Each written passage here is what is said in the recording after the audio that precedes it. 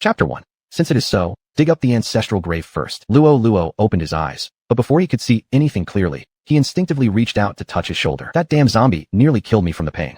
Did it bite off my entire shoulder? However, upon touching, he realized that his shoulder was intact without any sign of a wound or even a tooth mark. Was it an illusion? It wasn't until this moment that his vision began to clear gradually. The night enveloped everything, yet a few candles flickered faintly, dispelling a small patch of darkness. Are these candles placed at the entrance of the tomb? Shouldn't they be red ones? Who uses white candles for grave robbing? Truly bad luck. As Luo Luo reached out towards the candles, they suddenly moved backward on their own, startling him. Only then did he notice that the candles were fixed onto a candlestick. And that candlestick was held by someone.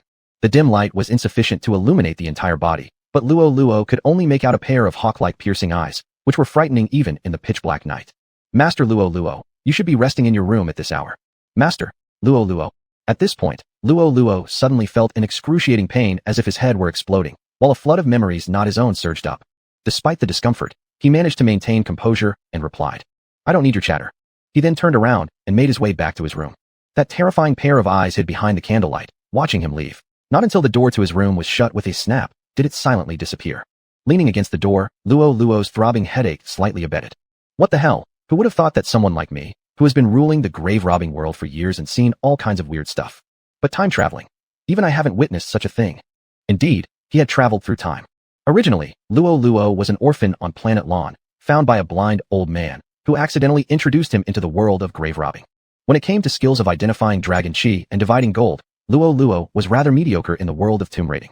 Yet various groups still loved inviting him for tomb raids. Not for any other reason, just because Luo Luo fought zombies with incredible dexterity. After years of hunting birds, he finally got pecked in the eye. The last big zombie he encountered was quite skilled, possessing near-human intelligence, teasing the entire tomb raiding team like a cat playing with a mouse. In the end, Luo Luo performed a heroic amputation, hugging it and plunging into a 10,000-foot cliff, vowing to perish together. Whether those people in the tomb raiding team survived or not was unknown, but Luo Luo presumed himself to be thoroughly frozen. As for the unlucky sap he traveled into, this person shared his name, but hailed from a far more prestigious background. This world was filled with an extraordinary force known as magic, which could enhance oneself, cast spells, or craft alchemical devices, with extensive applications. The Auror Empire where he currently resided dominated the continent, with its complete magic system.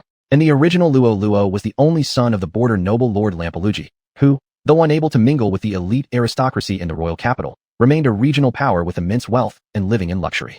But that was all history now. The Viscount unexpectedly passed away a week ago under unclear circumstances.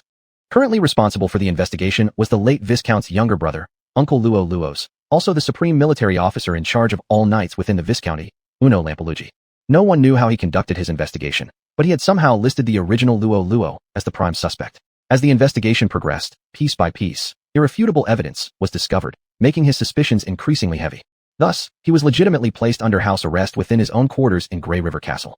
Yet Luo Luo, who had inherited the original's memory, knew that this fellow was merely a powerless snack, not the murderer at all. As for the real killer, well, haha.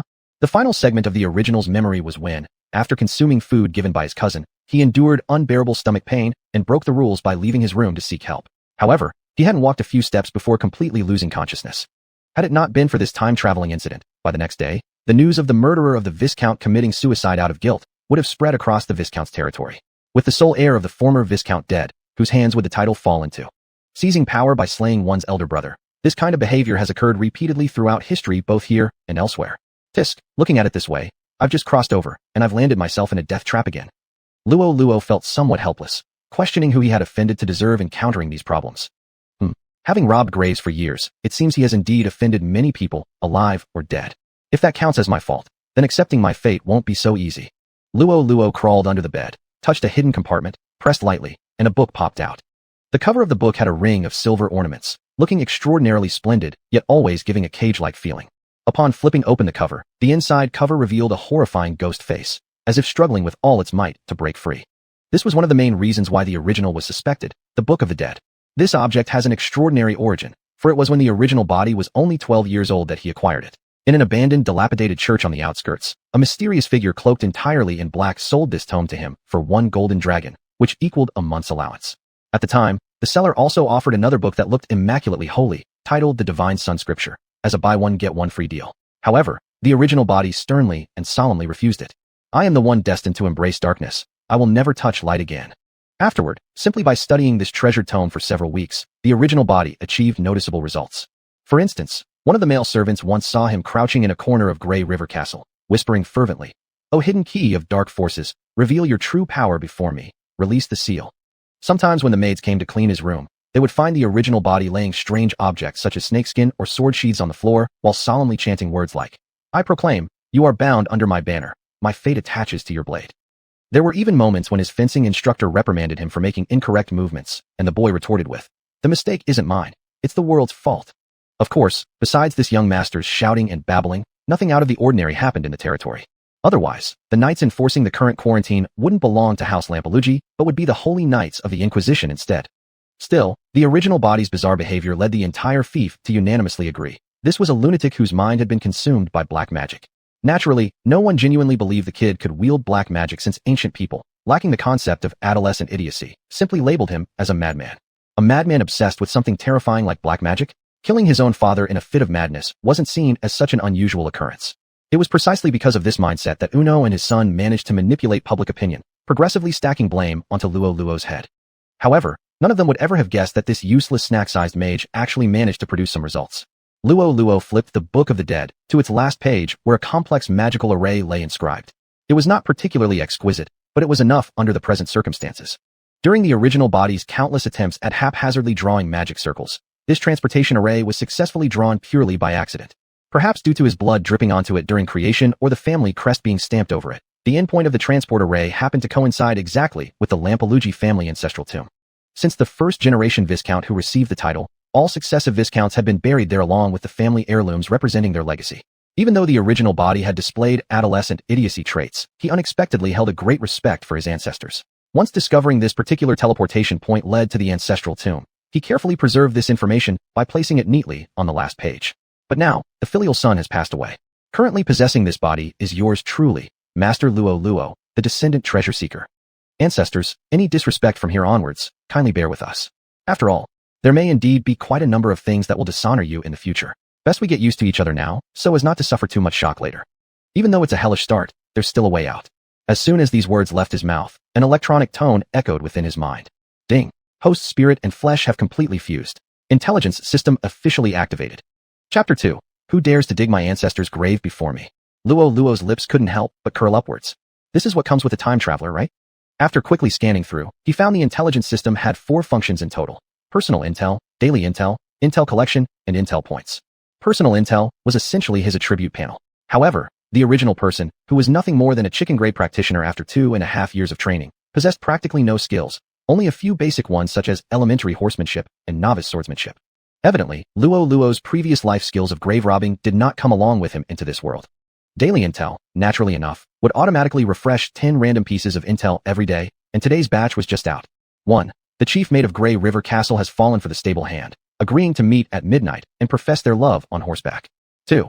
The best blacksmith in town jumped into the river after catching his wife cheating with the neighboring butcher on an anvil. He has since been stabilized.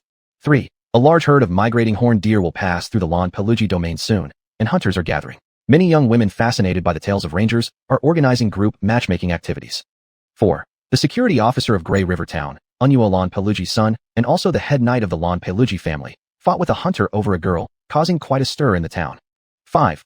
Luo Luo's mouth twitched continuously as he read. Was this an intelligence system or an entertainment tabloid? Why were almost all the intel he gained about some scandalous gossip? Wasn't that security officer the cousin who poisoned him? He thought this man was ruthless and difficult to deal with, yet it turned out he started a fight with a hunter over a girl. Luo Luo couldn't help but stroke his chin. Perhaps targeting this father-son duo should start with this kid? As he continued reading, he realized not all 10 pieces of intel were mere entertainment headlines. They still held some utility. For instance, 7. A group of hideous goblins recently migrated to a spot 30 kilometers west of Grey River Castle and have already clashed with nearby villagers. The villagers are eagerly awaiting rescue from their lord. The former owner of his body lacked respect, so cleaning up a wave of goblins could brush up his reputation, helping to stabilize his footing. Continuing further, Luo Luo understood daily intel easily, but the intel collection left him somewhat confused. He opened the interface, which was completely empty. Just as he pondered, the Book of the Dead suddenly emitted a glow. Subsequently, a line appeared on the interface. Detected collectible intel. Would you like to collect? Luo Luo instantly grasped the function of this ability and immediately chose yes. Sure enough, the next moment, the originally empty interface immediately spawned a book. Book of the Dead, Kindergarten Edition. Description: Every scholar who delves deep into the study of magic yearns to understand the mysteries of the soul. This seems like an ultimate grimoire harboring the way to truth. Just kidding. It's a book written to fool rich second generations who have a little money, want to learn scary dark magic, but don't know where to learn. Luo Luo's brow twitched uncontrollably. Why would there be any need to collect something as trashy as this? Just as he was about to dismiss it, he keenly noticed another change in the last section of the 3 features, intel points. Add points. As the last feature of the intelligence system, intel points would accumulate 1 point daily for him. This point could normally be used to refresh daily intel. When intel collection had something, this point could then be spent to upgrade the intel collected. An upgraded book for deceiving kids. Would it become a book for deceiving adults? Or perhaps turn into a genuine Book of the Dead? Luo Luo decided to take a gamble. System, add points for me. There were no fancy effects, and the book in his hands didn't disappear. The 1 in intel points simply turned into a 0. Flipping back to intel collection. Sure enough, changes occurred. Book of the Dead, Apprentice Starter Edition. Description: the power of the soul fascinates people. How astonishing the existence of the physical body is. Want to become a master controlling life and death? You're too green. Start your journey with this apprentice-level mage guidebook. Luo Luo's eyes widened instantaneously. Taking a gamble turned out well. Bicycles really did transform into motorcycles. It was previously mentioned that the Aura Empire had a complete magical system. And besides the one-on-one apprenticeship guidance within the Empire, the main way for magical knowledge transmission was through mage books. The mage books carried spells with a powerful effect of enlightenment, able to rapidly cultivate mages within a short period. However, magic was profoundly complex. Beginner mage books could only cultivate the most elementary magical apprentices. If they wished to become noble official mages, they would need further training. Of course, if you're not short on cash, you can also take the route of spending big money to buy more advanced mage books for further rapid development. While mage books were pricey, for the Lon Pelugi family, they weren't an issue. The reason why the original body had never obtained a real mage book was that this guy's obsession with black magic was beyond redemption. He refused to learn anything other than black magic. The Aura Empire worshipped the Light Church, which had holy teach armies stationed in various places. These forces considered undead and dark magic as extremely evil and would eliminate them on sight, once discovered. In such circumstances, even though there were reckless individuals who privately circulated black magic mage books, Viscount Lon Pelugi wouldn't have given one to his foolish son unless he'd lost his mind. But the Viscount, who had already been dead for 7 days, could never have imagined that his foolish son's fake black magic book had actually been turned into a real one by the new son. Luo Luo didn't expect it either, and at the moment, he didn't have many choices. Once the Holy Teach army discovered the use of black magic, they would come to bind him and send him straight to the stake for a pure barbecue. But if he didn't study it, the Unuo father-son duo would kill him today. So let's get started. The power of the Book of the Dead erupted instantly, releasing a greenish-dark glow that almost coalesced into a physical form, drilling directly into Luo Luo's mind. That familiar pain, like having his entire head ripped apart, surged again. An endless flood of memories, techniques, and knowledge surged up, as if trying hard to ensure he wouldn't forget, washing through his brain over and over again. After enduring the pain for a long time by gritting his teeth, Luo Luo finally exhaled deeply. The waves of agony receded like the tide, but left quite a bit behind in his mind. It seemed he now had a deeper understanding of the essence of this world.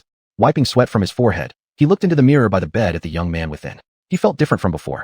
Indeed, he was different now. In his personal intel, under the occupation column, there was now an added necromancer job, along with several new abilities showing up correspondingly. Better not waste any more time. It's high time I went to visit my ancestors. Luo Luo touched the paper page with the teleportation array drawn on it, while a dark green magic force flowed from his fingertips. He wiped out a few redundant runes and added another identifying rune. This array itself did not require additional energy. All he did was eliminate a couple of redundancies to enhance its efficiency. That extra rune served as a lock whose key was the negative energy magic force exclusive to necromancers. This way, should anyone else enter the room and find the paper, they wouldn't be able to use the teleportation array.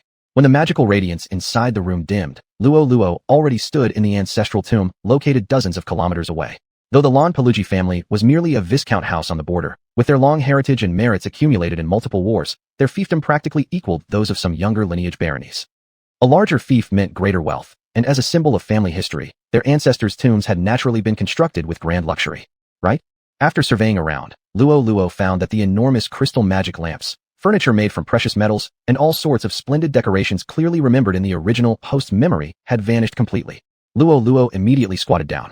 Now equipped with the necromancer profession, he possessed highly sensitive vision in dark environments. Sure enough, fresh dust lay on the ground, indicating someone had just been there. Luo Luo was so angry he felt as if smoke was coming out of his 7 orifices. You dare? Who dares to violate my Luo Luo's grave-robbing territory and dig into my ancestral tomb?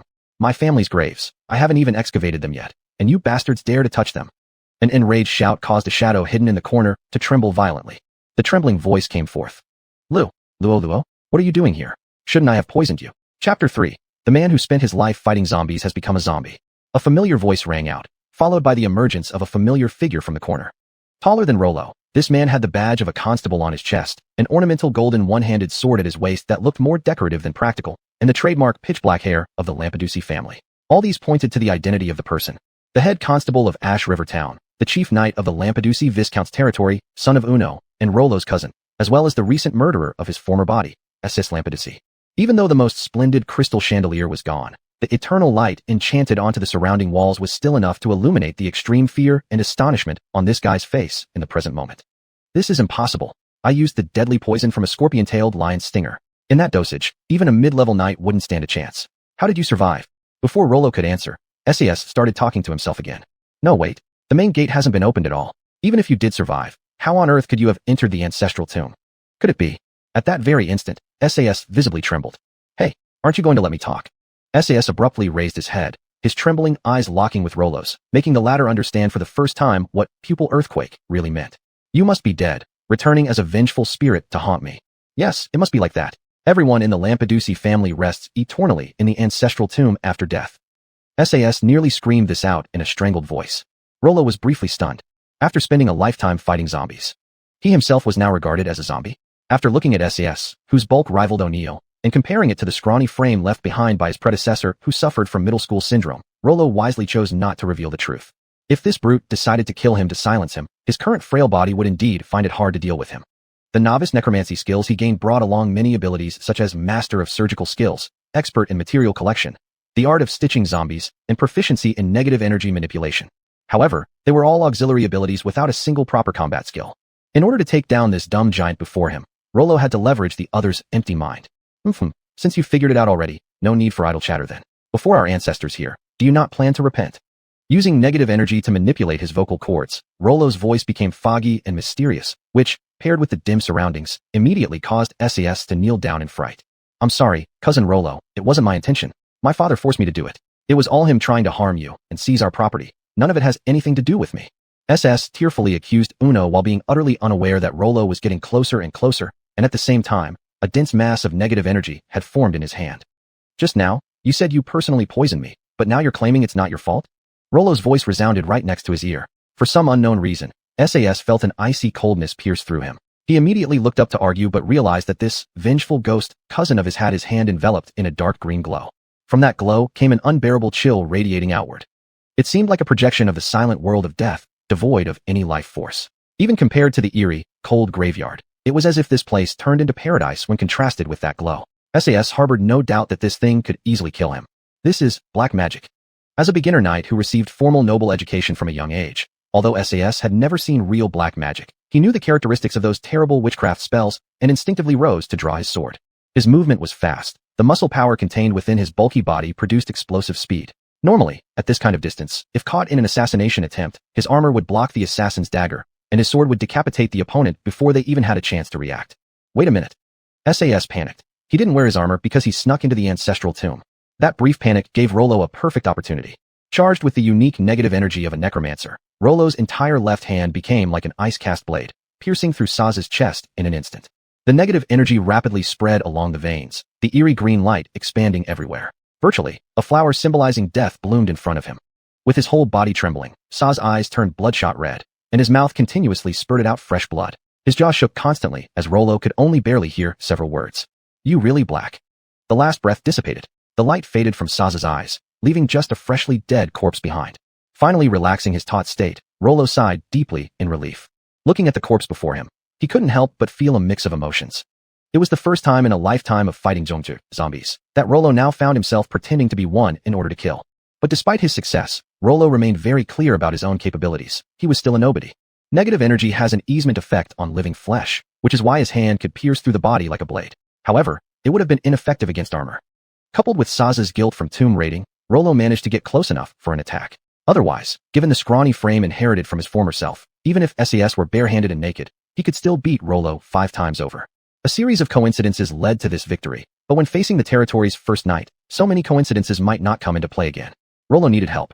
He glanced at his cousin lying there still warm and, without hesitation, began gathering negative energy on his fingertips. Like a scalpel, he effortlessly slit open Saz's skin. Not that he had any strange preferences. Though accustomed to dealing with zombies, Rollo considered himself quite mentally sound. What he was doing was material collection. Every necromancer's first undead servant is handmade. Initially, Rollo wondered why necromancers had skills like mastery and surgical skills. Now, it made sense. It was useful for collecting materials.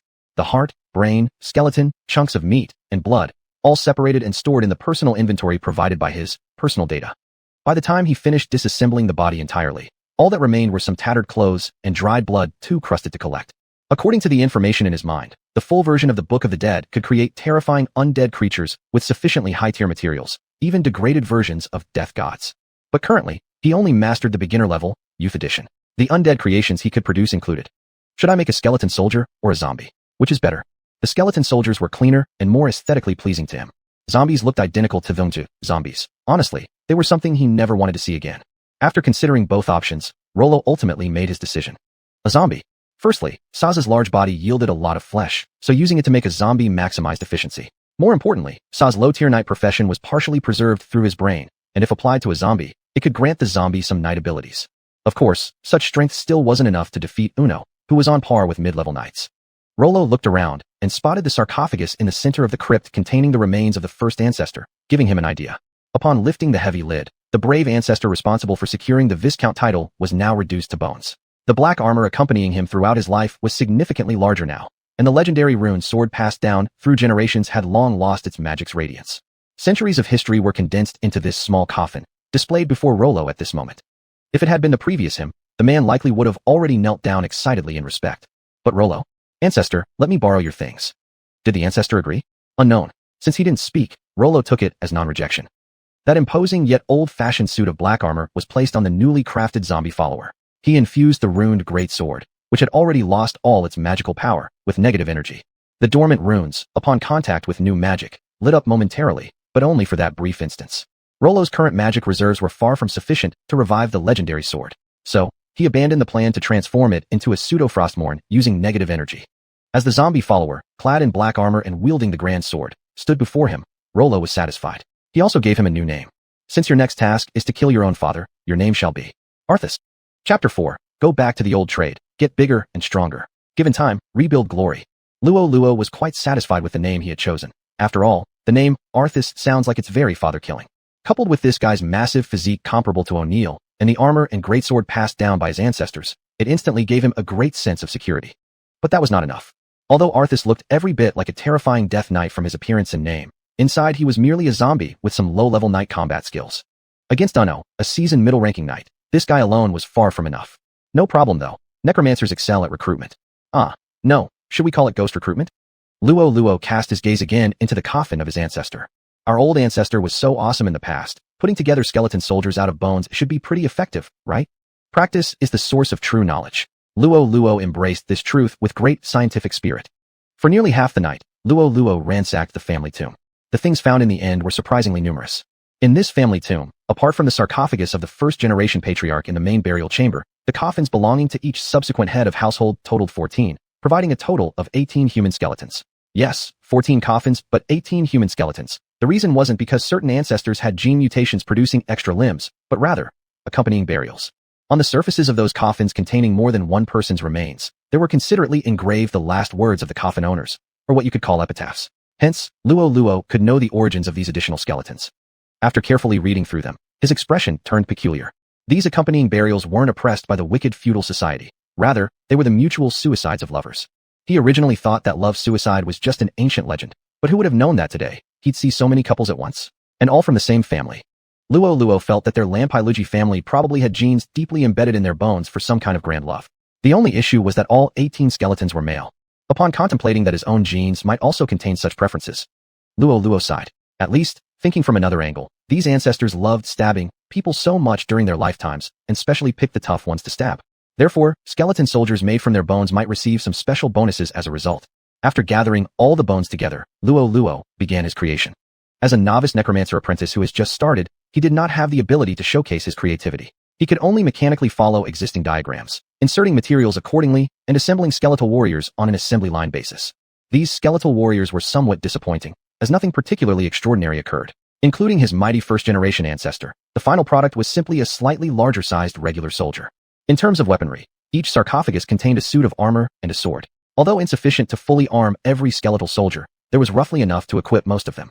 It was just unfortunate that the Lampai family, being merely a viscount family, was not rich enough to bury every patriarch with a magical suit of armor and a rune-etched sword. Those weapons were evidently crafted from ordinary metal. Perhaps they were decent quality when initially buried, but after all these years, they were completely rusted and worn out, perfectly matching the disheveled appearances of the skeleton soldiers. Thinking positively, these were naturally enchanted items. A tetanus-infused sword that deals excellent damage when thrust into the body. One only wondered if this broken rusted sword would snap upon hitting armor. After spending the whole night fussing around, Luo Luo ended up with a large armored zombie that looked menacing like a death knight, 14 shabby sword skeleton soldiers, and 4 skeletons without any equipment. His original self had personally witnessed Anno's battle against an ogre, having a certain understanding of that man's abilities. By comparison, based on his judgment, if all of these beings were to attack together, they'd likely just withstand 2 slashes from the other side. It seemed necessary to continue lying low and digging up more graves. Go back to the old trade, get bigger and stronger. Given time, rebuild glory. After setting a small goal, Luo Luo teleported back to his room. As for the zombies and skeleton soldiers, let them stay in the ancestral tomb. They will be summoned via teleportation magic when needed. Even though he wanted to keep a bodyguard by his side, if he really brought over Arthas or one of the skeleton soldiers, it would surely amuse Anno to death. Because at that point, there would be no need for him to eliminate his own kin. The highly perceptive paladin knight would have rushed over beforehand, finally slicing Luo Luo, the evil necromancer. Regarding his current safety, it would rely on something taken from the ancestral tomb. Luo Luo flipped his palm, and in it lay a simple ring with an antique texture. This was the symbol of the Lampai family, pried from the hand of the first patriarch, and also a magic item. However, like that sword, its magic power had long since dissipated completely. Each successive head of household after that, including the current one worn by his deceased adoptive father, actually wore a replica made by the second-generation head. In theory, this was the imperial jade seal of the Lampai family. Whomever wore it became the head of the household. But in practice, causality worked in reverse. Only the head of the household could wear the ring. Besides, Anno hadn't inherited the title yet either, so who's afraid of whom? Originally, before the system awakened within him, Luo Luo had planned to teleport to the ancestral tomb, loot some items, and then quickly flee, leaving the distant world behind while reviving the Voyagine headmaster's tradition here.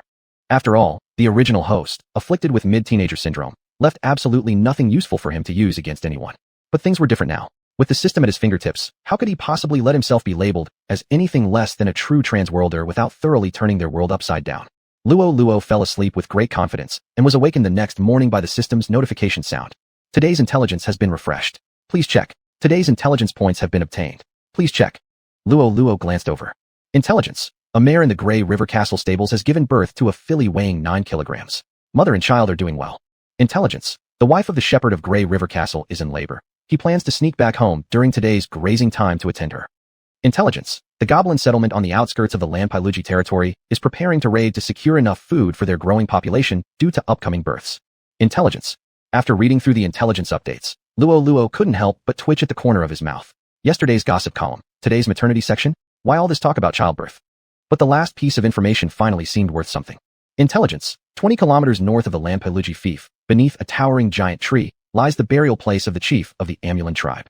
Luo Luo jotted down the valuable details in his little notebook and turned to the most important thing to do upon waking up today. System, allocate my stats. Chapter 5. The apprentice advances, desperate struggle. The core of this system clearly lies in intelligence, and so-called points adding can only be applied to intelligence. Thus, the Book of the Dead, Apprentice Beginner Edition, upgraded to the Book of the Dead, Apprentice Advanced Edition.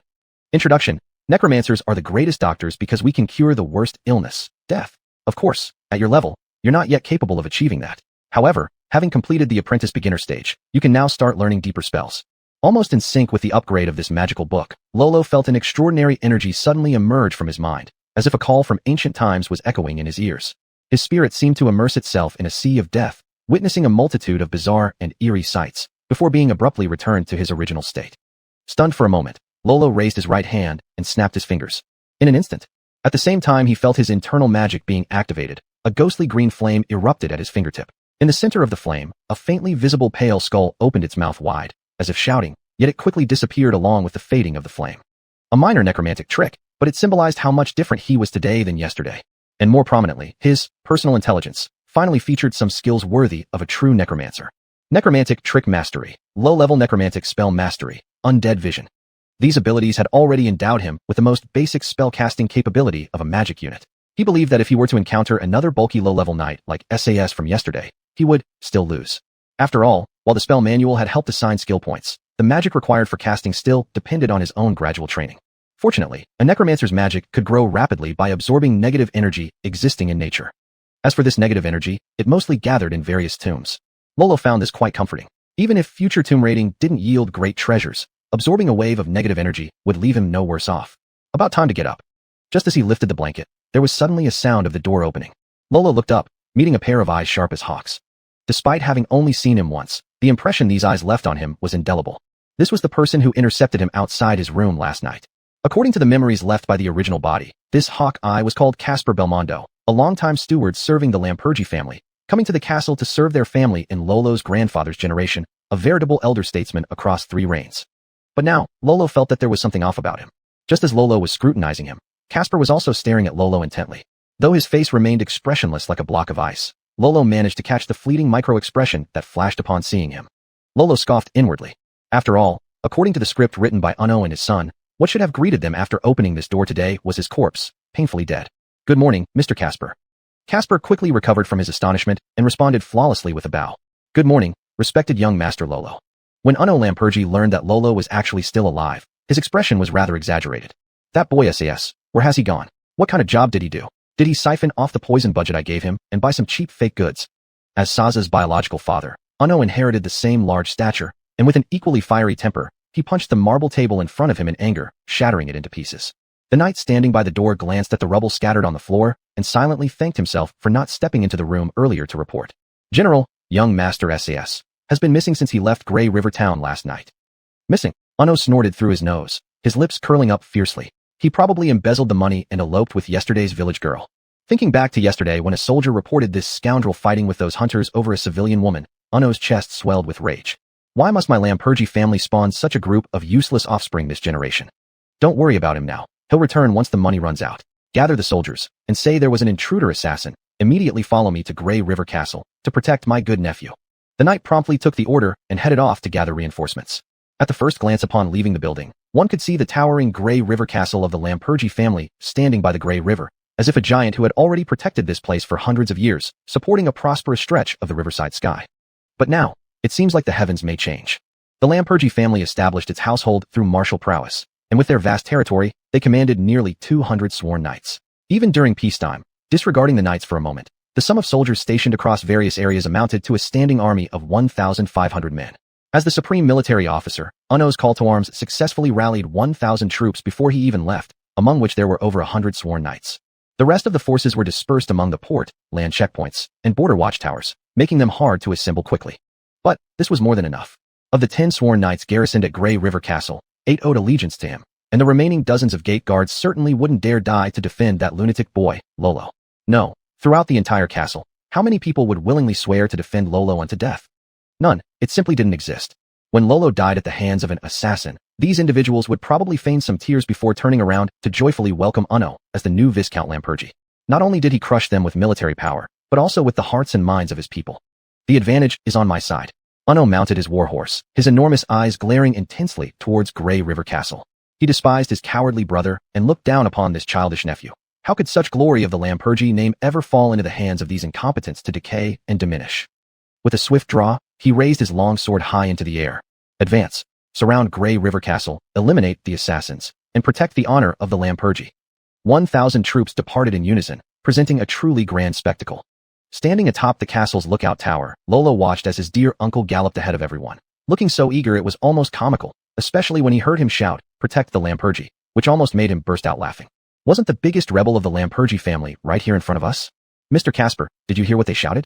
About catching assassins. Are there assassins by my side? Casper kept his face void of expression, his eyes slightly lowered, not daring to make the slightest movement. No, my young master. If that's the case, Luo Luo turned to face him. Then why don't you go down there and explain to him while I wait for him in the main hall?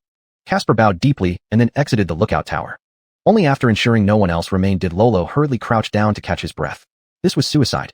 Just Uno alone was enough to kill me multiple times over, and now with 1,000 soldiers coming, even if they diced me up finely for meat, there wouldn't be enough pieces to satisfy them all.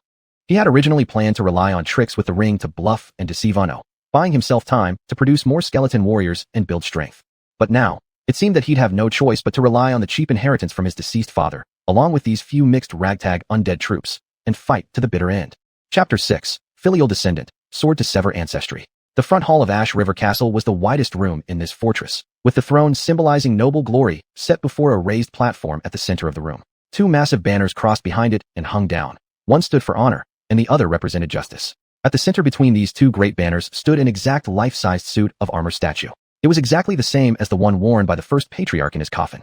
Before the ancestor statue was planted the elder's rune greatsword, holding the ends of the two banners in outstretched hands.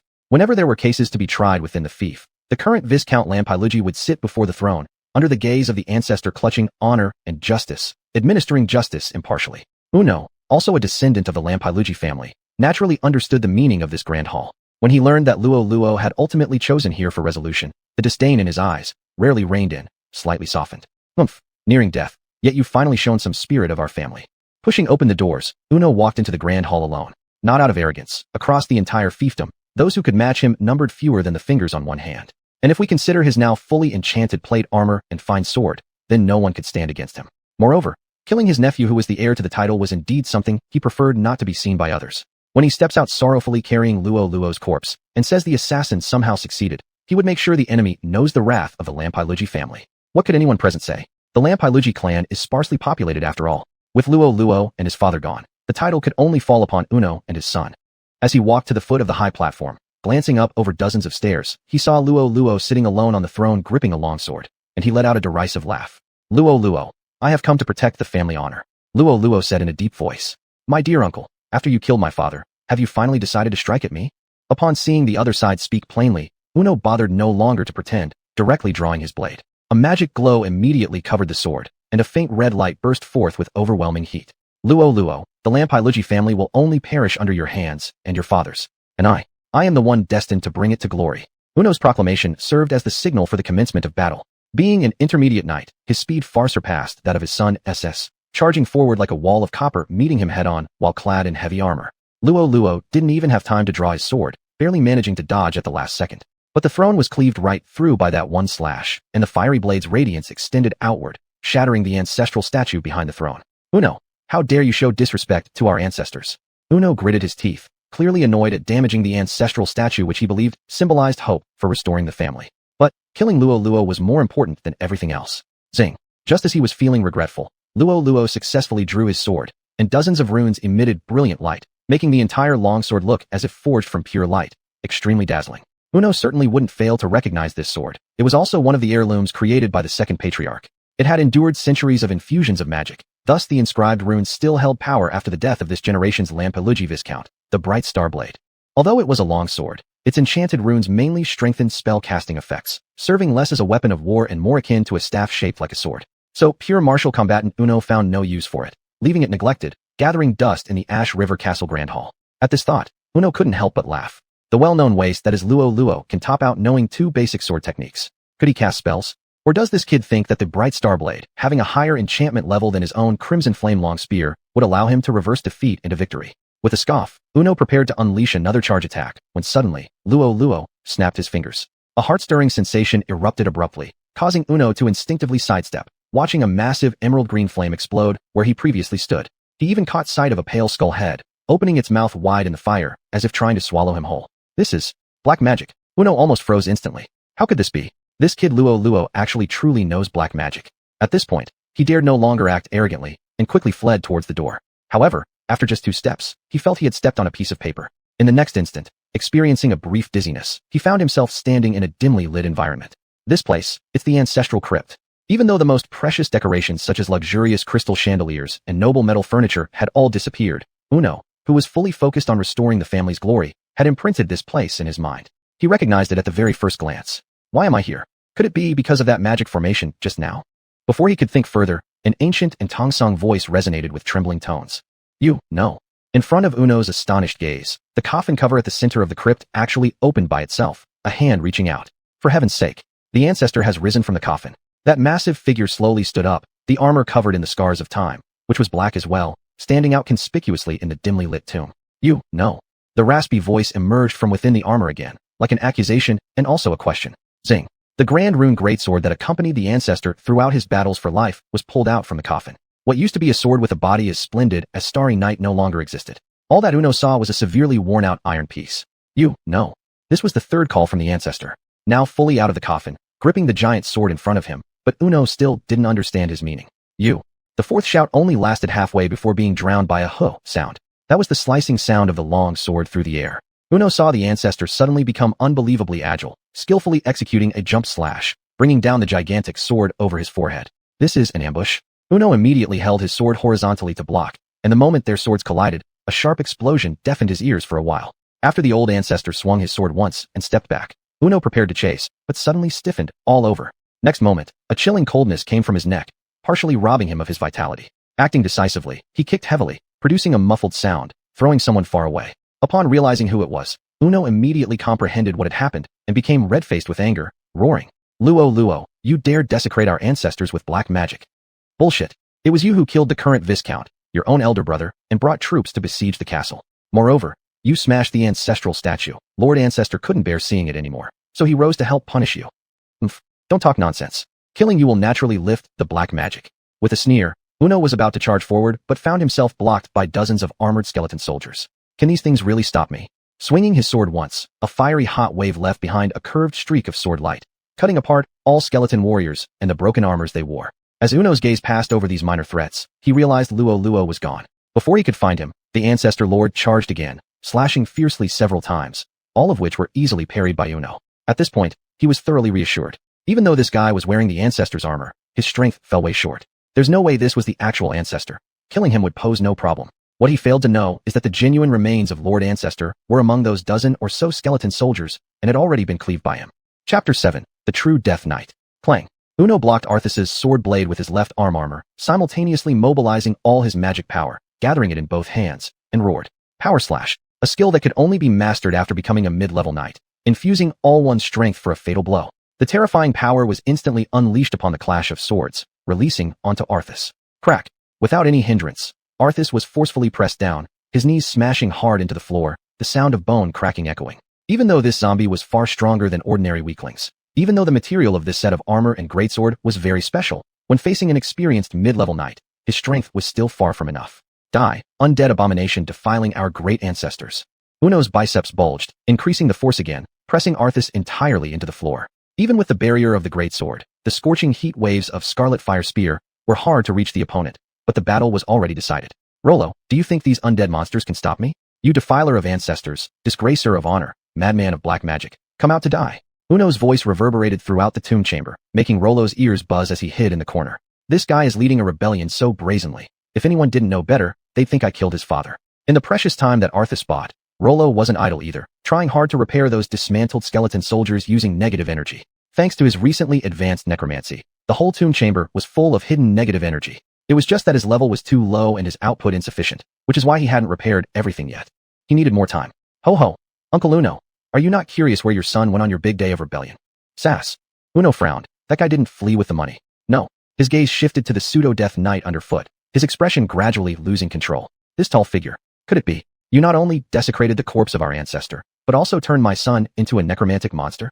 Why yes. I thought you two got along so well as father and son, so I kept quiet to give you a surprise. Rollo no longer held back, standing up directly as 14 newly repaired skeletal warriors took a step forward in unison, forming a wall of bones around him.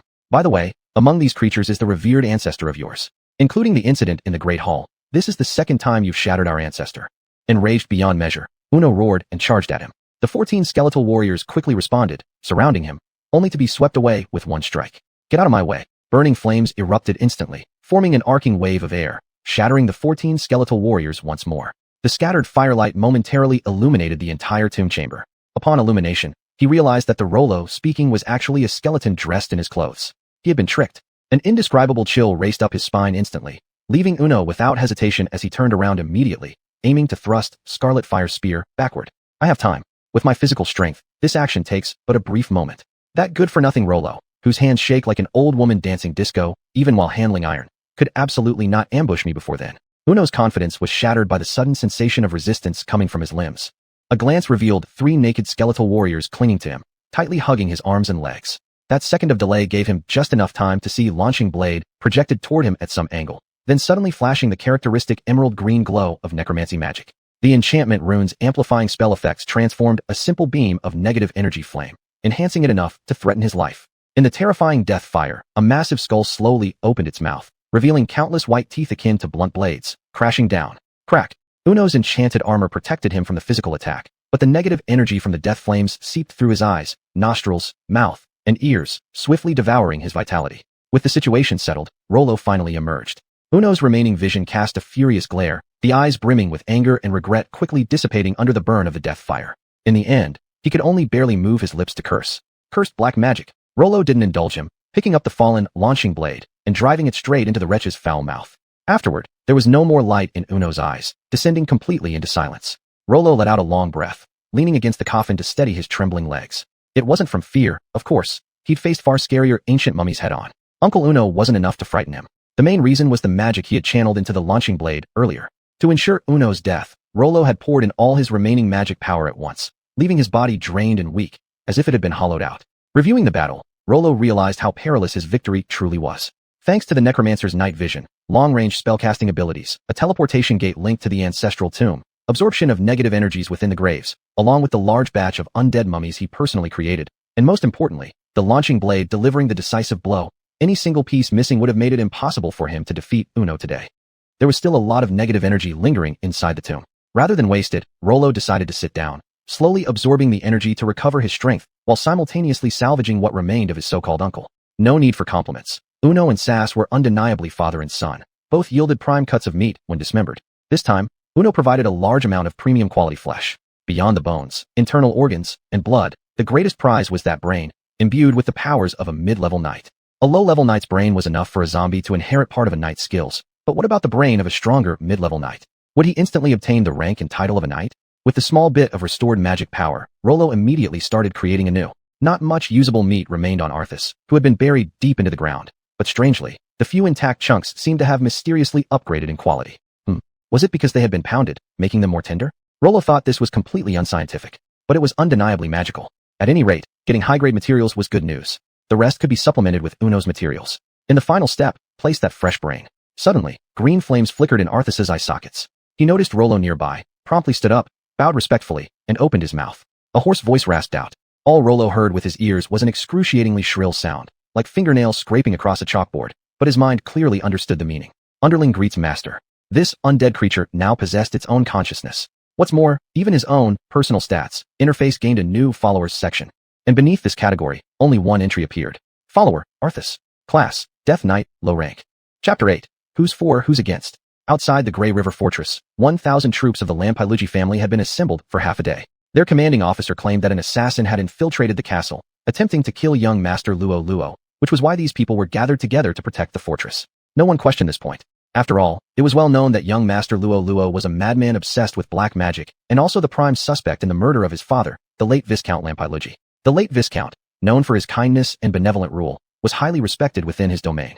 It seemed completely natural that someone would want to assassinate Luo Luo. But strangely enough, why did the commander personally enter the castle after the butler came out? Although the commander's strength was beyond doubt, it still seemed a bit strange. The soldiers were not allowed to whisper among themselves, but the knights, being officers, were not bound by this order and had already started murmuring quietly. The situation within the territory was actually very clear, since the Lampailugi family was down to just a few individuals. Should they support Unuo, known for his courage and decisiveness, or Luo Luo, who is obsessed with black magic, has accomplished nothing, and is utterly useless? Everyone knew whom to choose, except for a few diehards who had been brainwashed by so-called loyalty and honor. Chief Guard Knight Leonard Tebe of the Grey River Fortress was just such a hard-headed individual. Or rather, precisely because he was this type of person, the late Viscount entrusted him with important responsibilities. As the son of a farmer who was granted a surname by the Lord, Leonard had already sworn to dedicate his entire life to the service of his liege. Now that the Viscount was dead, his loyalty naturally turned to the Viscount's son, the indisputable heir to the title, young Master Luo Luo. Under orders from Unuo, the supreme commander of the entire domain, everyone was to remain on standby outside the castle, which was why he was patiently waiting here. But as time passed, concern for Luo Luo had thoroughly drained his patience. It's been a long time already. I must enter the castle to confirm the safety of the young master. Leonard, do you want to disobey orders? Disobey orders? Leonard looked at the two knights blocking his way, two men responsible for guarding the castle like him, but had long since defected to Unuo's side. Young Master Luo Luo is the heir to the title. His safety outweighs everything else. As the chief guardian knight of Grey River Fortress, I must enter the castle to verify. Shing. Two long swords were drawn and crossed, blocking the way. Leonard, we don't want to fight you. Don't force our hand. This sound of drawing swords acted like a signal. More knights loyal to Unuo approached, their hands already resting on the hilts of their swords, ready to draw them at any moment. Leonard's expression turned grim as he placed his hand on the hilt of his own sword. At this tense moment, Luo Luo's voice suddenly rang out. What? You're planning to start a fight right in front of my home. A frail figure emerged from within the castle, a confident smile hanging on a pale face. Luo Luo stepped into the sunlight, raising a hand. The ring from the first ancestor shone brilliantly, causing Casper the butler beside him to be the first to undergo a dramatic change in complexion. This is the emblem of the head of the family. It took others a moment to catch up. That's not right. The inheritance ceremony hasn't been conducted yet. Why does he have the head of the family emblem? Where's the commander? Why is he the only one who has come out? Didn't they say there was an assassin? We've been standing around for so long. Where's the assassin? Countless questions surged forth like a tidal wave. Luo Luo didn't bother answering them one by one, simply gripping the family head emblem and declaring, I, Luo Luo Lampai Luigi, the 18th generation Viscount Lampai Luigi, hereby order as your liege, all soldiers disperse. The soldiers hesitated, unsure who to listen to when the commander hadn't given his command yet.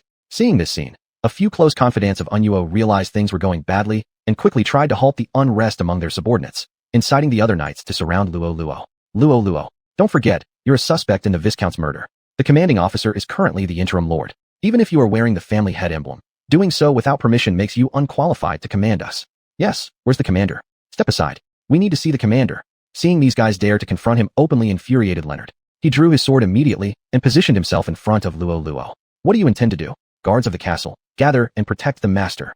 The 60 or so castle guards looked at each other nervously. Many instinctively wanted to step forward, but they were glared back by their superior officers. Only those directly under Leonard obeyed the command, stepping out to form ranks next to Luo Luo. Luo Luo scanned around, finding out that he had only 3 or 4 truly loyal generals left. He couldn't help but feel disdain for what remained of his former self. Too incompetent. No wonder Unuo met his end regretfully. Luo Luo patted his only faithful vassal's shoulder, signaling him to move aside slightly, then shouted loudly. Everybody, focus on me. I have an announcement.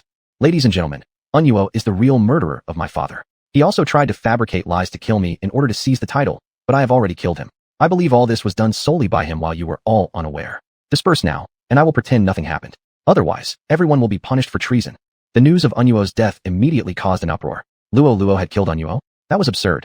The commander was so strong that he could thrash Luo Luo even with one hand while holding his pea. But the fact that only Luo Luo appeared at the gate seemed to subtly confirm the truth of these words. In any case, though Luo Luo's words lacked intimidation, the rings certified by Butler Casper carried significant authority.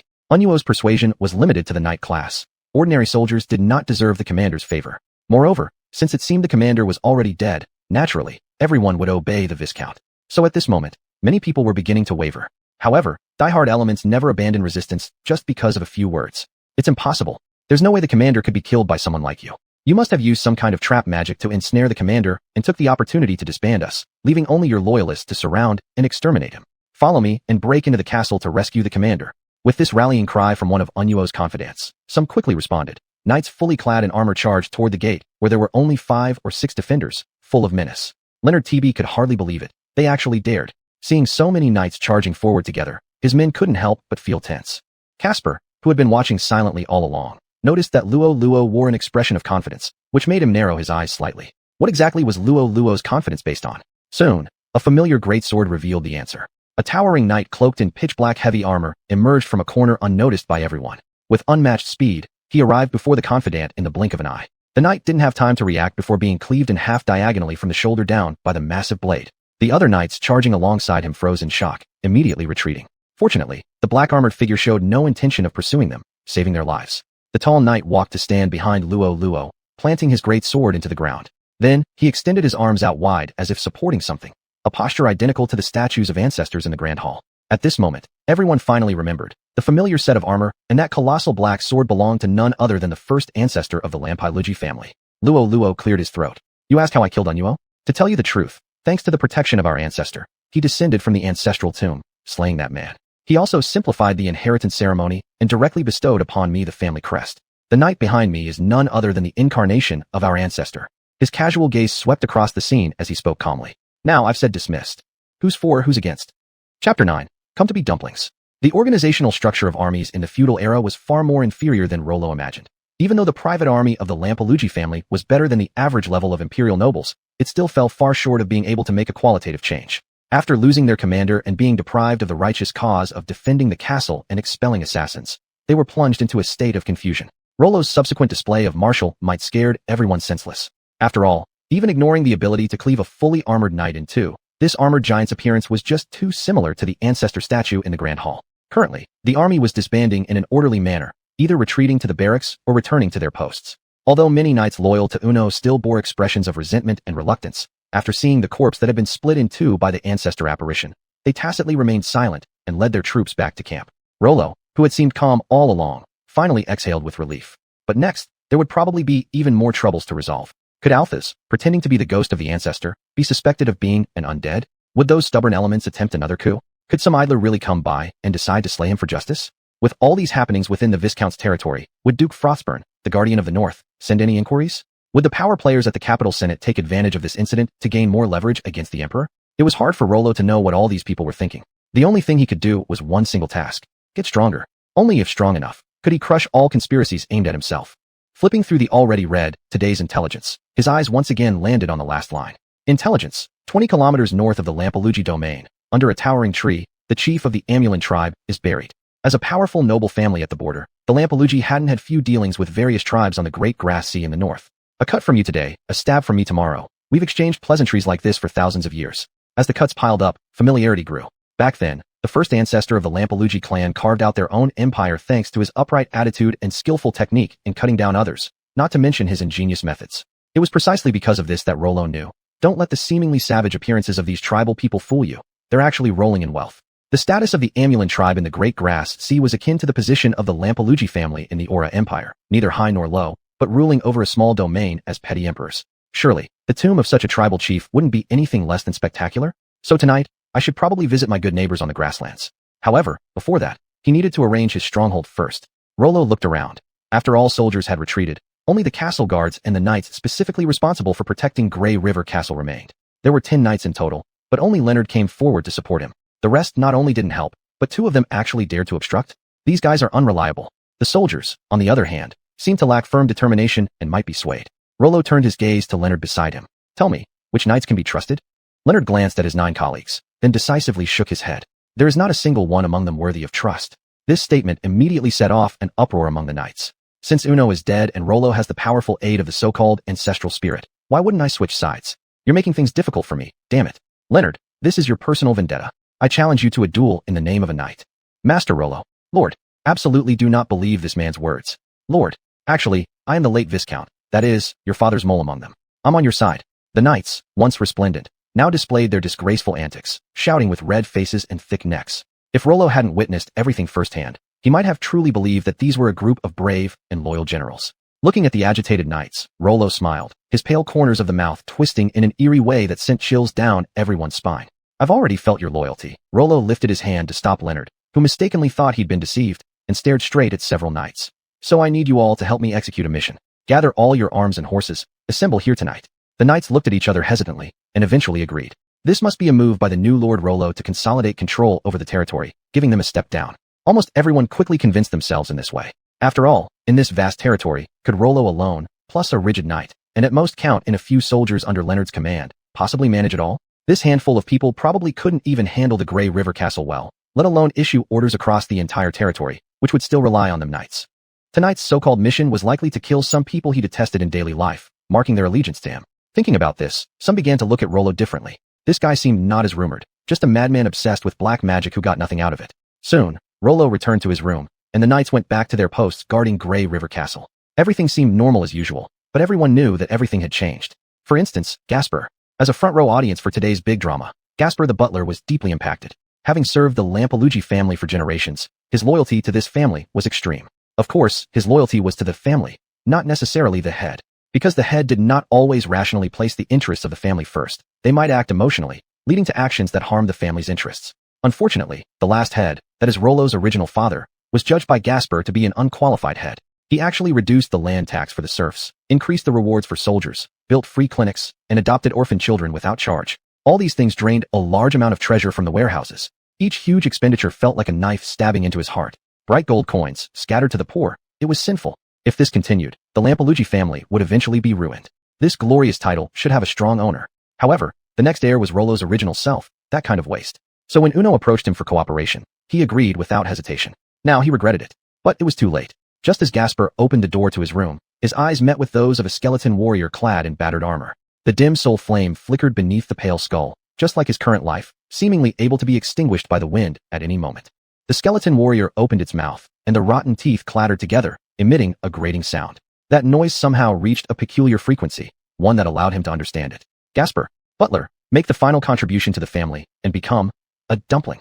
Chapter 10. If you don't bury according to feng shui, how am I supposed to find treasures? As night fell, 9 armored guard knights, equipped with their finest gear, gathered on horseback in front of the Grey River Castle gate. During this half-day interval, they had thought about many things, especially the upcoming list of people to be purged under the order of the new lord.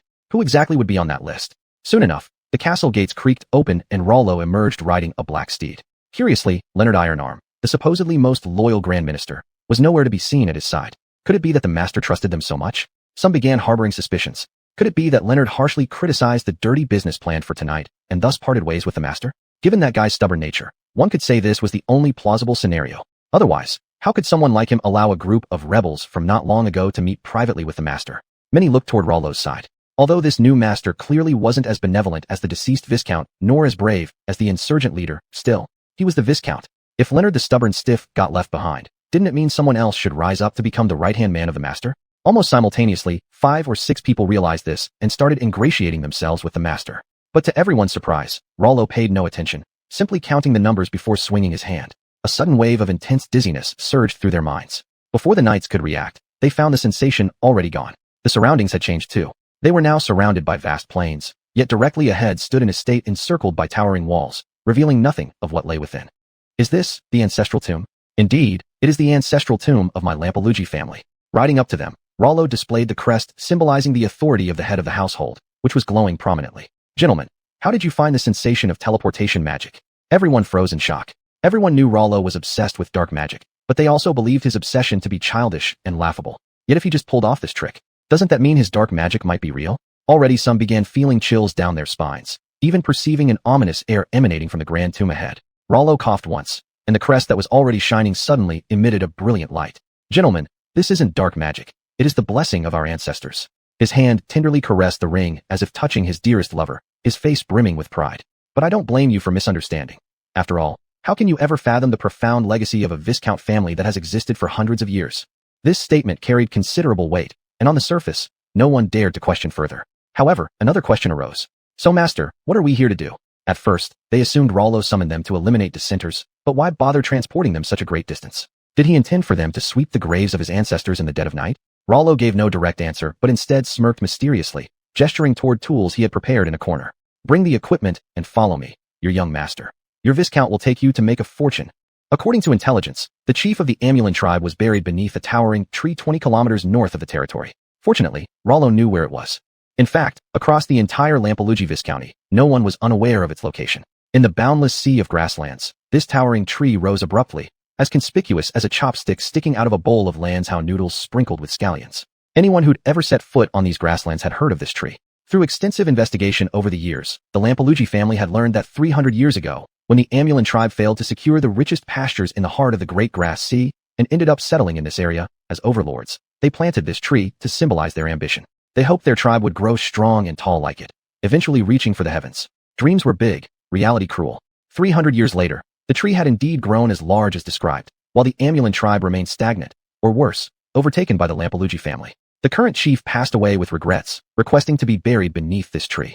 It might have been out of guilt for failing the ancestral wish, or perhaps a warning to his descendants. Regardless, for Rollo, he counted as a good man who kindly packaged himself as a treasure chest, even leaving an easily visible marker to guide him there. The reason for transporting them to the ancestral tomb first was twofold: to cover their tracks and shorten the journey. After all, Grey River Castle was located at the southern end of the fief, established along the lifeline, the Grey River.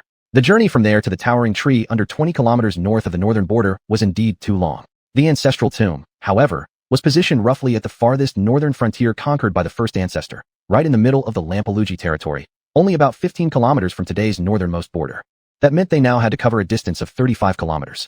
It sounded daunting, but in this magical world, horses were faster than their relatives on Earth. Such a distance could be covered within an hour. By the time they reached their destination, Rollo, who possessed only basic riding proficiency, felt his waist and back might snap from the bouncing. He really needed to train more. The frame of a necromancer was far too fragile. Everybody stop here. Grab what I've given you and prepare to work. The knights dismounted, their faces wearing strange expressions. In fact, When they spotted the shadow of the colossal tree several kilometers away, they already knew they'd entered the domain of the grassland tribes. But since the Lord hadn't given any orders yet, they continued onward despite their hesitation. Fortunately, this tree absorbed so many nutrients due to its size that practically no grass grew beneath its shade. Hence, herders rarely came here except for special occasions like sacrifices. If they kept quiet, it was unlikely anyone would bother them. The knights opened their cloth bundles and pulled out tools completely foreign to them. Shovels, spades, iron picks, sickles. So the Lord didn't actually bring them here to sweep graves? My lord, how do we start working? Don't rush. Let me check first. Rollo took out the compass he'd made in an hour earlier that afternoon and quickly began reciting the long-forgotten dragon-seeking formula. To find the dragon and divide gold, observe the mountains wrapping around it layer by layer. If these gates are locked with 1,000 barriers, surely there will be royalty residing within. The knights couldn't see clearly in the dark, only hearing Rollo muttering something strange. This reminded them once again of his identity as an obsessed black magic enthusiast. The thought that he had dragged them all the way to such a remote place overnight sent chills down their spines. Could it be that Lord was deceiving them, conducting some evil black magic ritual instead? But at this point, no one dared to interrupt him. Unlike them, Rollo, aided by his necromancer ability, dark vision, could see exceptionally clearly even in the pitch-black night. However, the clearer he saw, the graver his expression became. Finally, all his thoughts condensed into one exclamation. Holy cow! These nomadic barbarians don't bury according to feng shui rules. My dragon-seeking formula is useless. Chapter 11. Run, there's a corpse. Every expert has their own specialization. In his previous life, Luo Luo's main job in the tomb raiding team was dealing with undead corpses. Therefore, when it came to dragon vein divination, he fell short. Now these northern barbarians didn't even bother with feng shui, rendering his dragon vein skills completely useless, leaving him utterly lost. 9 guard knights stood silently in the night, watching their lord muttering to himself one moment and sitting on the ground sighing the next, none daring to speak. A gust of night wind passed by, the icy chill piercing the skin like daggers, heralding the coming of the severe winter. Luo Luo shivered. He couldn't possibly return empty-handed, could he? There's no such thing as an empty-handed thief. They had come so far. Taking something back was a must. Luo Luo looked around carefully, and suddenly his eyes lit up. Not too far away on a small hill, a dense amount of negative energy was gathering, much like a thick fog. In nature, such concentration of negative energy only appears in either mass graves or burial grounds. Dig this area open. The knights followed the order and quickly went into action. The 9 current companions aiding Luo Luo, all beginner knights, had already far surpassed the average person in stamina. They dug the earth with remarkable speed and precision. The sound of tools clanking echoed through the night, and soon they encountered something unexpected. My lord, we've hit something. With joy, Luo Luo rushed over, noticing the corner of a stone wall exposed in the deep hole created by everyone's efforts. Under the unique vision of a necromancer, the naturally emanated intense negative energy smelled as potent as roses, almost hitting him straight in the face. Keep digging, search for the entrance. Luo Luo's excitement mounted now, but the expressions of the knights became odd. Although it seemed like grave robbing wasn't going to happen, it appeared that grave digging might. Suddenly, many of them fully understood what Luo Luo meant before departing, when he said, I'll make you rich. So this was what getting rich meant. As upright, honest, brave, and noble knights, they should sympathize with the weak and respect the dead. How could they dig up people's graves? A righteous knight should verbally refuse such evil deeds. However, in reality, their hands worked faster. After all, even the most upright knights need to eat. Just pretend we aren't tomb raiders. We're preventing a zombie apocalypse and are eradicating pre-supernatural threats. Bang! A knight swung too hard, and the iron pickaxe in his hand shattered against the stone door into 2 pieces. Hearing the sound, Luo Luo rushed over, and seeing the stone door, he couldn't help but laugh. Just as our home doors often remain wide open, thieves can easily enter. This tomb sealed its entrance so tightly, clearly showing just how fearful of thieves it is. It seems this raid will pay off greatly. Empty your pockets. Don't let good stuff be missed later. Luo Luo drew the long sword from his waist, instantly emitting crimson waves of air. The group of knights immediately recognized it as Uno's enchanted flaming sword, Chi-Fire Longfeng. Even though Uno himself disappeared without a trace, having this sword in Luo Luo's possession spoke volumes about their circumstances. No one dared to question further, and each stayed closely behind Luo Luo. An instant eruption of fierce flames blazed from the Chi-Fire Longfeng, inserted directly into the cracks of the stone door by Luo Luo. The scorching heat made the giant stones crackle loudly, until he repeated the process several more times on different parts of the stone door. Only then did he withdraw the blade into its sheath, switching instead to another sword, Longxing Jiren. This magical enchantment amplifying casting effect would have been wasted on someone purely focused on physical combat like Uno, but for someone like Luo Luo who barely knows basic swordsmanship yet dabbles in spellcraft, it was nothing short of a godsend. Though Luo Luo knew few spells, nearly all being illusions, once all the necromancy spells were set aside, there was one left. But it happened to be the most useful at this moment. Frost Breath. If cast with his personal mana alone, the effect would barely equate to splashing a bucket of icy water onto someone in winter, strong enough perhaps to give them a cold, offering 0 actual lethality. But enhanced by Longxing Jiren, The mere bucket of icy water transformed into a wave of freezing force that hammered heavily onto the stone door. The temperature change between hot and cold caused the ordinary material of the stone to squeal and develop spiderweb-like cracks almost instantly. Luo Luo gently tapped it with the pommel of his sword, and the entire structure crumbled apart. The gathered knights watched with admiration, although not entirely understanding the mechanics. Still unfinished, Luo Luo reached into his bag, took out 3 candles, and neatly placed them on the ground near the tomb opening, lighting them all. After finishing, he sighed again. Alas, I combed through the whole castle and found no red candle. I have to use white ones instead. Really bad luck. A knight aiming to become the Lord's confidant after Leonard stepped forward boldly asking, "My lord, is this some kind of ritual?" Naturally, lighting candles is about fearing the tomb owner's retribution. It's a way to communicate with them. Wait a moment. Are we really supposed to do this since we're necromancers now? Moreover, since dragon vein divination has become useless, lighting candles probably doesn't have the same meaning as before, right? After pondering for a bit, Luo Luo gave an answer tailored specifically to the local feng shui of this world. Let's just consider it good luck. Life needs a bit of ceremony anyway. Luo Luo held up 2 enchanted swords as torches and led everyone cautiously into the tomb. Upon seeing the decorations inside, he couldn't help but sigh. Truly, these rustic nomadic neighbors are something else. The style of this tomb can be summarized in one word: extravagant. Bathed in the glow of the 2 magic swords, gold shone brilliantly in all directions. Pure gold artifacts were scattered everywhere. Clearly, this old chief had buried his entire lifetime's fortune here. Unlike the ancestral graves of the Lancelotti family, which had flags, portraits, and various artworks or handicrafts, the decoration of this tomb was utterly simple, yet brutally extravagant.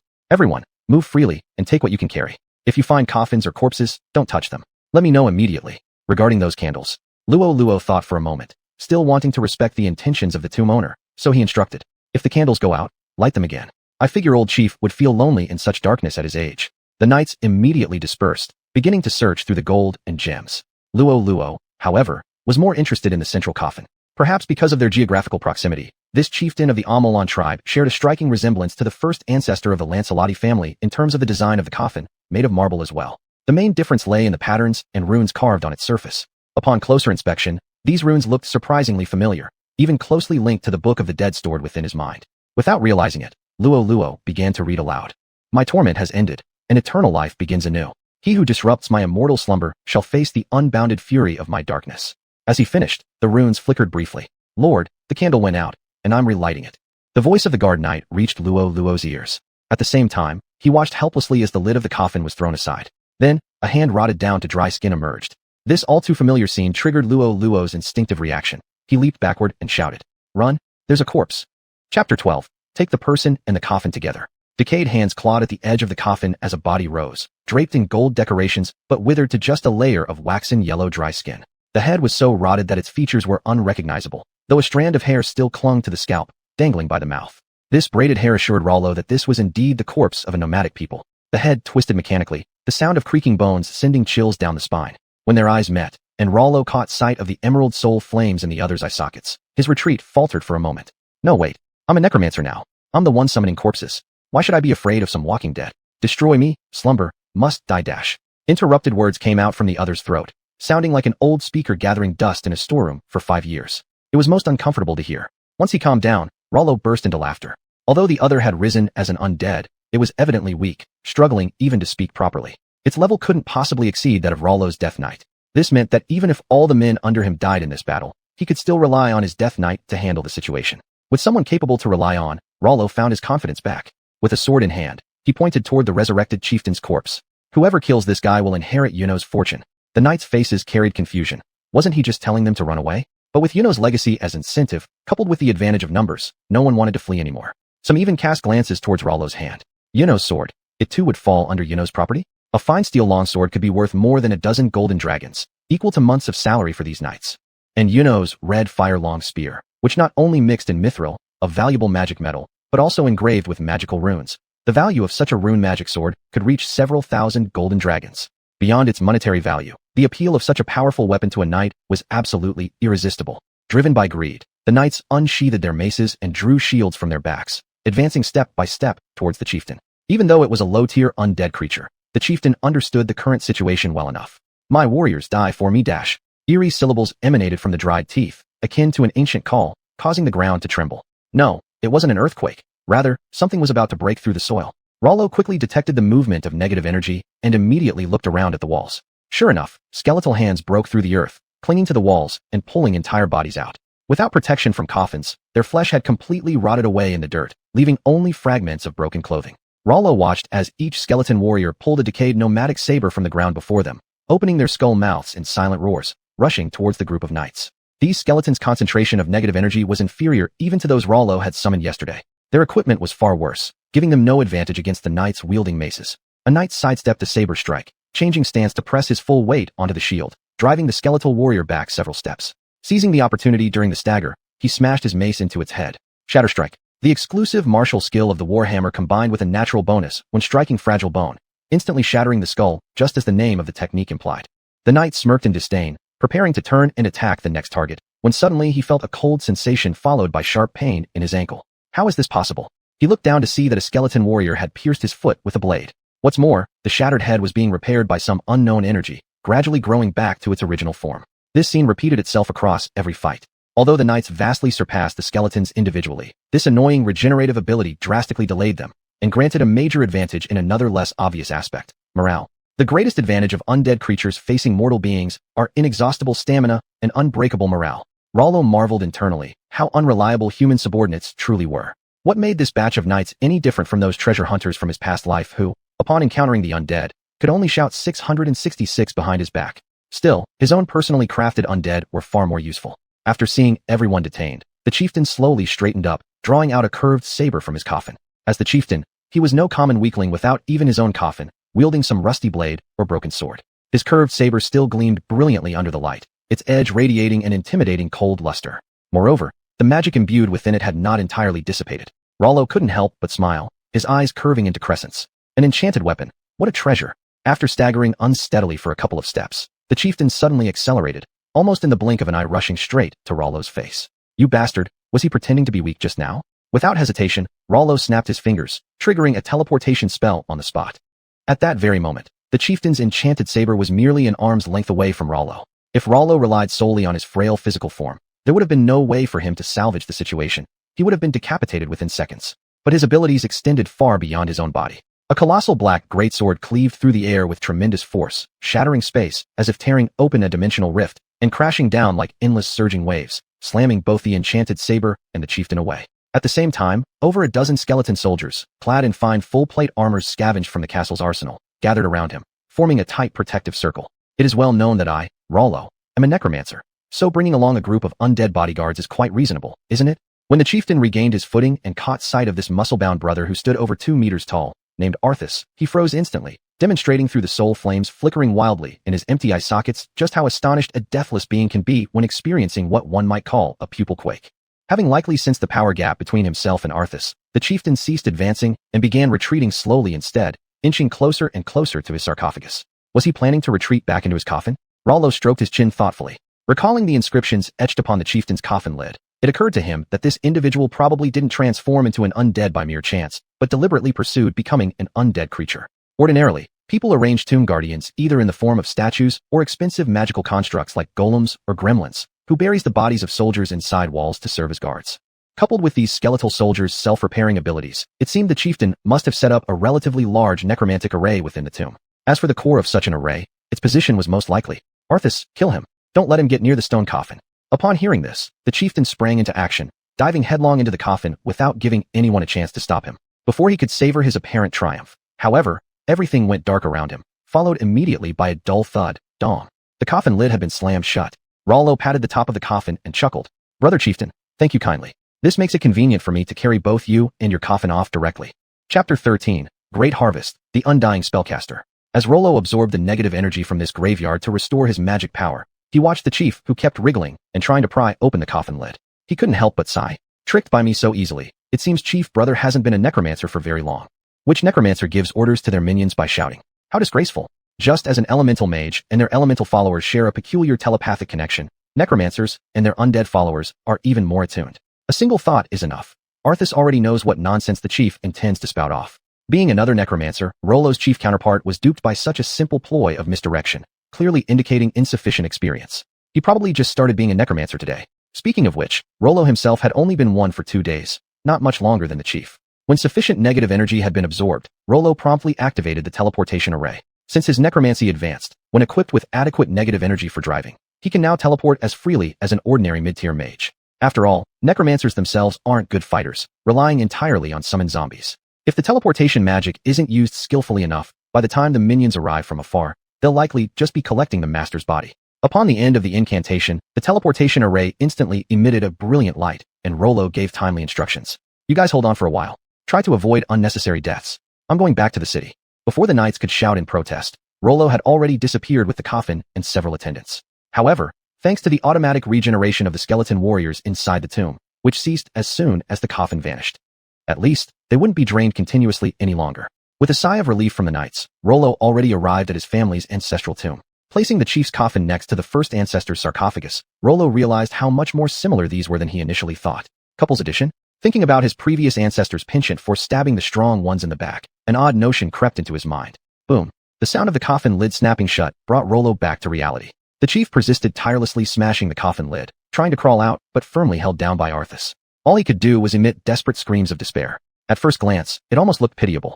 Fine, let's set that aside for now. Allow me to carefully inspect these runes. Curious since earlier in the tomb, once he finished decoding the runes, everything became clear. Throughout history, few rulers have been able to resist the temptation of immortality. The chief of the Amulan tribe, who worshipped eternal heaven, also fell victim to this trend. Having acquired some knowledge fragments of necromancy from unknown sources, the chief employed an evil ritual to renovate the burial chamber and, during his own funeral, cruelly sacrificed 24 brave warriors alive to transform him into an undead being. Neither fully successful nor completely failed. The chief turned into a lower-level undead creature just below the level of a death knight, retaining a certain degree of self-awareness, but far short of his original goal. Therefore, he chose to remain buried within the tomb, slowly absorbing negative energy, hoping for the day when he could evolve into a more advanced form of the undead. It must be said, this man with absolutely no prior experience achieved this based solely on fragmentary knowledge, truly impressive. Rollo looked with clarity at the coffin still violently shaking, and firmly said, "Chief brother, rest assured, I will fulfill your dream, transforming you into a more advanced undead.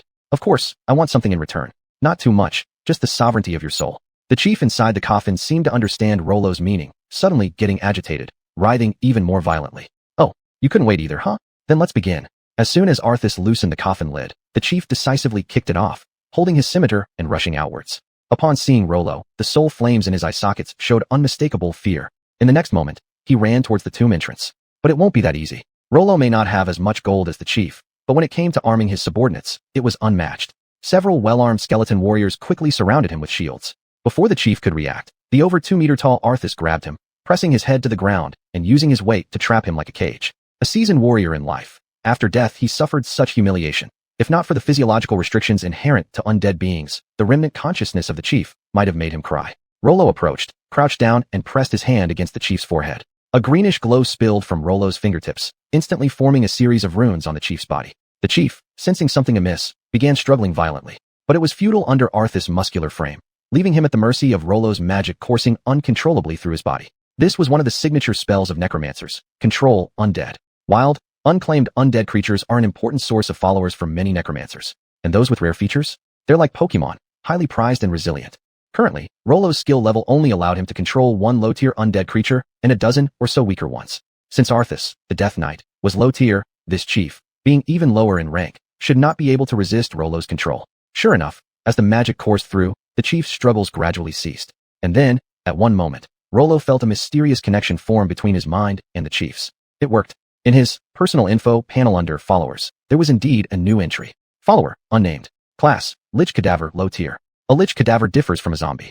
According to the Book of the Dead, it should belong to the magical output type of undead, a lower version of the high-tier undead Lich, and more valuable than zombies and skeletons.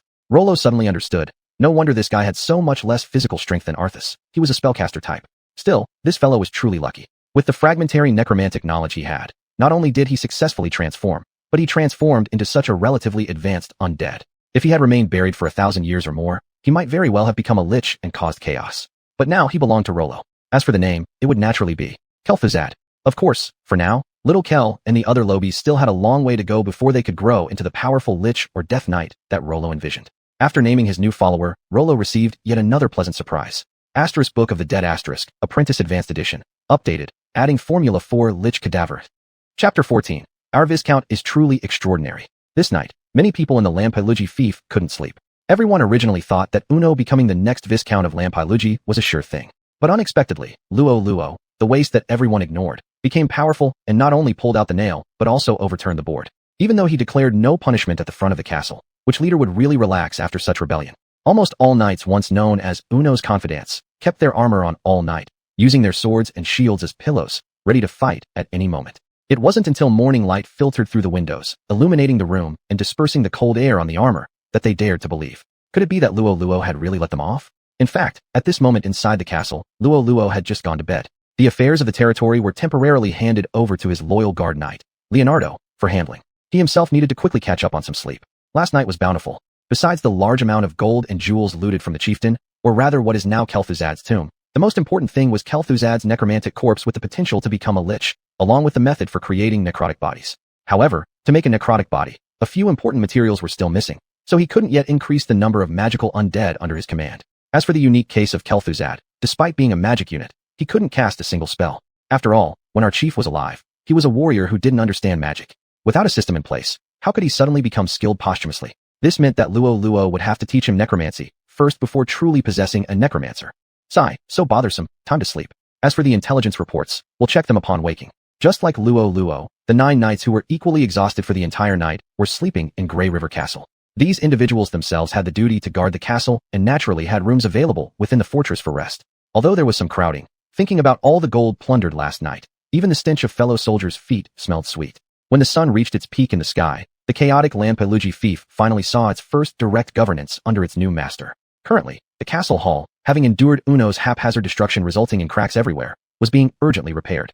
Hence, the civilian representatives were received in the study. Merchants, artisans, farmers, boatmen, and leaders of various classes, although not fully aware of all the details, generally understood that the corner of the empire to the north probably changed hands. Within a short span of days, starting with the demise of the landowner, the current Viscount Lampelugi, whose son Rollo Lampelugi was considered a suspect and placed under house arrest, putting the entire fief under martial law. How long did it take? Military Commander Uno Lampelugi, head manager of Grey River Castle Casper Belmondo, and security official of Grey River Town Isis Lampelugi, these core figures either died or disappeared one after another. Meanwhile, Rollo, who was initially considered a suspect, smoothly ascended to the Viscount's throne. There were even rumors among the soldiers that yesterday the fief's army assembled and surrounded the castle. Leaders nervously wiped sweat, too scared to think further, even after the newly appointed Viscount had spoken allowing them to sit. They still only dared stand their heads bowed, waiting for the Viscount to speak. As for Lord Rollo standing by the window with his back turned to them, his attention was elsewhere. After all, what was more important than checking today's intelligence updates? Information 1. Knight Terence Aver stationed at Whitebird Lookout Tower is planning to defect to neighboring Duke Dorrit. Due to concerns about his deputy, Sword Sharpened Sword, action is temporarily suspended. Information 2. Neighboring Duke Dorrit has coveted the Grey River Town port for a long time. Hearing about our land's recent upheaval, excuses are being fabricated to send troops and forcibly seize the port. Information 3. The second son of Duke Flossbane, protector of the northern regions, dissatisfied with inheritance issues, has staged a rebellion taking control of Winter City amidst the Duke's severe illness. The eldest son is now traveling to seek support from various noble fiefs. Information 4. In the Grand Khan's congregation at the Grass Sea, favoritism towards rivals of the Amulan tribe caused seeds of rebellion to germinate within the tribe due to centuries of isolation and continuous bias. Information 5. Luo Luo, after reading, couldn't help but chuckle. He finally understood that most of the information provided daily actually followed a particular theme. The first day was about adulterous affairs, the second day about childbirth, and today it was the insurrection theme? Yet, strangely enough, quite a bit of useful information was contained in today's rebellion's theme. The original guy didn't care about these state and family affairs at all, not to mention the political situation of the Ola Empire. Even the affairs among several provinces in the northern border were unclear to him. This intelligence update was quite to his liking this time. And, as usual, while most of the information followed a theme, there were always a few exceptions that stood out. Intelligence 9. Aura Empire's second-level wanted criminal, Blackheart Mage, Samir encountered an assassination attempt by the Assassin's Guild, narrowly escaped, and took refuge on a merchant ship, expected to arrive at Grey River Town in 3 days. Truly, it was as if he had conjured it up, for he needed a mage's head exactly for crafting a necromancer body, and here it was being delivered right to his doorstep. Moreover, he wondered if he could learn magic from that person's mind to masquerade as a necromancer. By the time Rollo finished pondering all sorts of nonsense, lunchtime had already passed. The tribal leaders, however, were still standing in the study. They were certain that this was Rollo's way of making a show of force, to let them understand who truly ruled this land. So, at this moment, none dared to relax, each standing straight as an arrow, fearing that Rollo might find fault with them. With his stomach already growling, Rollo turned around and remembered the tribal leader meeting that was supposed to happen today. Cough cough. We can talk business over the dining table. Let's eat first. Rollo scratched his head unintentionally, having left them standing there for half the day, and quickly led the group to dine. Though he had already eliminated Uno and his son, to truly control the fief and become the genuine lord, he needed to win over the hearts of the middle and lower levels. Otherwise, cases like that knight from the watchtower who planned to defect would be inevitable examples. Thinking of this, he summoned a knight, one of the 9 who had accompanied him into the tomb last night, and gave instructions. You go to Whitebird Watchtower and declare my order, summon Knight Terrank Aver stationed there to Grey River Castle, telling him I have important use for him. Then promote his deputy, Knight Sword Sharpened Sword, to take charge of the garrison responsibilities. Oh, and tell him to keep a close eye on Duke Dorrit. The knight, having gone down into the tomb last night with Lord Rollo and shared in dividing the spoils, considered himself one of Rollo's trusted inner circle now. He felt incredibly excited at being entrusted with this important task and immediately set off with his attendants and guards. The tribal leaders witnessing this scene all inwardly shuddered. In such a short period, Rollo Viscount had already won over his subordinates. Indeed, his methods were extraordinary. Chapter 15. Let you eat, and you really do? Based on a series of odd misunderstandings, by the time Luo Luo sat down with the clan heads, he had mysteriously gained significant authority. Although not entirely clear why these people were behaving so obediently, anything that saved him time was naturally better than anything else. Alright then, kindly give me a report on the situation. Luo Luo's gaze swept over everyone, capturing their panic and fear, before landing on the first head seated to his right. Our territory is based on commerce. Thus, let's start with the merchant representative. My esteemed lord, the merchant representative of Grey River Town, Sherlock, greets you. May the glory of the Lamplucky family shine forever upon the north like the sun. Sherlock's elaborate silk robe swayed rhythmically with his sonorous lamentation. Since they were so close, Luo Luo could even smell the strong perfume wafting off him. This merchant wore an expression of tension mixed with flattery, his eyes flickering uneasily, occasionally stealing glances at Luo Luo, as if carefully observing his reactions. A typical image of a servile merchant. Luo Luo mentally labeled this man, signaling for him to rise and continue speaking. Lord, thanks to the wise governance of your ancestors, our Grey River town has developed from a small pioneer village to a town with 50,000 people, rivaling many baronial territories in the northern 6 provinces. Oh, what an incredible achievement. We believe you will surely be just like your ancestors. Estimating that Sherlock might have been an opera actor, his speech flowed endlessly in an operatic style, which annoyed Luo Luo enough to interrupt directly. Cut the nonsense, get straight to the point. Yes. Sherlock hurriedly pulled out a notebook and began reading. Since the death of the last Viscount, Chief Uno announced that the territory entered a temporary state of war readiness, imposing a 30% tax on all types of goods and strictly controlling the trade of steel materials, leading to a near halving of trade volume in Grey River Town. Furthermore, due to the recent conflict between Constable SAS and hunters, they have banded together, significantly impacting their consumption in Grey River Town. Expected income is estimated to drop by 1/3 compared to previous years. If measures are not taken, the economic income will likely continue to decline. Having set the precedent, the other representatives, such as peasant leaders and artisans, understood how to address the situation. One by one, they used concise language and discarded the piles of flowery compliments they had prepared on their way. As for the reporting results, it could only be said that under comparison, Sherlock's report was still one of the better ones. During this time, Uno had mobilized militia forces extensively, causing disruptions all over the territory, severely affecting agricultural labor. A batch of wheat already rotted in the fields because it wasn't harvested in time. He also forcibly conscripted craftsmen from the industrial market, allowing his constable's son to profit corruptly, angering many skilled artisans who decided to flee with whatever wealth they had. On the periphery of the territory, goblins and ogres caused disturbances again, but instead of dealing with them, Uno and his men left the residents to fend for themselves. As a result, the residents had no choice but to pool their money to hire adventurers and mercenaries to deal with these disasters. How much could these poor folks scrape together? There was no way they could afford top-tier professionals, and the mercenaries they did hire acted unruly, further affecting the security of the territory. Luo Luo couldn't help but support his forehead. Are Uno and SAS brothers muscleheads whose brains turned into pure muscles? What kind of idiots were they planning to seize power or just run off after making trouble? The guy Uno kept yammering about ancestral glory as if it were his own. Anyone unaware would think it was Lord Luo Luo ruining everything and not Uncle Uno playing the loyal minister, restoring order for the throne. In short, it was troublesome. The little they managed to pillage couldn't possibly compensate for the losses the territory suffered during this period.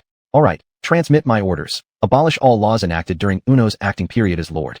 The territorial law shall temporarily revert to the status quo during my father's reign, and we'll gradually adjust the rest later. The clan heads humbly complied, secretly sighing with relief.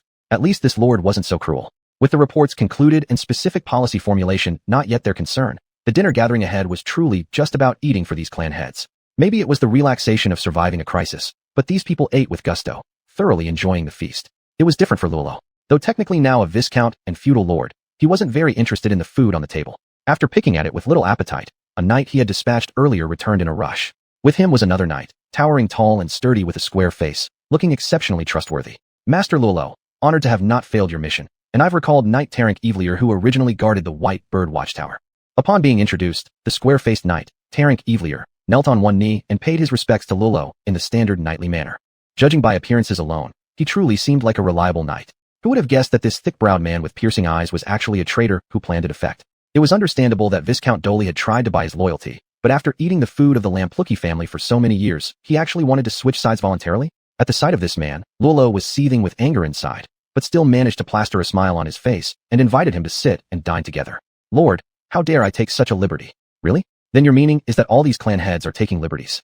Luo Luo's words struck a nerve, causing several hostile glances to fall on Terrank at once. No, Lord, I meant no such thing. Well then, why don't you eat?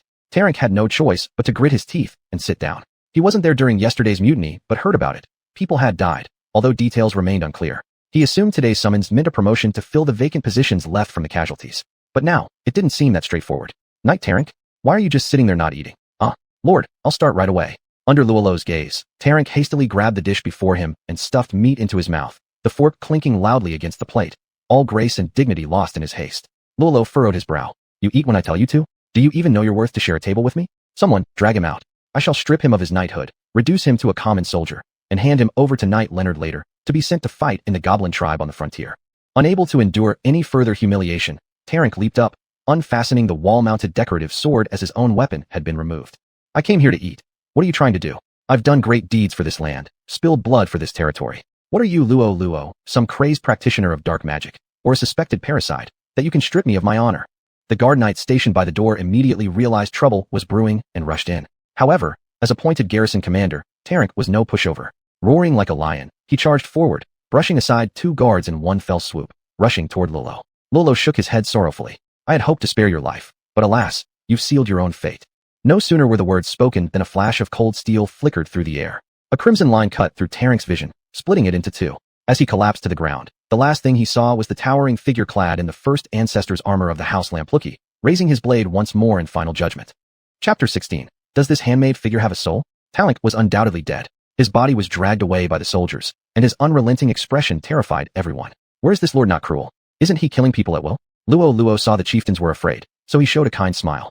Don't worry. I'm just cleaning up the traitors. This guy wanted to defect to Viscount Durut, and by law, he deserved death. It's just that I am too kind-hearted and can't bear violence, so I thought of converting him over dinner. Unfortunately, Luo Luo sighed as if he were truly regretful of his previous mishap. A few chieftains looked at each other. If we believed you, then we'd be fools. But it's quite possible that there was indeed betrayal. The neighboring Viscount Durut also relies on the Ash River, but their port pales in comparison to the Lapirouge family and has long coveted the Grey River town. Merchants like Charlotte who are well informed about intelligence have already heard that they are training troops and preparing for battle, likely to send an army in a short period of time. The northern barbarians haven't started a war, and nearby there are no large settlements of demi-humans or beasts. Therefore, the mobilization of a great army could only mean one thing: seizing territory. Coincidentally, Viscount Lapirouge has recently passed away, and Lord Flossbane, who oversees the entire northern region, has been ill all along. His two sons are busy fighting for power, leaving them with no time to deal with the trivial dispute between two viscounts. Such a golden opportunity. Were he Viscount Durut, he would probably also launch an invasion. Therefore, the existence of spies within the territory is not surprising at all. Charlotte looked at the pool of blood on the ground, watched Lord's exaggerated performance, and noticed how the several headmen present looked fearful, instantly understanding everything. It made sense why the meeting didn't conclude back in the study, but was prolonged until now. Indeed, it seems the Lord used the excuse of removing traitors to set an example, didn't he? Since the chickens have been slaughtered, then as one of these monkeys, as long as I don't act rashly, I should be safe. Understanding this point, Charlotte stopped being afraid and even started to admire Luo Luo. It appears this lord isn't completely out of touch. There's no need for me to abandon my basic foothold in the Grey River town. Lord, I have recently gathered some information about Viscount Durut. Today's headman conference ended without major incidents. Luo Luo had learned what he needed to know and even gained some unexpected pleasant surprises, a success by all accounts. As for what Charlotte told him, it basically boiled down to the likelihood that Viscount Durut might invade the Grey River town during this time, advising him to proceed cautiously. With his intelligence system, Luo Luo naturally knew about this information. But since the headman offered help voluntarily, he couldn't possibly refuse and announce openly that he was going to prepare military strength right in front of them. Actually, he looked forward immensely to Viscount Durut's invasion. Between the two viscounts, naturally the Lapirouge family is stronger. However, they boastfully consider themselves to be rich in tradition and look down on the upstarts of the Lapirouge family, especially the Grey River. Although they were the first to choose this river location for a port, it eventually turned out to be the Grey River town dominated by the Lapirouge family, which became the commercial and economic hub of the river. This fact has always been a thorn in the side for every generation of Viscount Durut, almost becoming an obsession for their house. For centuries, there have been direct military actions taken by the Durut territory. However, Under the pressure of the Northern Guardian Duke, no noble of the 6 provinces in the north dares to publicly fight against each other, let alone a mere viscount. So those invasions usually end abruptly after losing a few lives before quickly retreating into their own territories. But this time, it seemed that the opposite side would make a significant move. Judging from Charlotte's words, even intelligent merchants weren't aware yet that the ailing Northern Duke had already passed away, and the 2 heirs had escalated their fight for power to the point where armies clashed. So, it seems Durut hadn't gotten the news either. Before they learned about the Duke's death, they wouldn't dare to mobilize the main forces. This gave Luo Luo ample preparation time. TSK. When the battlefield erupts in bloodshed and brains spatter everywhere, wonder how much negative energy and high-grade materials that would provide. Luo Luo plunged straight into the castle basement, ready to prepare for the coming war. For skeletons fully covered in armor guarded each entrance because it was now his alchemy workshop for crafting minions. Although the ancestral tomb offers advantages in seclusion, returning through the ancient tomb teleportation consumes considerable magic power every time. And the Grey River Castle doesn't have enough negative energy for him to recover his mana, which means if attacked suddenly during this time, he won't be able to summon powerful subordinates like Arthas or Kel'Thuzad to defend him. Even worse, sending them as personal guards is out of the question. These lower-level skeleton soldiers are fine, but the intense negative energy emanating from these 2 individuals can barely pass off when occasionally appearing. However, if they stay by his side all the time, they might very well attract the attention of the paladins. Therefore, for safety reasons, he couldn't consume a large amount of magic power on the return trip. Thus, the alchemy workshop had to be set up inside the castle. Nowadays, the materials collected from the chief's tomb have all been brought here. Although most of them were just ordinary bones, some items used by the chief during his conversion ceremony turned out to be quite intriguing. So, let me try the idea of combining zombies with bone constructs. Luo Luo originally thought that each stage of the Book of the Dead only allowed for the creation of a fixed few types of followers, and that he would have to upgrade to the next stage to unlock more. After earning points today, he tried upgrading the Book of the Dead, Apprentice Advanced Edition, to the Book of the Dead, Apprentice Graduation Edition, but it required 10 points, something he could not afford at the moment. However, the method of creating an witch corpse, brought by the chief, gave him some inspiration. Scientific knowledge can lead to truth through experiments, but what about magic? Especially as necromancers, we're actually more like alchemists than traditional mages, aren't we? And alchemists, roughly speaking, are somewhat akin to chemists, right? So after having arranged many things, Luo Luo decided to spend some time researching the recipes for followers first. Bone constructs and combination zombies should theoretically be relatively simple, seemingly just the overlap of skeletons and zombies. But in practice, he soon found it wasn't so. Specimen 1. Target. Combination zombie. Result. Body weight too heavy, muscle output insufficient, unable to even stand. Specimen 2. Target. Bone construct. Result. Joints too fragile, disintegrated after taking only a few steps. Specimen 3. After wasting a large amount of material, he did not manage to create a single decent result.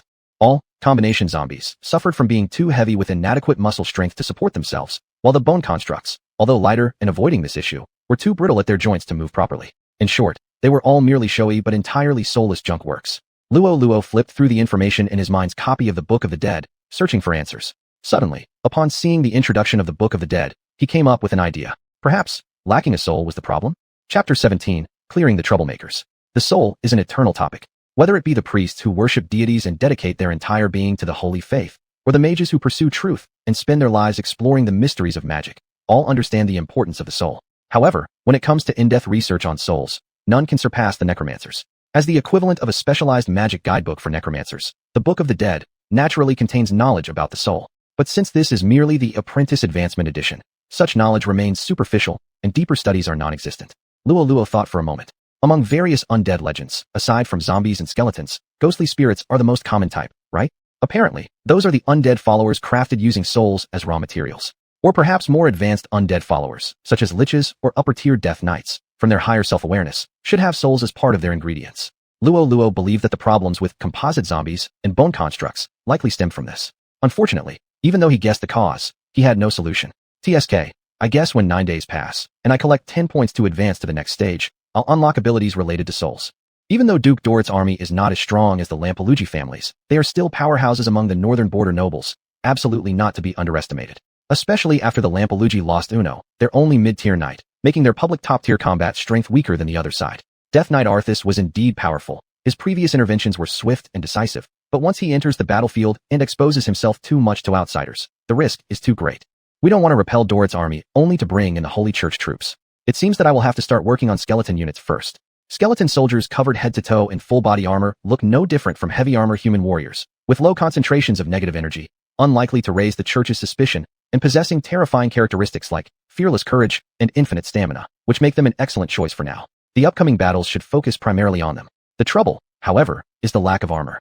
Grey River Fortress has a fair reserve of armor, but most of it consists of half-plate or chainmail types. Once worn by skeletons, it becomes obvious what they are, rendering them useless. If it weren't for Uno stockpiling armor to prepare for rebellion, Luo Luo wouldn't even have been able to outfit this current batch. Forging new armor is out of the question, and with numerous craftsmen including armor makers having been driven off by Uno and his father, there's nobody to help him produce more. At present, the only option left is external procurement. Looks like I need to get some things from certain individuals first. In the basement of Grey River Fortress, Luo Luo had already shifted his focus from necromantic alchemy experiments to strategizing.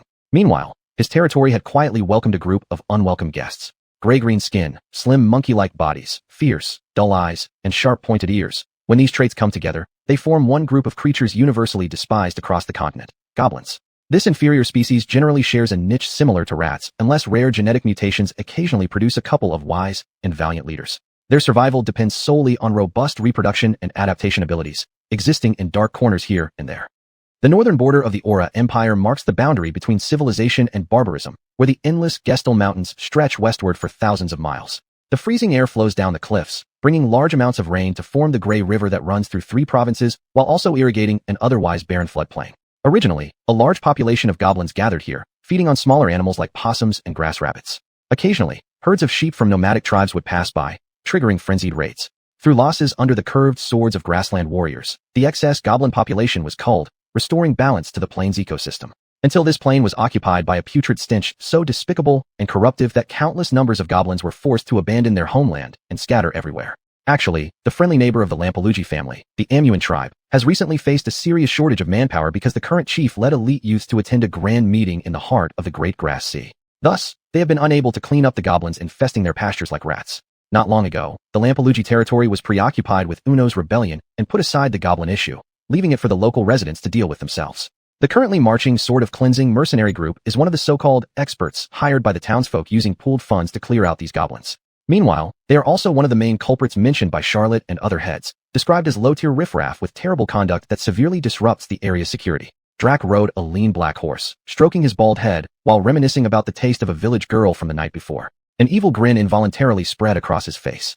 Today, we'll just wander around in the woods. Catching a few stray goblins would be enough to report back. If not, it's like taking a stroll. When we return, I'm definitely going to call that old man again, and let his granddaughter take good care of me. Hiss, you wouldn't know. That girl, she's so smooth. Ha ha, the boss is right. A wave of obscene laughter erupted, startling a flock of birds perched by the tree. Despite boasting a grand name like Sword of Cleansing, this group consists of no more than 40 or 50 semi-bandits. Under the guise of mercenaries, they help people get rid of disasters for money, but once paid, they instantly transform into calamities themselves. Employers who barely manage to pay them often find their entire place looted clean down to their last belt. The nobles don't care whether their subjects live or die, but they do care about tax collection. Hence, this bunch, essentially robbing food from the nobles' mouths, have to keep moving around and never stay too long in one place, which is how they've managed to survive up until now without being held accountable.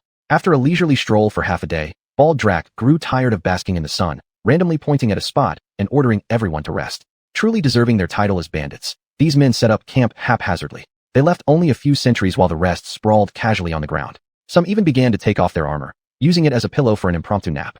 According to their usual practice, once they start resting, they won't wake until evening to return.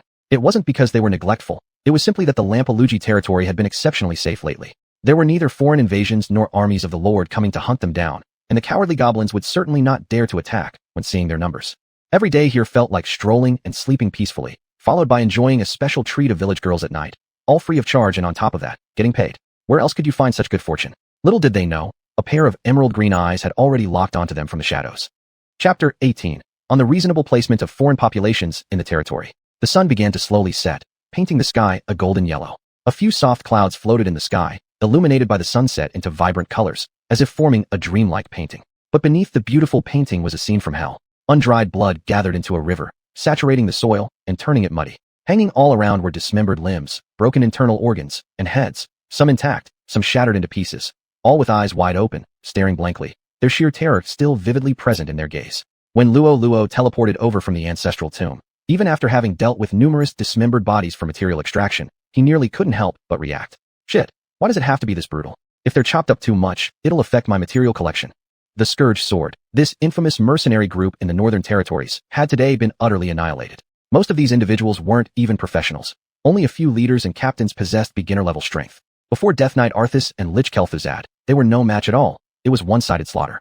Luo Luo felt no burden regarding these wicked individuals. It was just unfortunate that he hadn't yet figured out a way to collect souls, likely wasting quite a few. Muttering a few curses at his unobservant servants, Luo Luo started collecting materials. First, he took the heads of the few professionals. These vessels of power were precious things. Once he advanced to the next stage and could control more followers, these would immediately allow him to create a large number of powerful undead followers. Second, fresh flesh and bones. The previous experiments to make composite zombies and bone constructs consumed too much, so now his stock needed replenishing. At this level, internal organs were still considered low-quality meat. However, Luo Luo suspected that once he learned higher-tier necromancy, these might prove quite useful. Therefore, he collected them without waste. Finally, there were the ragged clothes and armor left behind by these mercenaries. These useless fish-like mercenaries naturally wouldn't possess high-end full-body armor. For Luo Luo, who no longer relied heavily on regular soldiers, this armor held almost no value. He could only hope Sherlock might have some connections to sell off these scrap goods. A pleasant surprise was that these bastards had quite a bit of money. Though incomparable to the massive fortune seized when Uno's estate was raided, it was indeed a significant amount relative to their capabilities. With Luo Luo currently struggling to find money to buy armor, he naturally accepted it all. By the time everything was cleaned up, it was already completely night. Perhaps because he'd become a necromancer, his night owl tendencies had greatly strengthened. He now felt that night was truly his best stage. Since I have nothing better to do, why not go and visit those goblins? He remembered that on the first day's daily intel, there was information about goblins. The second day's intel also mentioned many of their females were recently giving birth. Clearly, these guys really thought of this place as home and wanted to settle down. Did they bother to ask the opinion of their lord, me? Did they fill out an application form? Did they receive approval? Were taxes paid in full? You think you can come to my Lampai Luigi territory without paying a cent? There's no such thing as free lunch in this world. Cough cough. So today what I'm doing as your lord counts is cracking down on illegal immigration, clearing unstable elements, and maintaining order within the territory, a good deed. Luo Luo possessed dark vision, rendering the dim night environment irrelevant to him. And the goblins, being nocturnal creatures themselves, coincidentally operated mostly during the night. Thus, Luo Luo encountering their patrol team wasn't exactly a coincidence. He clearly saw more than a dozen short figures wrapped in tattered leather carrying rudimentary weapons that barely qualified as such. They moved rather quickly for their height, heading in a particular direction. Luo Luo quickly calculated and realized this was probably the direction from which the mercenaries came. In other words, a village within his own territory? Attacking human villages at night. It was indeed a typical goblin tactic. Luo Luo didn't let them leave, but followed closely instead. While appearing afterward after the villagers were attacked might earn him more renown and goodwill, that fit more the narrative of someone with a hero role-playing archetype. Luo Luo, however, was a classic necromancer. Other than necromantic spells, he had practically no noteworthy magic skills. Actually, he doubted he even had a few offensive spells to begin with. He dared not imagine the scene. If the goblins rampaged through the village first, then arrived when the villagers were full of terror, descending from the sky with a burst of dark and ominous negative energy to wipe out the goblins before smiling kindly and introducing myself as a passing Kamen Rider, the villagers would probably be even more terrified of me, assuming Luo Luo was some sort of evil wizard coming from who knows where. In any case, Luo Luo proceeded. After casting a shield spell that every magic user knew, Luo Luo pulled out the Lan Xing Ji Run and the Qi Huachang Feng, two large magical swords, and charged forward. With one hand releasing scorching heat waves from the Qi Huachang Feng, and simultaneously using the Lan Xing Ji Run to unleash frost breath. It was the familiar physics-based magic attack of thermal expansion and contraction. A group of goblins, far more fragile than stones, were instantly hacked into submission and scattered in panic. Luo Luo mowed down a few who ran around chaotically, but let one escape in the direction he had come from, following leisurely behind. That's right. Lead me to your nest, young Gobo, so your lord can have a heart-to-heart with you lot regarding family planning policies and housing conditions. Your lord firmly believes that by adhering to the principle of being realistic and progressively implementing the policies I've set since arriving in this world, steadfastly upholding the 3 no principles, not letting anyone go, not wasting anything, not compromising on anything, I'll surely control the crux of the problem and strike at its very core. Ultimately, we will resolve the difficulties of employment, poor living environments, and harsh working conditions faced by these goblin migrants one by one. This is not just a slogan. It's certainly not empty words. In fact, the great Lord Luo Luo already has preliminary ideas and the first scheme ready for execution the moment he sees their base. Luo Luo was almost moved to tears by his own conviction. He truly was an excellent overlord. The goblin fled swiftly, leading Luo Luo straight to the goblin lair. Looking at the cave occupied by over 100 goblins, Luo Luo opened his arms compassionately. The next official entering the scene is the director of our Lan Pei Lu Ji Territories Office for Reasonable Placement of Foreign Populations, Arthas. Everyone, give him a round of applause. Chapter 19. Today is the ranking competition special.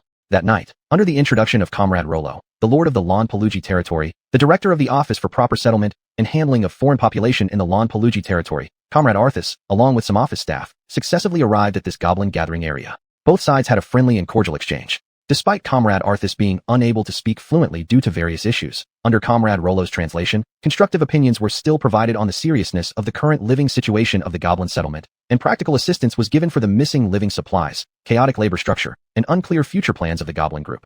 With the help of the office staff, many goblin migrants expressed that they would always bear in mind the sense of responsibility and urgency of their current work, implement the main responsibility, strictly enforce various rules and operation processes, and strive to solve problems from the source. During this conversation, Comrade Rollo did a good job of coordinating and comprehensively managing the development issues of the territory, firmly executing the 3 no principles, not letting anyone off, not wasting anything, not compromising on any occasion, implementing the policy of a small step back for goblins, a big step forward for Empire people, allowing Empire people to develop first, thereby leading goblin development, striving to implement the plan for the common development of the entire territory. The above is the summary report of this conversation. Do any of you gentlemen and ladies of the goblins have any different opinions? Rollo looked at the empty nest, tilted his ear to listen, but there was not a single voice of opposition. After all, in order to support Lord Rollo's necromancy cause, everyone had voluntarily submitted themselves under the sword of Director Arthas, adding bricks and mortar to his empty stockpile of blood and bones. After organizing the materials, Rollo rubbed his eyes, and when he looked up towards the cave entrance, a streak of golden light pierced through the clouds, projecting into the cave. The floating dust shone conspicuously in the sunlight, as if it had dispersed much of the dense stench of blood inside the cave. It got bright. Witnessing the arrival of a new day, Rollo stretched lazily, clearing the clothes stained with goblin blood while flipping open the system.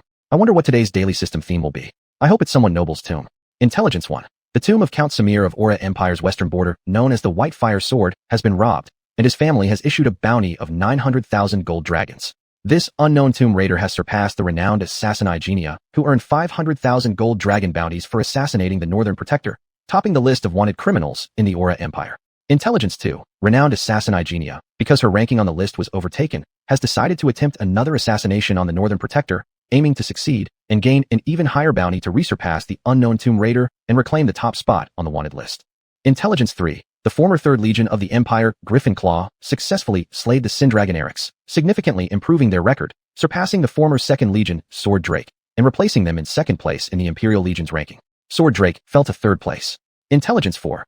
Due to their ranking being overtaken by Griffin Claw, the former 2nd Legion Sword Drake is heading to the closest northern territory to provoke border conflicts, seeking to pile up more laurels with barbarian heads and regain its position over Griffin Claw.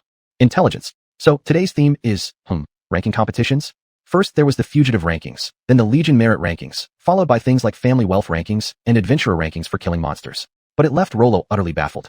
You're having your ranking competitions. Why must you all head up to the north? What kind of legendary assassin targets the 4 Great Dukes' house, specifically in the north, and after one failed attempt, insists on trying again? Duke Florsbian is already gravely ill and passed away. Please, let him rest in peace. Speaking of which, what will this legendary assassin, Igenia, do upon discovering the state of the Florsbian family? Kill the usurping 2nd son? Or find another guardian duke? This guy seems intent on stirring up a mess in the 6 provinces of the north. Even more irrational are the Sword Drake legions. If the Griffin Claw killed a dragon and became top-ranked, why don't they go hunt a dragon too? What's with provoking border disputes and chopping barbarian heads for merits? With such warlord styles, Rollo is terrified these idiots might end up lacking enough barbarian heads and come asking them, these small-timers in the north, for a loan of their heads. Given the turmoil within the Florsbian family, those who've long wanted to move like the Dorit family among the northern provinces have started to fish in troubled waters. Who can possibly hold these guys down?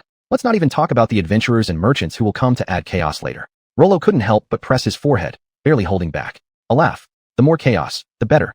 If there is enough disorder, this necromancer would become extraordinarily wealthy. He could temporarily forget about magical artifacts and high-grade weapons. But with so many strong individuals gathering here, how much valuable material would drop? Uno was merely a mid-rank knight, yet his brain had given Rollo the ability to create a death knight.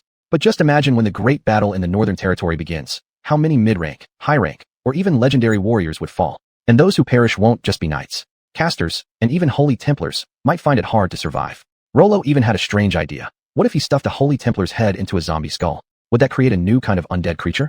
Moreover, once things get chaotic and everyone is too busy to deal with themselves, wouldn't he then be free to plunder the ancestral graves in the wilderness belonging to these families? Just thinking about it got Rollo excited. I need to seize the moment and grow stronger before the great turmoil arrives. After speaking, he continued to absorb the negative energy freshly produced thanks to the full cooperation of the goblin migrant population. With all the killings and negative energy absorbed these past few days, Rollo's magic power limit had already increased significantly. The most direct evidence was the number of minions he could now control. The amount of basic level units he could manage had doubled from 1 to 2. As for the lower tier undead minions, he could command hundreds of them at the same time. Friends who frequently kill people all know, killing someone is easy, but disposing of the body can be hard.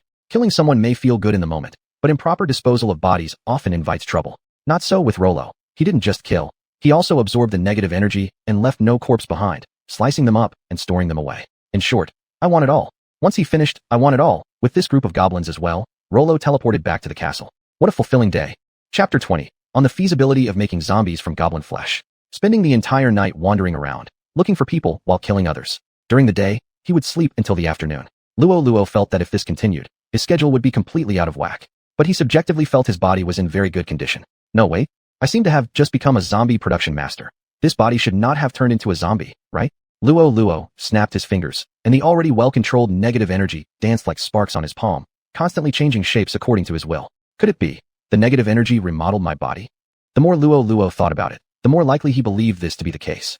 Negative energy benefits undead beings, but is highly toxic to the living. Spending so much time handling this stuff probably caused me to become something between man and ghost. As he imagined himself potentially being this way forever. Pale skin that's terrifyingly white, extreme affinity for darkness, immune to all diseases and toxins, life as enduring as an undead being. Sigh. He found himself inexplicably getting happier and even more eager for it. Luo Luo shook his head, casting away these chaotic thoughts. He put on his clothes haphazardly and prepared to head down to the basement. Even though the sun had already started its descent, gradually slowing down its glow and heat, the whole land was still bathed in light, with only some dark corners holding any bit of darkness. But Grey River Castle was entirely reversed. Since Luo Luo's accumulation of negative energy within him grew, his aversion to daylight deepened as much as his affection for the dark. So now, most windows in the castle were strictly closed by order, with just a few candles lit here and there, barely bringing a trace of brightness. The maids moved with extremely light steps, careful not to make even the slightest noise, lest they draw the attention of some unknown existence lurking somewhere. Life in this castle used to be quite pleasant. The lord was kind and approachable, the steward strict yet never intentionally difficult. Even the crazy young master obsessed with black magic was just somewhat odd, but no one knows when exactly it happened. This place became eerily horrifying. Even the steward mysteriously disappeared. Rumors spread among the servants that he was eaten at night by some unknown monster, which led Lord Luo Luo to increase the castle's guard force. Although those guards are scarier than monsters. The maids carrying candlesticks walked, the tiny flickers of light far from enough to dispel the surrounding darkness.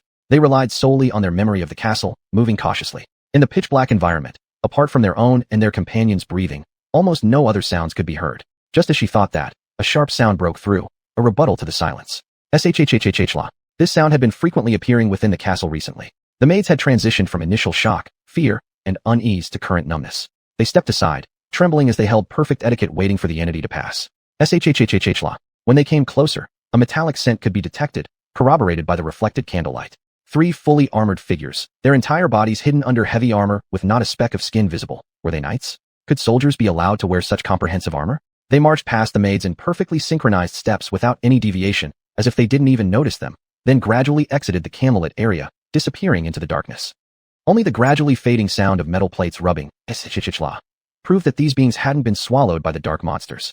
The maids sighed with relief and resumed their journey. These new castle guards radiated absolutely no sign of life. Some even claimed they could faintly detect a decaying stench emanating from the gaps in their armor. However scary, these creatures under Lord Luo Luo's control wouldn't harm them. Still, were these beings human? There was no sense of gaze from behind their face masks. Even without a candle, they could clearly see in the extreme darkness. They acted like machines without any individual thoughts, obediently patrolling or guarding wherever Luo Luo commanded, devoid of any independent consideration. As the owner of this territory, Luo Luo naturally had no obligation to explain where these subordinates came from to anyone. But in fact, he did give an explanation to the several night guards of the castle and the heads who visited, claiming they were hired mercenaries. Yet this vague explanation and the fact that these individuals never removed their armor to reveal their faces made the servants of Grey River Castle full of all sorts of terrifying imaginings about them. Just as those fantasies were gradually becoming outrageous under the influence of darkness, they saw a pair of eyes suddenly gleam in the distance. It was an eerie green light that flickered briefly, almost making one doubt if they had seen it at all. Only when those eyes drew closer did the maids hastily bow in panic. Viscount Luo, dispense with the formalities. By the way, tell the kitchen to send tonight's dinner to my room. No need to set the meal in the dining hall. Upon receiving the order, the maids left as if fleeing, leaving Luo Luo thoroughly bewildered. Do I really look that terrifying? Deciding not to bother with those commoners anymore, Luo quickly returned to his crucial basement. 4 fully armored skeletal figures were diligently guarding the entrance, and if you didn't look closely, you might have thought they were simply 4 suits of armor placed there for decoration. And outside, the patrol squad was patrolling as usual. Good, looks like no one approached here while I was gone. Up until now, Luo had armed 27 fully equipped heavy armor skeletons, 7 of which were allocated exclusively for basement defense, clearly showing how much he valued this place. Today, let's try examining whether goblin flesh and bones have any special effect on the creation of undead. He had already extracted the collected goblin flesh from the system. Despite these creatures having gray-green skin, both their internal musculature and blood were identical to humans, all red. Luo first swiftly crafted a regular zombie using human flesh, then progressively created hybrids substituting certain areas with goblin flesh, comparing the effects on the zombies influenced by goblin meat. The same principle applied to the skeletal structures, controlling variables to observe the results. However, the outcome was far from satisfactory. Goblin flesh indeed had some effects, but all negative ones. Maybe because human muscles are more powerful, every part replaced with goblin flesh showed either large or small reductions in strength. There was no breakthrough with the bones either. Not only were goblin bones smaller in size compared to humans, but they were also far inferior in performance. So, is this really an all-around lower-tier race compared to humans? Surely, it couldn't be entirely worthless? Refusing to admit defeat, Luo continued trying different approaches. He altered the proportion of goblin flesh mixed in, changed the shape of the goblin flesh, adjusted the viscosity of the blood connections. Embarrassingly, right up until the very last bit of flesh was used, he still hadn't managed to create a single undead creature superior to an ordinary human zombie. TCH, wasted half a day. Turns out goblin muscle and bone are just comprehensively worse than human. So why did I bother collecting all this flesh?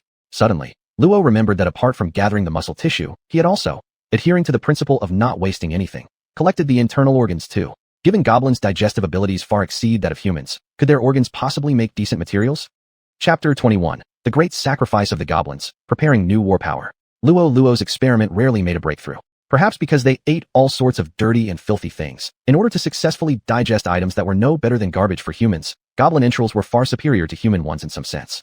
The result was that zombies directly made from goblin innards as raw materials, though still not as strong as ordinary human zombies in all aspects, surprisingly gained a very powerful characteristic: deadly plague.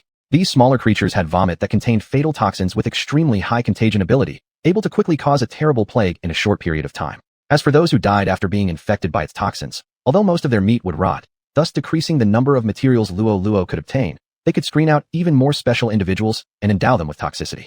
Using toxic materials to make this kind of plague zombie can further increase the toxicity of their vomit. They were truly biochemical weapons. Luo Luo couldn't help but feel amazed by these undead. If it weren't for his role as the ruler of the undead, having immunity against this toxin and the ability to use negative energy to counteract the plague, he would never dare employ these entities.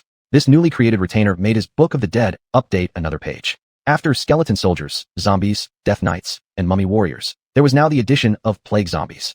Undoubtedly, the timing of these guys' appearance was impeccable. Unless skeletal warriors and zombies reach a certain quantity level, they wouldn't have an overwhelming advantage when facing human armies. On the other hand, death knights and mummies are limited by material issues, mainly due to the lack of brains from practitioners of various hierarchical professions, making it difficult to produce multiple units. With only one or two such beings, wanting to severely damage the Viscount Dorit's army would require prolonged combat on the battlefield. Since the North hasn't yet descended into complete chaos, exposing these figures for too long is likely to attract the Holy Military Order. Hence, they can only be used as surprise troops that seal victory. In such circumstances, if going head-to-head in battle, Lamperage family's army, having lost Winnow as their intermediate knight commander, faces inferiority in command leadership and high-tier fighting power. And the plague zombie perfectly resolved this issue. When there's a disparity in strength between friend and foe, apart from self-improvement, the best method is to deplete the enemy's strength. Plague is the best way to reduce the military force of the army. Having found the direction, Luo Luo swiftly devoted himself to increasing the production of plague zombies. With the materials at his disposal, he could easily manufacture a suicidal platoon of 20 plague zombies. Plague zombie vomit is actually fragmented pieces of their own flesh mixed with negative energy, and since they don't have replenishment means, each attack expends part of their life, which leads to their battlefield positioning simply being sacrificial cannon fodder. Luo Luo couldn't help but recall last night, the spirit of self-sacrifice shown by these migrant goblins, his eyes already brimming with tears. Too moved, goblins alive, constantly charging onto Althazar's sword for my benefit creating materials. And even after death, they continue to sacrifice themselves for me. What kind of spirit is this? Who says only dead goblins are good goblins? They are clearly sublime sacrificers even if reduced to ash. Wiping away his tears, Luo Luo channeled all his passion into production. At this moment, Charlotte, who has been busy in Grey River Town, had already received the summons, rushing hurriedly into the Grey River Castle. Passing beyond the gate's living guards, the suddenly pitch-black interior of the castle seemed like another world compared to the outside, causing him great distress. Let's go, the Lord is waiting. Leonard, the reception guard knight, frowned impatiently urging. Charlotte hastily apologized and followed closely behind. Walking through the corridors, both sides of the walls hung with refined silk ribbons symbolizing noble status, along with portraits of each generation's household head. Charlotte wasn't the first time walking this road. When the previous Viscount was in power, he was Grey River Castle's commercial advisor, so he wasn't unfamiliar with these things. But today, as he walked here, he always felt an eerie chill down his spine, as if there were countless pairs of eyes staring at him from the darkness. Charlotte's gaze swept across the corridor sides, where the proud and noble Viscounts painted tonight seemed quite bizarre, the warrior aristocratic aura appearing completely vanished, leaving only hollow eyes. A cold wind passed by. Charlotte only felt all the hair on his body standing up. Unable to suppress himself, he darted toward Knight Leonard's side, resulting in him being directly seized by the two fully armored soldiers behind him. Stop! This is the guest of the Lord. Charlotte felt a cold glint pass by his neck. Turning his head, he saw one of the two soldiers mechanically returning his sword to its sheath. He actually wanted to kill me just now? Lo Honordung, may I ask, what is going on? Charlotte's voice sounded as if he were about to cry. He was truly terrified. Leonard sighed deeply, dismissed the two heavily armored soldiers, then patted his back, helplessly comforting him. You'll get used to it. These are the new recruits for the Lord's Guard. They are overly sensitive. You suddenly darted over, so you were probably considered as having hostile intent, hence they took action immediately. After hearing this, Charlotte was dumbfounded as he looked at those two soldiers who remained calm and composed without giving any explanation. The fear of almost dying turned into immense anger in an instant. These guys were utterly unreasonable. The Lord had just taken his position. Where did he find such a group of eerie and terrifying people? Seeing the expression on his face, Leonard could only explain for his own lord. You must also consider the situation of our lord. Just a few days ago, he went through a rebellion. There aren't many people in the army that he trusts. Besides, the castle guard team is directly responsible for his personal safety. Of course, he would only recruit trustworthy ones. As he spoke, he patted his chest, and the sound of the breastplate clashing with the iron gloves echoed in the dark corridor, barely bringing some life to it. The castle guard team is under my command. I can assure you, every single one of them is the finest soldier. They're just too devoted to their duty. What could Charlotte say? If he told them he didn't want to play along and walked away right now? Given the performance of these two soldiers, before he even finished saying half of that sentence, his head would be gone already. Collecting his thoughts, he followed Leonard all the way to Luo Luo's office. Upon seeing this place, he realized it was already filled with a lot of things. Almost all were weapons and armors. All sorts of leather armor, iron armors, helmets, handguards, knee guards, varied in both size and style. The only commonality was, they were all stained with blood. Charlotte had already made some guesses regarding the origins of these items. Probably from those low-tier mercenaries. At this moment, Luo Luo's voice rang out. Charlotte, help me handle these items. Selling slightly below market price is fine. Anyway, I need to quickly raise funds. Also, I'll give you another batch of gold coins. Add the money from selling these items, and use it all to purchase full-plate armors. The faster, the better. Can you do it? Charlotte looked up and noticed that the young lord, who was still naive just a few days ago, now had eyes that resembled fireflies shining in the darkness of night, mysterious and profound. Charlotte dared not neglect this task and accepted it straight away. Simultaneously, he couldn't help but think secretly, can a person change so drastically in such a short time? Perhaps, everything from before was just a pretense? Chapter 22. Did you guess the name I just made up? The sky in the north is always gray, so much so that many people can't tell if the color of the Ash River comes from its bed or the reflection of the sky. But those questions don't matter to the sailors navigating the river. All they need to know is when this river will go wild and experience sudden tides. Today was a pretty good day. Though the sun was nowhere to be seen, people familiar with the north knew that this kind of weather was actually no different from warm sunny days in the south. No wind, no rain, stable temperature, perfect for traveling. Samir was wrapped in rags, crouched in a corner of this merchant ship's deck. Many others like him who were homeless huddled in similar positions, trying to conserve precious heat. The northern territories are the coldest among the 4 regions of the empire, and crops harvested here are fewer compared to the other 3 warmer territories. Additionally, neighboring the Great Grass Sea, there are often raids by nomadic barbarians. Not every border noble is as militarily robust as the Lampaloogi family, maintaining nearly 200 knights and over 1,000 standing troops even during times of peace. Those negligent ones pursue the splendor and luxury of the capital. All their land's produce is used for enjoyment. If their own estates are attacked, perhaps they might get angry and send out their somewhat useful private armies to protect the farmland. But if it's only the lowly farmers being plundered, they wouldn't bother sending their knights out for those mudleg's few possessions. So in reality, the refugee problem has been very severe in the 6 provinces of the north. But it was this very issue that the ancestors of the Lampaloogi family seized upon, absorbing refugees to increase population and developing their territory much faster than surrounding nobles within a short period of time. Thus, many northerners, once they went bankrupt and became refugees, would, if given the chance, choose to board ships headed for Ash River Town. But Samir wasn't one of these people. Although he was also on this ship and dressed similarly to the other homeless people, he certainly wasn't heading there to seek shelter under Lord Lampaloogi. In fact, as the black-hearted mage, a second-class wanted criminal of the Aura Empire, if Samir ever met the other side, they'd probably have to fight to the death, wouldn't they? The bounty on his head was so high he couldn't even count them all, adding up to several thousand gold dragons, which was probably why the Assassin's Guild kept chasing him relentlessly. With such a large sum of money at stake, who could blame them? Now, injured by those assassins, he would likely have to stay in Lampaloogi's domain for quite some time to recover. But fortunately, it was rumored that Lord Lampaloogi treated refugees decently. Samir pulled his ragged robe tighter around himself. The foul smell he had grown accustomed to mingled with the cold wind, entering his nose and making him want to sneeze. Out of the corner of his eye, he glanced at the nearby vagrants similarly attired, finding almost no difference between them. And due to the excessive use of magic and wounds left by those accursed assassins, his complexion was extremely pale, his figure gaunt to the bone. He appeared even worse off than these refugees. This way, surely no one could recognize him, right? Bang, bang, bang. The sound of the docking bell rang, indicating the ship had arrived at its destination. Get up, get up. The Viscount has set up tents nearby, free hot soup provided. Go there. Don't stay on my ship. Samir, half-dazed, got up with everyone else, disembarked while glancing around. He frowned slightly. Why were there so many soldiers along the shore? What do you think you're doing? Keep away from me. A cry of terror nearby caught his attention. A guy who had just gotten off the boat either deliberately or lost balance, fell onto a lady's legs, scaring her witless. However, the soldiers nearby rushed to handle the situation quickly, and it seemed there was no major accident. Samir's vigilance eased a bit. Maybe he thought too much. These soldiers were likely deployed to maintain order. Such was Samir's self-reassurance when he also reached the end of the gangplank, stepping ashore with effort.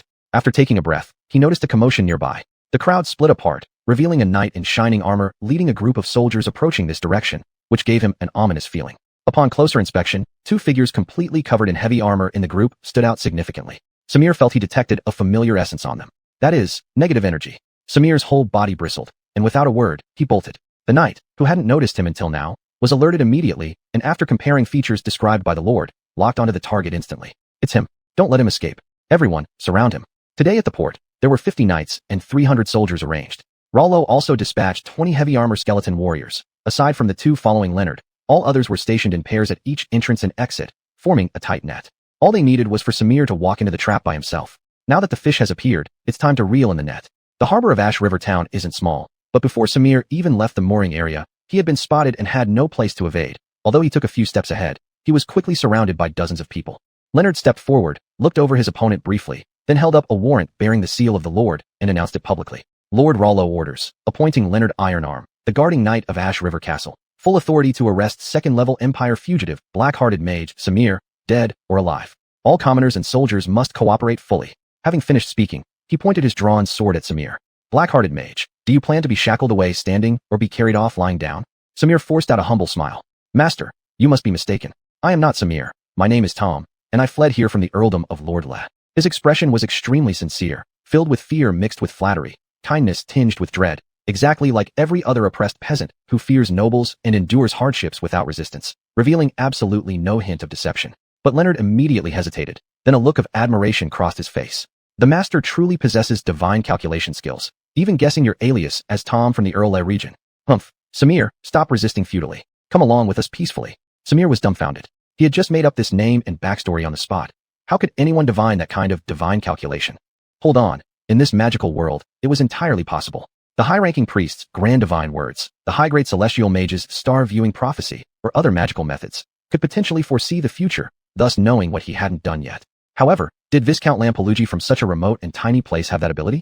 Rollo would say, you flatter me. This wasn't anything but the power of the system. This intelligence was refreshed from the daily intel after discovering the plague zombie formula. Intel 7. Blackheart Mage Samir will arrive at Grey River Town this morning, disembarking at port number 7, being the 9th person off his ship. To conceal his identity, he would claim to be Tom from the estate of Earl Le.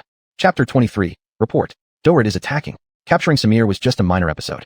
Ever since unlocking the recipe for the plague zombie, Luo Luo had been holed up in Grey River Castle for a long time without going out. Of course, he wasn't idle during this period.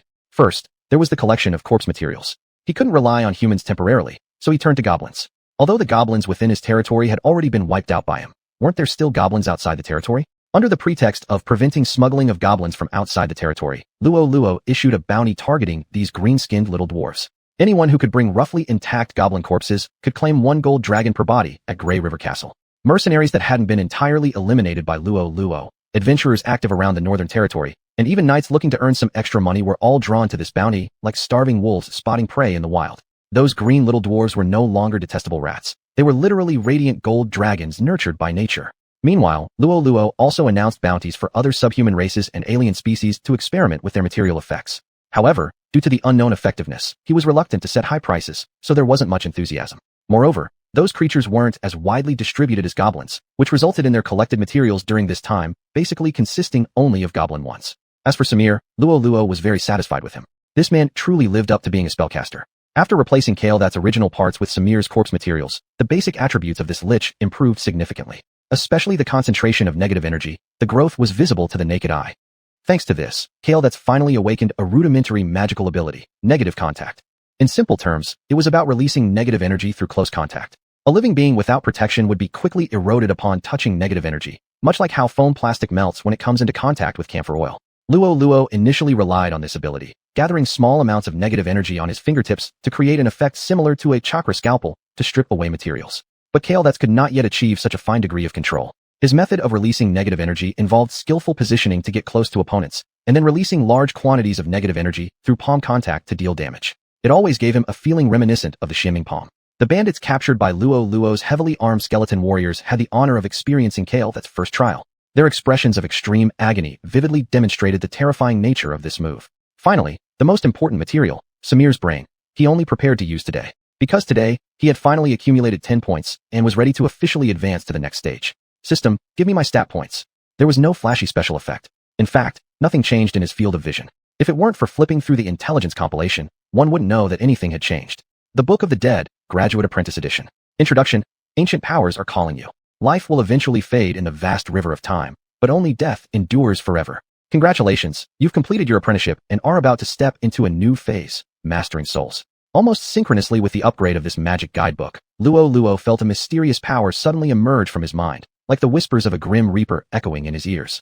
His spirit seemed to immerse in an ocean of death, witnessing numerous bizarre and strange sights, before being abruptly returned to his senses. A sudden pain came, and then quickly disappeared. He seemed to have gained a bit more understanding of the essence of this world, and accordingly, several new abilities appeared in his personal intelligence. Advanced Necromancy Mastery, Soul Imprisonment, Negative Energy Protection, Dark Wisdom.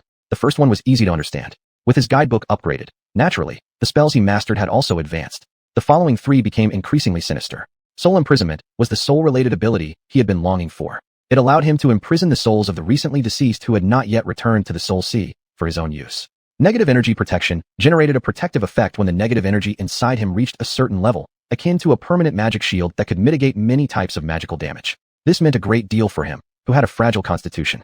Dark Wisdom might sound hard to understand at first, but once Luo Luo understood the specific effects of this ability, he immediately slapped his thigh and exclaimed, "Good thing I didn't use this brain. Those who master darkness shall also receive the feedback of darkness."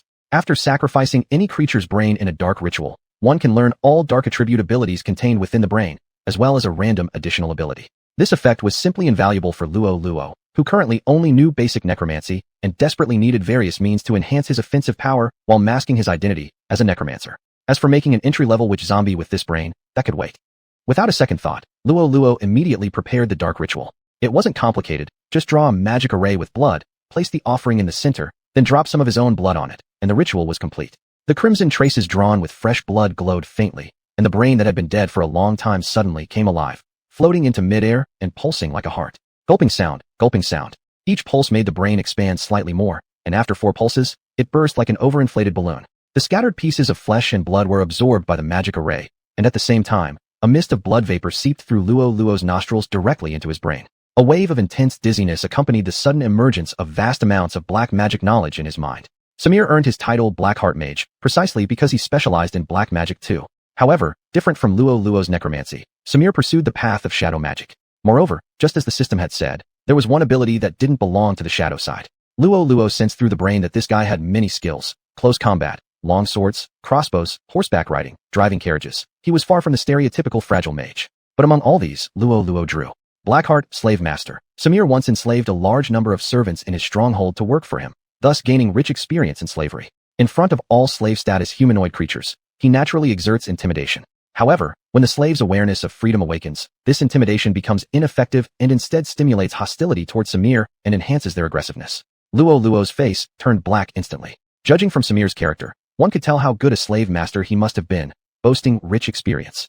Luo Luo, a legitimate feudal lord who would be considered in later generations a pure exploitative class hanging on lampposts, now mastered necromancy by enslaving undead beings. And here comes someone lecturing him on enslavement? Just as Luo Luo was about to vent his frustration over a cup of tea, but hadn't calmed down yet, Knight Leonard came to report. Lord, the Watchtower has issued a warning. Viscount Dorit has mobilized his army. Chapter 24. Goblins with faith are great goblins. Viscount Dorit's news of launching troops today was something Luo Luo had already learned through the system days ago. In the intelligence gathered over these past few days, 3 or 4 items were related to his family. By now, He even knew their troop formations, their commanding general, and even their reserve team behind the scenes clearly. This battle is advantageous for me. Luo Luo opened the door of his laboratory and walked out, glancing at Leonard who appeared somewhat nervous by the door. He chuckled softly. What's the panic about? Mobilize the army and rush to the White Bird Watchtower. But my lord, there was a hint of confusion on Leonard's face. The smoke signals came from the Aurora Watchtower further north. There hasn't been any movement at the White Bird Tower. Of course, Luo Luo knew this. Both families' territories lay on the southeast side of the Gaustel Mountains, with Lampelugi closer to the west and Dorit to the east, with a north-south boundary line between them. This time, Viscount Dorit split his troops into 2 divisions. He personally led the main army in the northern direction along the border between the Empire and the Grass Sea, exerting immense pressure. However, their actual plan was much more subtle, entrusting their son, who had reached the rank of intermediate knight, with leading an elite force up along the Grey River from the south. After all, the purpose of this battle was to forcibly seize control of the Grey River town port, feinting east while attacking west, a very old but effective tactic. Unfortunately for them, thanks to Luo Luo's intelligence network, it was as if he'd turned on full map scanning cheat mode. Every detail of their plans was crystal clear to him. Trying to play games with me? No chance. The Northern Army may be large in number, yet lacking in high-level fighters, just right to try out his plague zombie death squad. As for this intermediate knight coming from the south, that would give Luo Luo, who had just upgraded, a perfect opportunity to display his skills. Even 1,000-year-old ancient undead could be handled. Why fear a greenhorn like you? Leonard, however, knew none of this, only anxiously carrying out the order to assemble the troops. The Lampelugi family, renowned for martial pursuits, paid great attention to military training. Therefore, their troops could mobilize quite quickly. Plus, such sudden assemblies were nothing new to everyone involved. Hadn't they done the same thing just half a month ago, surrounding the Grey River Fortress? Won't this be another rebellion then? When the soldiers, harboring concerns, saw Leonard leading the charge, they couldn't help but sigh with relief. Who doesn't know that this man has now become a trusted confidant of the new lord? Clearly, this was a genuine summons by the lord, not some rogue group planning to rebel again. As the massive army departed, it rushed toward Grey River Town. The White Bird Watchtower was merely 20 kilometers east of Grey River Town, so reaching there meant essentially taking control of this entire area. The Lampelugi family had operated this region for centuries, and as long as there were enough hands present, it was a fortress as solid as an iron bucket. No army less than 10,000 strong, nor any fewer than 20 mid-tier experts concentrated together, could break its defenses. But Leonard didn't look pleased. On the contrary, he displayed a troubled expression throughout the journey. Fortunately, his side face was covered by his helmet, leaving only Luo Luo, who stood before him, able to see this concerned look without risking morale among the soldiers. Leonard, what's troubling you? Are you worried we can't hold Grey River Town? My lord, Grey River Town is as formidable as the strongest shield in the northern province of Nord. Even 10,000 barbarians from the Grass Sea would not stand a chance against it. I'm not worried about our defense. His tone shifted slightly before continuing. However, we don't have too many forces deployed in the north. Judging by the smoke signals from the Aurora Watchtower, it seems the enemy has mobilized a battalion of at least 1,000 soldiers. Luo Luo shook his head, smiling, not answering his doubts directly, but instead countering with a question. Leonard, do you have faith? Faith. My family has always worshipped the god of warriors and the holy light god. But since I haven't joined them in prayer regularly, I probably don't truly count as a believer. The kind of faith I'm talking about isn't divine belief. Rather, it's spirit, ideals, determination, willpower. In that case, Leonard hesitated, maybe I can say, I believe in the spirit of knighthood. That you believe in the spirit of knighthood. Luo Luo nodded satisfactorily. Confused, Leonard still wondered how his beliefs could be relevant to the battle in the north. My lord, I really don't understand. Luo Luo raised a hand to stop him, then pointed backward towards the army following them. Look at them. For what do they fight? For you. Leonard responded hesitantly. Do you think they're willing? Leonard looked somewhat awkward. With his good character, he could never lie directly to his lord, yet saying this truth might offend the lord and contradict his adherence to the principles of knighthood. They're simply not prepared yet, but surely they will willingly fight for Lampelugi. Luo Luo shook his head.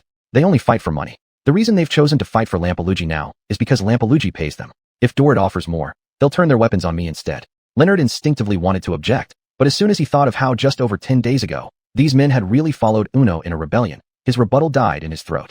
Your grace means you don't trust them, which is why you're not sending them north. Luo Luo still shook his head. Humans have their limitations. But with faith, one can transcend those limits. A group of people I know, they have an unwavering faith. In the darkness, they are heralds of light. In despair, they are beacons of hope. He snapped his fingers casually, and a small flame appeared in his palm. How minuscule this spark is. Yet, cast it into the great Grass Sea, and it will grow vigorously, transforming all around it into its kind, eventually becoming a flood that devours the entire prairie. A single spark can set the prairie ablaze. Faith, it's precisely this sort of thing. Leonard couldn't help but reassess his lord. As the defending knight of Grey River Fortress, Leonard had always thought he knew the Viscount well, once the young master, now a noble lord. But at this moment, he realized he didn't understand him at all. Until now, Leonard had only heard such words from missionaries, but the missionaries would soon lead everyone to praise the gods after speaking for just a while. Though those full-mouthed godly ones appeared humble and noble, Leonard always felt that, deep down, they looked down on others. This someone wasn't specifically a reference to the poor or a particular group, but an equal disdain for all humanity. In their scriptures, man should naturally be the flock of God, needing to be overseen by these self-proclaimed servants of divinity. Leonard didn't hate the gods per se, but he detested this practice of being human yet looking down upon, belittling humans. Thus, he also disliked these religious sects, refusing to attend worship even though both his parents were devout followers. To the extent that Leonard had some bias towards the very word faith, it was only now that he felt his previous prejudice might have been somewhat misplaced. Something stirred within him, prompting Leonard to continue speculating. So, Your Excellency has assigned people of strong faith to guard the north? This time, Luo Luo finally nodded. Those who have gone to fight in the north are truly brave ones prepared to die for victory, never to return. He turned to look ahead, slightly lifting his head, his eyes already brimming with moisture. Living without wasting a moment, they dedicated their entire being to the great cause of Luo Luo's necromantic studies, and after death, they willingly sacrificed themselves in suicide attacks against Dorit's army to safeguard the land and protect its people. Those goblins, they were all great goblins. Chapter 25, Dorit under attack. While Rollo was on his way to the southern town of Grey River, his plague zombie squad had already reached the designated position. The scenery of the northern frontier was much like the northern grasslands of launching from his past life, vast and desolate, with no sight of the end of the earth. The sky hung low here, a deep blue sharply divided from the gray-green of the grasslands. This was not only the northernmost part of the Lampelugi territory, but also the farthest north of the entire Aura Empire. Legend has it that on suitable nights, standing here allows one to see the sky enveloped by mysterious and dazzling auroras, hence the name Aurora Watchtower for this post. As for its appearance, including personnel deployment and equipment supplies, there was in fact no difference between this tower and other watchtowers. The garrison knights stationed here had received Rollo's secret letter days ago, so they had been closely watching the east and were able to be the first to spot Viscount Dorit's invasion. But that was all. The watchtower wasn't like the ancient border beacon towers from Rollo's past life. Though having soldiers stationed here as part of its function, the troop numbers would never exceed 10 people at once. Even if lower-ranked knights counted as 10 each, that would still make less than 30 individuals, barely enough for a single platoon's worth of troops, nowhere near capable of stopping a full-scale military advance. Now, following Rollo's instructions, the commanding knight at the Aurora Watchtower was leading this group of soldiers in retreat. Besides the weapons and armor carried by the soldiers themselves, inside the tower there were 10 sets of spare arms, 2 infantry armors, 2 longbows with over 200 arrows to match them, and rations prepared for an entire rotation period of soldiers. There was no way these could be left behind to support the enemy, so everything had to be taken along. However, the efficiency of this batch of guarding soldiers clearly fell short of the knights' expectations. Perhaps it was due to their neglect after too long without any combat situation, or perhaps some wanted to stash items away, planning to privately appropriate them upon return next time. In any case, when the knight noticed dust clouds kicked up by enemy cavalry approaching in the distance, his subordinates were still nowhere close to finishing their packing. Hurry up, people from Dorit will be here any minute. The knight angrily yelled in agitation, yet there wasn't much visible improvement in speed from the soldiers. All of them are titled nobles of the Aura Empire. Could Dorit possibly dare lay a fatal hand on Lampelugi soldiers? That was many people's genuine thoughts. If those coming were barbarians from the north, their actions would have been swift indeed. After all, the last invasion of Lampelugi by fellow imperial forces was decades ago, and not everyone on the land had the privilege of learning history. Thus, except for these 2 commanding knights, no one truly cared. The knight swung his whip in anger, but beyond those directly hit, the others continued pretending diligently. Time ticked away second by second. He could already hear the powerful persuasion voices of Dorit's knights offering surrender, while the soldiers of the Aurora Watchtower hadn't budged an inch. Damn it, you fools. This journey by the Dorit family is surely about wealth. Later, we 2 knights can exchange ourselves for ransom. Surely nothing will happen. But all of you common soldier rabble, you wretched mudlegs, why should they waste food keeping you? Having dropped this line, the commanding knight ignored the group altogether, jumping straight onto his mount and racing into the heart of the territory. His young deputy officer stared dumbfounded. This young man had been in the army just 3 years, officially became a knight merely a year ago, and hadn't even participated in the small battle of wiping out bandits yet. Leading troops alone was essentially blinding him, let alone that he could count all the soldiers he led using only 2 hands. Finally startled by the harsh words of the commanding knight, the soldiers hesitantly looked toward their even younger superior officer. Deputy Captain, what do we do now? Should we surrender? Before passing away, the deputy knight's father had told him that knightly spirit was all nonsense. Aristocratic wars meant if you couldn't fight anymore, then surrender, and everyone did this. No talk about honor came from such acts. Yet given the current situation, surrendering without a fight felt somewhat humiliating. What to do? Inside the Aurora Watchtower, the decision hadn't been made, but outside the tower, impatience had set in. Viscount Dorit wore splendid gilded armor, engraved with delicate magic runes on his helmet, granting him the eagle eye skill. Therefore, everything happening on the watchtower and the fleeing garrison commander were within his view. However, while eagle eye enhanced vision, it didn't bestow hearing abilities, so he couldn't overhear their exact conversation. Given the fine education at home since childhood of the noble Viscount Dorouet, based on what he knew, he quickly drew a conclusion. That guy is trying to hold us off with the watchtower while riding fast to bring reinforcements. According to the records in Dorouet's archives, the army of Lampelugi, from top to bottom, were all brawny buffoons with muscles between their ears, brimming with martial virtue, and itching for a fight. This impression was cemented during the young Viscount Dorouet's past encounters with Uno Lampelugi. Luo Luo had perfectly embodied this stereotype in his quest to rejuvenate the Lampelugi family, so much so that even though whispers suggested the current Viscount Lampelugi leaned towards benevolence and wise governance, the mere mention of their neighbor conjured up images of a great ape clad in armor pounding its chest. In that case, let us give them what they desire, attack this watchtower.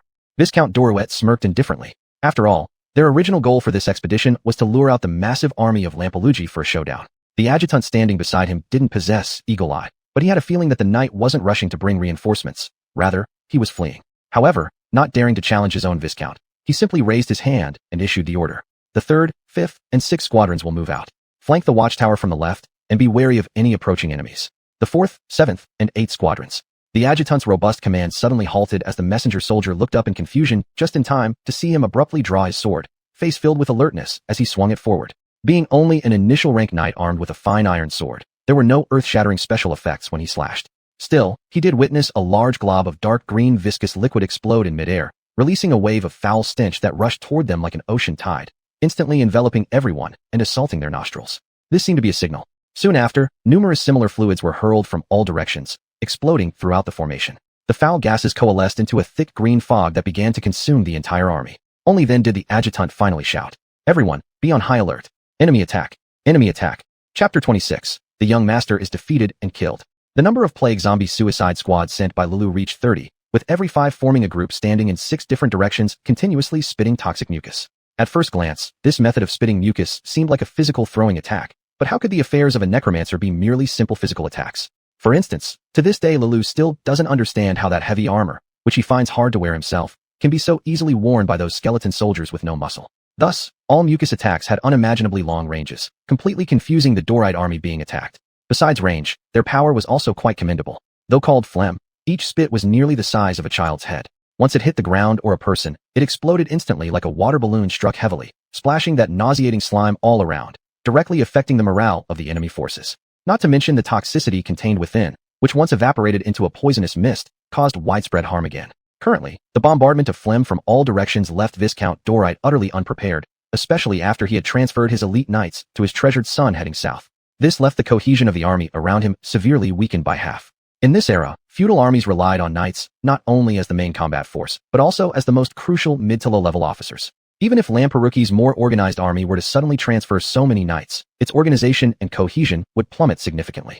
How much worse then for Dorite's army, inferior to Lamperouki's? Viscount Dorite's luxurious armor was equipped with the magic, gentle wind shield that automatically filtered toxins from the air for him. Combined with the wall of shields held up by his surrounding bodyguards intercepting the flying slime, he was only made nauseous, otherwise remaining unharmed, still able to shout commands with ample energy. What exactly is going on? What are these things even more disgusting than pig slop? Are they expensive alchemical potions bought by the Lamperouki family? He no longer had the noble demeanor expected of a viscount, shouting angrily in rage. No one could maintain a good attitude under such a torrential downpour of phlegm. His adjutant had already disappeared, perhaps buried by the phlegm. Finding him in the short term was impossible. "Master, what should we do now?" the bodyguard captain asked through gritted teeth, barely suppressing his nausea. Being just a low-ranking knight, though his pay as the bodyguard captain was higher than that of regular knights, it was far from enough to afford enchanted equipment. Therefore, he could only envy the constantly glowing gentle wind shield on the viscount's body while enduring the inhalation of the green mist emanating from the phlegm. My lord of holy light, how in heaven's name were these hideous substances concocted? Fool. Of course, we must retreat from here and reorganize our army. Moreover, find out the traitor among us. His eyes scanned the circle, and every face of his bodyguards showed the same expression, grimacing, trying to endure the nausea. Once protected by the shield wall of his bodyguards, it seemed as if his thoughts returned. This military expedition was sudden. Even if the young master of Lamperouki's clan learned about it through watchtowers, there's absolutely no way he could respond so quickly. Look at these alchemical agents. He must have known our route and date of departure, setting up ambushes here long ago. The bodyguard captain was startled. Then, "Master, isn't your son?" Humph. The viscount was about to say his son was so extraordinarily skilled that without Uno, no one could stand against him. But thinking about how on this route, the opposing side hadn't dispatched a single soldier, relying only on alchemical agents to rout the entire army, he couldn't help but feel worried. Retreat. Immediately retreat. This is undoubtedly a plot by Lamperuki, a trap set specifically for us. The personal bodyguard immediately blew the retreat horn. However, it was actually unnecessary. Just as Luo Luo had said, without faith, feudal soldiers only fought because they needed a job. Simply put, they got paid to eat. Who really fights to the death for you? When faced with such scenes, the soldiers had already fled long ago. Did they actually think they would stay put and wait for the Lord's retreat order before fleeing? But since Viscount Dorite's vision was blocked by the shield wall of his bodyguards, he naturally didn't know any of this and hurriedly retreated towards his own camp. By now, the plague zombie suicide squads had almost expended all their resources. Apart from leaving behind some foul-smelling slime where they stood, there were no discernible traces proving their existence. Everyone on the Aurora Watchtower was shocked. What happened? Why did a sudden rain of mucus fall, causing the opposing army to disintegrate on its own? The deputy knight's mind was blank until the soldier reminded him that they should report the victory to the main city, and only then did he come to. Did we win? Should be, I suppose. After all, the enemy lost so many people, and their generals fled. The young knight's eyes widened slightly in disbelief. He had always thought that warfare would be much harder, according to what his late father used to say. Just by standing here, the enemy ran away on their own. Moreover, speaking of responsibility shifting, the garrison knight who originally blamed him for everything even ended up attributing the victory solely to him. Hurry, move quickly, light the red smoke that signals our victory. As the Aurora Watchtower scrambled to report the battle results, Viscount Dorite had already been escorted back to the border of his territory by his personal guards without major incident. As a frontier nobleman himself, naturally there were watchtowers here to guard against enemies. And since they'd set out with troops, Viscount Dorite had long prepared a reserve force of 200 men at this location. Only after both forces merged could he fully calm down. Riding a short, black horse, taken from one of the fallen cavalrymen during his retreat, since his beloved white steed perished in the attack earlier, he surveyed the scene around him. Almost everyone looked as disheveled as he felt. Many still carried the traces of the vile dark green fluid over their bodies, exuding a pungent stench. Forcing himself to maintain his noble dignity, he asked gravely, "Squad leaders, how many soldiers have returned here?" The two captains in charge of these 200 soldiers quickly replied, "My lord, about 300 plus soldiers and around 50 knights are here. Most have only minor injuries." At hearing these words, Viscount Dorite's heart plummeted into despair. Of the 1,000-man army, only 300 or so had made it back. He consoled himself. Surely the other soldiers just lost their bearings in the chaos and would rejoin them soon enough. But when he spotted a rider approaching raggedly from the south, unease tightened its grip on him. And when the rider came closer, recognizing it was none other than his son's aide-de-camp, an overwhelming dread immediately gripped his chest. "My lord, the young master has been defeated and killed." Chapter 27, Full Military Assault. A few hours before the defeat of Viscount Dorite's northern Feint army, his son, Knight Levinka Dorite, had already led a corps of elite knights, the real main force, to a sudden attack all the way to the White Bird Watchtower. As they came along the Ash River, he saw that the stretch of river flowing through his own fief was fast and turbulent, constantly eroding huge rocks and raising layers of white waves, seemingly roaring as it surged forward. And after crossing the boundary between two fiefs, the fierce Ash River seemed suddenly to become docile. Here, the water no longer raged but flowed quietly, with lush riparian zones covered in green vegetation by the bank, sunlight filtering through dense leaves casting mottled shadows, softly recounting ancient legends and stories. Looking into the distance, at the furthest point visible, he could already see the bustling Ash River town, where the only port named after the river on this river, Ash River Port, was located. It was rumored that the river water at the shore was wide and deep, forming a sharp contrast with the city's bustle and prosperity. Countless merchant ships passed every day, exchanging crates of goods for bags of gold dragons, allowing Lampelugi, with just 300 years of history as a nouveau riche family, to leap ahead of their house Dorite. Levinker gritted his teeth, thinking that if the Lampelugi family hadn't been in theft here, then that wealth would have belonged to them. Even though the Dorite family's port was much worse naturally, they could still go to unclaimed lands and find a better location. But the Lampelugi family stood like an iron wall there, completely locking down Dorite's route to expand westward. As a result, those guys of the Lampelugi greedily devoured the unclaimed western lands, growing strong and becoming a dark horse among many frontier nobles in the northern part of the empire. Meanwhile, the Dorite family, trapped on this land, remained almost unchanged for hundreds of years, gradually falling behind the other party comprehensively in terms of territory size, commerce, and military power. One of their ancestors had once attempted a violent invasion of Lampelugi during the disputes for power between the previous Northern Guardian and the Dukes of 6 provinces, but ended up retreating in failure at the step of battlefield dueling, accomplishing nothing. After that, the Dorite family shifted its core focus to political operations. If they could send their outstanding offspring to serve as attendants at the palace of a duke, or even the imperial palace, and obtain enormous political resources, then the country bumpkins of Lampelugi, who occupied more land or made more gold dragons, would not be something to fear. But unfortunately, too many people had this idea, including counts and marquises. Where was their place? On the map of the Orlais Empire, the inland noble territories were already saturated long ago, and families like Dorite that couldn't continue expanding were quite common. Compared with those who had focused their family's strength on politics earlier, Dorite was like Lampelugi, which they looked down upon, also being a newcomer. Yet unlike Limpelegy, they lacked the audacity of the latter, so they were still suppressed by Limpelegy until today. But today, everything will change. Levenkur had no doubt about this. Their family's years of operation in politics weren't without any harvest. At least regarding the death news of Flossbane Duke, Guardian of the North, the Doriate territory absolutely received it before Limpelegy, which had no roots in the province at all. If it were the late Lampelugi Viscount from the previous generation, Levenkur didn't doubt for a moment that he would make a response in the shortest possible time, not only against the northern barbarians, but also concerning himself, this good neighbor. Moreover, with his brother, the renowned for bravery Uno Limpelegy, together these two brothers would make it impossible for Levenkur and his father to act. But who would have thought that these two brothers turned against each other? The two estates were so close. Even if the newly appointed Viscount Rollo Limpelegy wanted to hide it, there was no way it wouldn't be discovered, let alone that this guy directly gave up resistance in public opinion, showing no intention to hide it all. The kind-hearted and enlightened Viscount, the brave army leader, the trustworthy steward that brought unity to the castles and heads, all of them dying one by one meant the current Limpelegy family is as flimsy as paper. Levenkur couldn't stop sneering. He had met this generation's Limpelegy Viscount at a banquet once. The guy wasn't much older than him, but not only did he not achieve proper knighthood, his frail build probably wouldn't even allow him to fight off a single soldier. According to rumors, this guy was obsessed with black magic but had no achievements, making him just another useless little biscuit. A person like this becoming Viscount? It must not need a large army. The Limpelegy territory would probably fall apart on its own before a month passes. Just as Levenkur was basking in confidence, a puff of black smoke suddenly rose within his field of vision. That was the signal used by the watchtower to report enemy situations to the main city. Wealthy grand nobles might have magical communication devices, but obviously the Limpelegy family was far from being considered one of these wealthy grand nobles. He glanced at the sky, estimating the time. My father should have already drawn the main army over there, so. Levenkur drew his sword from its scabbard, and the sound of the blade rang like thunder, stirring the hearts of all the knights. Full military assault. Roar. The 50 accompanying knights roared with rage, rushing towards the direction indicated by the lightning-entwined longsword. Levenkur sneered faintly. His father had indeed worried too much. His initial request for troops had been for 30 knights, but his father insisted on sending at least 100 cavalrymen. They eventually compromised on 50 knights after some negotiation. And now, it appeared that even 50 men were too many. The Whitebird Watchtower and the Aurora Watchtower had identical staffing. 2 knights as captain and vice-captain, plus 8 soldiers, making a total of 10 men. No, the original captain had been called back and killed by Rollo, and the deputy captain had been promoted. However, the new assistant knight hadn't yet arrived, leaving just 9 men. Among the 9, only one was a low-level professional warrior, while the rest were barely stronger than ordinary people. Facing a force of 50 knights fully equipped like iron cans, each one a low-level professional warrior themselves, how could there be any question about the outcome?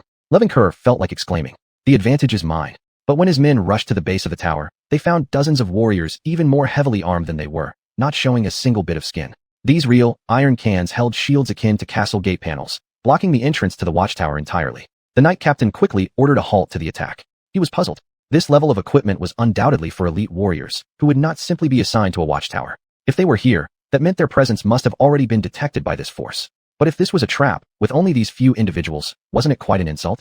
He scanned up and down the watchtower. How many people could possibly be hidden in this dilapidated place? He had heard that soldiers from the Peacock Kingdom in the southwest had certain extraordinary techniques, allowing them to hide an entire platoon in a single carriage. Could it be that the Limpelegy family crossed half a continent to hire those Peacock Kingdom soldiers as mercenaries? Chapter 28. Lampelugi, nothing special. The captain's confusion didn't last long because he already saw a distant army slowly approaching. As a knight, estimating the number of soldiers in an army within sight was a basic skill, and being a captain indicated that his fundamentals were strong. So the next moment, upon discovering there were at least 1,000 enemies, his face instantly changed. Damn it, why is the main force heading our way? Lee Wank slowly approached, his expression becoming increasingly sinister. Of course, he wasn't afraid. Instead, he was excited, brimming with uncontrollable battle spirit and a desire to kill. It's well known that Lampelugi Manor has only one intermediate-level knight, Uno Lampelugi. Lee Wank was fully aware he couldn't beat him. That guy was like a silverback gorilla in armor, a beast who fought ferociously. But what's also widely known is that this guy is already dead. Therefore, now the fierce warrior here is none other than him, the only intermediate-level knight across 2 territories. Lee Wank strained his eyes to see far away, where the banner of Viscount's crest fluttered in the center of the opposing military formation. A vaguely visible figure in noticeable attire stood beneath that flag. Recalling the memory of that weak waste of human flesh, Lee Wank couldn't help but reveal a cruel smile. Isn't Lampelugi renowned for its military strength? Today we'll see who the true warrior is. Cavalry unit, form up, move closer to the enemy. In Lee Wank's roar lay a forceful power, instantly stirring the fighting spirit in the knights around him, who joined him in a war cry. This was the war cry skill, only learnable after reaching intermediate level as a knight, used to boost morale. However, Lee Wank's current power wasn't sufficient enough yet to influence a wide area. But for just the 50 men around him, it was more than enough. 50 horses moved forward, beginning to form a charge formation on the battlefield. Leading them at the front was the man with the highest combat strength currently across the two territories. Luo Luo observed all this from the watchtower. However, Luo Luo himself wasn't on the tower. He simply utilized undead vision, turning a heavily armed skeleton station here into a camera, live-streaming the battlefield directly into his mind. This ability, like Eagle Eye, offered only vision, no hearing. Hence, Luo Luo hadn't heard a single word spoken by Li Wang. Thus, Luo Luo had to confirm the identity. Leonard, have you seen that very capable son of Baron Doryuate before? Leonard beside immediately replied, My lord, I haven't personally witnessed it, but according to your father's words, he should be a valiant knight. And, he paused momentarily, then looked at Luo Luo with an odd expression, continuing, And you should have met him too. It seemed during the banquet held by Border Lord Jialimia, right there alongside your father. Luo Luo touched his chin. Is that so? But why does this body remember nothing about him? I do recall the banquet hosted by Lord Jialimia, and the original occupant of this body gave it high marks. Good food, decent music, and most importantly, the maids there were large, fair-skinned, and moist. As for the son of our neighbor who attended the same banquet, sorry, I don't even bother remembering your father. Only now did Luo Luo oddly discover that this body wasn't just plagued by adolescent syndrome, but was actually a total recluse. Switching back to the undead vision, the knights were now far away, but still discernible. Valiant knights? Isn't every knight leading the main attack team a valiant knight? What difference does saying this make? Luo Luo sighed. Anyway, they are all going to die, and I didn't plan to capture any for ransom. Tell the archers to get ready. Leonard hesitated this time, careful not to offend as he advised. My lord, isn't this inappropriate? In glorious noble warfare, brave knights should first duel in front of their formations to rally the troops, then the real fight can start. Moreover, honorable nobles shouldn't be subjected to fatal attacks. Luo Luo shot him a scornful look. Are we talking about romance of the Three Kingdoms? You really believe in pre-battle duels? Did they send us a declaration of war? No. Did they raise the banner emblem of honorable nobility? What the hell? It's an ambush. How could they possibly raise it? Also no. That's fine then. This means that this is not the so-called noble war of glory, but rather a vile raid by fake Dolit family knights pretending to be thieves against our Lan Paluji territory. For these despicable fellows, we must retaliate strongly, showcasing our zero-tolerance stance towards evil. Do you understand? Leonard was shocked. Was this allowed? But upon reflection, Master's argument made perfect sense. Even though everyone across both territories knew exactly who was behind this war, as long as the Doryuate family didn't unfurl their banner and no formal declaration of war had been issued, Lan Paluji could deny the enemy's noble status, unleashing the harshest attacks with the basest means. After all, so-called glorious warfare is merely a game among nobles. But when it comes to bandits, hey, who are you? Should I play pretend with you just because you want me to? Still, there was one thing to worry about. The valiant knight, on the other side, meaning Li Wang, after Uno's death, the only intermediate-level knight in the area. Our crossbows might not stop him, my lord. This was already putting it humbly. In reality, they definitely wouldn't. Intermediate knights have innate buffs against arrows, plus they're clad in terrifyingly expensive enchanted armor. How could the assembly line-produced weapons of Lan Paluji soldiers possibly hurt them? Luo Luo wasn't at all concerned, simply waving for the man to relay his order. Soon, the opposing formation had reached the edge of bow range. However, the anticipated challenge never came. Clearly, Li Wang also did not care about this so-called glorious warfare, or else they wouldn't have started without declaring war first. 50 heavy cavalrymen marched in unison, like an unstoppable steel tide. To the soldiers watching, it was as if a wall was rushing toward them. Fire! The archers reacted swiftly, sending wave upon wave of arrows. A downpour of arrows quickly rained down on the cavalry ranks. But just as Leonard feared, these ordinary arrows could do nothing. With a thunderous galloping sound growing nearer, the hands of the front rank soldiers gripping their pikes were already trembling. The barrage of arrows never ceased, yet the opponent's advance showed not even the slightest hesitation, as if the falling arrows were mere raindrops. Li Wang roared with rage and swung his sword high. A blade of lightning tore through the pikemen's formation, and the trampling of horses terrified the rear soldiers into retreating further. The commanding officer knight nearby barked orders aloud. Not only did he fail to halt the retreat, but he exposed himself too. Truth be told, it would have been obvious anyway. The gleaming plate armor much brighter than the common soldiers easily pointed out who the officer was. Li Wang's assault team continued charging forward, and within moments had reached the officer. The latter nimbly dodged the horse's charge, flipped up to snatch a spear, and raised it to strike. PFTSCH. Li Wang's lightning sword swept through. Blood droplets coagulated mid-air from the heat, freezing forever the look of astonishment on the officer's face. Lan Paluji is but this. Chapter 29. Master, there's a bit of green on your neck. In Luo Luo's original world, there was a term called one rider against 1,000, which perfectly fit the current situation of Li Wang. The numerical advantage of Lan Paluji's soldiers seemed trivial under his mid-level knight skills and enchanted weapons. With just 50 men, he slammed like a heavy hammer onto the wall formed by the army surrounding Luo Luo. Lacking enough high-end combat strength, the seemingly invincible walls of bronze and iron were now as fragile as paper, unable to stop the opponent, and began disintegrating instead. Leonard, as both Luo Luo's personal guard commander and temporary general, was so ashamed that he couldn't bear to watch. ready to draw his sword and join the fray. However, Luo Luo waved him off, indicating not to move. But master, if we don't stop him, when these guys reach the main force, everything will be over, right? But can you stop him? Leonard was momentarily silenced by this question before replying with finality. Even if I die under his sword, I will delay him long enough for your retreat. His face was resolute, imbued with the determination of one who goes forth never to return. But the members of the royal guards behind him were different. Their expressions varied. Simply put, none of them had the idea of dying for Luo Luo. As knights of the Lampelugi family, they were certainly not lacking in the resolve to die on the battlefield. But that resolve depended on whom it was for. If it were someone like Uno, with his mid-level knight boost aura, a rallying cry at the forefront would probably inspire quite a few soldiers to fight and die willingly. But Luo Luo clearly lacked such charisma and special abilities. Alright, that guy can only be beaten by Uno anyway. How long could all of you hold him off? Besides, he opened his left hand, and a mass of pitch-black energy quickly gathered, making the surrounding knights shiver with fear. Master, has he really cultivated black magic? It's not black magic, Luo Luo said leisurely, as if seeing through their thoughts. This is shadow element, a type of elemental shaping magic, similar to fire or ice magic. No need to pray for strength from dark gods. The knights carefully felt it again, and indeed did not sense the dreadful aura of black magic. So, it's really not black magic? Ignoring the psychological changes of the knights around him, Luo Luo raised his hand, extending his middle finger as a sight line aimed directly at the charging Lei Wenke.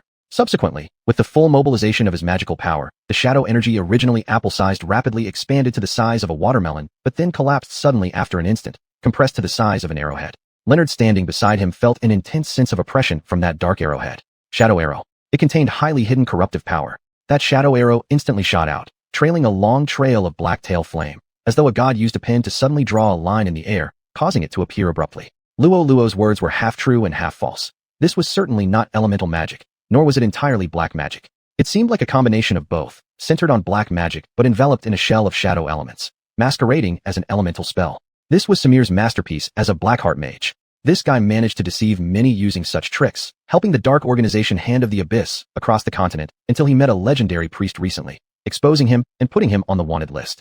Despite being only a mid-level practitioner, he somehow managed to escape death from a legendary priest and successfully fended off several waves of assassins sent by the assassin guilds, showing the unique aspects of the self-created Samir-style black magic. Luo Luo's current level wasn't enough to cast those great spells. The shadow arrow he released now was already his strongest magic. Lei Wenke had already sensed the terror of this move. For the first time, he lowered his longsword and instead unsheathed the shield on his back.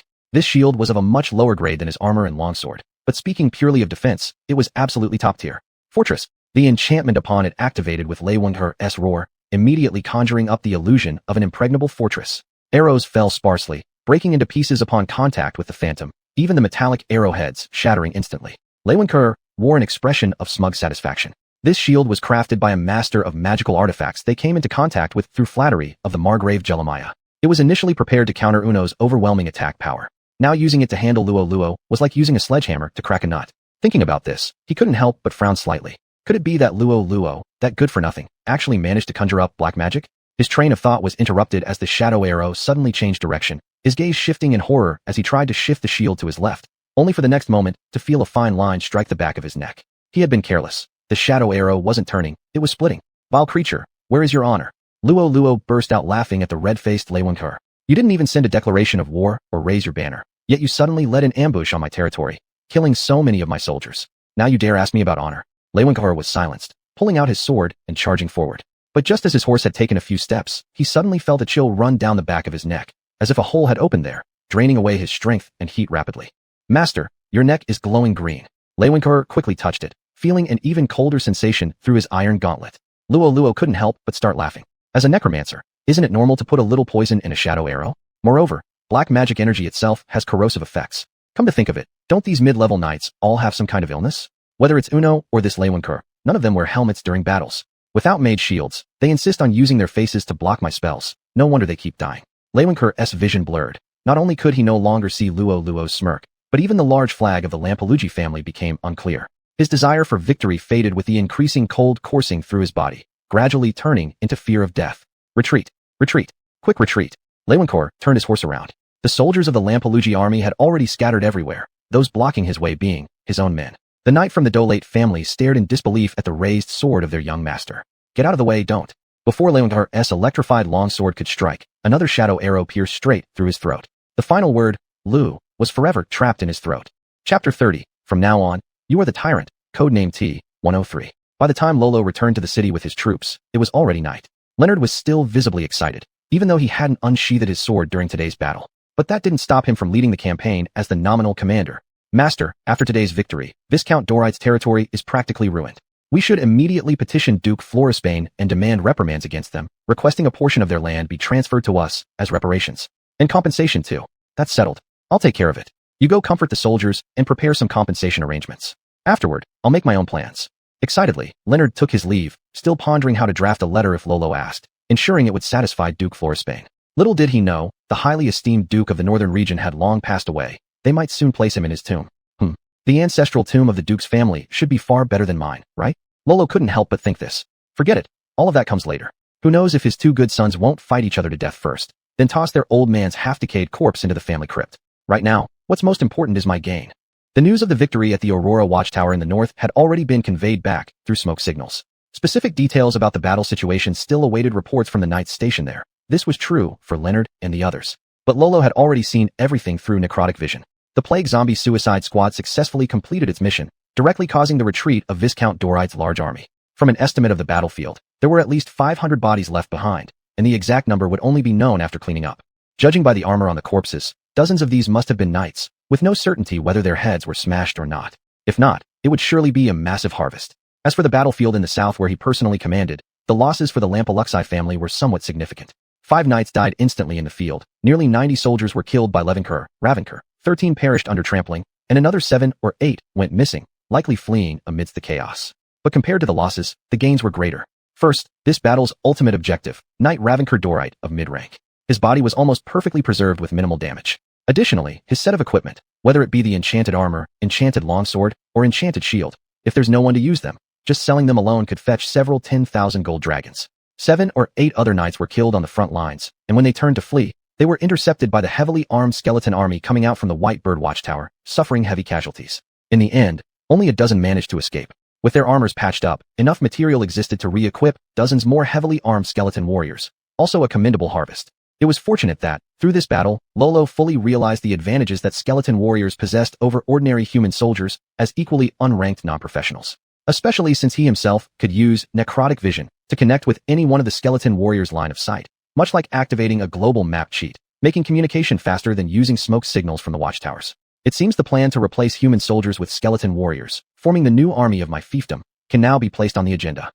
Murmuring to himself, Lolo walked alone into the basement.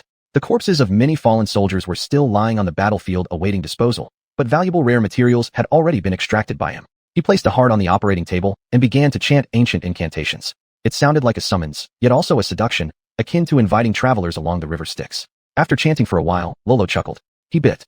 A semi-transparent figure emerged from the heart, quickly enlarging to the size of a normal adult. His face bore a vacant expression, gazing blankly ahead. A lost wraith. Among the advanced necromantic spells, there was one described method, using corpse materials as a medium to summon the wraiths of the deceased. If it were certain strong individuals, their souls might be difficult to control. But simple foot soldiers like these wouldn't be able to escape his soul restriction. Lolo spread out his hand, and the wraith rapidly collapsed. With a sound like popping bubbles, the soul was thoroughly compressed into a jelly-like substance, essence of spirit. Much like how carcasses relate to flesh pieces, spirit essence is the usable material extracted from the soul. In reality, he could also use the battlefield, taking advantage of the time when dying souls haven't strayed too far, applying soul restriction, achieving the same effect. But at the time, there were so many people around. Once seen, his reputation as a user of black magic would be fully established. Anyway, it doesn't matter that much. After extracting this important material, spirit essence, Lolo could finally start the experiment he had long anticipated, researching the creation methods for white bone constructs and composite zombies. Following his previous experimental ideas step by step, up until the final stage where he infused the spirit essence inside. Then, on the operating table, the towering composite zombie opened its eyes, emitting an eerie green glow. He slowly sat up, and upon seeing Lolo, quickly knelt down with agility that completely belied his enormous size. He stammered out like Death Knight Arthas. "Pa, participate. Master." Lolo was very pleased with his performance. Next, he tested some tactical movements and challenged his strength with heavy lifting tasks. After a series of tests, Lolo confirmed one thing. This guy is insanely strong. Even without grafting the head of a specialized professional, this classless undead possessed simple intelligence and extremely terrifying muscle power. Lolo even tried using metal swords he'd scavenged to slash him, but his tough muscles were like armor. Though not impenetrable, the blades could only dent about a centimeter into them. Of course, it's also possible that his body lacked the required arm strength. So he brought out a crossbow instead. The arrow only managed to slightly pierce its target, and damage of this level would require hundreds of continuous shots to completely destroy it.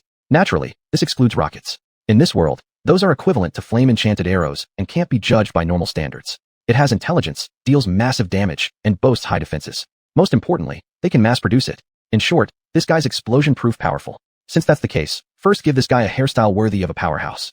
Luo Luo had always been annoyed by the messy strands dangling around his head. By the time the final design was confirmed, Luo Luo looked at the towering bald figure before him, a super muscular hulk standing at 2.5 meters tall, and his eyes gradually lit up. So, from today on, your species classification is Tyrant, codename T-103. Chapter 31, Duke Frostbane's Visit. When the new bodyguard drew the curtains, Rollo saw the long-awaited sunrise for the first time in a while. Along with the new day came the update of the daily intel within the intelligence system. Intel 1. A winged wyvern that failed to claim territory in the Gothel Mountains is fleeing toward the southeast. Under the pressure of its victor, it will keep running for an entire day before entering hunting mode. Starving, it will recklessly attack any creature it sees. It is expected that its hunting grounds will overlap extensively with the Lampa-Lucky domain. Intel 2.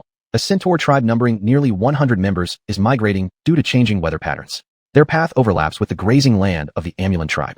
A brutal clash is expected, allowing the remaining goblins from the Amulan tribe a much-needed reprieve as they flee southward into the Lampa-Lucky domain. Intel 3. The eldest son of Duke Frostbane has reassembled a group of followers but once again suffered a crushing defeat at the hands of his younger brother's army. Fleeing north with only a dozen loyal knights, he was then ambushed by assassins hired by his brother and disappeared in the northern territories.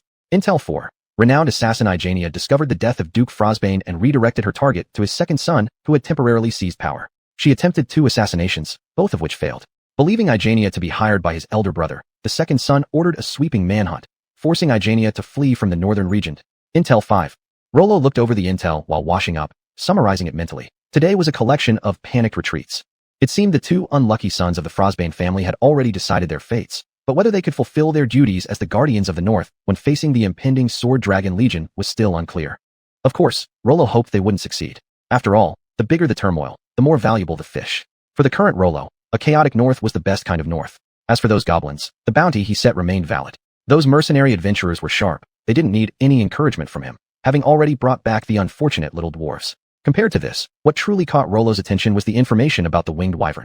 If it dared to attack his domain, there should be a price to pay. For example, its corpse. If I manage to get my hands on it, perhaps I can try out the bone dragon recipe. Since advancing in level, Rollo's list of available followers had expanded by only one, aside from the despot. He himself created through experimentation. A wailing spirit. This spectral undead entity lacked physical combat capabilities, but possessed rare psychic attack abilities. In short, it could lower one's sanity points. And specters like this have basic attributes such as passing through walls and being invisible. They would normally make excellent spies. But Rollo couldn't use them because their negative energy was too intense. Even though they were supposed to be low-level undead without rank, their power was almost equivalent to that of a Death Knight. If he let them wander around freely, he'd probably provoke the Order of Paladins to show up. Therefore, if he wanted to expand his list of options, Rollo needed to conduct more experiments. Bone dragons, after all, were a common undead creature in various games and legends. Back when he watched the Warcraft trailer showing the Lich King riding his Frost Wyrm, he was envious. If Arthas had won, why shouldn't Sindragosa have her spot reserved? The question now was whether he could create a bone dragon using the bones of a 2-legged wyvern. Lost in thought, Rollo was suddenly brought back by another piece of intel. As usual, this stood apart from the previous summaries. Intel 10. High-rank undead, vampire aristocrat, heir of darkness, nocturnal chant singer. Yaris Darkwood has awakened from centuries of slumber. Centuries ago, he intentionally left behind clues regarding immortality, luring a chieftain of the Great Grass Sea to voluntarily undergo an incomplete ritual to transform into an undead creature. Now, Yaris Darkwood plans to absorb this chieftain's power to restore himself, only to find someone else has beaten him to it. Yaris Darkwood feels an unfamiliar rage once more. Rollo felt a jolt of panic. Shit, wasn't this the tomb he dug up not long ago? Now it made sense why that idiotic chieftain got hold of such advanced knowledge for the transformation ritual. It also explained why the guy managed to complete it despite knowing nothing about dark magic. It was all part of someone else's trap. Rollo was getting worried. A high-level undead setting traps that lasted hundreds of years. If this guy were from his past life, he'd probably have been a millennia-old mummy at least. Even kings and nobles from ancient times might struggle against him. A creature like this likely hoarded treasures in his tomb that would scare people stiff. Wait, now that he thought about it, how come he was getting excited? Rollo rested his chin on his hand and thought for a moment. The specifics about this individual were unclear, but judging from the intelligence provided by the system, it seemed his condition might not be good. Just awakened from a long slumber. Could it be that he suffered serious injuries before? Did he rely on long sleep to recover, and then absorb a few chieftain-like beings to restore his strength in order to regain his original power? A fully restored super ancient undead, Rollo would definitely turn around and run without hesitation. But if it was an ancient undead with injuries spanning thousands of years, things would be different. Moreover, the Sword Dragon Legion was probably almost here. When they arrived, he could just team up with them. If the Griffin Claw group could slay a dragon, they should have no problem dealing with a noble vampire. After all, both were military achievements, right? Once realizing he had potential allies, Rollo immediately felt secure as if he were a seasoned old dog, even eating breakfast faster. Today's points were also saved up, waiting for the next upgrade of the Book of the Dead. The Book of the Dead, which had already reached the apprentice graduation version, required a full 50 points for its next upgrade, meaning he'd have to wait nearly 2 more months. However, the wait was worthwhile. Every time the Book of the Dead was upgraded, the resulting increase in power was enormous. Back when he first used a tiny bit of points to learn the kindergarten-level Book of the Dead, it took all his cunning to ambush and kill a low-tier knight like SAS. Later, upon upgrading it to attempt killing Uno, he spent great effort, and his skeletal soldiers were utterly crushed. Even Alsa's back then was dismantled, and he eventually only managed to grind down the brute with the massive amount of negative energy stored in his ancestral tomb. And now, killing Reynavur, another middle-rank knight equivalent to Uno, didn't take much effort at all. As Rollo indulged in his reflections, an interesting visitor arrived at his domain. Just like Samir had once done, this man also disembarked from a ship transporting refugees, though this time there was no large force lying in wait. But he was akin to the rabbit in an ancient fable who mistakenly collided with a tree stump. He sought out the station knights himself and announced a name that resounded throughout the entire northern region. I am Duke Frostbane. Chapter 32, The situation settled, Rollo's choice. At dusk, the sun dipped below the horizon, and the sky displayed a magnificent scene of golden red. In the distance, the Gosdal Mountains stood tall and verdant under the glow of twilight, resembling a frost giant towering over the horizon. Some tiny clouds floated in the sky, as if tinted orange-red by the fading light of the sunset. A gentle breeze carried the chill of an impending winter, but did not detract from the natural beauty of this twilight moment. Rollo sat on the couch, his gaze shifting from outside the window back into the room. The fireplace next to him burned with firewood, its flickering flames casting a warm, amber glow that illuminated the room in comfort. Such a scene was once a common sight at Grey River Castle, but since Rollo took power, it had almost completely disappeared, until today, when it reappeared. The accumulated ash alone in the fireplace took the servants a long time to clean. As for the core reason behind the return of this scene, it was the visitor who arrived today. How could a noble welcome guests by making them sit in a cold, dark room? Especially considering he claimed to be Duke Frostbane. Of course, he was very different from the Duke Frostbane in Rollo's memory. When the original heir was younger, seemingly to celebrate some festival, a significant portion of the nobles from the northern 6 provinces, including Lampaluki, all traveled to Frostbane's mansion for a banquet. It was precisely during that occasion that Rollo witnessed the Guardian of the North, one of the 4 great nobles second only to the Emperor of the Empire. That duke had a head of neatly combed pale hair, with well-groomed facial hair that gave an impression of efficiency and reliability. His face was deeply etched with the marks of time, with deep wrinkles sketching out a character of unwavering determination and the trials he had endured. But the current guest before him, aside from sharing the same deep black eyes and having a slight resemblance in facial features, had no similarities whatsoever to the respected Guardian of the North. Thus, his identity. Viscount Lampaluki, I am Rams Frostbane, the eldest son of the previous Duke Frostbane and the first legitimate heir to the title. Therefore, after my father's death, I am the current Duke Frostbane. A look of urgency spread across Ram's face, but Rollo remained calm. From the very start, when this man announced himself as Duke Frostbane at the port, Rollo guessed his origins. However, he didn't expect this guy to have such a foolish mind. Ignored by the knights guarding the port, he started shouting loudly, drawing everyone's attention to his self-proclaimed identity. Many people mocked him, saying things like, if you're Duke Frostbane, then I'm Emperor Caesar IX. But the port was bustling with travelers, among whom there were certainly informed individuals or those knowledgeable enough to recognize Rams and uncover inconsistencies. By the time Rollo sent someone to bring him into the castle, several ships had already departed, estimating that within the next day or 2, Ram's whereabouts in the north would change from unknown to clear. Duke Frostbane, Marquis, I think that without a formal succession ceremony, you can't yet call yourself a duke. A frown appeared on Ram's brow, clearly displeased. The Aura Empire extended a favor to its great nobility. Their heirs could enjoy a 1-step lower honorary title. For instance, the heir to a duke bore the title of Marquis. The heir to a Marquis bore the title of Count. The heir to a Count bore the title of Viscount. This rule stopped at these levels. The lower-ranking titles did not receive such privileges, which was why Rollo, despite being a Viscount's heir, had no barony title in the past. Now, using this particular way of addressing him, Rollo made his meaning subtly clear. He denied that Rams had ascended to become a duke, but affirmed Ram's status as the first heir to the late duke. After all, this benefit of enjoying a 1-step lower noble title only applied to the first heir. Ram's treasonous younger brother, theoretically, held no Marquis title. This subtle manner of address equivalently expressed his stance. I don't want to meddle in your internal matters. Rams focused his gaze intently, as if trying to see through Rollo, pinning him down with his eyes. Although Rollo found it annoying to be stared at by this big man, he allowed it anyway. It wasn't as if staring could remove a piece of flesh from him. Being the son of the Guardian of the North, Rams possessed admirable knightly abilities, achieving middle-rank proficiency at a young age. He had also observed that Rollo did not even reach the level of a low-ranking knight. Under these circumstances, coercion through force might seem like an option. However, upon glancing at the two towering bodyguards standing next to Rollo, each over 7.5 feet tall and positioned on either side like gate gods enveloping him, Rams discarded this idea. Viscount Lampalucci, I believe you are already aware of the situation between me and my rebellious younger brother. So, what do you think he would do upon discovering my appearance in your territory? Rollo's expression immediately turned serious. He had always assumed that Rams was like Uno, someone whose brain housed muscles, hence why he shouted at the port, revealing his identity recklessly. Unbeknownst to him, Rams had been outwitting him with a fait accompli tactic. Lord Flossbane, this is a joke.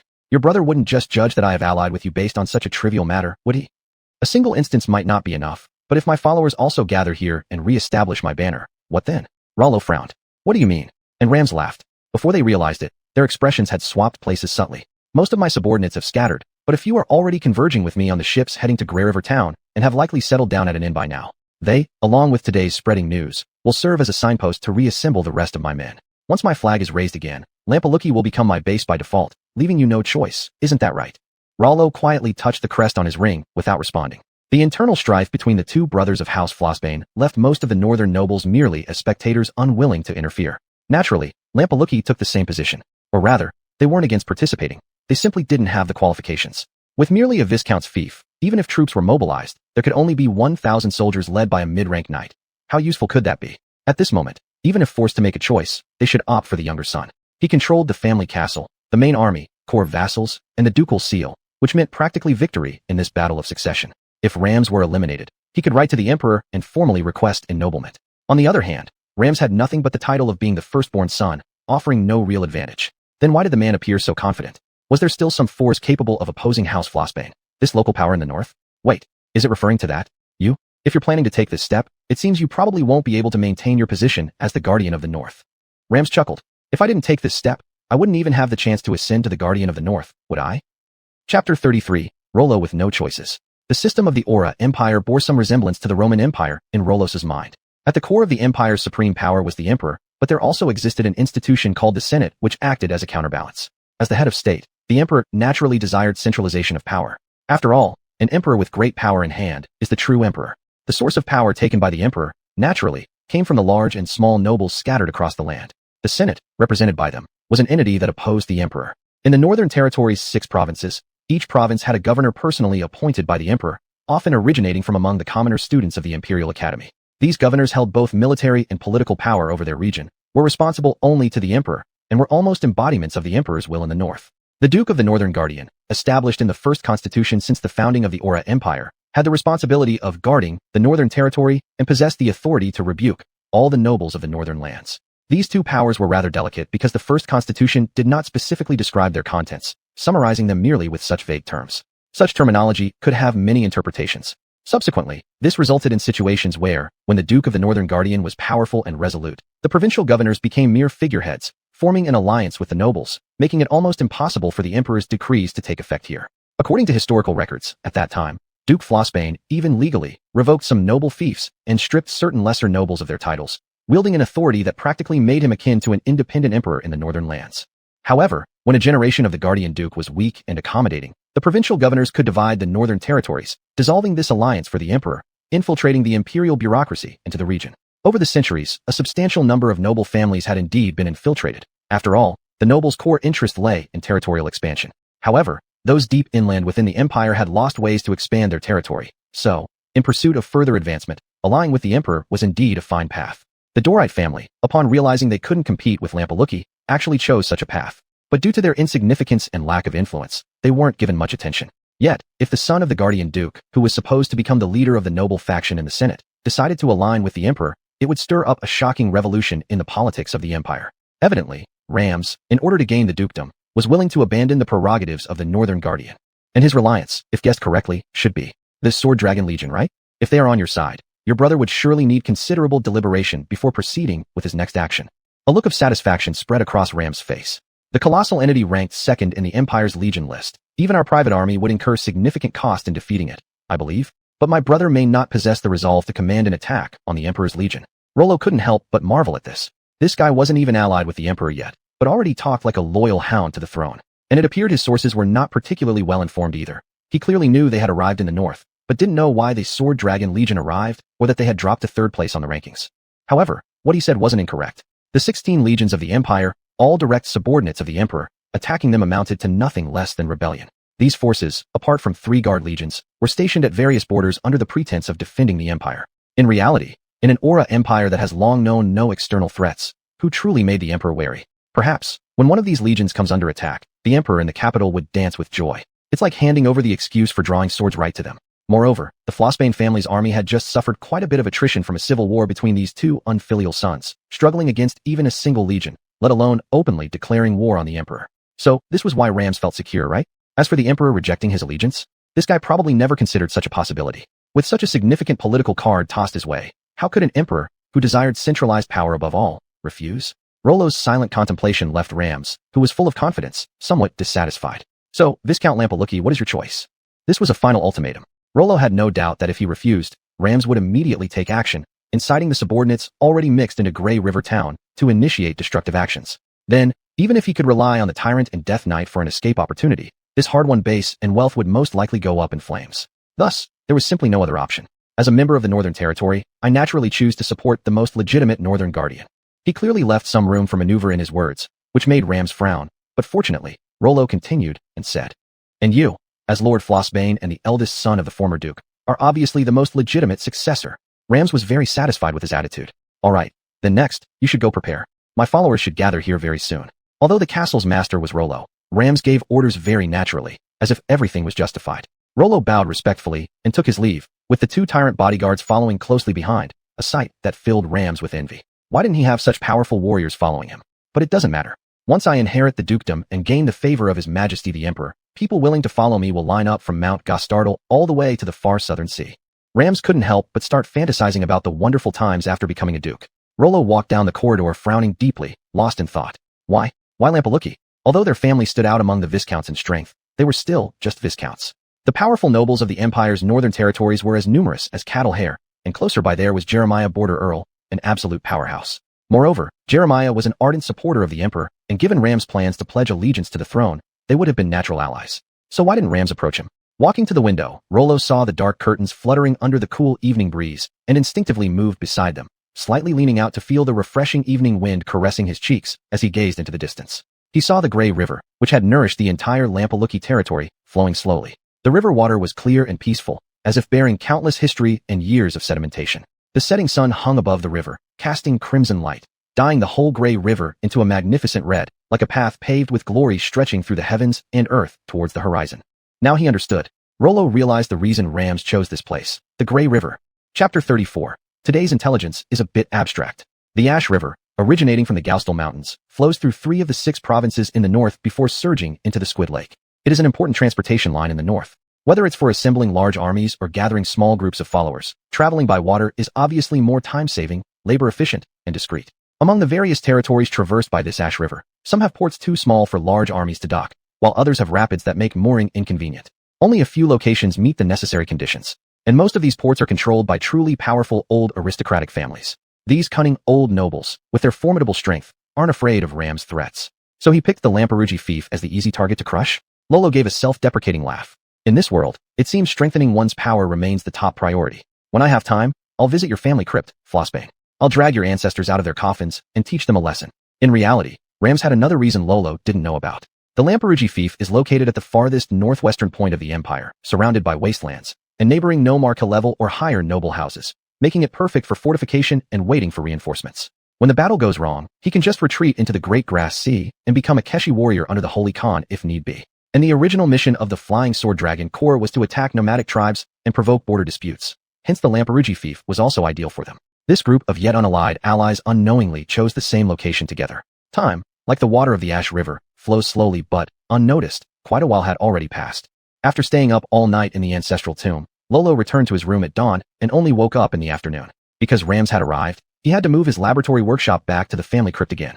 Although the so-called Duke who looked unconcerned about black magic didn't seem to have much of a bottom line, Lolo wasn't willing to take any risks. I feel like I've forgotten something. Knock knock knock. Come in. The door opened, and a maid came in, whom Lolo vaguely recognized. But how come? This woman usually doesn't smile much. She always has an unfriendly face. Why does she seem happy today? Facing him, the maid, who seemed cheerful due to finally being able to enjoy sunlight in the castle, politely bowed, and spoke in a light-hearted tone. Lord Viscount, Lord Marquis Flossbane just hunted down a two-legged flying dragon troubling the people in the fief. He's currently dissecting it and removing the useful parts. He invites you to come over and watch. Lolo's mouth dropped open in shock, forming an O shape. Crab legs. It's my two-legged flying dragon. It would have been great material for crafting a bone dragon. Lolo hurriedly got up, simultaneously regretting why he had forgotten about this. Now, he had to figure out how to claim the corpse of the two-legged flying dragon. At least he needed its skeleton to create a bone dragon. Without it, there was no point even starting. Ideally, organs like the heart could help him bring the spirit of the two-legged flying dragon back, using necromantic magic. If there was still flesh on the dragon, that'd be even better. He could try testing how the enhancement from dragon meat would improve the bodies of zombies, potentially advancing his latest Tyrant series further.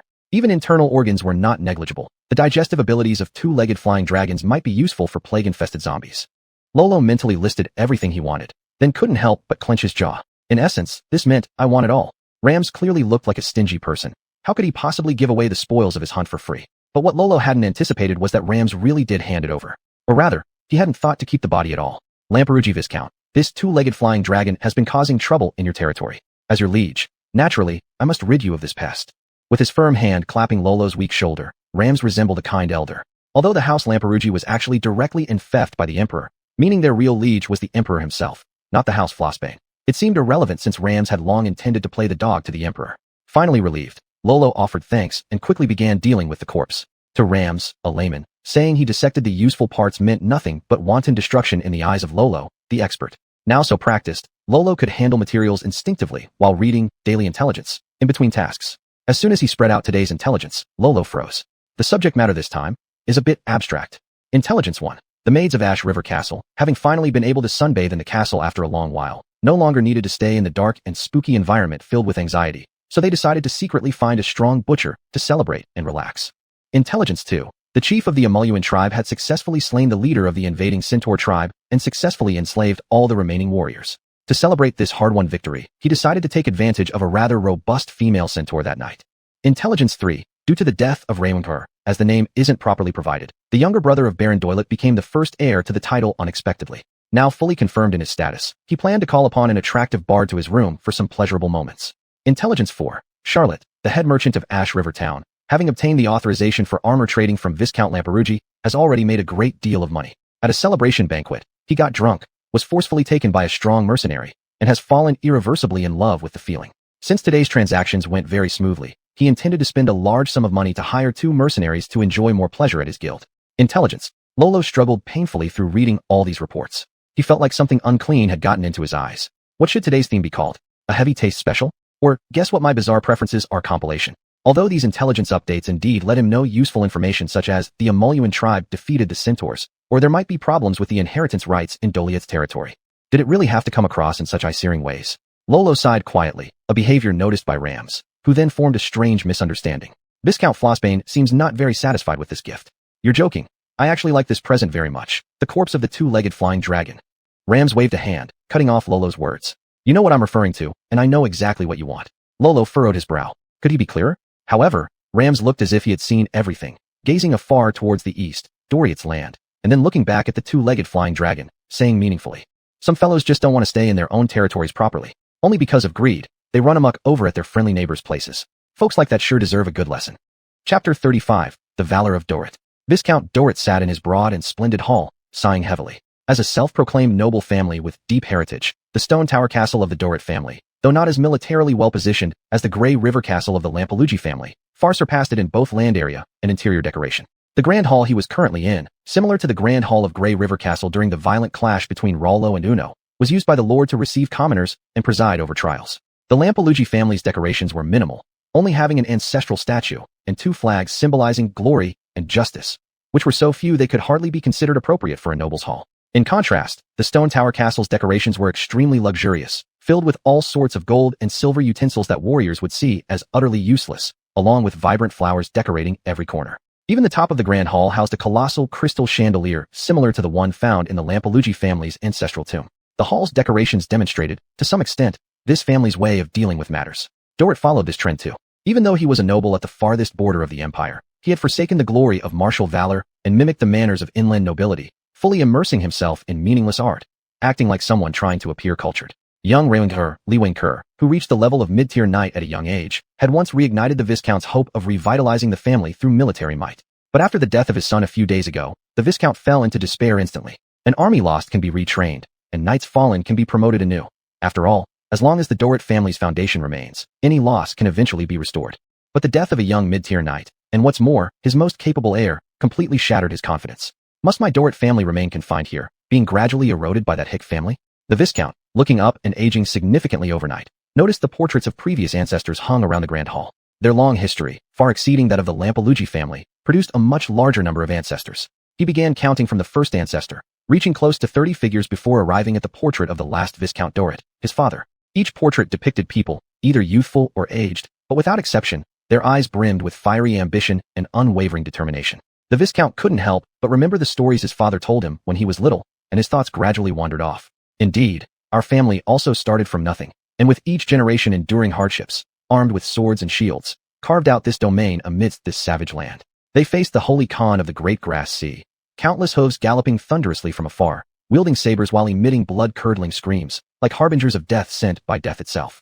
They faced the frost giants descending from the Gostal Mountains, bodies as majestic as castles, holding club-like weapons massive as trees, each strike shaking the earth as if the sky were collapsing. They faced the ancient fishmen awakened from Squid Lake, climbing ashore in overwhelming numbers, sweeping along the entire shore like insects impossible to exterminate. Even if the weakest soldier could kill 3 fishmen, it was impossible to wipe out the million-strong, terrifying army of fishmen. Yet, they withstood all these disasters, firmly gripping their swords and shields, not retreating even half a step.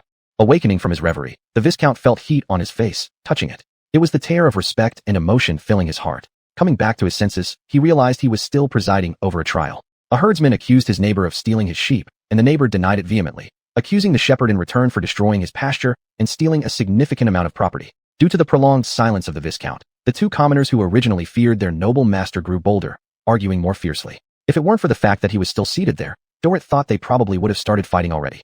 Silence. The solemn voice echoed through the hall, reviving the inherent fear of lords within the commoners, making them kneel down immediately. Watching the meek commoners, the Viscount couldn't help but sneer. How ignorant, how base, how short-sighted. His great and glorious family, since the ancestors of hundreds of years ago, brought unmatched courage, fighting until now on this desolate land. And yet, these fools, living on the same soil, bathed under the great protection of Dorrit, had not caught even a trace of courage. They were even arguing red-faced about issues concerning 1 sheep or 1 chicken right in this hall of honor.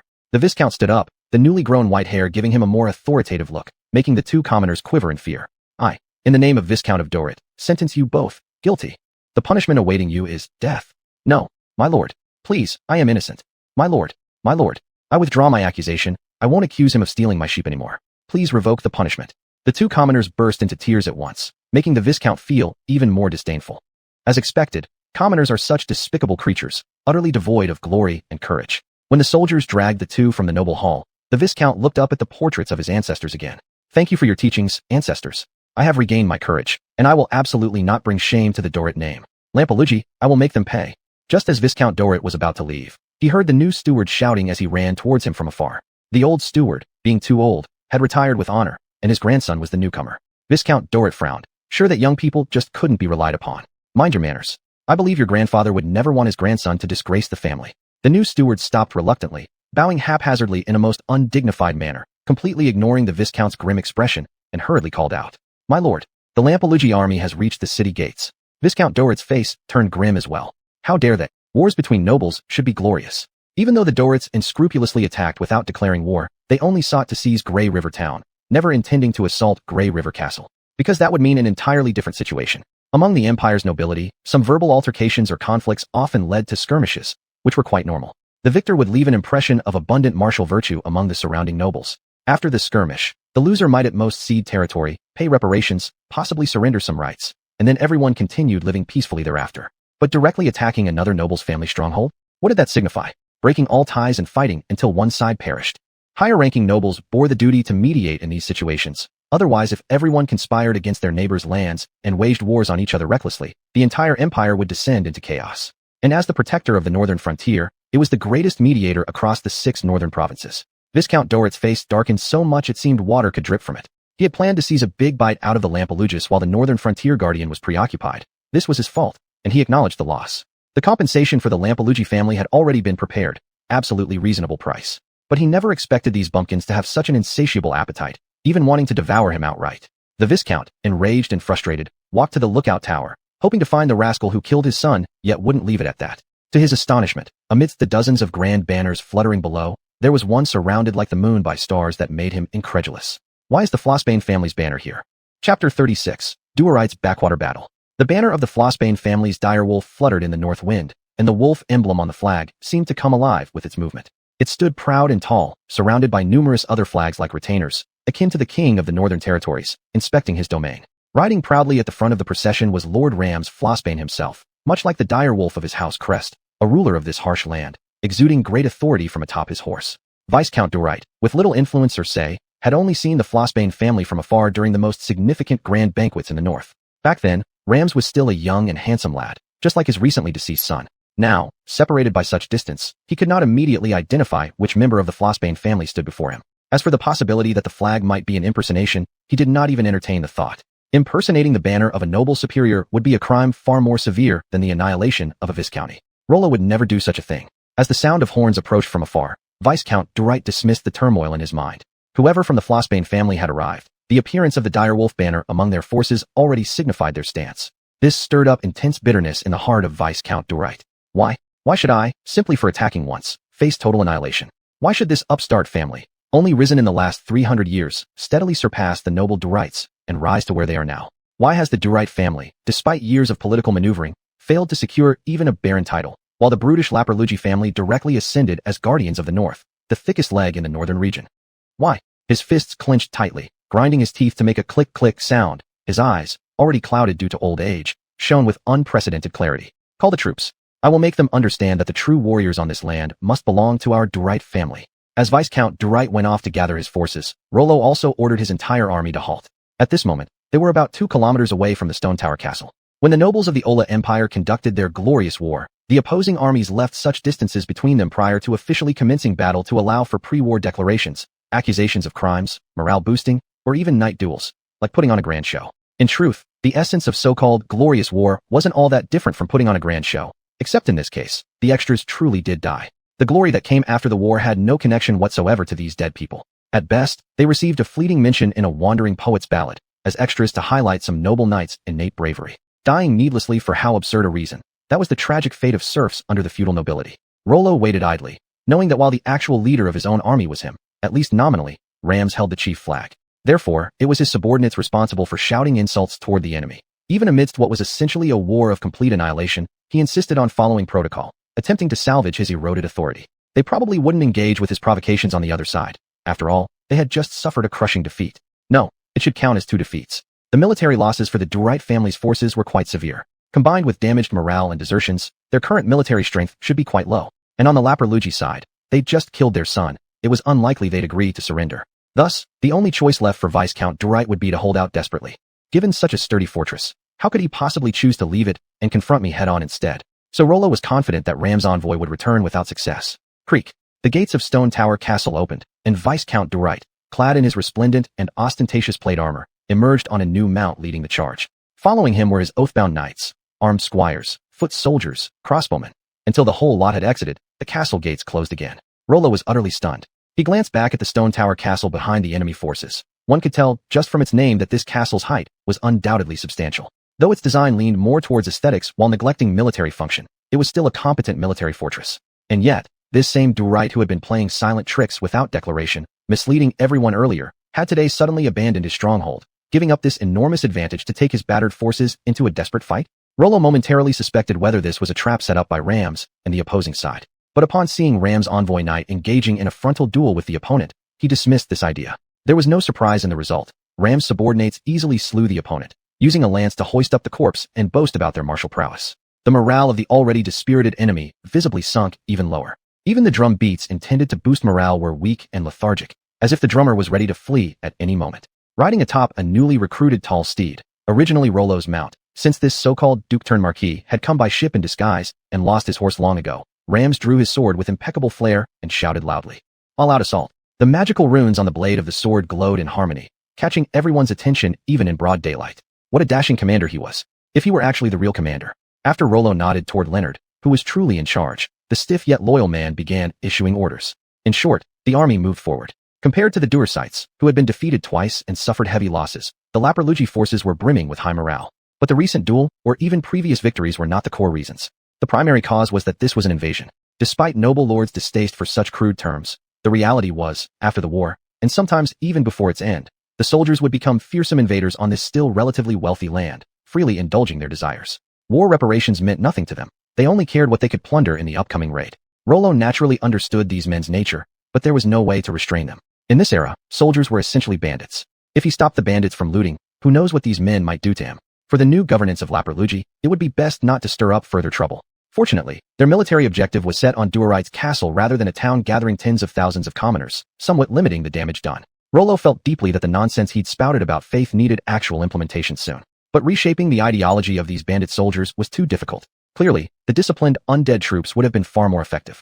Chapter 37. The Afterglow of the Setting Sun. Doriath's self-proclaimed brave and fearless counterattack brought no miracles. With far fewer soldiers than the enemy, already severely demoralized troops, and almost entirely depleted combat awareness, Doriath's army was unsurprisingly annihilated by Lapurlugi's forces. Oddly enough, this battle, which was truly a direct confrontation between two armies, resulted in far fewer casualties for their side, the Lapurlugi army, than when Liwenk had led a small elite force in a surprise attack. This time around, the enemy's outcome included only single-digit deaths and over 20 wounded. Even worse, most of these casualties were caused by a single person. The MVP of the losing side, Viscount Doriath, stumbled forward in disarray. The magnificent armor on his body had long been stripped off, and the expensive silk clothes beneath his armor had been accidentally torn by the soldiers escorting him. His once flowing golden hair now hung limp like withered willow branches, covering most of his face. He looked every bit like a beggar just disembarked from a refugee ship. Despite all this, he still held his head high with pride, revealing eyes filled with resolution and courage through the gaps in his hair. Boy of the House of Lapurlugi, make your move. Sever a heritage of glory that has lasted nearly 1,000 years. But do not forget why noble houses are forbidden to annex each other. Facing the upstart House of Lapurlugi, which had held an equal noble title to his for 300 years, Doriath, nonetheless, after being indoctrinated in old principles, spoke with deep disdain. You have started an unjust war. This means you have abandoned the honor of nobility. It gives even greater noble houses an excuse to swallow you whole and destroy you. Just wait and see. Even if the glory of the House of Doriath ends here, your family of Lapurlugi won't enjoy much longer either. After finishing his tirade, he closed his eyes, presenting the appearance of someone awaiting execution. Lolo touched his nose and thought, this guy really needs to work on his trash talk. Before Lolo could respond, Rams beside him interjected first. Viscount Doriath, who told you this is an unjust war? He pointed to the icy plains wolf banner behind him. The white wolf emblem was stained red by the setting sun, looking as though it had just drunk its fill of blood, appearing extremely frightening. I, Rams Frostbane, in the name of the Warden of the North, based on your illegal invasion of neighboring Lapurlugi territory, your declaration-less warfare, and your conspiracy of murder against the former Viscount of Lapurlugi and your framing of his heir, the current Viscount Lolo of Lapurlugi, which incited internal strife within his family, hereby sentence you death. This war is a righteous one, aimed at eradicating evil plots. Doriath couldn't control his expression anymore, glaring fiercely at the two young men before him, shouting so loudly his eyeballs seemed about to pop out. You're fabricating lies. The death of the previous Lapurlugi Viscount has nothing to do with me. Their nephew and uncle killed each other over the struggle for the title. It has nothing to do with me. Even though I am a defeated man, I will not allow you to defame the glorious House of Doriath. Rams didn't care about his reaction, sneering and retorting. So you admit then to initiating an unjust war and waging undeclared warfare? Doriath was speechless. Rams continued. Well then, with your admitted guilt and inability to prove otherwise regarding the suspicions against you, I hereby announce your punishment. In the name of Duke Frostbane, before carrying out your capital sentence, I declare the revocation of your noble title and the transfer of your lands under the jurisdiction of Viscount Lapurlugi as compensation and a reward for this righteous campaign. Doriath wanted to protest strongly, but to be honest, there wasn't any significant issue with this verdict. Although Lapurlugi had received its title directly from the Emperor, the Doriaths back then were granted their titles by both the Emperor and the then Duke of Frostbane during the Northern colonization period. So technically, Doriath could be considered a vassal of Frostbane. Therefore, given Doriath's serious violations of law and moral conduct, Frostbane, as Lord Paramount, was fully justified in publicly stripping his title and reclaiming his lands. Specifically speaking, principle, my fists are my principle. Either you listen to my arguments, or my army will argue with you instead. Evidence, my words are imperial law, legal basis. You can either accept it gracefully, or let my army convince you in your home. This kind of stripping of vassals by Rams isn't the first instance for his house. As mentioned earlier, past Warden Dukes of the North frequently did this sort of thing, stripping smaller noble families. During the time, they ruled the 6 provinces in the north. Of course, this kind of move was always used on lesser nobles. These people were insignificant and had few connections to rely on, so the effect of killing a chicken to scare the monkeys was greater than that of mutual mourning for one's fallen kin. But it wasn't the same with mid to high-ranking nobles. They were neighbors, or even relatives. If you took action against them today because of your superior military might, who knows if they wouldn't turn around tomorrow and dig up your ancestral graves. In short, throughout history, those highly authoritative guardian dukes did not differ much in their methods, disciplining lesser nobles while cozying up to powerful ones. Yet, finding the balance between these two approaches was a deep science. Anyway, Luo Luo felt that the social skills he honed in his past life among grave robbers would definitely not be sufficient for such situations. Doriot seemed like he still wanted to say something, but Ram's executioner was already eager to practice his trade, directly pulling Doriot away to use him as training.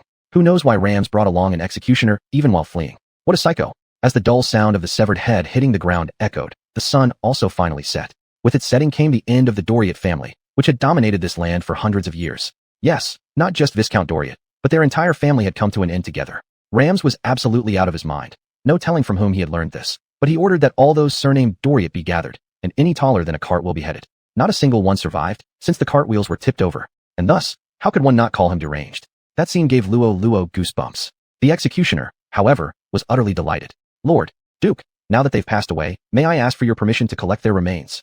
Luo Luo had already changed the way he addressed Rams. Rams looked at him with surprise, not because of the title. Never thought our Viscount Luo Luo would actually be a saint. Are you a follower of Holy Light?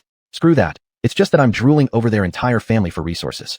As for believing in Holy Light, he worried more about how real believers of the Holy Light, those knights and clerics, would come rushing after him later, using blessed true silver swords to chop him into mincemeat.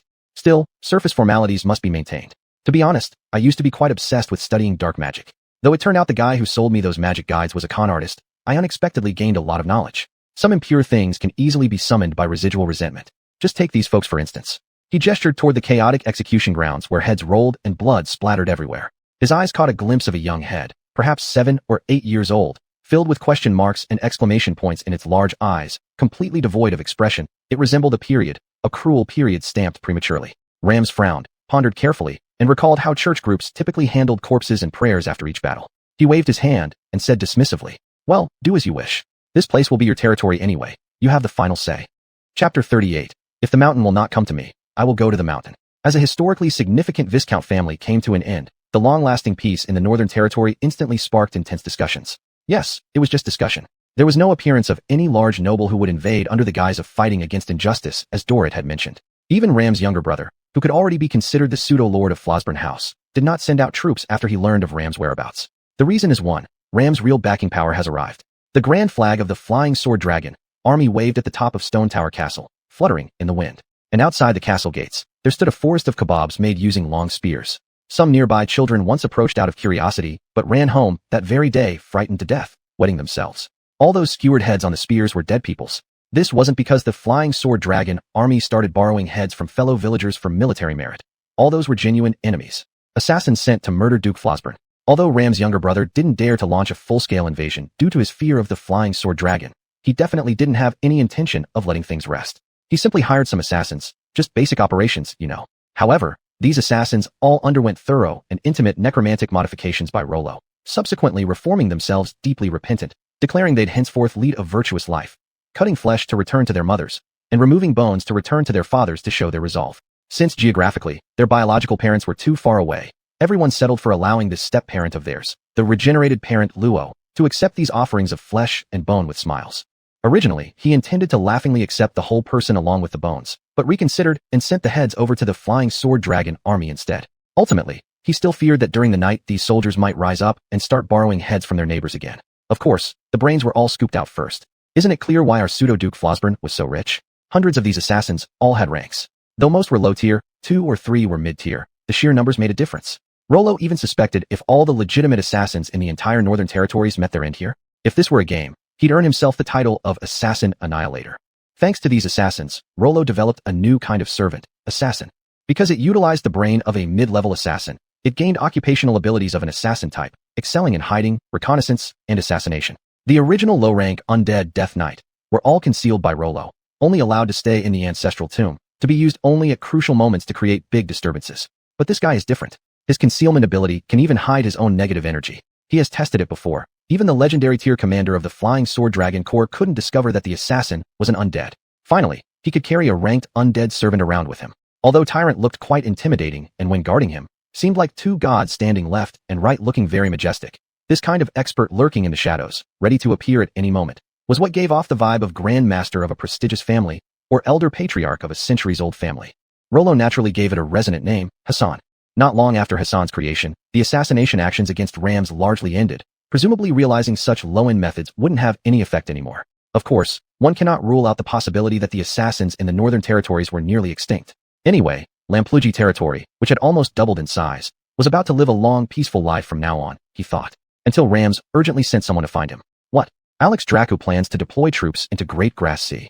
Rollo was totally thrown off hearing the news. While he had known the purpose of the northern march of the Flying Sword Dragon Corps was to climb the rankings, did you really need more achievements with Rams causing chaos in the north like he does? Is it true all the ones named Dracu are this type of shit-stirring bastard teammate? He wanted to use the system's foresight ability to think of a way out. Unfortunately, during this period, all intelligence revealed by this broken system was all stuff like, the old man at the door lost a tooth eating yesterday, useless gossip. Doesn't he care whether you die or not? Rams chuckled with self-mockery. Alex said, with Lord Jeremias here, no extra precaution was necessary. And the messenger I sent to summon Jeremias replied saying they felt having His Majesty's army stationed here was enough, and they would defend us against enemies from the south within their territory. Rollo suddenly understood. It seemed neither of them had fully committed to a side yet.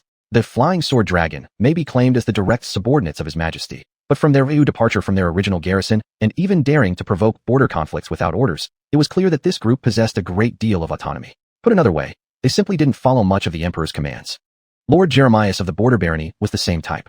Although his title as a border baron relied on the Emperor's favor, which allowed him, a mere baron, to own territory exceeding that of an ordinary marquis, what truly protected this land wasn't the Emperor's name, but the elite armies and knights of the Jeremias family. In other words, they only followed orders when it suited them. People like them would likely see Ram's political allegiance as nothing more than an opportunity, and just an opportunity at that. To stake all their chips on Rams? Not in a million years. Now things were getting awkward. Awkward for Rams, and even more so for Rollo. It seemed what was initially planned was for two heirs to each lead half of the northern territory in opposition to one another, creating chaos so Rollo could fish in troubled waters. But it turned out that on Ram's side, apart from himself, there was only Rollo. When the Flying Sword Dragon departed for the Great Grass Sea, what would happen if they attacked instead? Jeremias certainly wouldn't get involved then. He'd simply use the excuse of being tied down by enemies in the south, unable to spare troops or time. This meant that Rollo was left alone. Even with the remnants of Dorit's forces that he had integrated, he barely reached a maximum of 2,000 soldiers. But their opponents could casually mobilize 2,000 knights alone among those ranked officers. He could already imagine the scene. Enemy troops arriving at the city gates, 10,000 men encircling the entire domain watertight, with 2,000 knights challenging them at the gate, while inside the walls, Rams gave Rollo a grave warning. Go destroy my younger brother's army. Huh?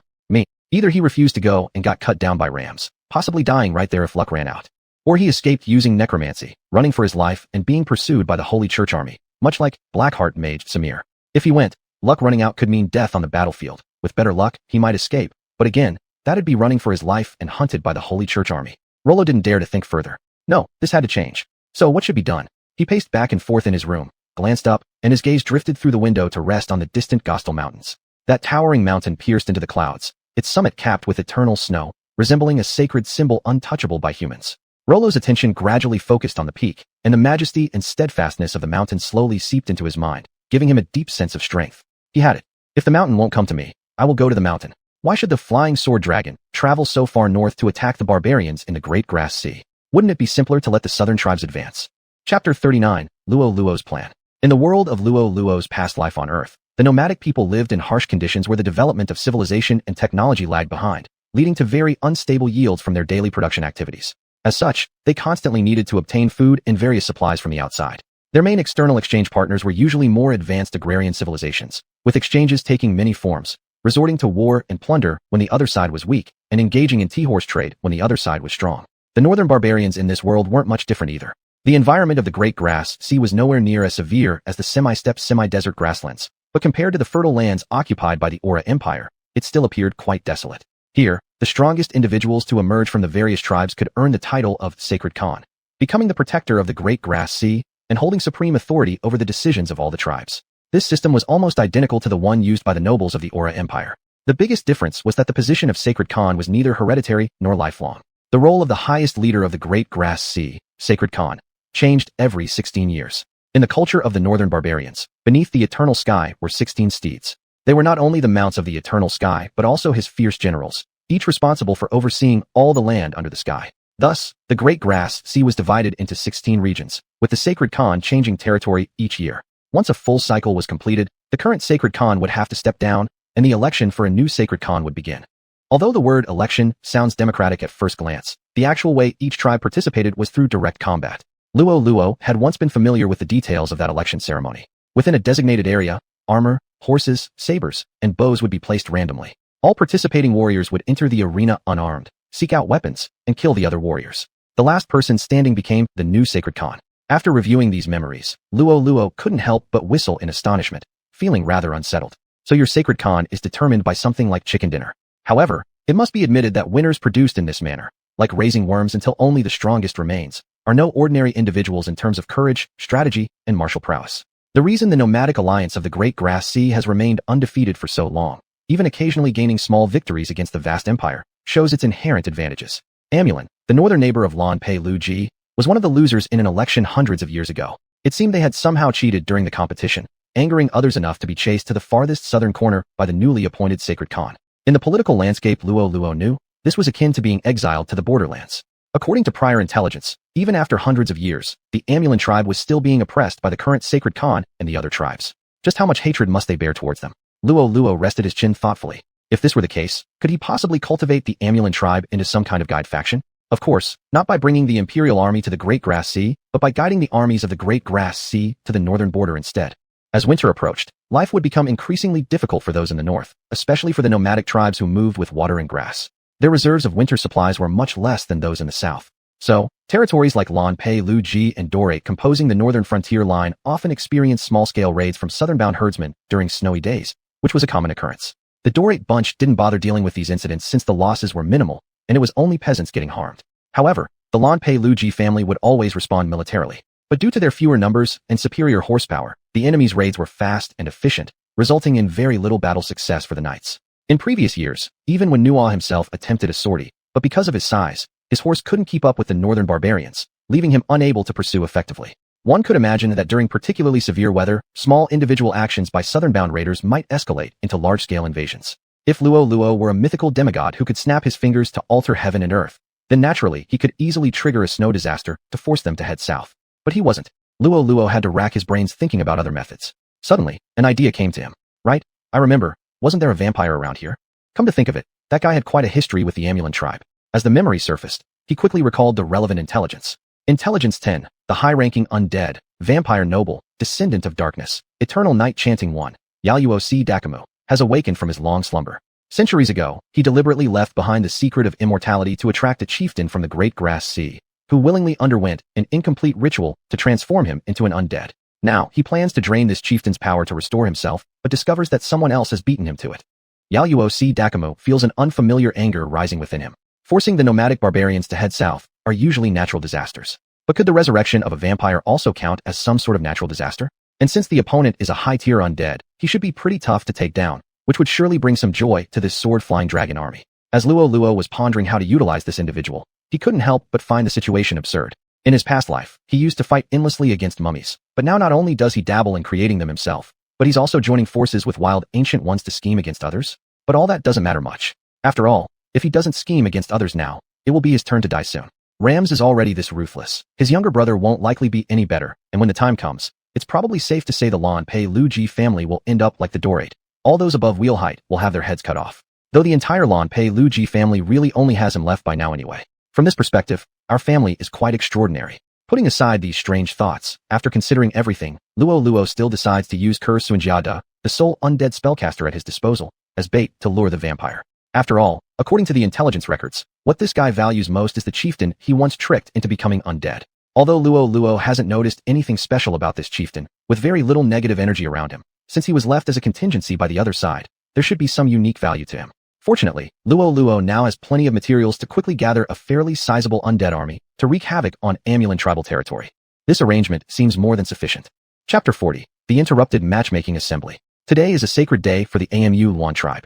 Herdsmen from every pasture within their territory have brought their curved knives and bows, mounted their finest steeds, and gathered beneath this towering tree to dance in praise of the eternal blue sky, while remembering the vow made by an ancestor 300 years ago. However, as time has passed, though the sanctity of these ceremonies remains largely unchanged, the meaning of this dance has gained additional layers. Young warriors and maidens have discovered that those of the opposite sex who are usually scattered far and wide are able to come together today. They dance and speak words that only those of the same generation would find interesting.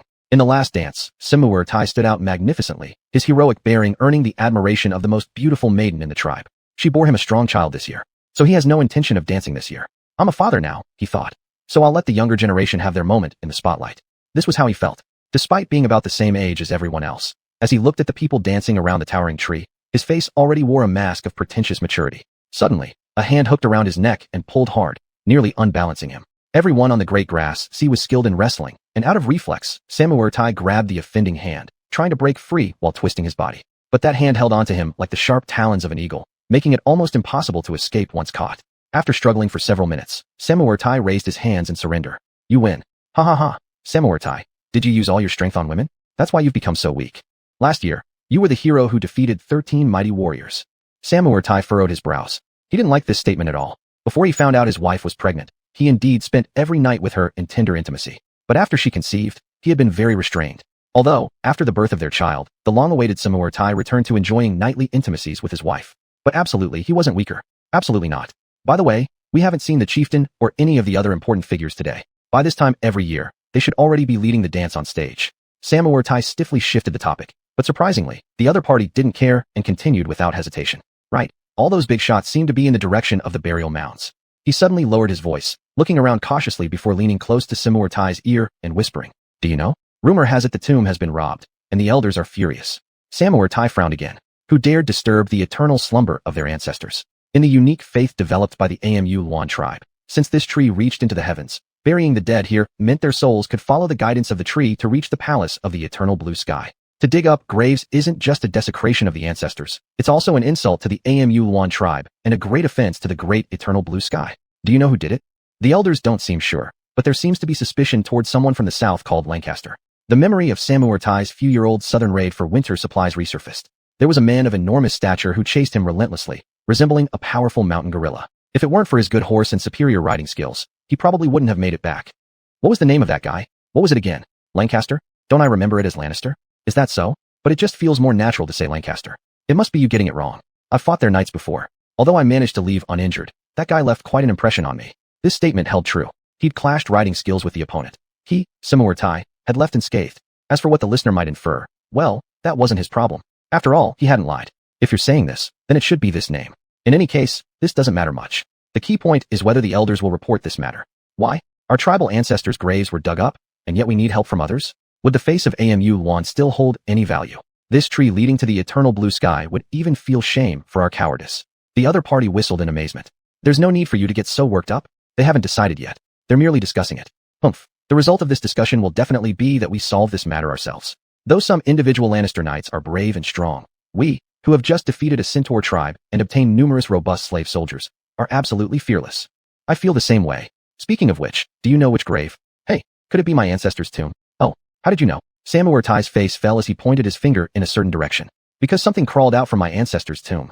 When a necromancer appeared at the Amu Luan young people's gathering dance, only a few people screamed. But when Rollo prepared an entire undead army that kept crawling out of the ground one after another, everyone present screamed in terror. These were meant to be mere cannon fodder, so Rollo didn't summon any high-level creatures. They were all low-end skeleton soldiers, barely draped in tattered rags without armor. Of course, to add more layers to this army, he had also mixed in some zombies, even including a tyrant. A large number of promising youths had to fight the undead barehanded due to the lack of equipment. The result was naturally predictable, as many of the core warriors of the Amu Luan tribe were killed in battle. Samurai Tai wasn't among them. Upon seeing skeletons emerge from his family's graves, he was momentarily surprised, but then immediately drew his curved blade from his temporary tent and rushed into the battlefield to save others. A sluggish skeleton, hastily summoned by Rollo with neither essence nor much negative energy, came lurching towards him and was quickly split open by a single slash of his blade. This action was repeated dozens of times, piling up white bones around him. Standing atop this towering heap of bones, Samurai Tai resembled a bloodied warrior who had slain thousands. He himself started thinking, am I actually this strong? That thought lasted until the very first figure that emerged from his ancestral tomb approached, wielding a strangely familiar blade. The gleaming crescent-shaped sword inscribed with magical runes slashed down, breaking through the air and bringing a concentrated killing intent. It severed his blade in half before plunging effortlessly into his body, like chopsticks piercing through a freshly steamed bun. At this moment, both parties paused. He now had time to examine this familiar crescent-shaped blade. In addition to the runes, ancient incantations passed down through generations of his family were engraved on it. Considering this along with the fact that this entity was the first to emerge from the ancestral tomb, Samurai Tai stared wide-eyed in disbelief. Who turned you into this? Kale that's opened his mouth, producing a clicking sound. Samurai Tai leaned closer trying to hear clearly, but suddenly the other opened its mouth and bit off half of his head. Rollo, who was watching the live stream via necrotic vision from Grey River Fortress, lamented what a pity it was. Such a good brain, just wasted like this.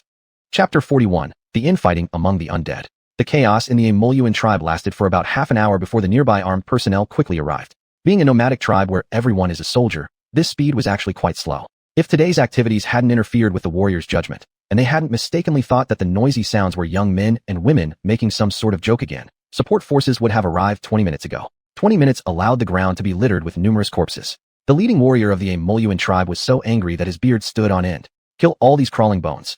Show your valor under the eternal sky. Roar. The tribal warriors howled as they charged forward. Although without horses or bows, a true Emoluan warrior wielding only a scimitar is one of the deadliest warriors. Luo Luo created these skeletal soldiers purely for disposable use. Hence their quality was extremely poor. In fact, initially, unarmed young people accidentally broke several by mistake. Had it not been for the tyrant and the witch corpse holding the line, the army wouldn't even need to arrive. The crowd could have organized themselves to destroy all the skeletons. Therefore, at the moment, these warriors moved like tigers among sheep, their curved swords flashing up and down, leaving flying bone fragments everywhere. In no time, the warriors had dismantled the momentum of the undead army and completely surrounded the opposing leader with just a few remaining guards. You rotten bones who should have rotted in the ground long ago, return to your filthy graves. The strongest warrior roared as he pounced forward, his eyes filled with blood vessels, crimson and terrifying like a demon. Even Luo Luo, watching the live stream through undead vision, was momentarily stunned. Whose gaze says you're the undead ghost? It must be because a beloved loved one died in the turmoil earlier, igniting such intense anger. Luo Luo mourned silently for that unnamed deceased for a second before remotely commanding the tyrant to strike. Even the strongest warrior seemed like a child in front of the tyrant. As he watched the pot-sized fist smash down while charging halfway, the fire in his eyes didn't even have time to ignite before it went out entirely. Smack! It sounded like a watermelon hitting the ground, red juice mingling with broken pieces splashing everywhere. This single punch immediately subdued the eager-to-act Emoluan warriors, but the next moment, voices surged from all sides. The next batch of reinforcements had arrived. The leader's face lit up with joy, immediately shouting, "Attack together, grind all these rotten bones into powder." Just as the warriors were about to rush forward, they noticed the tyrant, who was originally poised and ready to fight, suddenly being stabbed by a blade. That scimitar emitted a magical glow, but time had left too many marks on it, and the light only shone brightly for its last moment before completely vanishing. The tyrant roared furiously, grabbing the person behind him and smashing them forward. The captured witch corpse altered its form mid-air, landing gracefully with great agility. The careful warriors had already noticed that this enemy leader's facial expression had become unusually human-like. Hurry, hurry, run, run. A hoarse voice emitted from his throat intermittently, speaking in standard Emoluan accent. The warriors still did not understand what was happening. Do the undead also engage in internal strife? Before they could think further, the tyrant's fist swung once more. With his massive body charging forward like a wall colliding head-on, when his fist swayed, they blocked the sunlight. All the warriors could see was something cloaked in darkness rushing towards them with incomparable power. Hurry, escape. This time, the voice of the faction leader became clearer, and with extremely agile movements, darted in front of the attackers, using the scimitar as a shield to block the path of the tyrant's punch. Bang! A tremendous force brought a huge sound, and those nearby could almost hear the enchanted scimitar crying out as its magic was depleted. Roar! At this moment, the tyrant seemed to be engulfed in fury, dissatisfied with betrayal. He continuously struck, each blow resembling a war hammer falling, producing immense sound and awe-inspiring might. For some unknown reason, words of indeterminate meaning came from his mouth. Yula yula yula yula.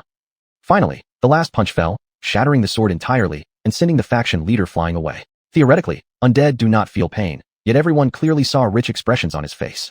Roar! The tyrant let out another furious roar, ready to pursue, when an arrow shot from afar pierced straight through his eye socket, piercing through his entire skull. An arrow that would have been absolutely fatal to a human merely caused him to stagger 2 steps with his massive body before he was about to continue his pursuit.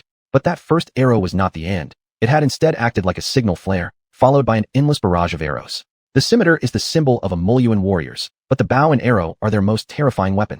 Most of the subsequent arrows were far less powerful than the first one, lodging mostly in his skin without causing any real harm.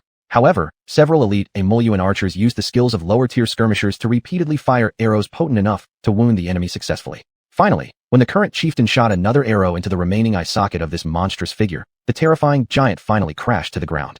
Chief is mighty. Chief's perfect aim. Anshin, Anshin, Anshin.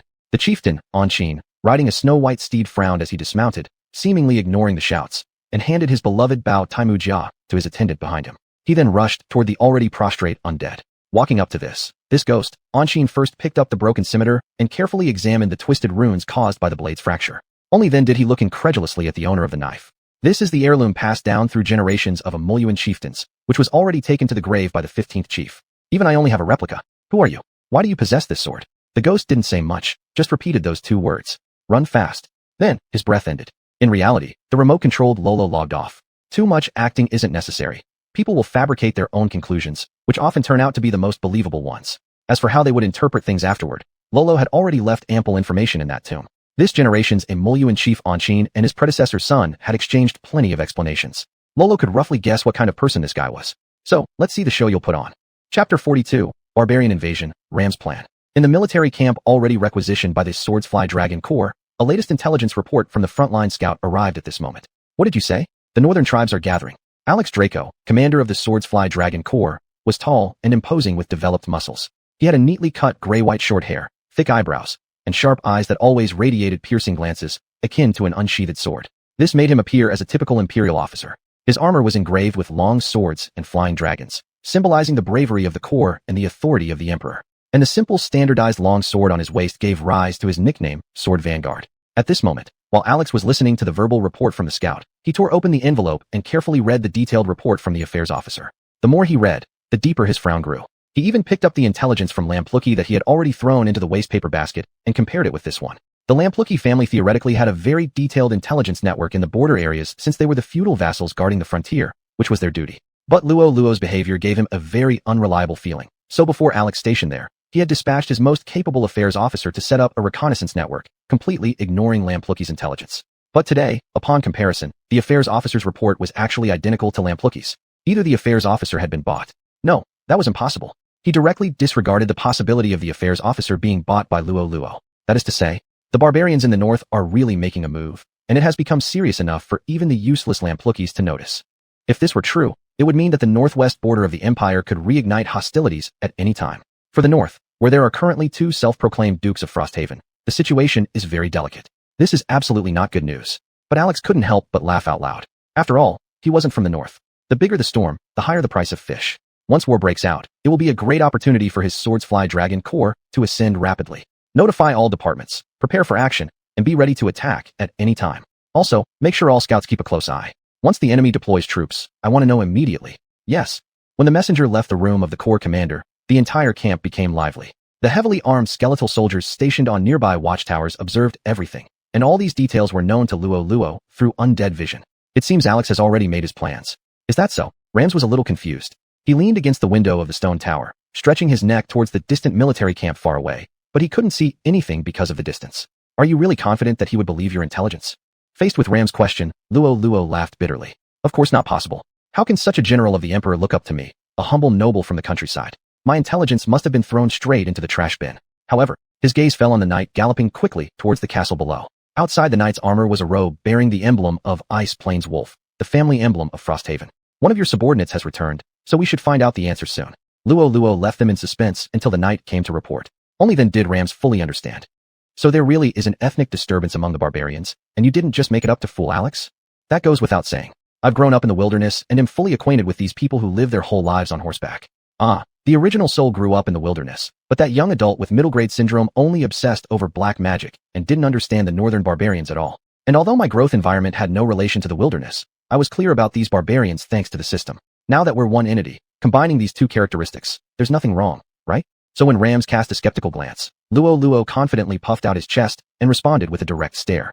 Since you've said so much, anyway, if they take the initiative to march southward, it's good for us. Suddenly, Ram stood up and gazed past the windowsill, casting his vision towards the endless internal territories of the empire. In the distance, one could faintly see towering castles rising from the northern wilderness, like ancient giant soldiers steadfastly guarding this wild land, forming the Great Wall of the empire. Since the message is confirmed, then I'll issue my rallying order. I'm going to call the nobles of the north to gather under my banner and form the Northern Expedition Corps. His followers immediately knelt down on one knee, loudly proclaiming the wisdom of the Duke, whereas Luo Luo showed indifference, standing silently to the side. This summons, more than protecting the northern border, is forcing the nobles to take sides. In the north, defending against the invasion of the barbarian tribes from the Great Grass Sea is the ultimate political correctness. No one can openly oppose this idea. Apart from direct neighboring families like Lampluki and the former Deruded, which are first-line nobles directly adjoining the Great Grass Sea, and can prepare for war independently. Those internal nobles who are separated by several territories before encountering any barbarians usually require a powerful superior noble to lead them in forming a united army to set off collectively. Such coalitions aren't casually formed. Joining an upper noble's army typically means politically branding oneself with their faction. For instance, both Lampluki and Derudid have participated in Jeremiah Border Barons' united army, thereby naturally placing themselves under Jeremiah's political wing. And when considering the entirety of the North, it's evident that the most suitable candidate for this powerful integrator role belongs to none other than the Frosthaven family. The only issue is that there are currently two people claiming the title of Duke of Frosthaven. One stands on the moral ground of being the eldest son and the first legitimate heir, while the other possesses the actual might of the family castle, the army, and wealth. It was fine for everyone to sit idly on the sidelines before. However, now Rams is employing the politically correct notion of resisting the barbarian invasions as a form of moral coercion, compelling everyone to make a choice. Choosing to answer the call and join the eldest son's coalition army means forming life and death bonds through shared hardships in battle. And then afterward, trying to turn around and tell the younger son, "Actually, I support you," would be laughable. The younger son would find it easier to believe that Luo Luo was the first emperor of Aura Empire if he sponsored 5,000 gold coins for excavation costs and could split the imperial treasures unearthed. On the other hand, if one were resolute about following the younger son, they'd have to outright refuse the call. With that decision comes another problem. If all of us fight against the northern barbarian invasions, and you stay at home, what does that mean? Are you aligned with the barbarians? Or do you plan to seize this chance to encroach on others' lands? No one else may dare say it, but Luo Luo is certain that if such an incident occurs, Alex Draco would likely be delighted to lead this Swordsfly Dragon Corps to borrow a few heads from those staying neutral. To Luo Luo's surprise, Rams decided to force his hand first. Von Lampluki, how do you respond to my call? Chapter 43, let's work together for my share. Ram's voice fell silent, and all the knights in the room turned their heads to look at Lolo. One after another, the gazes of middle rank and even high rank knights descended like a mountain pressing down, instantly freezing the air in the room. Lolo had no doubt that if he dared to deny, these muscle-bound men would unsheath their swords on the spot and cut him into minced meat. Although he was somewhat powerful now, he was still no match for Rams. His ultimate trump card was a low-rank Death Knight. Though with the characteristic of undead, his strength had surpassed ordinary human beginners and could go toe-to-toe with an elite middle-rank knight without falling behind. But on the other side, there were already two high-rank knights. In the TV shows from his past life, those lieutenant colonels often quoted an ancient saying from our hometown.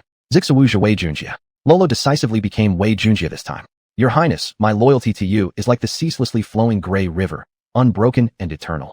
Rams didn't reply immediately but stared at Lolo for a while before revealing a smile befitting an upper-class figure. The Marquis Lampailugi's devotion, I have understood it. This title, Marquis, carried significant weight in the Ola Empire. Only real power nobles who were extremely close to their lord had the honor of being addressed as such. It was equivalent to how emperors called their trusted ministers, Your Grace, in historical dramas from Lolo's past life. Ram's change in address clearly tied Lolo completely to his chariot. At the same time, it was also a political promise. It was roughly the same as saying, when I become emperor in the future, I will make you the crown prince. Of course, Ram's ambition wasn't the emperor, but rather the next level below, the guardian of the Northern Territory, and he couldn't possibly appoint Lolo as an heir. But certainly, a vast and fertile fief wouldn't be lacking. Of course, Ram's ambition wasn't the emperor, but rather the next level below, the guardian of the Northern Territory, and he couldn't possibly appoint Lolo as an heir. But certainly, a vast and fertile fief wouldn't be lacking. Such a harmonious scene between ruler and subject came to an end when Alex's envoy arrived. After all, nominally Rams, the Duke, was the most noble person present, so any arrangements made by the Saber Dragon Army Corps still needed to be reported to him. Of course, it was merely a report. It would be impossible for Rams to intervene, as neither Alex would care about his opinion nor did the imperial laws leave him any loopholes to exploit. The envoy obviously understood their predicament very well. Thus, showing no emotion whatsoever, he recited Alex's haphazardly written report like a worker rushing through a task, bowed briefly, and hurriedly left as if he just clocked out of work. Lolo didn't mind much. Rams wore an expressionless face, unclear whether or not he cared. However, his subordinates looked quite displeased. Your Highness, how disrespectful this man is. He's merely a commoner, yet in front of a duke, he shows no basic courtesy at all. Someone quickly echoed beside him. Exactly. Before, they overwhelmed us in numbers, and we had to rely on them. But once the Northern Army is fully gathered, we must make them understand what it means to respect their superiors. When one's lord is humiliated, a minister should die, so it was natural for some of Ram's subordinates to react strongly. However, Lolo glanced at the two people guarding Ram's side, a towering man clad in deep black armor, standing like a wall, and a scholar with graying beards. They were Ram's core support team.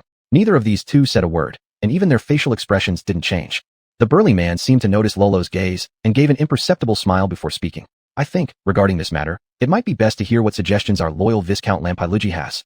Once again, everyone's focus shifted along with the sound of the voice back onto Lolo. The few guys who had been loudly clamoring to teach the Saber Dragon Army Corps a lesson immediately twisted around, directly turning towards him and unleashing their spittle-laden complaints. Viscount Luo Luo, since the arrival of the Saber Dragon Army Corps, they've acted wantonly in your territory. Surely you too harbor many grievances, correct? Before Luo Luo had the chance to respond, the guy rudely seized the opportunity to shout out louder.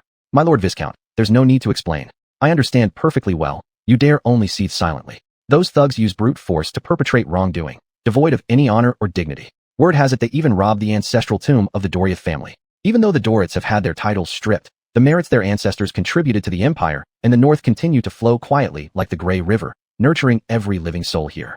How dare they do such a thing? Humph, those boorish fellows, born from humble beginnings, are exactly like this, rude and disrespectful. Feeling slightly guilty, Luo Luo subconsciously touched his nose. Actually, he was the one who dug it up. To cover up the act afterward, he intended to create a disguise there, but the commotion drew the patrol squad from the Saber Dragon Corps. Not long after the patrol arrived, Ram's men also tracked them down quickly. Naturally, the blame was placed squarely on Alex's head. Digging up someone's ancestral grave is a major moral outrage in the Ole Empire. Especially for this group of aristocrats, each with so-called glorious family histories. They all harbored resentment toward tomb raiders, as every household had its own honorable past. Thus, in empathetic sympathy, they held no favor for Alex.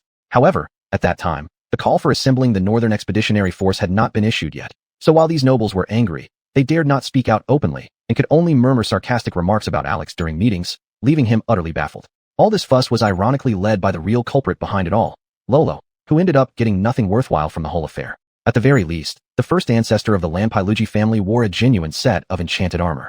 As long as enough magic was re-injected and proper cleaning and maintenance performed, it could be put to use again. In contrast, this bunch of Doriath paupers might look splendid on the outside, but inside their graves, it was hard to find even an uncorroded suit of armor. And despite how the Viscount Doriath boasted so proudly in his final battle of his family's supposed illustrious and ancient heritage, the items in the tomb weren't nearly as numerous as those belonging to the Lanpailuji clan. No, in terms of bones, the Doriaths did have more due to their longer historical legacy. Unknowingly lost in his reverie, Luo Luo became engrossed in silently critiquing the Doriath family within his mind. On the other side, seeing his expression, they misinterpreted it and assumed he agreed with the sentiment of daring to be angry but not daring to speak. They instantly perked up. Viscount, that shout pulled him back into reality. Huh? What is it? Since you feel the same, why don't we challenge Alex together in a knightly duel? Luo Luo was completely stunned. Me? Duel against Alex, the knight? He quietly glanced at his personal profile, searching for relevant skills in that area. Basic riding skill, basic swordsmanship. That was all. Then he remembered Alex's burly build and bear-like physique, especially since the man had reached legendary class and strength.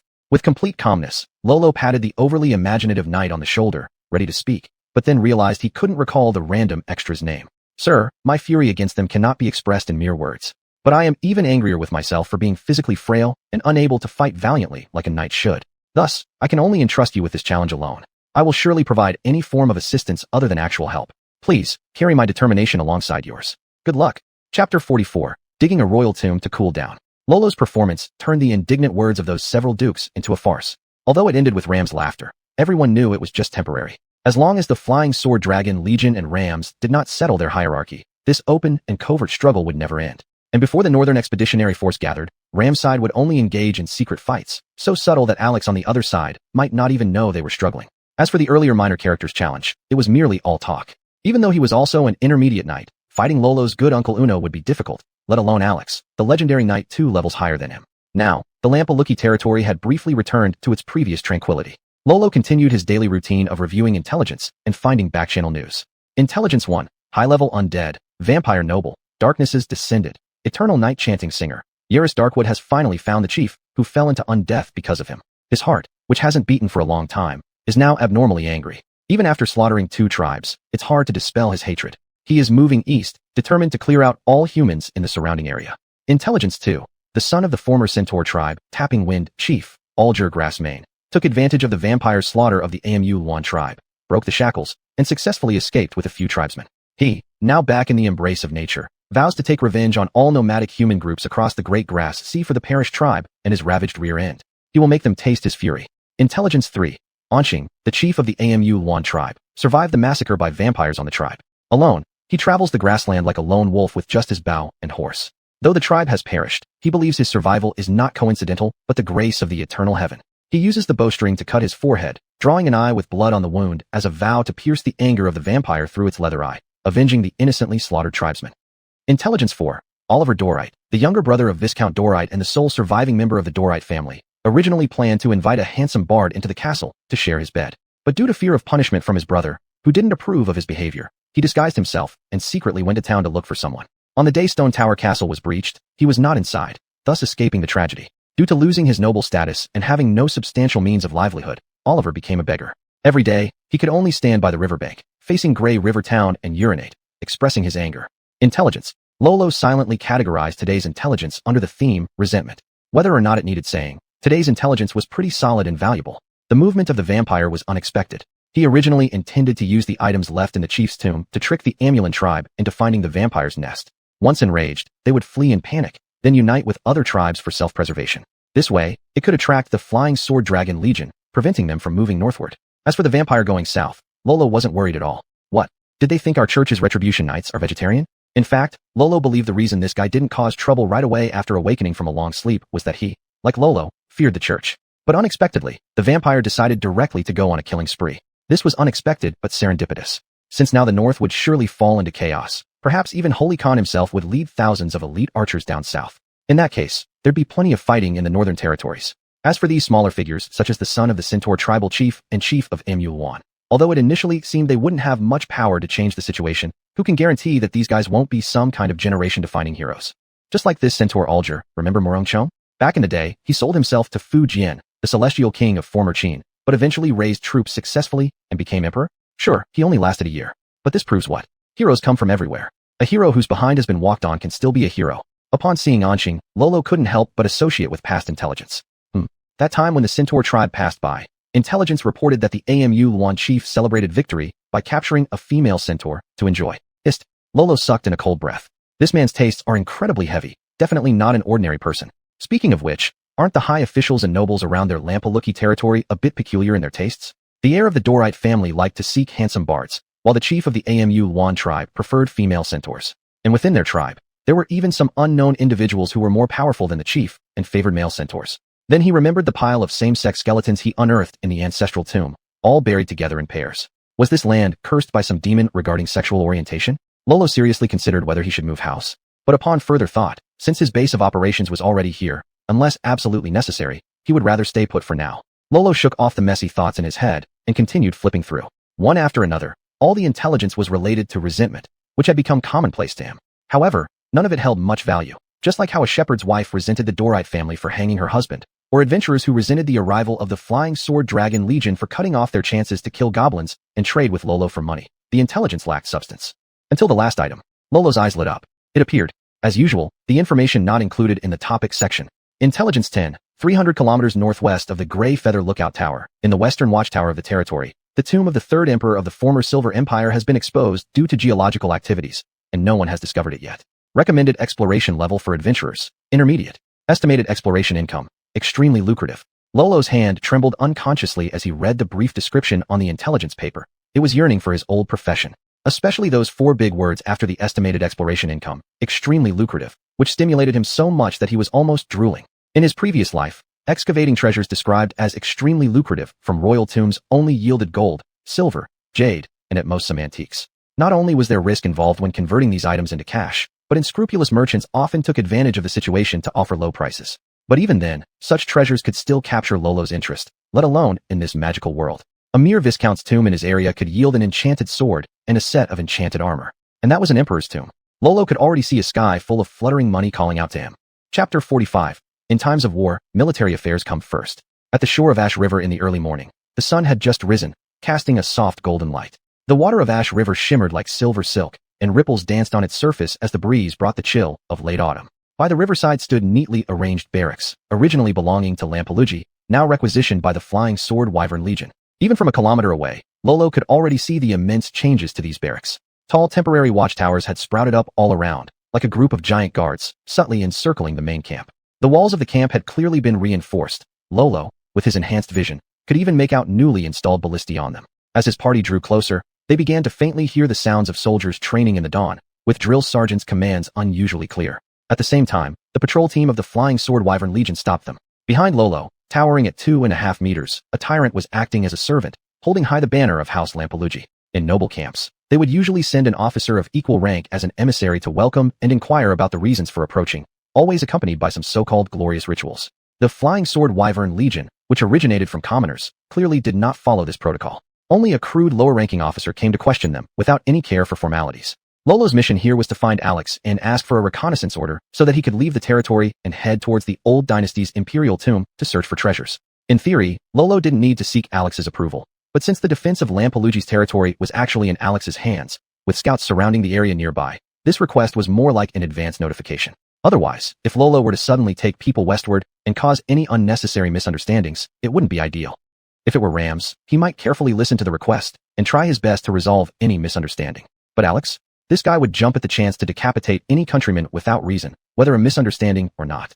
The patrol officer, after hearing their intentions, didn't put up much resistance and let Lolo through immediately. However, his eyes lingered on the two tyrants for a long time before turning back, muttering under his breath about what kind of food they eat to grow so big. Such physiques should have joined our army. Lolo snorted. Believe it or not, this guy eats people, and I doubt your army can afford him. With that, the group entered the camp. Nearby sentries took one look at their lineup and turned to whisper among themselves, clearly keeping an eye on this group of strangers. Lolo glanced back. For this trip, he only brought along a dozen human servants to save face. While he personally didn't care, in the Aura Empire, nobles going out with only 3 or 4 attendants would be quite humiliating. These people were just ordinary knights, having achieved the basic level of skills, but in actual combat, they were no match for the tyrants. Not even good enough as bodyguards, serving purely as tools to keep appearances. And the flag-bearing tyrant wasn't part of the core security personnel either. Lolo gave a sidelong glance at the man standing next to him, draped in black clothing over leather armor, his face covered by a mask. Basic level undead follower, Assassin Hassan. He hadn't introduced this person to outsiders, merely telling them that his name was Hassan, and from now on, he would act as Lolo's personal bodyguard. Upon hearing this, the ministers immediately linked Hassan to a series of hereditary hobbies in the Lampelugi family, stabbing from behind, and being surrounded by big, burly men, and naturally categorized Hassan as an assistant. Uft, look at that lean frame. Look at those delicate steps, that coquettish posture. Uft, personal to the Lord indeed. TSK. Lolo couldn't explain and could only let the fools run wild with their imagination. Oh well, heaven knows that I, a straight-up dude, am getting hit with yellow rumors. Though perhaps due to the existence of these zero events, miraculously, no one doubted Hassan's origins, likely assuming Lolo had bought him from some sick underground market. But despite looking like a nobody, Hassan's abilities were highly reliable. Every piece of his body material came from the essence provided by assassination elites throughout the entire northern region. If determined to commit assassination, except for the 2 high rankers and the 2 unfathomable deputies by Ram's side, none of the other knights near Rams would be able to escape Hassan's blade. Of course, if targeting those stronger individuals, there's a pretty high probability Hassan himself would fall after completing the assassination. In short, Hassan's strongest ability was his concealment, and this ability could cover a radius of half a meter around him, making him perfect as a personal bodyguard. When the group finally arrived at the command post, it was already fully prepared, seemingly alerted by those guards earlier. Viscount Lampelugi, what brings you to our Flying Sword Wyvern Legion today? Alex's voice came from inside the room even before he appeared. Accompanying this voice were his guards, 12 elite high-ranking knights who marched out with their long halberds to form a pathway at the door. Not one of them so much as glanced at Lolo. They simply stared straight ahead, yet still they exuded an immense pressure that was far greater than what Lolo had experienced at Stone Tower Fort. Back then at the fort, there were nearly 100 people present.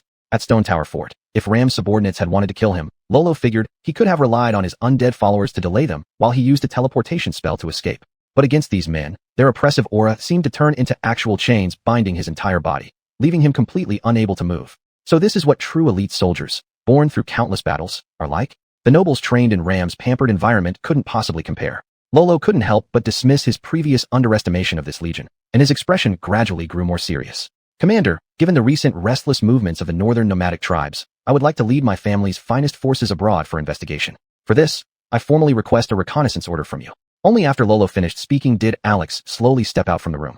Though esteemed as the Legion commander, his armor was far less ornate compared to those worn by Ram's aristocratic knights. It bore only the emblem of his legion etched into its entirely black surface, and everywhere were signs of wear and battle scars, clearly indicating years of warfare. His face was as plain as his armor, but his eyes were sharp and piercing like drawn swords.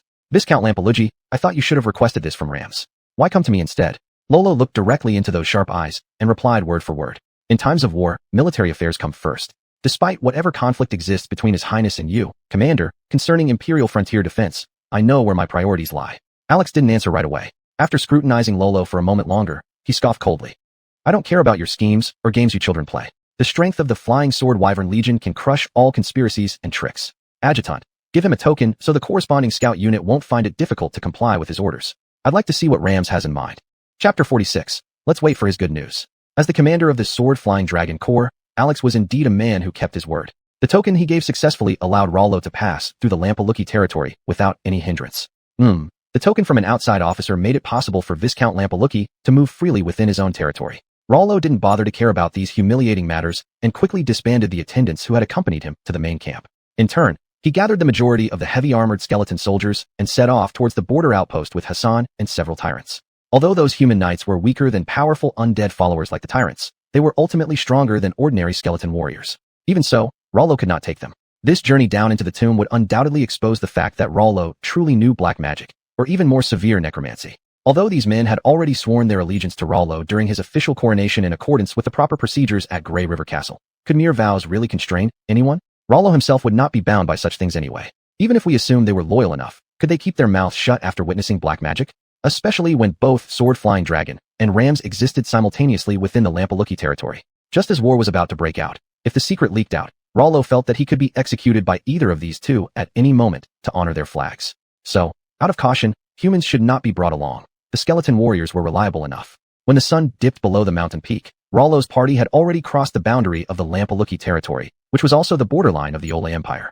The imperial people have always regarded themselves as the most excellent successors of human civilization, occupying the richest lands and traditionally looking down on the barbaric tribes from all corners of the continent, viewing them as primitive and backward peoples. The bustling capital city under the emperor's feet is vastly different from the sacred court deep within the vast grass sea ruled by Khan, just as their perception suggests. But simultaneously situated on the fringes of both the empire and the edges of the Great Grass Sea, the Lampaluki domain doesn't seem to display a very distinct boundary between what is called civilization and what is labeled as barbarism. Especially this significant border marker, as Viscount Dolite described so passionately before his death, was something carved out by countless heroic figures across thousands of years of territorial expansion. In an epic tide, darkness was shattered with courage and blood, and it should be emitting incomparable glory. But now, as Rollo looked at the boundary marker signifying the dividing line and its rather plain inscriptions, he felt no weight of epic tales approaching him. This stone stood at the northwestern corner of the Lampaluki estate, its southeastern side facing the vast frontier regions of the empire. But given its height, it was probably unable to see far away,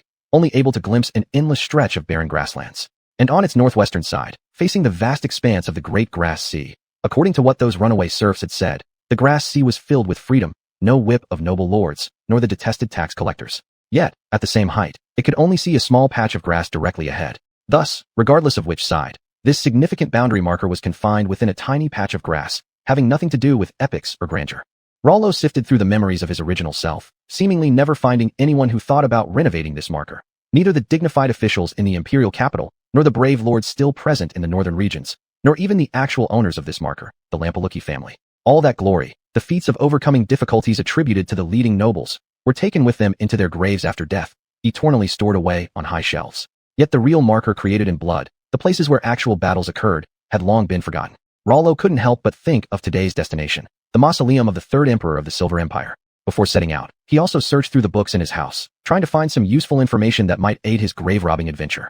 In the end, there was nothing particularly remarkable found. It too was a forgotten nation. The Ola Empire has stood since 2,000 years ago, and 2,000 years prior, another few hundred years of chaos needed to be added to reach the era of the Silver Empire. Such a distant era itself makes it hard to remember specific figures, much less individual figures like the third emperor caught up in the torrent of time, resulting in today, where Rollo simply doesn't know this guy's name or title, only referring to him as Third Brother. Third Brother, rest assured, your old buddy here may not have other skills, but bringing old friends back to life is absolutely my forte. Unknowingly, night fell, yet Rollo showed no intention of making camp. On the contrary, he further accelerated, firmly squeezing the sides of the skeletal warhorse beneath him. This was also one of his recent experimental achievements. However, its crude craftsmanship meant its combat power was only slightly better than a goose. The sole advantage lay in its undead characteristics, never gets tired, and no need for food, making it purely a tool for traveling. If he had brought a human team, then even if they were riding skeleton warhorses, they would still have to stop and rest at night. But with an all-undead army, naturally, they could continue through the night without pause. Even Rollo himself had been transformed into a night owl because of the negative energy in his body. Thus, night travel was no issue at all, just child's play. He would just need a good rest when the sun came out tomorrow. Meanwhile, on the road, Rollo felt utterly bored, completely unaware that back in his domain, Ramstone Tower Castle had erupted into chaos due to his departure. What is that damn Lampaluki doing? Does he not know that His Highness is enduring humiliation while waiting for the Great Army? Why does he go provoke Alex? Could he possibly be colluding with external forces? Leaving the territory at this critical moment, what could he possibly be up to? He didn't dare to accept the duel initially. There must be something fishy about him. I think he's already conspired with sword-flying dragon. What we call loyalty to his highness is just his lie. What? How detestable. Where is his noble dignity? His actions are disgracing his surname. As everyone began to chatter chaotically, one of the two high-ranking knights spoke up. How do you know this isn't his highness's scheme? All heads turned toward Rams as everyone fell silent. Rams sat in his chair, furrowing his brows. I should have not given him any similar order. The crowd started arguing again, but this time Rams personally silenced them. He recalled several days ago, when the sword-flying dragon corps was about to march north. It was Rollo who had predicted that the northern barbarians would make a move, which would calm Alex's restless and bellicose heart. And indeed, they moved. So Alex remained still for now. Still temporarily. If he doesn't see the northerners heading south, he'll go find them himself. Could Rollo's journey be about fully forcing the barbarians to head south? Word spread that all of his family knights were left behind, and he only took those strange mercenaries recruited from somewhere unknown. A faint smile appeared on Ram's lips. It wasn't wrong either. I've already placed my retreat within the Great Grass Sea. Rollo's land directly borders the Great Grass Sea, so having some shady dealings would actually be less suspicious, wouldn't it? Enough, let's stop this here. Although Viscount Lampalucci did not receive a direct order from me, I believe he acted based on his own discernment. Let us wait for his good news. Chapter 47. I have revived. The several hundred kilometers of road seemed not so far under the constant day and night journey of the skeletal warhorse. Although Lolo took a few short breaks on the way, he still successfully arrived at the destination less than 2 days after setting out. The Third Brother's Imperial Tomb. This place is only 300 li away from the westernmost Grey Feather Watchtower of the Lampailusi territory, but it is completely in a wilderness. At the center of his site was a huge mound, standing quietly on the vast grassland. There were a few cracks on the mound, exposing the white marble walls, clearly indicating the main body of the Third Brother's Imperial Tomb. All around were large areas of weeds without any trace of construction, along with scattered trees, which further enhanced the sense of isolation. It seemed like this place had been forgotten, far from the noise and splendor of the civilized world. Here, nature ruled everything. Time seemed to have stopped, leaving only the rustling sound of wind through the weeds and the occasional crisp chirping of birds. In the previous life, Lolo had explored many tombs with this kind of style, most scattered across various famous mountains and rivers. And those tombs all shared one feature. They were bountiful. Ahem. What he meant was that there were plenty of treasures inside, and each time Lolo and his gang finished their job, they could live quite comfortably. After all, in ancient China, only kings and nobles had the financial resources to build such grand tombs deep within famous mountains and rivers according to feng shui. These wealthy fellows didn't just stop at being rich, they were also very generous. They didn't hesitate to leave behind gold, silver, jade, antiques, and calligraphy, instead giving them all as a complete package to people like Lolo hundreds or thousands of years later, making him laugh in his dreams at night from sheer happiness. The only drawback was that they were too hospitable. They seemed to dislike light very much. Not only did they often crawl out from their coffins, but they also always liked to blow out the candles Lolo's group placed at the tomb entrance. Sometimes when his companions who came to explore the tombs with him got scared by their enthusiastic reception and tried to run, these ghosts would overdo their hospitality by chasing after them, determined to keep their visitors from leaving. Lolo's job was usually to calm the tomb owners down and get them back into their coffins at such moments. Really, if guests wanted to come, why must the host personally come out to greet them?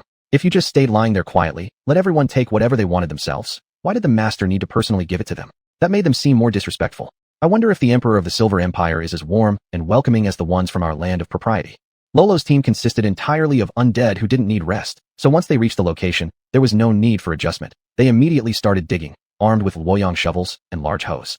Although Lolo's current residents, the Aura Empire and the Silver Empire were separated by 1,000 years, in terms of culture, they could be said to share a lineage, and their tomb styles were not vastly different either. The exposed marble walls provided excellent direction markers. All the skeleton warriors newly transformed into miners needed to do was dig up the residual soil around the periphery and quickly locate the real entrance. And with the progress of the excavation, both good news and bad news were simultaneously delivered. Good news, today's luck was great. In barely half an hour, the entrance was already found, and the structure was intact and sturdy, eliminating any worry about cave-ins. Bad news, some unknown beyond the tomb robbers had gotten here first.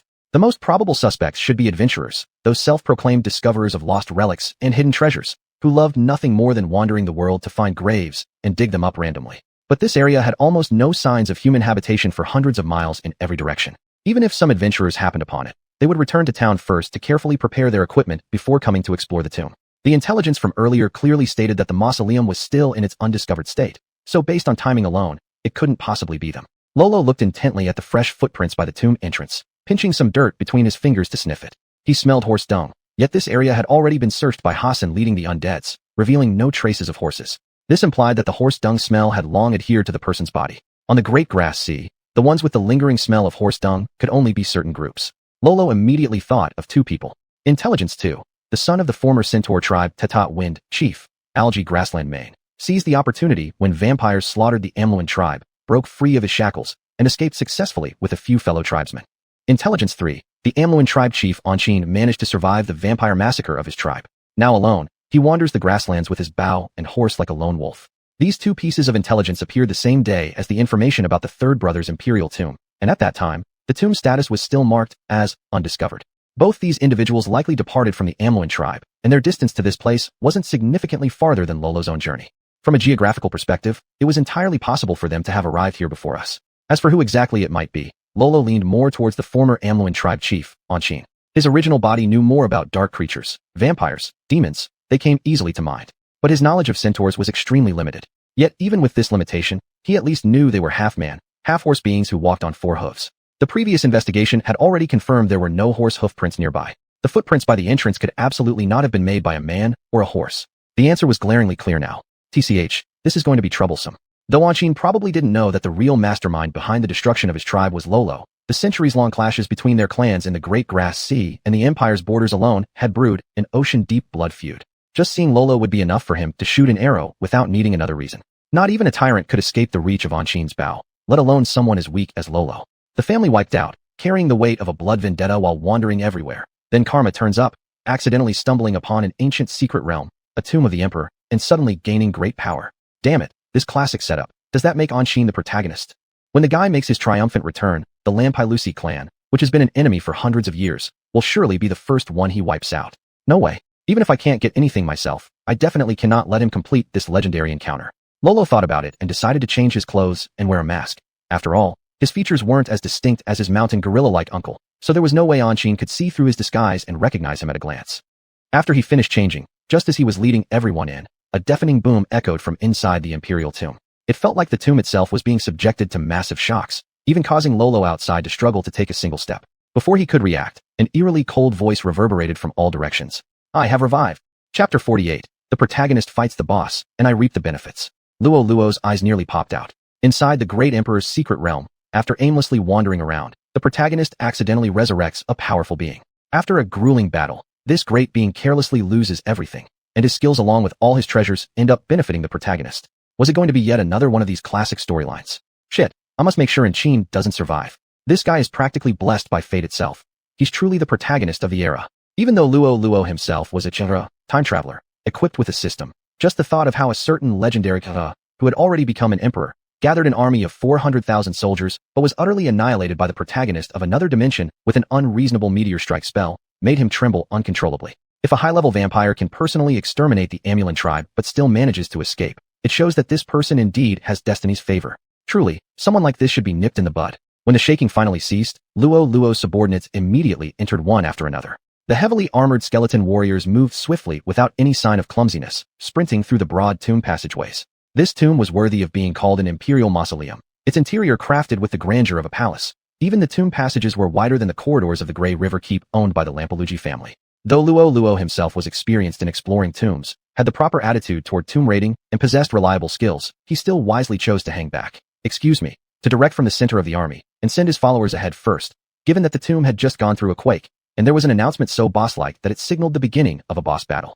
Anyway, since he could use undead vision to directly connect with his undead followers' vision and control them telepathically, it was almost like playing a VR game. Currently within the tomb passage, thanks to the dark vision also possessed by the undead followers, Luo Luo could clearly see some muddy spots on the ground that were still wet, obviously left by the previous intruder. As long as he followed them, he would be able to find where they were. As the undead continued to delve deeper, the corridor began to shake slightly, suggesting that the boss battle had started. Luo Luo was tense yet excited. If both sides ended up hurting each other badly, he would have a great chance to pick up the pieces. Soon, the corridor reached its end. What appeared before him was a massive door radiating silver light. The door was intricately carved with vivid bas-reliefs. Luo Luo saw countless warriors commanded by a flag, roaring loudly while charging forward valiantly. Their enemies weren't humans. They were various orcs, ogres, goblins, dwarves, elves, and other alien races. Under the iron blood and swords of the Empire, these foes were shattered and destroyed, yielding the fertile lands at the center of the continent. He also saw in the center of the bas-relief, sitting majestically on a splendid throne, an absolute king whose presence demanded awe. The gemstone-encrusted eyes emitted a sacred light, casting a gaze as if from a living person. Bang! A loud sound jolted him back to reality. It seemed the fight behind that door had almost reached its conclusion. Luo Luo quietly issued an order, and all skeleton warriors in front of the door pulled out their heavy crossbows. These things were absurdly expensive and heavy. He had scoured the armories of both the Lampalugi and Dalit families to gather only 20 or so units, all for equipping his troops with ranged firepower.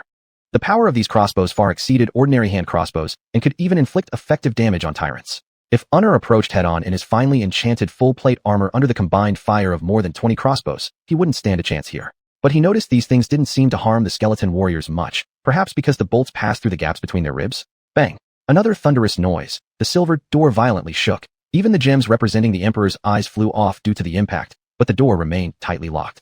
Damn insects, desecrating my tomb. You shall suffer eternal torment. From behind the door came such a roar of anger, and it wasn't hard to discern that it was the same person who earlier shouted about his resurrection. Luo Luo felt a bit nervous. It seems the boss had entered phase 2. Could that Inshin, who played alongside him briefly, really handle it? Amidst another storm of reckless hammering accompanied by the voiceless rage-filled cries of what seemed to be the third elder, the whole mausoleum shook. Even Luo Luo, waiting near the tomb entrance, could feel the strength of that force clearly. Clearly, what was happening behind that silver door was an immensely terrifying battle. Luo Luo couldn't help but ponder. Is this truly a dungeon recommended for mid-level adventurers? With such brute force, forget the tyrant. Even his ace Death Knight Arthas couldn't endure it. Thankfully, there was a protagonist template helping him scout the way. Time slowly ticked away. By the time Luo Luo finished eating lunch, the noise from behind the gate had finally lessened. By the time he finished his bread, the voice of the third elder sounded again. Damn brats. Wretched insects. How dare you desecrate the great silver soul? How dare you violate my eternal rest? You will surely. The third elder's sentence was cut off as his voice disappeared directly. That exit was very much in the style of a dungeon boss. Luo Luo stood up and brushed his hands. It was time to reap the benefits of others' battles. With a loud bang, the silver gate opened. On the other side was the expected scene of utter devastation, with broken walls and collapsed stone pillars everywhere, while in contrast, the ground was covered with treasures like a carpet. In the center of this grand hall stood a massive staircase, atop which rested an extremely elaborate coffin, its lid blasted off by some unknown force and half embedded in the ceiling. And its owner, the third elder whom Luo Luo had been anxiously thinking about all this time, was now wearing tattered armor, donning a broken crown, leaning on his sword, and kneeling half before the coffin. The heavily armored skeleton warriors entered one after another, their steps making the gold coins underfoot jingle, causing the only live person lying on the ground to quickly get up and glare at them with eyes sharp as eagles. At the same time, his hands didn't stop, swiftly picking up a large bone bow, drawing it, and aiming an arrow, all in one fluid motion. The tattoos covering his muscular body also lit up quickly with this action, but sporadically, like a battery running out of power. Through undead vision, Luo Luo looked at that face and couldn't help but pause. Something was wrong here. This wasn't Inshin. Although this guy's tattoos and animal skin attire were quite similar to those of northern barbarians, the Lampalugi family, who had dealings with the Amulan tribe for 300 years, knew them too well. This man was definitely not from the Amulan tribe. Moreover, this man's face appeared much younger. Inshin should be a middle-aged man in his 30s or 40s, but this guy might not even be older than Luo Luo himself. So, this wasn't the protagonist? No, rather, Inshin wasn't the protagonist. Luo Luo couldn't help but sigh in relief. It was good not to have enmity with someone favored by fate. As for this person in front of him, since he was already severely injured and his hand trembling when drawing the bow, obviously nearing exhaustion, there was no need for a grueling battle. Fire the arrows, kill him cleanly and swiftly. This is how Luo Luo, not wanting to engage in a tough fight, gave his order. Chapter 49, The Leading Roll Falls. Swoosh swoosh swoosh. Several dozen heavy crossbow bolts shot out at the same time, their fletchings vibrating in the air and producing an ear-piercing sound, making everyone's hairs stand on end. The leading roll, with his upper body completely bare, had his pupils instantly shrink. Roaring furiously, a massive amount of blood-red energy emitted from within him and flowed into the tattoos on his body that had become dim. Surprisingly, this caused the tattoo patterns to glow vividly red like fresh blood. Luo Luo witnessed this scene through the vision of a heavily armed skeletal warrior, but it wasn't particularly strange to him. Main characters usually possess some overpowered skills. Bursting with power at critical moments was just a standard plot device. Overpowered abilities are useless. Since we've crossed swords now, one of us must die today. Dozens of heavy crossbow bolts arrived in the blink of an eye. Each one was aimed with incredible precision, locking down every possible escape route for the opponent. This was another useful trait of the undead soldiers. These guys had extremely steady hands. Even without relevant skill bonuses, they could achieve extraordinary accuracy when using heavy crossbows. Moreover, they followed orders precisely, entirely unaffected by factors like morale, making them perfectly suited for tight range formations. Maybe I can try creating muskets and let the skeleton soldiers play the role of executing enemies in rows. Luo Luo thought more about it, and found it quite promising. He resolved to test it back home when he had the chance. However, it would have to wait for some time. Gunpowder is loud stuff, not easily concealed like necromancy experiments. If discovered by either the Sharpfang Dragon, Legion, or Ram's subordinates, both of whom were skilled individuals, it could cost him dearly. Coming back to reality, the skeletal warriors had already reloaded their second round of crossbow bolts, waiting only for his command. Luo Luo glanced at the leading roll and couldn't help but pause in astonishment. The man was pierced all over like a porcupine, with several arrows having completely embedded themselves into his body, their fletching not even visible. A large quantity of blood flowed from those horrifying wounds, but it looked lifeless, extremely dark blackish red. On the other hand, the blazing fighting spirit in the man's eyes burned like flames. Surrounding him were strange glyphs forming something akin to a halo, enveloping him. These things. Wait, it's those tattoos. Upon closer inspection, Luo Luo realized that these halos were actually made up of the tattoos that had detached from the man's body. These separated tattoos now formed clearer runes, giving Luo Luo a vague sense of familiarity. TSK, looks like I messed with something unpleasant. But no worries, with such overpowered abilities, I'll just exhaust him. He's already fought the third elder brother. He must be almost at the end of his strength. How much more life force does he have left to consume? Without hesitation, Luo Luo gave the order to continue firing. However, as the rain of arrows was just being launched, the opponent moved. He twisted like a mutated zombie. His entire body, especially the lower part, grotesquely ripped apart. Fresh red flesh turned outward, inflating and enlarging at a rapid pace. In just a few short breaths between the arrow launch and hitting him, he had completely transformed into a creature resembling a flayed centaur. Luo Luo immediately thought of someone else. The original centaur tribe, hoof-stomping wind, chief's son, Algae Grassmane, used the opportunity provided by the vampire massacre of the Amuan tribe to break free from his shackles and successfully escape with a few fellow tribesmen. Looking again at the opponent, Luo Luo noticed long crimson hair flowing freely behind his head despite there being no wind. It was highly likely Algae. Centaur surnames weren't passed down generation to generation like actual family names. They functioned more like nicknames. Among the half-humans in this region, that patch of long hair should only belong to Algae. Come to think of it, wouldn't this guy's story qualify as a revenge epic with an exotic flair? Good heavens, he's more of a protagonist than Andon. Eyeing the figure once more, who hadn't dodged any of the bolts yet seemed entirely unharmed, Luo Luo silently initiated a summoning spell, calling others to come to his aid. At the same moment, Algae, the second form, covered entirely in bolts, roared loudly, charging forward like a cart of bloody flesh towards the heavily armored skeleton warriors. Hororea! In an instant, all the skeleton warriors discarded their heavy crossbows, took the shields off their backs, and quickly formed a shield wall, like an impenetrable barrier in front of him. Perhaps coincidentally, the skeleton warrior that Luo Luo was using like a VR game happened to be directly in Algae's charge path. Just as the shield was held up, before Luo Luo even had the chance to switch viewpoints, it was sent flying skyward. In midair, he clearly saw the man burst through the shield formation, wielding a huge bone bow like a club, casually smashing a skull of a skeletal warrior with it. If this were Lampaluki's private army, even under the strict supervision of knight officers, the morale would probably collapse after such a single charge, scattering instantly. But the undead didn't have such weaknesses.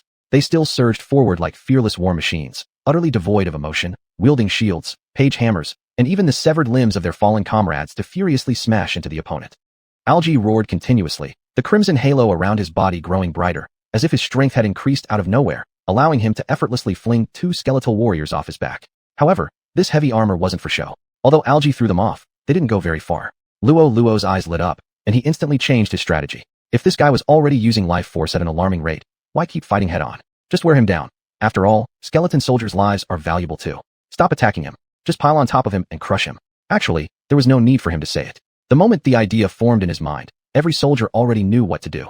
But Luo Luo always felt that such exhilarating moments lacked something without a shout or two. And soon, it would be the other side's turn to feel uneasy. Algae, despite being in his second state which seemed somewhat unhinged, still retained basic combat judgment. After flinging away several consecutive skeletal warriors, he likely realized Luo Luo's plan and began utilizing his 4 long legs to create distance. But it was too late. Perish. The time the skeletal warriors bought successfully allowed Death Knight Arthas, who had just teleported onto the battlefield, to unleash a warrior charge.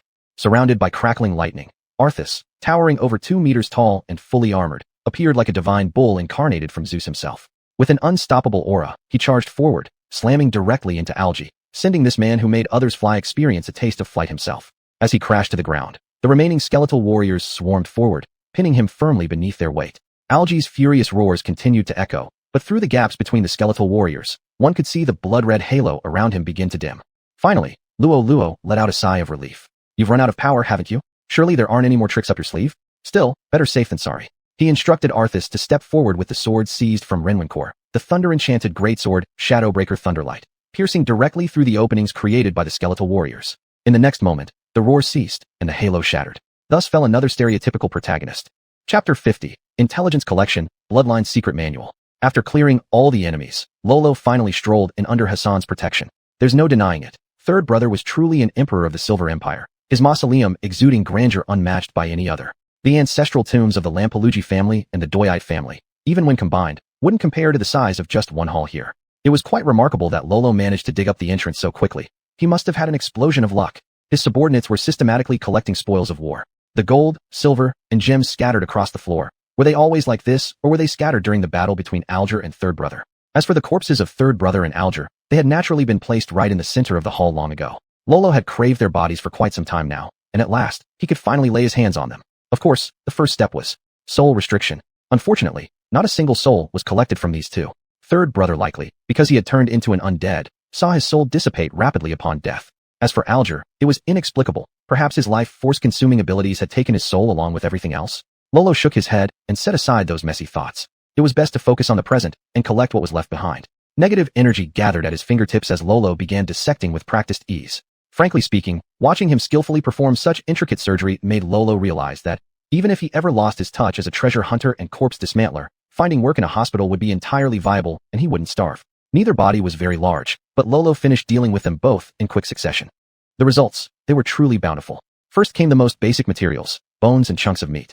Third Brother, since he had died such a long time ago, had rotted away all his flesh, leaving only the skeleton behind, but the quality of the bones was exceptionally high. In contrast, while Alger's bones weren't as good, his flesh remained intact and in excellent condition. Luo Luo sensed a premonition. With these materials, Alas and Hassan could certainly reach new heights. Next were the internal organs. Originally, Luo Luo considered these entrails to be inferior chunks of meat until the plague zombies gave him a fresh perspective. There are no useless materials, just materials misused. Alas, in this instance, he temporarily found nothing special about Alger's internal organs, so he shoved them into the system space for later. Finally, there were the brains. Although Third Brother's brain had decayed away long ago, Alger's was perfectly preserved, a genuine mid-tier brain. Luo Luo retrieved the soft, pinkish tissue filled with intricate grooves, discovering that the structure of the centaur brain wasn't much different from a human's. While closely examining it, Luo Luo noticed a black line running through the brain. He poked at it with his finger, charged with negative energy, and instantly, it seemed alive, rapidly moving toward his hand. Before he could react, a message popped up in the system. Detected collectible intelligence. Do you wish to proceed with collection? Luo Luo was shocked. The last time this prompt appeared was when he touched that children's version of the Book of the Dead, and that was precisely how he embarked on the path of a mummy maker. Now staring at the black line coiled around his hand like a ring, he wondered, was this thing also a black magic codex? Since the collection didn't cost points, Luo Luo hesitated not a moment and chose yes immediately. Thus, under the Intelligence Collection section in his record, there appeared another book. The Blood Clan's Secret Manual, Primary Education Deficient Edition. Luo Luo's face darkened. Why did all the magic codices he acquired turn out to be kindergarten versions or defective ones? But luckily, these deficiencies could be resolved by adding points. Ever since he upgraded the Book of the Dead to the Apprentice Graduation version, he'd been accumulating points. Now, he had double-digit numbers to spend. Using a point to upgrade, it wouldn't be a problem. With the reduction of a point, the Blood Clan Secret Manual was updated to Primary Education Complete version. Still Primary Education. Description: we wield the power of blood. We rule over the world of darkness. We are the dead of endless night. We are ancient abominations. We are the Bloodline clans. P.S. This book is used internally within the Bloodline clans as a primary textbook for educating young, natural-born Bloodline members. Its purpose is to teach them the history of their race and their ability training. Non-Bloodline individuals are advised not to view unless absolutely necessary. Violators assume responsibility for consequences at their own risk. After reading the introduction, Luo Luo fell deep in thought. The Bloodline clans, boasting such an elevated reputation, weren't they just vampires? So, the second form transformation Alger performed earlier, was that learned from a vampire's elementary school manual? In terms of external manifestation, it definitely could be described as the power of blood. Luo Luo realized why the runes felt so familiar. The blood magic utilized by vampires is a type of dark magic. For Luo Luo, a necromancer, would it feel unfamiliar? Their method of application was indeed unique, which explained why he couldn't identify it at a glance. In short, for Luo Luo, who had already embraced the dark side, anything from this book was bound to be good. He immediately chose to comprehend this book.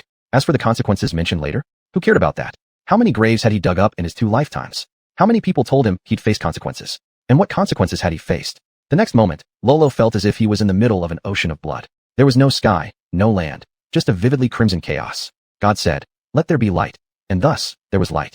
God said, "Let there be people." And thus, there were people. The first people, however, were stained by the blood sea and were displeasing to God, so they were killed and tossed back into the blood sea. When the glow of the first day faded, the earliest bloodline clans were born out of the blood sea, brimming with the world's earliest hatred. Luo Luo opened his eyes again, finding them glowing a fiery red. He used a shiny silver coin as a mirror and noticed not only had his eyes changed, but his teeth had sharpened as well. Even more tellingly, the personal intelligence section on his record showed his race transformed into Blood Clan. Consequences assumed. Is this really what assuming consequences entails? He felt the negative energy within him become denser and more controllable. His aversion toward daylight and sunlight became stronger, while his preference for darkness and night deepened. All 5 of his senses seemed greatly enhanced, and his physical abilities far surpassed his former self. Although still unable to compare with those knights, at least he wasn't a frail weakling anymore. To sum it up, he'd grown stronger. Thinking of this, Luo Luo hurriedly touched his head. Fortunately, his hair remained thick, and his hairline normal. But a second problem arose. I've turned into a vampire, an undead creature. So how do I return?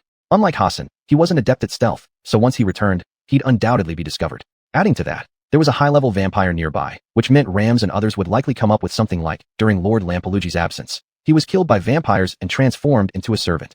They'd then shed tears as they killed him, and again cry as they swallowed up the now extinct Lampelugi estate, along with the recently annexed Dorite estate that Luo Luo just claimed. However, this confusion dissipated as he delved deeper into the Blood Clan's secret manual. His previous judgment was wrong. Vampires and bloodline clans indeed had distinctions. Chapter 51. The bald eagle spreads its wings, soaring to the skies. In his past life, Luo Luo's understanding of blood clans and vampires was essentially a difference in translation. They were the same concept. This kind of fantastical creature, on Earth, originated as a popular dark legend in Europe, becoming elegant yet deadly lords of the night through the fabrications of some novelists. And modern game developers further categorized them based on the vampire legend's characteristics of their living habits, as well as their connection to corpses and death, often associating them with liches, skeletons, zombies, and other classic undead beings in gaming worlds. The vampires in this world were also similar, such as the vampire noble currently rampaging among various tribes at the southern edge of the Great Grassland. The system had labeled him as high-level undead, a typical ancient vampire. However, after being enlightened by the secret canon of blood clans, Luo Luo learned that the blood clan in this world was far from such simplistic entities. As he had seen in those illusions, the blood clan was an accidental semi-divine creation. On the surface, their bodies were extremely similar to humans, even identical. But internally, they had been contaminated by the blood sea at the dawn of creation and influenced by the resentment of the early world after being abandoned by gods. Hence, they were referred to as semi-divine creations. The traits possessed by the blood clan were quite similar to those of vampires in many aspects. They detested sunlight, were intimate with darkness, controlled blood, were immortal. Even Luo Luo, a professional necromancer, couldn't distinguish between the two using ordinary methods alone. Likewise, unless a blood clan member actively exposed themselves, it would be hard to differentiate between them and humans. After all, even if a priest used great divine word art to ask the gods whether Luo Luo was undead at the moment, the gods would still respond with a no. Because he really wasn't undead. Blood clans are high-ranking dark creatures who control the undead. They might look like mummies, but you can't treat them as such. In short, he no longer had to worry about being recognized as someone who had abandoned humanity upon returning. Luo Luo's mood significantly brightened. Stop slacking off and organize everything properly. We've made a fortune here with so much gold and treasure. Actually, there was no need for him to nag. The undead were the most capable and loyal servants, and none of them slacked off. Despite their high efficiency, they struggled due to the sheer amount of wealth accumulated by the third brother. Dozens of undead worked tirelessly for half a day and only managed to tidy up the main hall. They hadn't even entered deeper chambers yet. It won't do if we stay here too long. Both Alex and Rams will start questioning me. Luo Luo absent-mindedly stroked the broken throne in the middle of the grand hall, itself smashed either by the third brother or by Algernon, and suddenly had a stroke of inspiration. If I could use my own ancestral grave as a secret base, why can't I claim this place as a new one? He recalled an experienced necromancy researcher who always established bases all over the world, collecting talents and resources. Even though his operations were dismantled time and time again, he never faltered, managing to rise every single time. This is what it means to have more than one bolt hole. You need to learn from him. Luo Luo decisively shifted his focus, took out the stockpiled bones and meat, and immediately crafted a large number of skeletal soldiers and zombies. With a wave of his hand, all were sent off to renovate his new home. As for himself, he had to carefully select materials and create more exquisite skeletons. After all, he had lost several heavy skeleton warriors during the previous battle. Many armors and heavy crossbows were damaged, causing him great physical pain. Fortunately, the treasure on the ground far exceeded the loss. Otherwise, he would have vented his anger by dissecting Algernon's body. Although dismembering him to harvest material looked similar to venting his anger. Just as Luo Luo finished his intense and thrilling adventure and reaped bountiful rewards, an army seeking riches descended upon his territory. A bright green flag of the mighty eagle flapped above the Ashen River. Seen from afar, it appeared as if countless fierce birds were marching forward in tight formation toward the front line. Ram stood on the lookout tower of Stone Tower Castle. Raised as the first heir of the Duke since he was young, he received excellent aristocratic education. Though not thoroughly knowledgeable about every noble's coat of arms across the nation, he wouldn't confuse the major forces in the 6 provinces of the northern frontier. Jim Harlow's land is quite far, yet he arrived rather swiftly. There was disdain etched all over Ram's face. This man doesn't deserve the noble, courageous eagle. He's just a vulture, a coward with a terrifying appearance, who dare only chase carcasses without any courage. His aide dressed in prophet sage robes smiled, emitting ancient, wise tones under his snow-white beard. My Duke, The fact that this vulture has chosen to follow you shows that, in his eyes, your victory is already certain. That's not up to him to decide. I was bound to win anyway. Rams had clearly forgotten the several ton defeats he had suffered before he came to the Lampluki territory. After all, only those who laugh last are true winners. With that thought, he reached up to his face, struggled to adjust his expression, and finally managed a decent smile. Let's go, to greet our vulture. Oh, Eagle Earl. Even though this guy may not have much ability, the scale of his wealth is enough to serve as a signal for attracting other lords.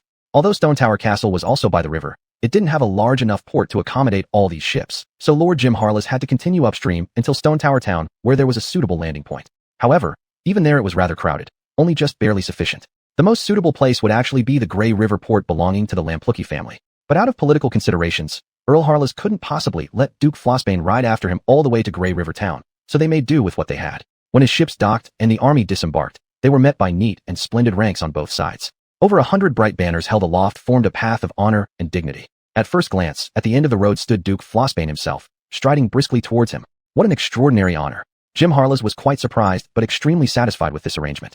Isn't this precisely the kind of respect I sought when I rushed here so fast to join the coalition?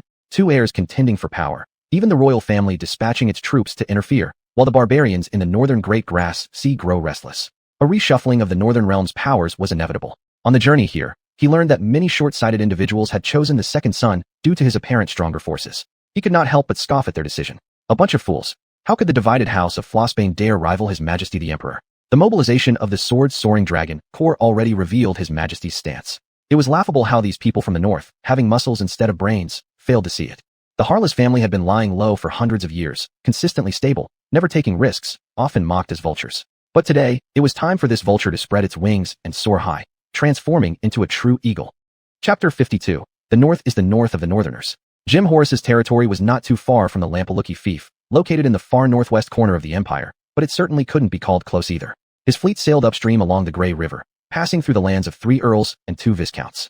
Therefore, the news that this vulture, who only hid behind others to feed on scraps, had actually taken the initiative to attack immediately drew widespread attention. And one of the few people most interested in this news was Dominic Floisbane, the second son of the former duke residing within the castle of the Floisbane family, the usurper of the north, and the claimant to the title of the second Duke of Floisbane. Bang! The heavy solid wood desk in the study of Snowcliff Castle echoed with a dull thud from a punch, causing the wine glasses atop it to topple over. The fresh, crimson liquor flowed down the table, nearly soaking the documents spread across its surface. The servant standing nearby was startled, nervously raising his head to glance at Dominic's expression before hastily moving the documents aside and tidying up the table. Leave it. Do I really need to read these again and get angry twice? Dominic's cold voice made the servant tremble uncontrollably as he quickly retracted his hands, taking a few hurried steps back and refraining from doing anything more. The young duke glanced at him, letting out a disdainful snort from his nose. After glancing out the window, he stood up and strode toward the door. The servant quickly followed, intending to fetch the cape hanging on the rack and drape it over him. However, at the moment his hand touched Dominic, this questionable young duke suddenly exploded. A strike with his elbow hit the servant in the face, causing him to stumble backward several steps. In an instant, he unsheathed the dagger from his waist. Clang! The sound of the blade being drawn chilled the servant to the bone. Ignoring the blood spraying from his nose, he shouted frantically, "My lord, it's me. I'm not an assassin." At that moment, Dominic's dagger was barely an inch away from him. The chilling frost condensed on the surface of the fearsome dragon's steel weapon felt like the breath of death, making him tremble violently. Dominic withdrew the blade, looking exceptionally displeased. His voice carried even more coldness than the killing intent just moments ago. "Do not touch me from behind. If it happens again, even if I can control myself, you'll still die, just like your 4 predecessors." The servant knelt down on the spot to beg for mercy, unable to help but recall his parents' expressions when they first learned he was selected to serve as a servant for the duke. He had merely thought the duke had a bad temper, so he proceeded cautiously, never expecting such madness. Killing without provocation. No wonder, despite being appointed as the duke's attendant, which should have been an honor and practically a shortcut to power in politics, those predecessors wore smiles uglier than crying. My lord, please rest assured, there will absolutely be no second time." Perhaps because winter was approaching and the weather turned colder, his speech was somewhat trembling. Dominic didn't say another word, ignoring the cloak entirely as he turned and left. All his ancestors, including his stubborn father, adhered to the creed, "Ice forges willpower, and cold sharpens martial prowess," never wearing overly thick clothing for warmth. But he was different. Ever since childhood, he'd exhibited a mutation-like aversion to the cold. He avoided wearing a cloak purely because he carried magical items designed to preserve body heat. For the prestigious Duke of the North, he naturally spared no expense in this regard. When he arrived at the hall, many people had already waited for him for quite some time. One of the family's trusted advisors, a knight with the title of baron but without actual fiefs, approached to brief him, reporting the situation of the guests gathered in the hall. Dominic looked towards the group accordingly. Besides the important household servants who had already sworn allegiance to him, there were indeed quite a number of unfamiliar faces in the hall. These people surrounded a young nobleman like stars circling the moon. This individual wore a vivid velvet suit, exquisitely tailored, complementing his striking blonde hair perfectly, lacking any trace of the bravery and decisiveness admired by northern nobles, and instead resembling a graceful gentleman from the south. They noticed Dominic's arrival. That apparent leader walked forward with steady strides, greeting him with impeccable aristocratic etiquette. Respected Duke, Edric Raven offers you the sincerest respect and the unshakable absolute loyalty of the Raven Marquisate. Although he was a second son, Dominic paid much more attention to the genealogies of the nobility than his elder brother did. At the mention of this name, memories of the man's background sprang to mind. Of the 6 provinces in the north, except for the province where the Floisbane family resided, each harbored a powerful marquisate. The province housing the Raven Marquisate lay directly south of Nord Province, where his good brother had raised his banner. The current Raven Marquis has few offspring, only Edric, an only son, and 2 daughters. By sending Edric here, the Marquis had already expressed his stance quite clearly. Dominic therefore felt a little better. Welcome, Count Edric. I hope you'll enjoy your stay at Snowcliff Castle. Dominic added a polite greeting of his own. At this point, other nobles also chimed in immediately after him, pledging their respective loyalties. But Dominic's face grew visibly darker despite maintaining a polite smile. Among the 6 provinces, apart from the one controlled by Floisbane's Snowcliff Castle, only one of the 5 marquises from the remaining provinces had deigned to attend. As for those powerful and independent border counts who were not among the top-tier nobility, not a single one had come to Snowcliff Castle. The rest were minor and middling nobles, among them some counts and viscounts with large fiefs and great wealth. However, these individuals were situated in the southernmost edge of the north where there was hardly any fighting or military significance to speak of. It seems that more people believe my good-for-nothing brother is truly the rightful lord of the north. Dominic's icy voice silenced the smaller nobles who had been about to say something. Only Edric, the heir to the Raven Marquisate with the title of Count, glanced around the room at the assembled guests before leaning close and whispering into Dominic's ear. Your Grace, be careful what you say. The Emperor has already dispatched his legions with clear intentions. He meant for the Duke to mind his phrasing about Lord of the North. After all, under the law, the Floisbane family were merely the guardians of the North, or less ceremoniously, the gatekeepers of the Empire's northern border. This meaning differed greatly from being the Lord of the North. Dominic did not answer right away. He merely turned to look at Edric, studied the sly half-smile on his face, paused deep in thought, then asked a peculiar question. Does the Raven family believe the North belongs to Northerners, or to the people of the capital? Chapter 53, Rollo's Return. Rollo rode his skeleton warhorse, which was disguised as an ordinary horse with a horse hood, galloping on the road home. The northern grasslands were now approaching winter. Autumn had gradually faded away, evidenced by the bitter cold mornings at this time. The sun had not yet risen, and the sky presented a pale gray, as if the frost of winter had already condensed in the air. The grasses and plants on the steppes swayed in the cold wind, seemingly preparing for the impending harsh cold. A thin layer of frost was visible on the ground, and the wind carried a bone-chilling coldness. In the distance, where the grassland met the sky, a light blue began to appear, signaling the start of a new day. Yet all of this was still enveloped by the cold of winter, as if the earth was entering a state of slumber, awaiting the call of sunlight. This was today's morning on the northern steppe, cold and solemn, like a warning of the war clouds about to engulf this land. Rollo felt this chill, his gaze and thoughts drifting towards the vast northern lands, and couldn't help but sigh. Winter is coming. After finishing admiring the unremarkable scenery, he shifted his focus to the system interface. Today's intelligence had been refreshed. Intelligence 1. Both Flossbean Dukes have already issued calls across the entire North Realm. Because Dominic Duke only garnered support from one of the 5 Marquises, he decided to take a bold risk. He attempted to use necromancy to awaken past warriors of the North to fight for him under the banner of the North should belong to the Northerners, against traitors who sided with the Emperor. Intelligence 2. The secret society, Dark Pleasure, composed of many necromancers, excitedly sensed the imminent war winds in the North, and has already decided during internal meetings to fully promote this upcoming civil war in the North to provide more material for their necromantic research. Intelligence 3. The well-known mercenary group, Leaf Corps, through connections made by Marquis Raven, has been hired by Duke Dominic and is heading towards the north. Its internal necromancer members will strongly support Dominic's next moves. Intelligence 4. The largest church in the north, Cathedral of Light, has already sensed the evil black magic necromancy of that high-level vampire over the Great Grass Sea, viewing it as a huge threat. It is gathering all the paladins of the north, with the Judgment Knights already setting off, expected to reach Lamperugi territory within 10 days. Intelligence 5. The high-level undead, vampire aristocrat, descendant of darkness, eternal night singer, Aros Darkwood, has completed his slaughter and has begun converting all the corpses into undead servants. Based on the local concentration of negative energy created, it is estimated that he will convert them into undead servants reaching up to mid-tier levels. Intelligence. After reviewing today's intelligence, Rollo couldn't help but feel somewhat surprised. So, this time, it's all about necromancy, huh? He thought that among the nobles, only he was worried about the church's influence and secretly practiced some necromancy.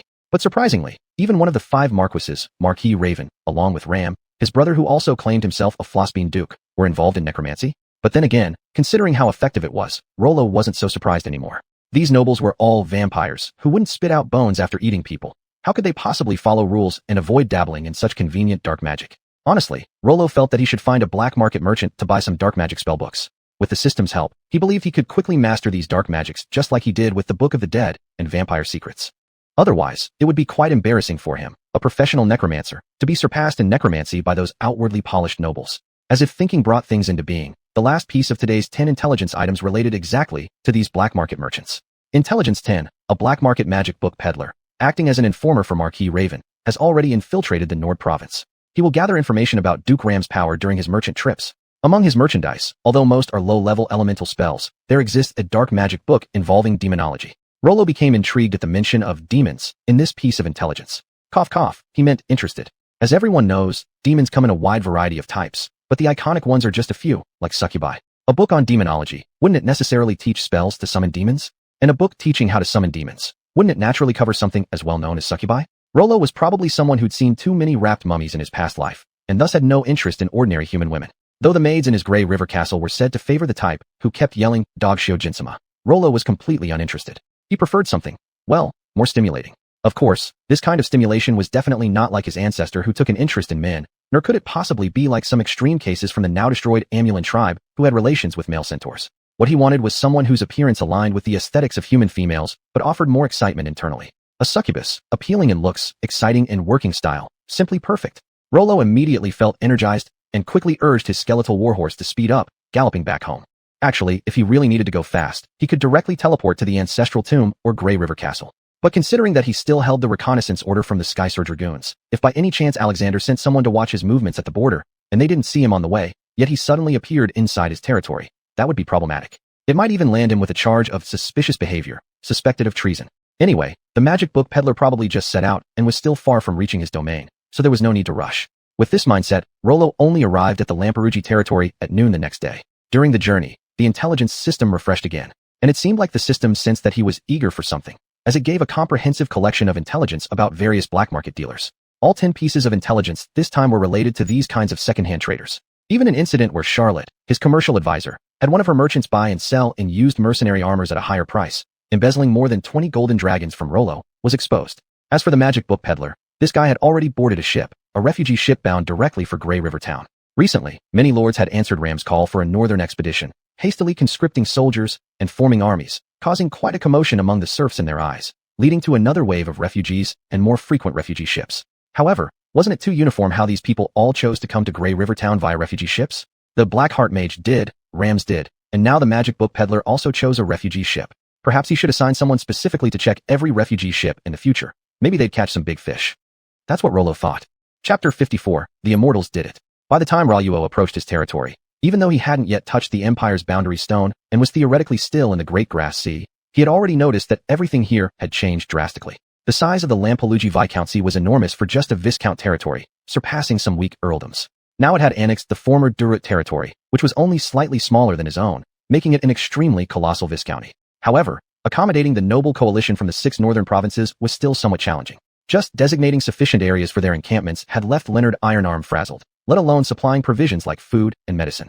The entire territory only had a population of several 10,000. How could they sustain the over 100,000 soldiers and horses? Fortunately, the Jeremiah Border Earl to the south and the provincial governors covered these expenses. Otherwise, everyone in the Lampelugi Viscountcy would have been chopped into tiny pieces to barely feed the northern army. But Luo Luo knew none of this. He still thought these people brought their own provisions. Nowadays, throughout Lampelugi's territory, wherever his eyes reached, there were tents and flags everywhere. The colorful triangular flags from the nobles of all levels in the 6 northern provinces, adorned with their family crests, fluttered in the wind, truly exuding an atmosphere of 100,000 banners cutting through Yama.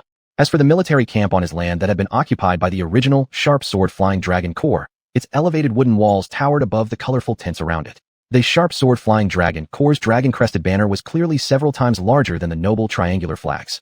The disparity in status was instantly apparent. Luo Luo wasn't at all surprised by this. Most frontier nobles of the north revered martial arts. Even if they didn't follow orders initially, after witnessing the capabilities of this emperor's direct corps, they seldom caused further trouble. As Luo Luo's troops approached, the reconnaissance forces of the Sharp Sword Flying Dragon Corps immediately moved towards him. Luo Luo threw back a reconnaissance command. A tyrant from his rear immediately seized it, and held it high toward the guards over there. Apparently, some kind of spell like Eagle Eye had been cast on their helmets. After a brief look from afar, those guards did not intervene but returned directly to their positions. Thanks to this, the speed of Luo's return journey was not slowed down at all. However, this was not entirely good news. At least for this minor nobleman stationed near the edge of the territory, it was quite a terrifying sight. Imagine this. You see a group of knights, each fully armed in heavy armor, with strict discipline, perfectly aligned ranks, even wearing cloaks while riding. Leading them are a few towering, troll-like monster knights. They come charging toward your unprepared camp at a speed no less than a battlefield charge. What would be your reaction? Enemy attack. Enemy attack. Enemy attack. This ordinary baron, who lacked both combat prowess and wealth, and was therefore pushed out to such an outer position, upon seeing such a terrifying charge from the knights, began screaming with fear, completely ignoring the fact that the enemy approaching his camp did not even have weapons drawn. A cowardly soldier leads to a single bear. A cowardly general leads to an entire den of bears. The 40-odd men under this baron, who was acting as an officer due to his knight status, immediately panicked when he did, causing chaos among the soldiers. The reactions of the nearby noble camps were more or less the same. After all, this baron had been marginalized and sent to the outskirts, so how good could the nobles in the camps next to him be? Ultimately, like dominoes, numerous armies with poor quality fell into disarray within their camps. Although some nobles whose territories bordered the frontier still maintained martial spirit and tried to stabilize the situation, they were mere drops in the bucket against such overwhelming chaos. Luo couldn't hear clearly at first and assumed they were lining up to welcome him, but the closer he got, the more things seemed off. By the time he started slowing down, scattered archers had already begun aiming bows at him. Shit, the scouts let me in earlier because my token was correct? But now they want to ambush me and capture me alive? That bastard Alex is really going to use borrowed heads from fellow countrymen. Seeing more and more people from the noble coalition gathering, although their chaotic state clearly showed no intent of proper formation against enemies, the bows and crossbows pointed at him weren't fake. Without hesitation, Luo retreated promptly, simultaneously controlling the tyrant telepathically and shouting with its terrifying loud voice. I've shed blood for the North. I've served the Empire faithfully. I'm here to report my mission. What do you intend to do? I need to see the commander-in-chief, the corps commander. I need to see the Duke. With this roar echoing through heaven and earth, it genuinely startled the irregular soldiers into submission. Many noble officers had already mounted their horses and rushed to the front line, straining their eyes as far as they could, eager to see who this thunderously famous person might be. However, Luo had left in a hurry and forgotten to hoist the banner of his house, Lampelugi. Moreover, he, in his previous incarnation, was just an otaku with middle school drama syndrome, so few actually recognized him. As a result, after those noble officers looked, the only thought that came to mind was, who the hell is this guy? But seeing Luo's formidable military bearing, no one dared enough to come out and talk tough. They all glanced at each other, asking around if anyone knew him. In reality, this Viscount Lampelugi had already become well known across the 6 northern provinces because Rams had set him as an exemplary figure for others to follow in allying with himself. It's just that very few people had ever seen him in person. Thus, the situation temporarily reached a stalemate until an officer from the sharp sword flying dragon corps arrived. Luo also vaguely remembered this person as one of Alex's bodyguards. He had seen him on the day he went to Alex to request reconnaissance orders, part of that row of high-ranking knights who intimidated everyone.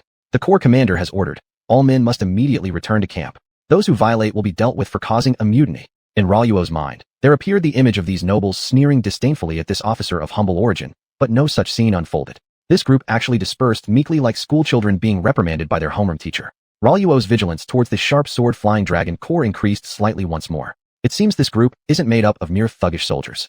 If His Majesty back in the capital was determined to have this corps stationed here long-term, it wouldn't be surprising if the land of Grey River Town had its last name changed soon. After dispersing the crowd, the officer then galloped toward Luo. Viscount Lampelugi, greetings. The corps commander asks if your reconnaissance mission bore any fruit. Although Luo hadn't even gone out to gather any intelligence, he did have a system. And not only that, but it was an intelligence gathering system, an expert one, at that. Cough cough. The situation, it's extremely grim. As he spoke, Luo's expression darkened. He ostentatiously looked around before leaning in close to whisper. The barbarians of the north, they've been massacred. I suspect it was done by immortals. Chapter 55. This hand, it plunges deep. An undead being slaughtered the northern barbarian tribes. The officer looked at Luo with skepticism, receiving a look of absolute certainty in response. With such strength, may I ask how your excellency the Viscount managed to escape from under its hand? Every word of the other party's speech was filled with distrust, but Luo paid no attention, replying with a face full of dread. At that time, I merely wanted to investigate near the encampment of the Amulan tribe, checking how many people they had gathered. However, I then witnessed that hellish scene. Luo closed his eyes and instantly opened them again in terror, as if he saw something terrifying. You wouldn't understand. It's a sight this world can hardly contain. There, it's literally an inferno. But to gather intelligence, my men forced themselves to endure nausea and enter. Eventually, we discovered an evil altar, its smell of blood so intense it felt like having blood poured into our mouths. From beginning to end, the officer observed Luo's expression. His initial disbelief wavered slightly, becoming uncertain. This guy, does he seem like he's not making things up? What was on the altar?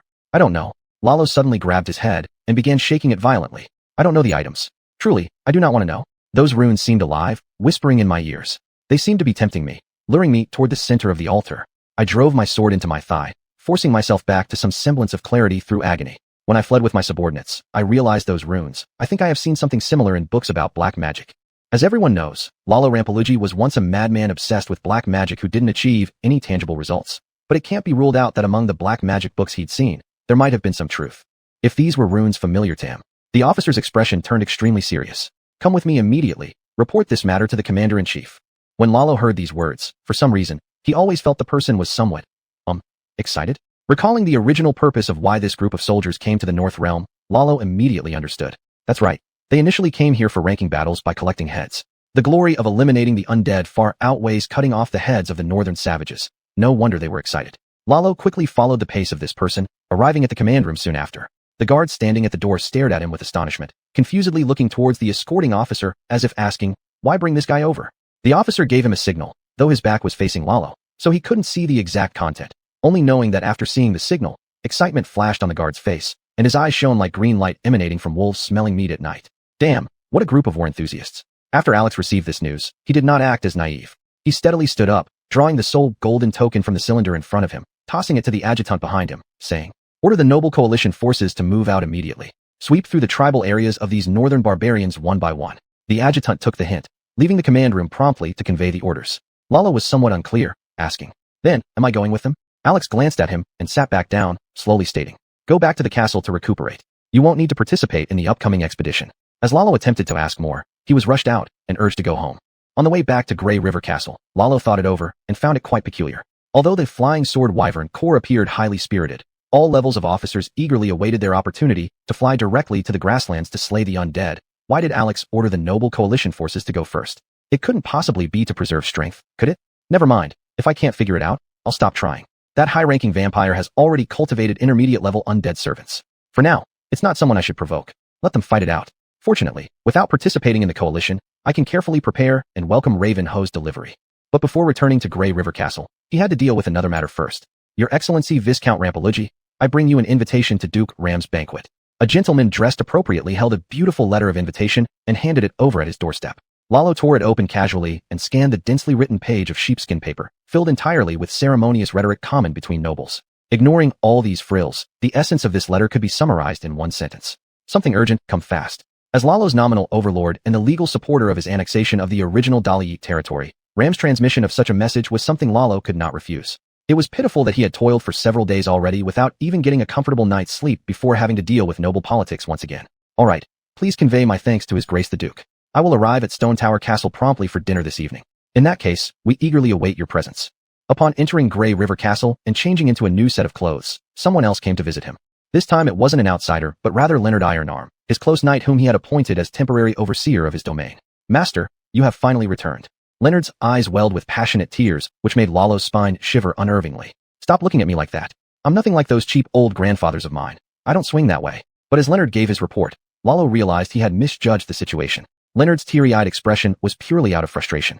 Just after Lalo had left, in the span of only a few days, the throngs of nobles participating in the coalition forces swarmed in, demanding the Rampalugi household host them all, including providing their military rations and offering the best sites to pitch their camps. Could Leonard magically produce provisions for tens of thousands of mouths? Naturally, he could do nothing but appeal to Rams for help. Rams was just a guy flaunting the title of Duke. He possessed no land, army, or wealth, so he too couldn't offer anything substantial. All he could do was write letters to surrounding great nobles, such as Lord Jeremiah from the southern border region, requesting assistance. Mentioning this, Leonard immediately became impassioned. Master, don't let their smooth-talking fool you, these barons. When it comes down to money or grain, they flip their faces faster than turning pages. Lalo's complexion grew extremely grim. Damn it. He originally thought these nobles were decent people, coming prepared with their own food supplies for the war effort. The reality was much different. Those bastards planned on eating him out of house and home. With the little fortune our family has, how long can it sustain tens of thousands of troops? So then, how did you end up resolving this issue?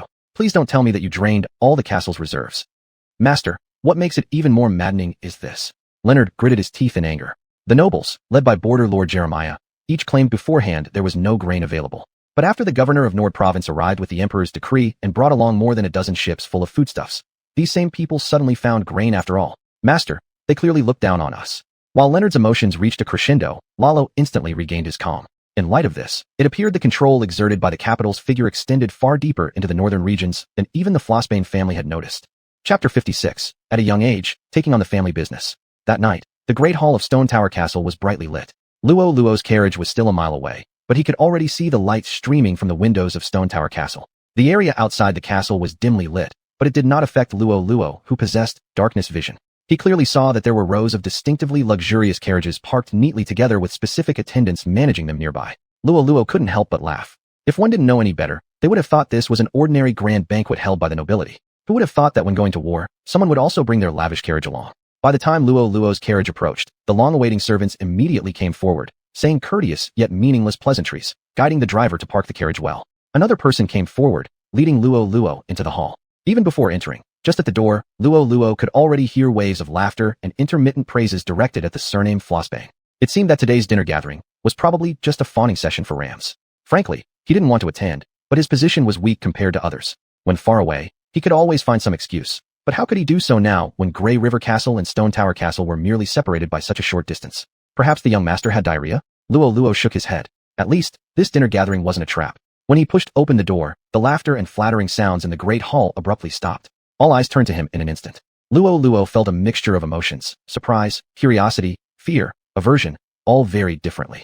Surprise and curiosity made sense. Though originally the guy, referring to Luo Luo himself, was somewhat known in the noble circle, the waste of Lampelugi family obsessed with dark magic, he rarely attended social activities for the nobility. Hence, this face was quite unfamiliar. But what about fear and aversion? He followed those gazes and found out that all these people expressing adverse emotions were gathered around Rams, dressed typically as North Realm noble youths. However, he didn't recognize any of them.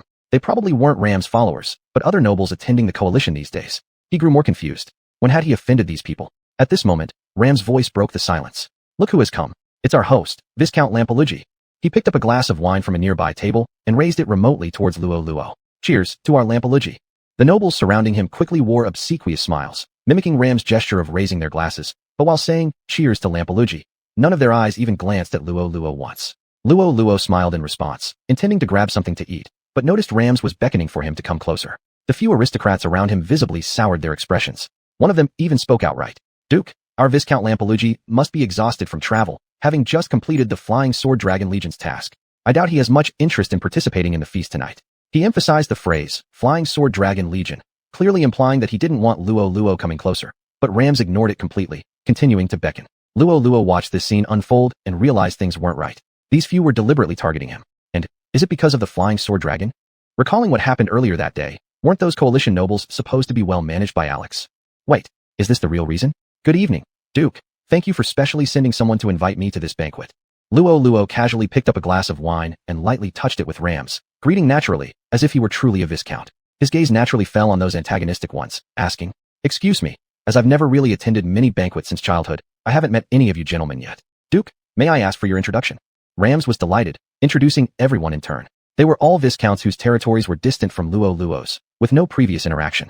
Until the last one, a middle-aged man with a noticeable Mediterranean hairstyle and exaggerated hook nose. Rams gave an emphasis in his introduction.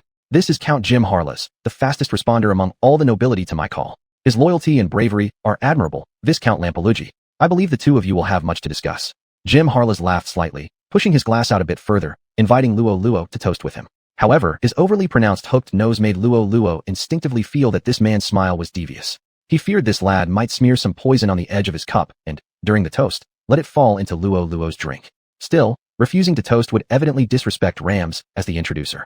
Reluctantly, Luo Luo lightly tapped cups and then pretended to sip cautiously. Count Jim Harless did not show any particular reaction, but the Viscounts were a different story. Viscount Lampelugi truly lives up to his family's martial reputation. At such a young age, he already knows to drink less wine. Look at him, carefully considering before even clinking glasses at a banquet. This is the mark of someone destined for great accomplishments. Unlike some of us older folks who struggle to wield a spear or mount a horse, and can only while away our days with wine at banquets. Luo Luo furrowed his brow. Was this guy a eunuch? What had he done to deserve such animosity from him? Switching between hostility and snide remarks. Before Luo Luo could respond, another Viscount chimed in. That is indeed true. Viscount Lampelugi inherited his estate at such a young age, and within just a few days, cleverly swallowed up an old rival, nearly doubling his territory. Truly formidable. As for us, we've brought our armies all the way to this barren northern frontier, not even knowing if we'll gain any military honors, all while squandering our resources and manpower. At this point, Luo Luo seemed to understand. He glanced at these nobles and noticed their positioning was centered around Jim Harless, subtly like stars orbiting the moon, elevating him. Then, mentally mapping the surnames of these nobles on a map, Luo Luo was surprised to find that the original Lampelugi was such a waste that he couldn't even remember the distribution of noble territories. But even without this verification step, Luo Luo had figured it out. These people were entirely part of Jim Harless' noble faction. Just as Rams had mentioned earlier, this man was the first among all the nobles to arrive, even quicker than some of Luo Luo's nearby neighbors, clearly demonstrating his eagerness to gain merit. So, do they see me as a fierce competitor? Luo Luo thought it unnecessary. He wanted chaos in the north but cared nothing for those paltry military honors. They could take them all. He'd be content as long as he got the bodies he needed. In return, when time permitted, he'd pay a visit to their ancestors for a warm and friendly exchange. While pondering how to diffuse this misunderstanding, Ram spoke first. I also think that Viscount Lampelugi has faced quite a bit of difficulty, after all. He took a sip of wine, his voice becoming steadier. I too am a young man who has had no choice but to shoulder my family's responsibilities alone. Chapter 57. The Move of Dark Pleasure. When Ram said this, the nobles present instantly understood his meaning. This clearly showed that he considered Lolo as one of his own. The reason he stated was quite explicit. Both of them were young and had been forced to shoulder their family's responsibilities at an early age. It wasn't just because they shared similar experiences that they felt close. It meant that Lolo's family fortune, which came through questionable means, required him to seek Rams as a backer given his tender age. Just like Rams, now in decline, had no choice but to join forces with someone like Lolo, who had a low betrayal rate, to uphold the title of Duke Flossbane. Jim Horace caught on quickly and immediately shifted his attitude. Speaking of turncoats, the Horace family was professional. You two truly deserve the title of youths from our northern region. Courageous and resourceful, the North will surely advance towards a more prosperous tomorrow under your leadership. A few viscounts could only reluctantly echo these sentiments. Lolo glanced at Rams somewhat surprisedly, only to receive a secret signal from the other side. Look up. He inconspicuously tilted his head slightly and noticed the high-level knight under Rams gesturing to him from the stairs using sign language, which meant meet at the lookout platform after the banquet. Lolo couldn't help but feel exasperated. Can I have a moment of rest? I haven't even eaten my meal yet. Fortunately, no random extras came to show off or get into pointless altercations, so Lolo chatted intermittently with nearby nobles and managed to eat a bit. After the banquet ended, he summoned his bodyguard, Tyrant, from the entrance and quickly made his way to the lookout platform. Upon arrival, he realized several nobles were already gathered there, with Ram's trusted knights guarding all around. However, Jim Horace was not among them. The guards, having seen Tyrant multiple times before, remained unfazed. But these nobles, especially some non-combatant factions, stood up startled at the sight of Tyrant. Don't worry, this is Viscount Lolo's guard. Rams offered some comfort before casting a questioning glance toward Tyrant, scrutinizing this version of him carefully. Why do I feel this guard seems stronger than when we first met? That was for sure since Tyrant had been upgraded with advanced parts. Of course, Lolo could not admit this outright, and instead, he made up something about breaking new levels while slaying several beasts on missions outside. How did the topic shift to my guard? Isn't the secret meeting today about something else entirely? With these words from Lolo, attention turned away from Tyrant and focused once more on Rams. Apparently, none of them knew what Rams intended to summon them for. Without further ado, Rams arranged for Lolo to be seated and then walked straight to the center, taking out something. Do you recognize this? Lolo looked closely. It was a sculpture of a figure cloaked in black, whose face couldn't be seen clearly, with a raven perched on its shoulder. It certainly wasn't human as revealed by the grotesque tentacles emerging from beneath the hood. Sigh, it feels oddly familiar.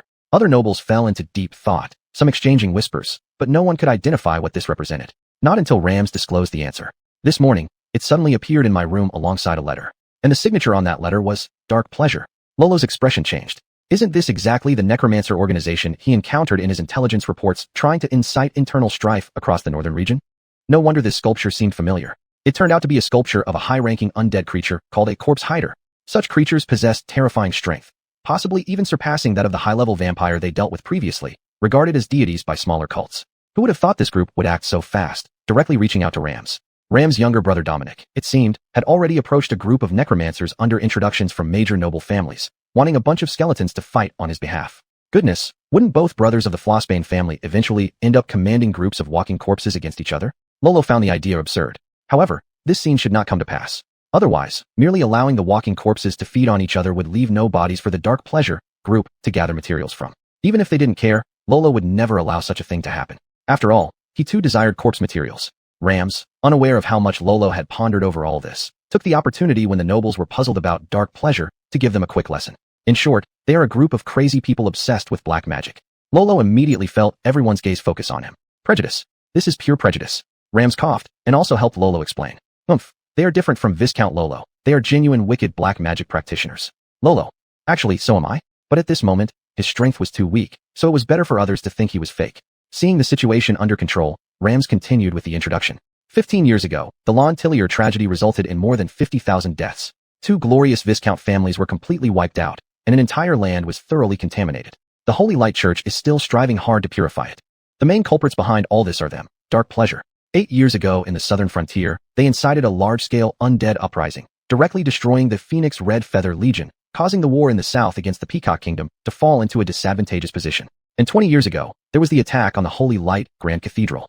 Every time he mentioned a case, there was another increment of shock and fear on everyone's face. These individuals clearly had no reservations about instigating undead disasters all over the continent, even daring to directly attack the Holy Light Grand Cathedral. Truly unrepentant black magic maniacs. Your Grace, then what do they want from you? This is precisely what I will talk about next. Rams took out that letter and showed it to everyone. The preceding text contained information about those incidents Rams had just mentioned, as if the sender wanted to make sure their recipients recognized who they were, like a form of self-introduction. Anyway, the real crux of the matter was actually the last sentence. Your younger brother has already embraced darkness and death. If you don't want to fall behind him, come find us to gain power. Lolo knew these words were not entirely false, but seemed exaggerated. Dominic had indeed contacted necromancers, yet those were just mercenaries doing jobs for pay, not nearly enough to say he had fallen into the embrace of darkness. However, this group really had surprisingly accurate intelligence. Chapter 58, Magic Book Vendors, there's news. I can't believe that Lord Dominic would do such a thing. He is truly bringing shame to the late Duke. No, if it was something said by that Dark Pleasure, its credibility should be questioned. What's even more suspicious is how that object was placed in his lordship, the Duke's room. Several nobles were bickering, and Rams then looked at the silent Lolo. So, Viscount Lolo, given your deeper knowledge of black magic, what is your opinion? Everyone quieted down and looked toward Lolo. I think there's really no need to pay attention to what he said. If Lord Dominic chose to use necromancy's power, we can just seek help from the church. Instead, one point made earlier is quite right. We should focus more on how these lunatics managed to place this object in your room. Agreed, this makes sense. Indeed, the Holy Light Church of the Northern region has considerable strength. If Dominic does try to borrow necromantic forces, the punishment knights will make him regret it. Several nobles chimed in as usual, while someone who had also raised concerns about Ram's guards took the opportunity to stand up and say, My lord, my younger brother has recently reached the rank of High Knight. He was previously a ranger too, with an alertness far surpassing that of ordinary knights. I'm sure if he joins your guard, nothing like this will happen again. Other nobles heard this and inwardly cursed. This person acted fast. However, Rams politely declined his offer. There's no need for this. My magic masters have already determined that they use teleportation spells to directly send objects into your room, thus evading the guards. Now, the mages under my command have set up comprehensive anti-magic countermeasures. You don't need to worry about my safety. But Rams did not completely reject the proposal, since the purpose of this gathering was to pull these few people closer together. How could he possibly let an opportunity presented to him slip away? However, as for your younger brother, with such great talent, it'd be a shame to let it go to waste. I'll assign him a fitting position where his skills can be fully utilized. After exchanging some flattering pleasantries, the conversation reverted back to the incident at hand. The letter had little else to discuss now, and the next focus would fall on the sculpture. Lolo thought that recognizing the item should present no problem based on his obsession with black magic without any gain persona, so he simply disclosed what he knew. Rams nodded. My magical advisor has said the same thing. After her inspection, this artifact proved to be a powerful magical device, but it uses runes of black magic, making it difficult to decipher, and its current effects remain unclear. Lolo thought privately that Rams certainly dared greatly to hold on to something like this. Then, may I take a look at it? By all means. Lolo picked up the sculpture, finding it much lighter than expected. If not specifically hollowed out in design, its material must have been something significantly lighter than metal. Considering its connection to black magic and necromancy, perhaps it might be the bone or tooth of some creature? Lolo scrutinized the sculpture thoroughly, finally locating the runes Rams mentioned.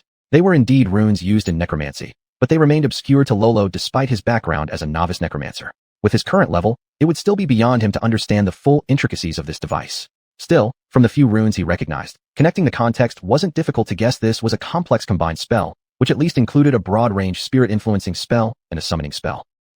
That combination sounds fishy. Beside him, the nobles watching couldn't help but ask after seeing him silently examine it for so long. Have you figured anything out?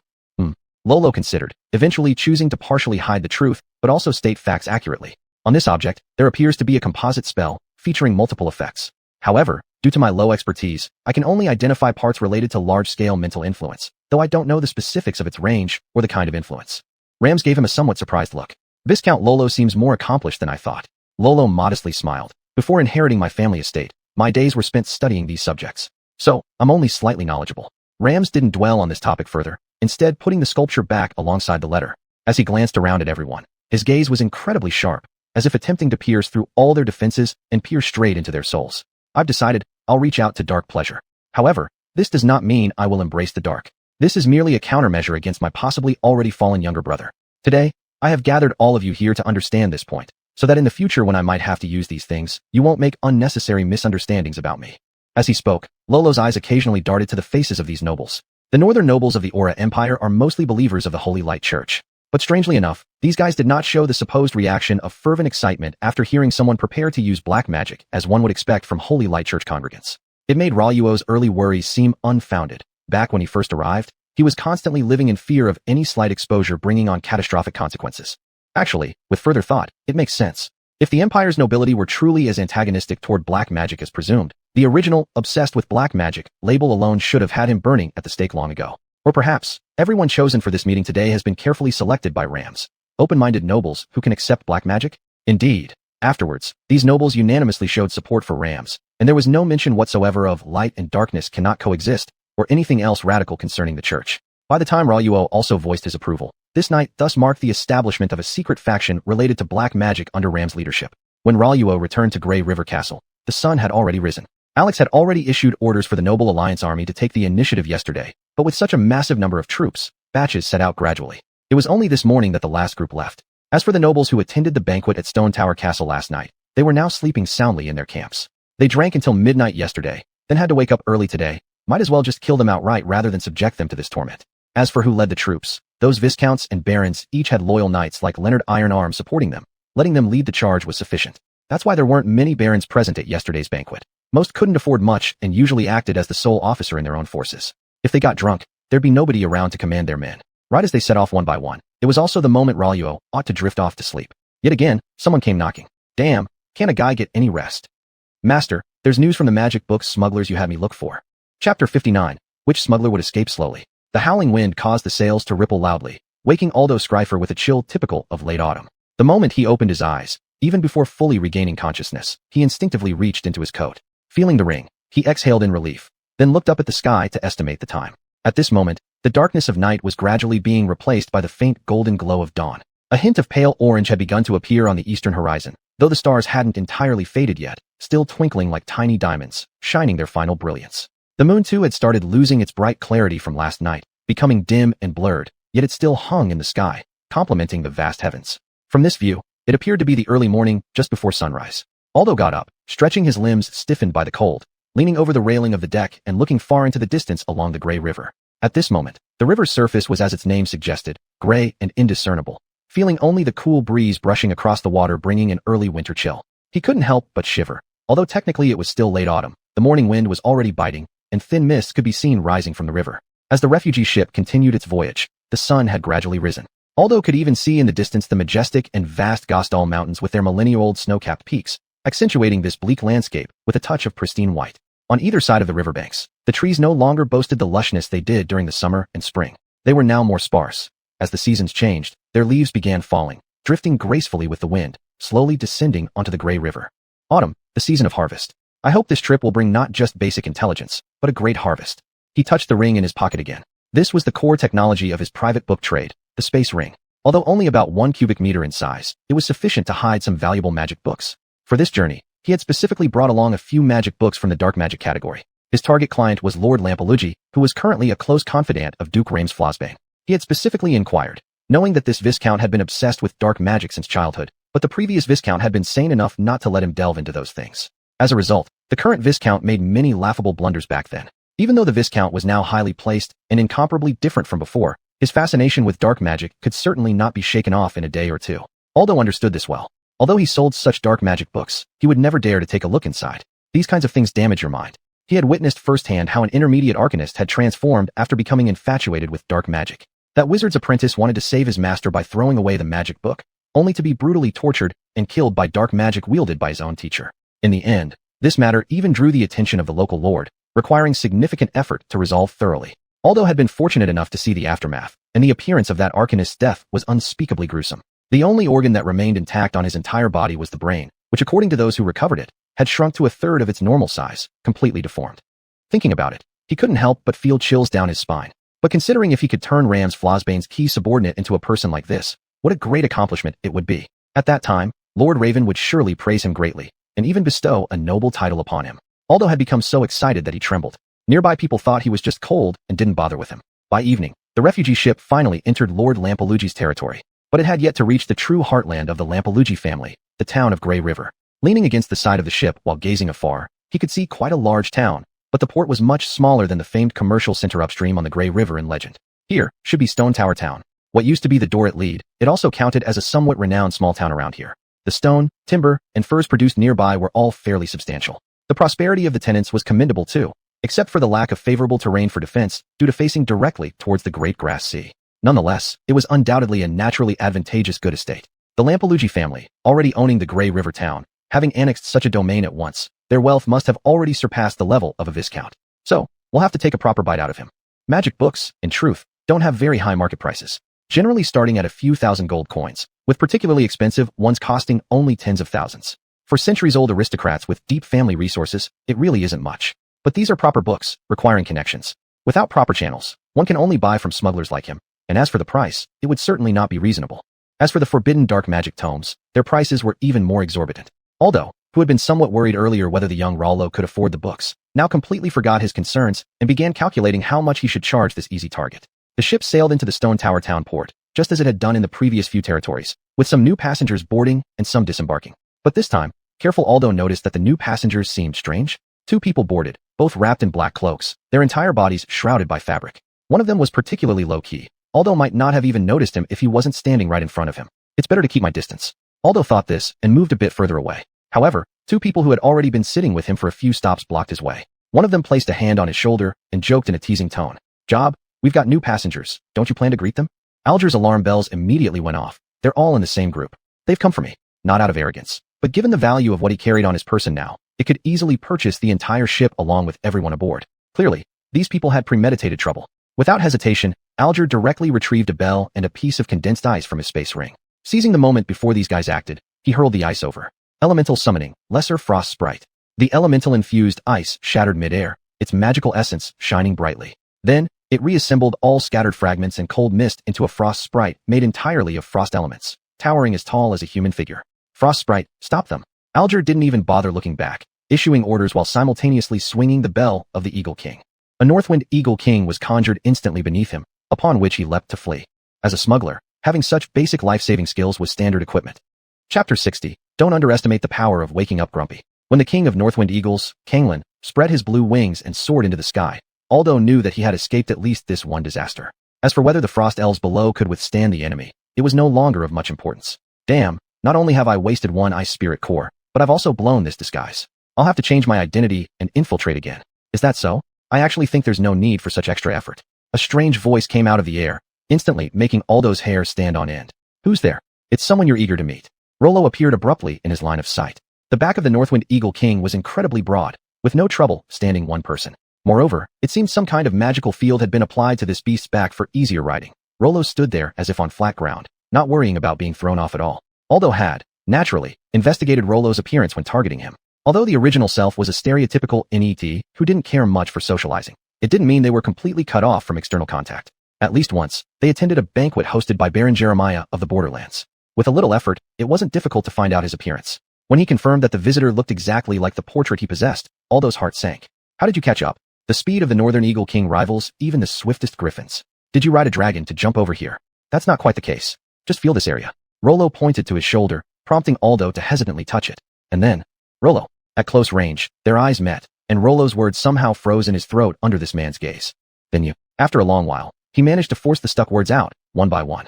I told you to touch your own shoulder, you fool. Without waiting for the other's action, Rollo directly reached out and pulled a small piece of paper with a teleportation array off Aldo's shoulder. It wasn't until Aldo snapped out of his embarrassment that he realized it had been left by that guy when he tapped his shoulder. He clearly remembered that guy appearing on the ship right before the 2 territories. Thinking about it sent chills down his spine. Just how long had this guy been scheming against him? The issue was, aside from Lord Raven, no one else knew about his trip to Nord Province. A series of shocks left Aldo utterly bewildered, until Rollo snatched the spatial ring from his hand along with the Eagle King bell, controlling the Northern Eagle King. As Aldo moved to grab it back, he was slapped hard by Rollo. Finally got it. I haven't slept well for days. Was it necessary to pick this time? Show a little consideration for other people's sleep issues. After putting away the ring, Rollo brandished the bell and said harshly, Go tell your Lord Raven, whatever moves he has should be directed at Rams. We're waiting here, just remember one thing. Don't choose times when others are sleeping. Aldo couldn't believe his ears. What nonsense was this guy spouting? He must be a madman practicing black magic. Wait a second. His meaning seemed to be, letting him go? What? What do you mean by that? Don't you understand? Isn't my Imperial Mandarin accent too strong? I thought you're also from the northern regions? Surely the dialects between northeast and northwest aren't vastly different, right? I mean, are you letting me go? Or what? Rollo couldn't help but laugh upon hearing this. You're such an incompetent bag of bones, worth less than a goblin. It's best to let you deliver a threatening message to maximize use. However, looking at Aldo, who showed absolutely no signs of damage except for a palm print that would fade soon, Rollo shook his head. Going back like this, it won't be very convincing. Here's what we'll do. I'll have my subordinates help you put on some makeup. I'm sure Lord Raven won't doubt you after that. Saying this, the Northern Eagle King suddenly emitted a sharp cry, and its previously steady back jolted violently. Aldo immediately understood, the stance disappeared, which meant they'd landed. Soldiers waiting nearby quickly pounced on him like wolves and bound him tightly with iron chains. Take him away, Rollo gestured dismissively, and leave him to the interrogator in the castle. Upon hearing the word interrogation, Aldo's face changed instantly. Didn't you say you would let me go? Sure I did. And I also mentioned helping you get ready. Don't thank me. Our family interrogators have been working at Grey River Castle since my grandfather's time. His skills are top-notch, rest assured. Aldo wanted to say more, but the surrounding soldiers didn't give him the chance. They stuffed a dirty cloth into his mouth and dragged him away. Master, Leonardo, who had been waiting anxiously nearby, stepped forward with a report in hand. The noble spies from the east have already entered Nord Province in full force. Our family's intelligence agents still manage well in the Great Grass Sea, but against fellow Imperial spies, it's incredibly difficult. It boils down to our lack of depth. We haven't trained enough intelligence forces, so to counter them, we might have to seek help from the Saber Drake Legion or Lord Rams. Rollo neither agreed nor disagreed with what he said. Even though the Lampaluki family has rapidly expanded in a short period, its inherent strength couldn't suddenly increase, so having weak intelligence operations was unavoidable. But talking about seeking help from others? That was quite laughable. Do you really think I, Rollo, and my subordinates are just eating idly? This is something you don't need to worry about. I've hired a thieves' guild. Those spies will be dealt with by professionals. Your task mainly lies in governing the fiefdom. I allow you to mobilize all knights and soldiers, including the Grey River Castle Guard. In short, there must not be any disorder within the fiefdom. The allied army left, and the Lampaluki territory became quiet again. Dealing with the people they left behind to watch over the camp and sorting out their mess would definitely add up to another headache for Rollo, who simply didn't bother with it. He intended to delegate everything to his underlings while he went back to researching necromancy. However, he still needed to prepare some forces to back things up. Rollo snapped his fingers, and two enhanced tyrants, who had reached the initial stage of undead classification, stepped out from the corner. Unlike the two bodyguards who always accompanied Rollo, wearing classic black windbreakers, these were clad in heavy, exaggerated black giant armors, the same model as the heavy skeleton warriors. I'll assign 20 men from the castle guard to serve as your personal guards, and these two will act as your captain guards accompanying you closely. Go ahead and do your job boldly. Chapter 61, Enchanting Male Demon. After making arrangements for Leonard's guards, Rollo hurried back to the Grey River Castle with the treasures he had just acquired. Young master will have a good sleep. Since transforming into a bloodline member, Rollo's physical strength has significantly increased. Although it still can't match professional knights, it is far better than his previous self, who couldn't hurt a fly. For instance, just now, he slapped an adult man so hard that he stayed on the ground for a long time, something that his former frail body could never have imagined. But the cost is that he feels especially sleepy during the day now. Although not to the point of being absolutely necessary, not lying down makes him feel restless, affects his mood, and leads to twice the effort for half the result in work. But his sleep isn't like normal creatures' subconscious sleep. Rather, it's more akin to a unique state of meditation. The most direct difference is that he can wake up instantly whenever he wants, thus maintaining this peculiar sleep meditation state until evening. When the sun was about to set, Rollo got up spiritedly and then rushed downstairs with a bunch of things. Nowadays, all the guards in the castle have been completely replaced by heavy-armed skeleton soldiers, leaving only those maids who seem to be trembling every time they are seen, who are the only permanent living people in the castle. As for those 9 knights who once accompanied Rollo into the tomb, they were all appointed as various company commanders, establishing a military-political group centered around Leonard, which can be considered as a promotion. On his way to the underground laboratory, Rollo took a moment to visit Aldo, who was being interrogated. After marveling at this 3-term veteran's superb interrogation, makeup skills, he quickly headed to the lab. There are quite a few projects today. First, there was that ring. A storage ring is quite a high-end item. Although Rollo has the system space, it can only store corpse materials and not regular clutter, so this thing is still very useful. And within the ring, after Rollo's personal count, there were 6 books, including an Elemental Fire Magic Entry-Level Guidebook, an Elemental Frost Magic Entry-Level Guidebook, an Arcane Magic Entry-Level Guidebook, an Astrology Guidebook, and a Storm Magic Book, and the demonic book that Rollo has long yearned for, Philosophy of Hell. After reading all the books, his intelligence system indeed incorporated all the content. Now, as long as he moves his finger, he can unlock a new career path for each bit of points spent. At this point, Rollo fell into a dilemma. Jack of all trades, but master of none. These career paths should be similar to necromancy, needing double the points for each advancement to the next level. He only has one method to increase the points, getting refreshed daily. Should he save a bit, and at least level up the necromancy first, or learn everything while having support? After thinking for a long time, Rollo finally decided. I want all these magics. Alexis has already deployed troops. Lord Raven from the east has also made his move. Who knows when the northern border conflict will suddenly erupt? To advance necromancy to the next level requires dozens of points. He can't wait temporarily. Better learn more to ensure survival first. Rollo distributed the points, and instantly, a massive amount of knowledge seemed to flood his mind, almost bursting his head. Flames danced across his brows, frost spun around him, arcane power coursed through his veins, lightning and gales howled for him left and right, stars and demons whispered and shone for him. When Rollo came to his senses, the entire basement was already completely trashed. Fortunately, no material was destroyed, just some inexpensive tools. He rested his hand on the table, and flames, frost, arcane energy, negative energy, even evil energy surged from his body, instantly shattering the solid wood tabletop. It was magical that these forces had no intention of fusing, but they stayed obediently inside his body without any of the issues of conflicting energies leading to losing control or dying described in novels. However, since his necromancy was at the highest rank, negative energy governed everything, which could probably count as his main attribute. Simultaneously, perhaps due to being aligned with darkness, his vampire form seemed to have a good affinity for evil energy, making the demonic force second in dominance in his body. Right on time to try summoning a demon follower. Rollo immediately acted, drawing an array on the ground with blood according to the relevant knowledge in his mind, and started chanting ancient spells. This time he didn't offer sacrifices, so what he summoned was entirely up to luck. When the glow of the magic array dissipated, a figure appeared at its center. With crimson, blood-red skin, a body strong as steel, muscles that were sleek and sinuous, chiseled features that exuded masculine charm, and a pair of signature demon wings, this summoned demon was none other than, I am Estelle, the succubi-like incubus responding to your call. Let's make a pact, human. You're not a human. Upon seeing this creature, Rollo's face instantly fell. An incubus is, simply put, the male version of a succubus. If it had been one of his ancient ancestors, they might have found this appealing. However, Rollo was nothing but a straight man. Whether I'm human or not doesn't concern you. You're neither some seductive elder sister succubus nor a beautiful young girl, so I have no intention of making any pact with you. You'd better go back where you came from. Wait just a moment. As Rollo was about to cancel the summoning, the incubus Estelle immediately stopped him. I may be an incubus, but I can serve males too. I've previously contracted with 9 male sorcerers, and all of them said my skills were excellent. Rollo felt an involuntary chill. Was he referring to having his skills praised while bending over? You'd better shut up right now and leave before I get annoyed. With my current mage rank, I can only summon one demon at a time. Don't block me from calling a succubus elder sister. Not going to happen. I haven't left the demonic world for centuries. I refuse to return without even trying. You want a succubus, do you? I know metamorphosis. How about I transform into one for you? Before Rollo could answer, this muscular incubus turned around instantly, transforming into a voluptuous succubus big sister. No, perhaps more accurately, a male succubus? Sigh. Somehow, an impressive category has been developed. Rollo thought, perhaps this guy does have some value after all. Yes. Estelle. Yes, Estelle. If you are capable of metamorphosis, then how about your stealth abilities? Can anyone identify that you are a demon? Humph. Estelle raised his head proudly. Our incubi may not be great fighters, but we rely on our metamorphosis and stealth skills to work as spies. This is how we survive in the harsh environment of hell. What do you think? Indeed. There's a mission I have just for you. Once you complete it, I'll summon a real succubus later if need be. Rollo pulled out a sheet of paper bearing Aldo's portrait. I want you to disguise yourself as this person and infiltrate Lord Raven's camp on my behalf. Chapter 62. On the making recipe of elemental tyrants. Beings such as demons have an enviable constitution that does not require sleep. Of course, perhaps for some people this trait isn't so desirable. But all in all, it greatly improves their work efficiency. No need for 996, straight to 007. As for the items in the contract used as payment, they naturally are what demons love most, souls. Other people can only offer their own souls as payment to the demons, but Lolo is different. As a necromancer, having some soul reserves on hand is quite normal, right? Lolo was generous, using the equivalent of 10 people's souls to secure this contract.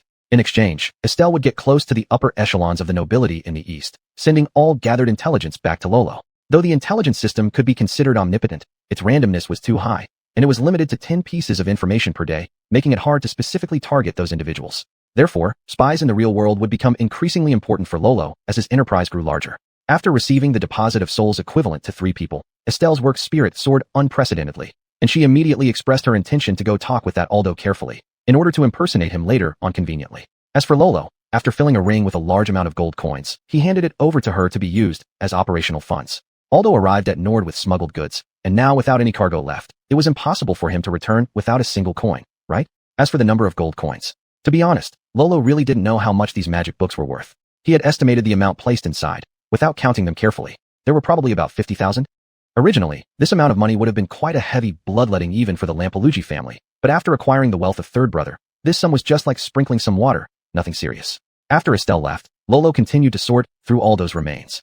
Apart from these magic books, this guy also had a fair number of magical artifacts stored in the ring, such as the Frost Essence gem he used at the docks. Surprisingly, there were still 4 of them in reserve, which seemed to summon frost elementals for one-time combat. And the fighting power of such elemental creatures was quite notable. After all, their elemental bodies gave them strong resistance against physical attacks, and even possessed medium-range remote attack capabilities. At the dock back then, excluding Hassan, there were 15 or 16 soldiers and 2 novice knights, yet all of them were held up by it.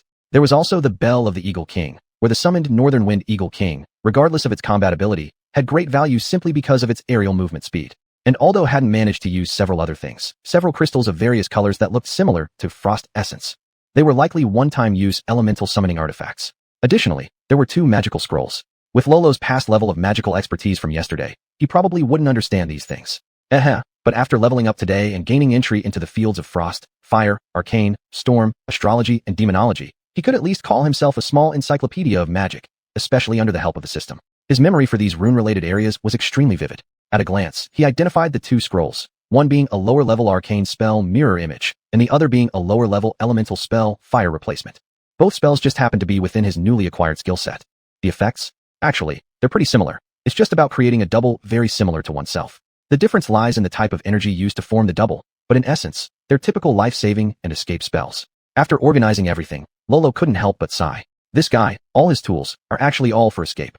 Having put the items away, Lolo then refilled his workbench with various corpse materials. Next, the experimentation with the retainer recipes. To be honest, regular undead no longer satisfied him. The current Lolo needed followers with special attributes. For instance, having stepped into the domain of flame elements, could he imbue his subordinates with fiery powers, like Clinks from Dota 2? Skeleton archers firing rockets, that's an idea. If it works, why not come up with a Hell Knight too? Or maybe adding frost powers to the mage corpses, creating a low-end version of the frost mage? Mixing storm powers into death knights, to make some kind of lightning king? In short, there are plenty of ideas, and Lolo started experimenting immediately. Test subject number 1, target, flame skeleton, experimental formula, skeleton warrior plus fire element. Result, fusion between fire element and skeleton warrior failed, had to use frost magic to extinguish the flames. The remaining skeleton, having experienced thermal expansion and contraction, suffered structural damage, significantly reducing hardness. Test subject number 2, target, frost necromancer, experimental formula, necromancer plus frost element. Experiment result, the frost element energy had no reaction with the necromancer corpse, there was no sign of fusion. Test subject number 3, target, lightning emperor, experimental formula, death knight plus storm element. Result, the storm element achieved brief, successful fusion, significantly enhancing the physical strength of the death knight. However, after some movement, it began to lose control, with storm element energy coursing wildly through the body and eventually causing the death knight to explode. After several rounds of experiments, Lolo had attempted each of his 3 initial formulas multiple times, but none succeeded. Furthermore, these failures consumed a large amount of materials. In particular, the materials used for creating necromancer corpses and death knights were not low-grade at all. Feeling the pain in his wallet, Lolo devised another formula, adjusting the proportions this time around, scaling back the experimental steps a bit before retrying. The result, test subject number 4, target, lightning tyrant, experimental formula, storm element energy plus tyrant. Result, storm element successfully fused with the tyrant's body. The negative energy and lightning power achieved an incredible perfect balance, greatly increasing the tyrant's muscle strength and adding a lightning enchantment to its physical attacks. When necessary, this balance could be intentionally disrupted to achieve a self-destruct effect akin to that of a death knight. Success on the first try, and subsequently, a new category appeared under the retainers section of his personal data page, directly named according to the name of his test subject, Lightning Tyrant. Rank, low tier, equal to the Death Knight rank, surpassing the original regular tier tyrant. Lolo was left speechless. Am I just having one of those lucky days? Not believing in luck, Lolo proceeded to create several more tyrants, injecting different types of energies into them. The results were actually all successes. What the heck? Is the tyrant such a versatile material? Looking at the lineup of fire tyrants, lightning tyrants, and frost tyrants in front of him, Lolo thought he could somewhat understand. But what about that arcane tyrant shimmering with an eerie blue arcane glow? For the other 3, it was just a simple enchantment added onto their physical attacks, bringing along magical damage.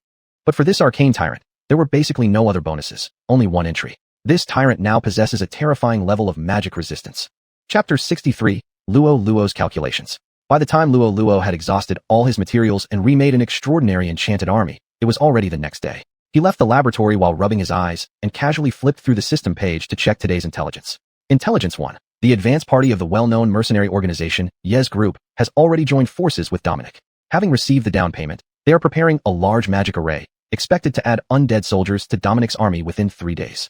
Intelligence 2. The infamous mercenary group Blood Circus, after massacring a village in the western frontier, was dismissed by their employer. They have heard through their channels about the impending civil war in the northern region and are planning to head north to solicit new business. Intelligence 3.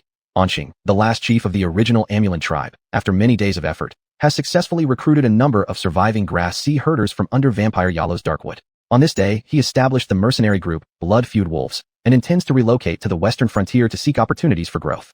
Intelligence 4. Igor Hrazdan, founder and leader of the largest local mercenary group in the northern region, Eagles Group, realized that its current development has reached a bottleneck.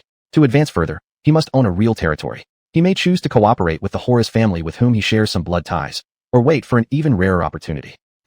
Today is all about mercenaries. Although the Aura Empire dominates the continent at its peak, it hasn't reached the point where it eliminates all enemy nations, filling the entire continent with just one country. Therefore, there are still occasional wars occurring in the four borders. And these battles mostly take place along the boundary lines, which causes internal nobles to greatly abandon martial virtue, neglecting their military readiness during peaceful times. As a result, when encountering conflicts, they lack necessary armed force. This is where the mercenaries' business opportunity lies. The number of members in a mercenary group often starts above 50, and the larger ones like the Eagles Group, mentioned in the intelligence report, has over 1,000 people. Their troops vary, equipment is complete, combat effectiveness is strong, and they also maintain excellent credibility. Honestly speaking, Luo Luo always felt this intelligence hinted he should rally this mercenary group. Luo Luo isn't short on money now, but can't openly reveal the strength of the undeads. Hiring a mercenary group might truly be a very good choice. Luo Luo suddenly noticed a blind spot. Didn't I consistently advertise these subordinates as mercenaries? Then why not simply form a mercenary group and hire them myself? As for how to form this mercenary group, Intelligence 10, the newly established mercenary group Root Team suffered heavy losses recently during a mission, with less than 10% of the members surviving. Currently facing a severe financial crisis, they are on the verge of collapse. Captain Danso leads the remaining dozen people on a refugee boat heading towards Grey River Town. They plan to take on the bounty orders Lord Luo posted regarding goblins, other demi-humans, and monsters to earn new startup funds. Luo Luo wanted to laugh. When he first set up this bounty, it did attract quite a number of mercenaries and adventurers to help him hunt goblins. However, after the sharp sword-flying dragon legion moved into the territory, Alex sent people to control various checkpoints, declaring that the Lampeligi territory was a military stronghold and cutting off those mercenaries' way to make extra money. And since he couldn't be bothered to cancel the bounty, he just let it stay pinned on the bulletin board in the Grey River Town. Unexpectedly, people were still coming because of this. How outdated must their information be? No wonder they went bankrupt. But it also proved that these people probably haven't interacted much with others in the same line of work, so even if their members get drastically replaced, it won't draw much attention. So it's decided. You're the chosen ones. Hassan, who had been hiding nearby, revealed himself and quietly stood beside waiting for orders. Before that refugee ship reaches Lampeligi territory, take those guys off the ship. Then, Luo Luo made a throat-slashing gesture, and Hassan understood immediately. After you're done, notify me. I'll teleport here to retrieve the bodies. As for you, go find Eagles Group, Luo said as he took out a map, pointing at a circled location, and have them help me deal with a group of bandits here. Remember to tell them, the more people they send, the better, money is no issue. Hassan nodded and melted into the darkness, completely disappearing before his eyes. Luo Luo continued walking back to his room to sleep. Roots Group were the unlucky ones selected by him to serve as the shell for this new batch of tyrants to go public. It can't be helped. Who would name their group something so fitting for taking the fall? As for the circled location, it was about 80 kilometers east-southeast of Grey River Castle. It belonged to an obscure minor baron. Indeed, there had once been a gang of bandits stationed there, but they had long since been wiped out. It wasn't the baron himself who took them down. The man lacked real strength and depended on the merchant ships traveling up and down the Grey River for his livelihood. Therefore, he always flattered the house of Lampeligi not too far away. This group of bandits was annihilated at the request of the previous viscount, which happened to be this baron's father. In the circle of northern nobles, this actually counted as acknowledging an older brother. This baron's territory could already, to a certain extent, be regarded as part of the Lampeligi family's sphere of influence. Thus, after the baron responded to Duke Ram's call to join the coalition army expedition, Luo Luo, under the name of the Viscount of Lampeligi, recruiting a group of mercenaries to exterminate the bandits in that area would be perfectly legitimate. His plan was to let Eagles Group suffer a loss first, then let Roots Group win this battle, rising to prominence on the back of this renowned Northern First Mercenary Group, so he could hire this new prodigy later. At the same time, it would allow this troop's fame to reach more nobles' ears. Who knows? Maybe someone might hire them back. Would intelligence ever be lacking then? Luo Luo could even directly activate Undead Vision and personally tour their military camp. And as for the humiliated Eagles Group, Luo Luo would still hire them as the overt fighting force of the territory. After all, Anqing, that guy suspected of being a child of destiny, had already formed a team, so he still held some caution. However, since we just failed our last mission, shouldn't the price be a little cheaper? Although Elder Brother 3 sent him so much money, He should save where he can and spend where necessary. As the Lampeliagi family estate grew larger, Luo Luo needed to start considering budget control. After finishing his scheming regarding these mercenaries, Luo Luo finally comfortably laid down in bed, planning to enjoy a good sleep. At the same time, some crimson eyes peeked out from underground at the Lampeliagi border. After blinking twice, a high-level vampire far away somewhere in the great grass revealed an evil smile.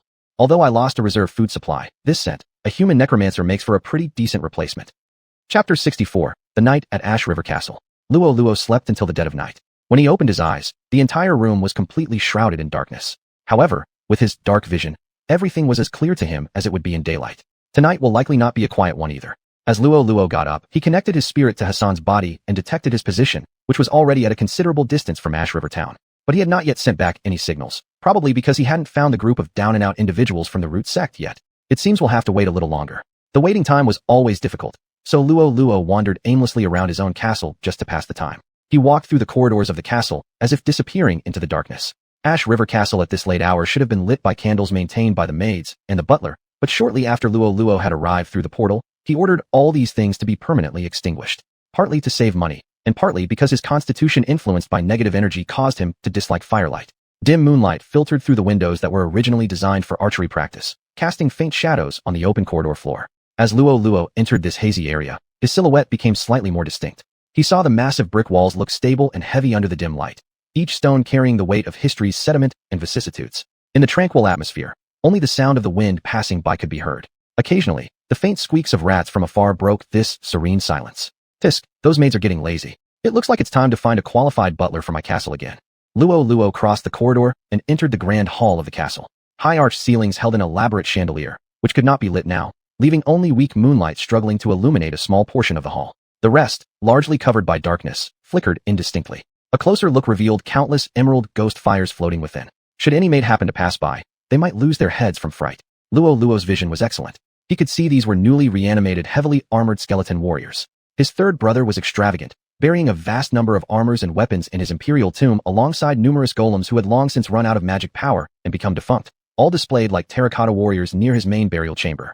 Although over 80% of the armors Luo Luo excavated had decayed to the point of being unusable, like the golems, the remaining 20% still represented an unimaginable wealth for a viscount, allowing him to equip another 80 heavily armored skeleton warriors. In recent days, Charlotte also gathered several full sets of heavy armor via trade routes for him. With a wave of his hand, Luo Luo selected more elite troops from his old forces, forming a 100-strong unit of heavily armed skeletons as the castle guard force. The remainder served as mobile forces, ready for deployment. However, this morning, 20 had been allocated to Leonard, leaving the numbers insufficient for any immediate task, so they were temporarily assigned as door guards at the underground laboratory, bolstering its defensive strength in the meantime. As for those currently here, they represented all available warriors from the 100-strong unit who weren't currently on patrol or guard duty.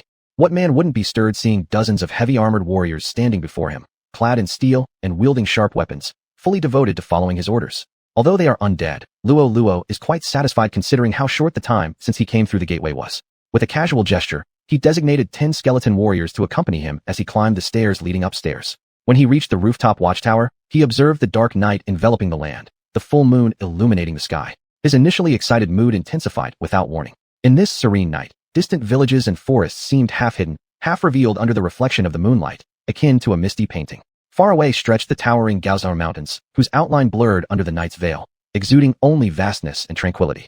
The wind brought a chill, the cold night air prompting a natural tightening of shoulders. Nearby, the Ash River shimmered silver under the moonlight, rippling as it carried a dampened scent upon the gentle breeze. Scattered points of light twinkled in the distance. Perhaps scouts from patrolling armies were searching for unknown enemies. Or maybe travelers far from home searched for shelter, or bold hunters ventured deep into the forest at night to stock up on provisions for winter. Standing on this watchtower, Luo Luo felt as if he could touch the serenity and vitality of the earth, sense the mystery and boundless possibilities of the night. It reminded him of that saying, "This is my kingdom." Given his current strength, facing regular foes, he was confident he could control this territory. However, his potential enemies were none the regular kind.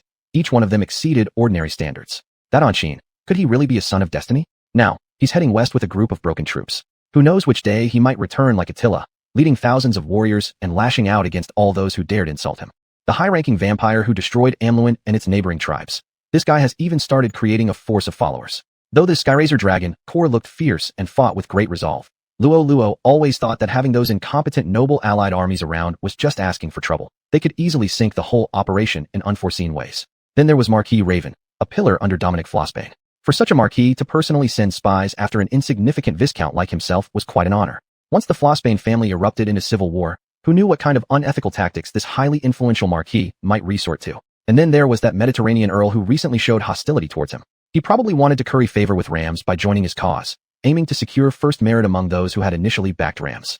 Naturally, as the Lamperougi Viscount, the first banner of nobility to clearly stand on Ram's side, even if it was forced, he became the top target of this earl. Though ultimately, this seemed purely like factional conflict.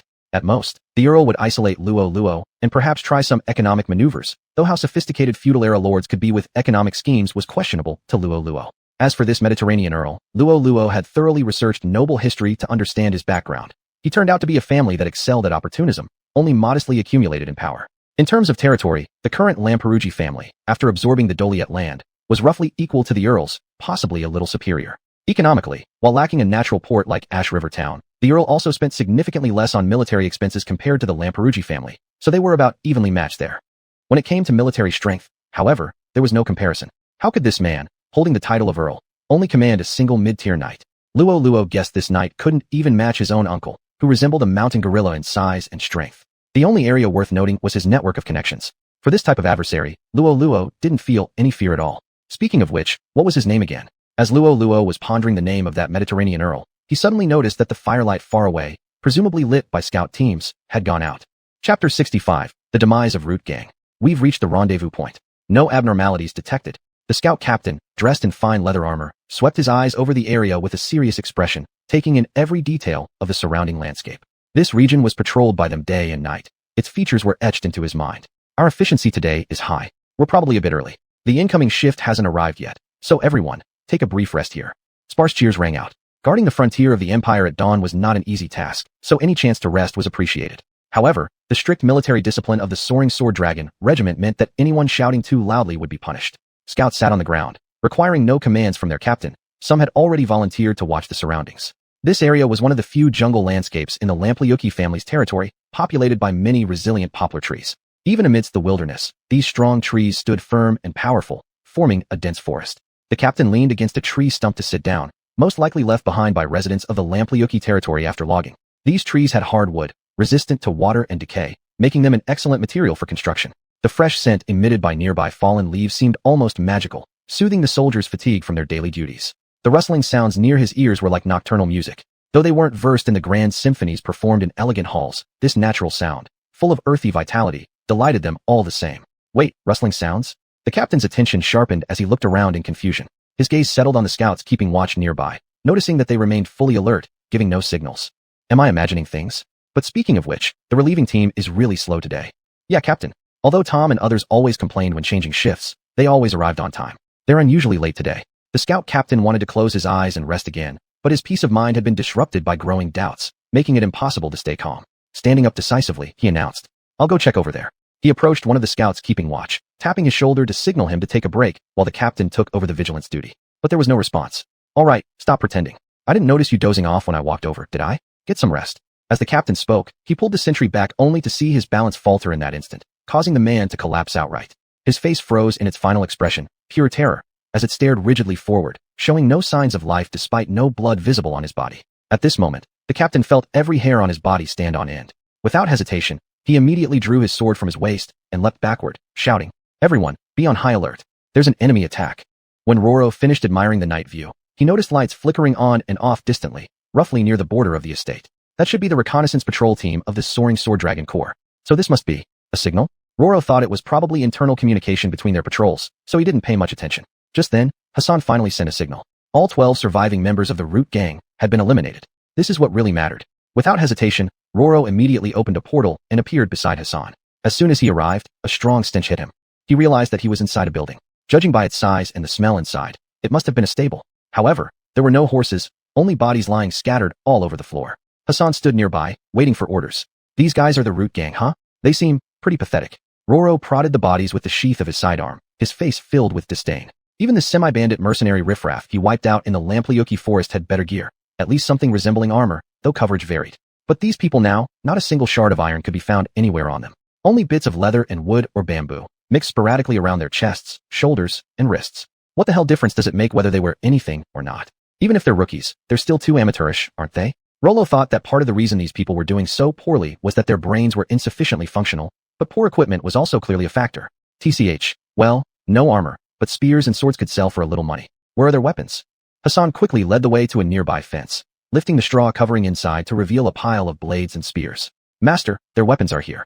Rollo approached and fixed his gaze on the weapons, hesitating slightly. These swords, aren't they Japanese katana? Come to think of it, these guys' outfits do indeed have a Japanese style.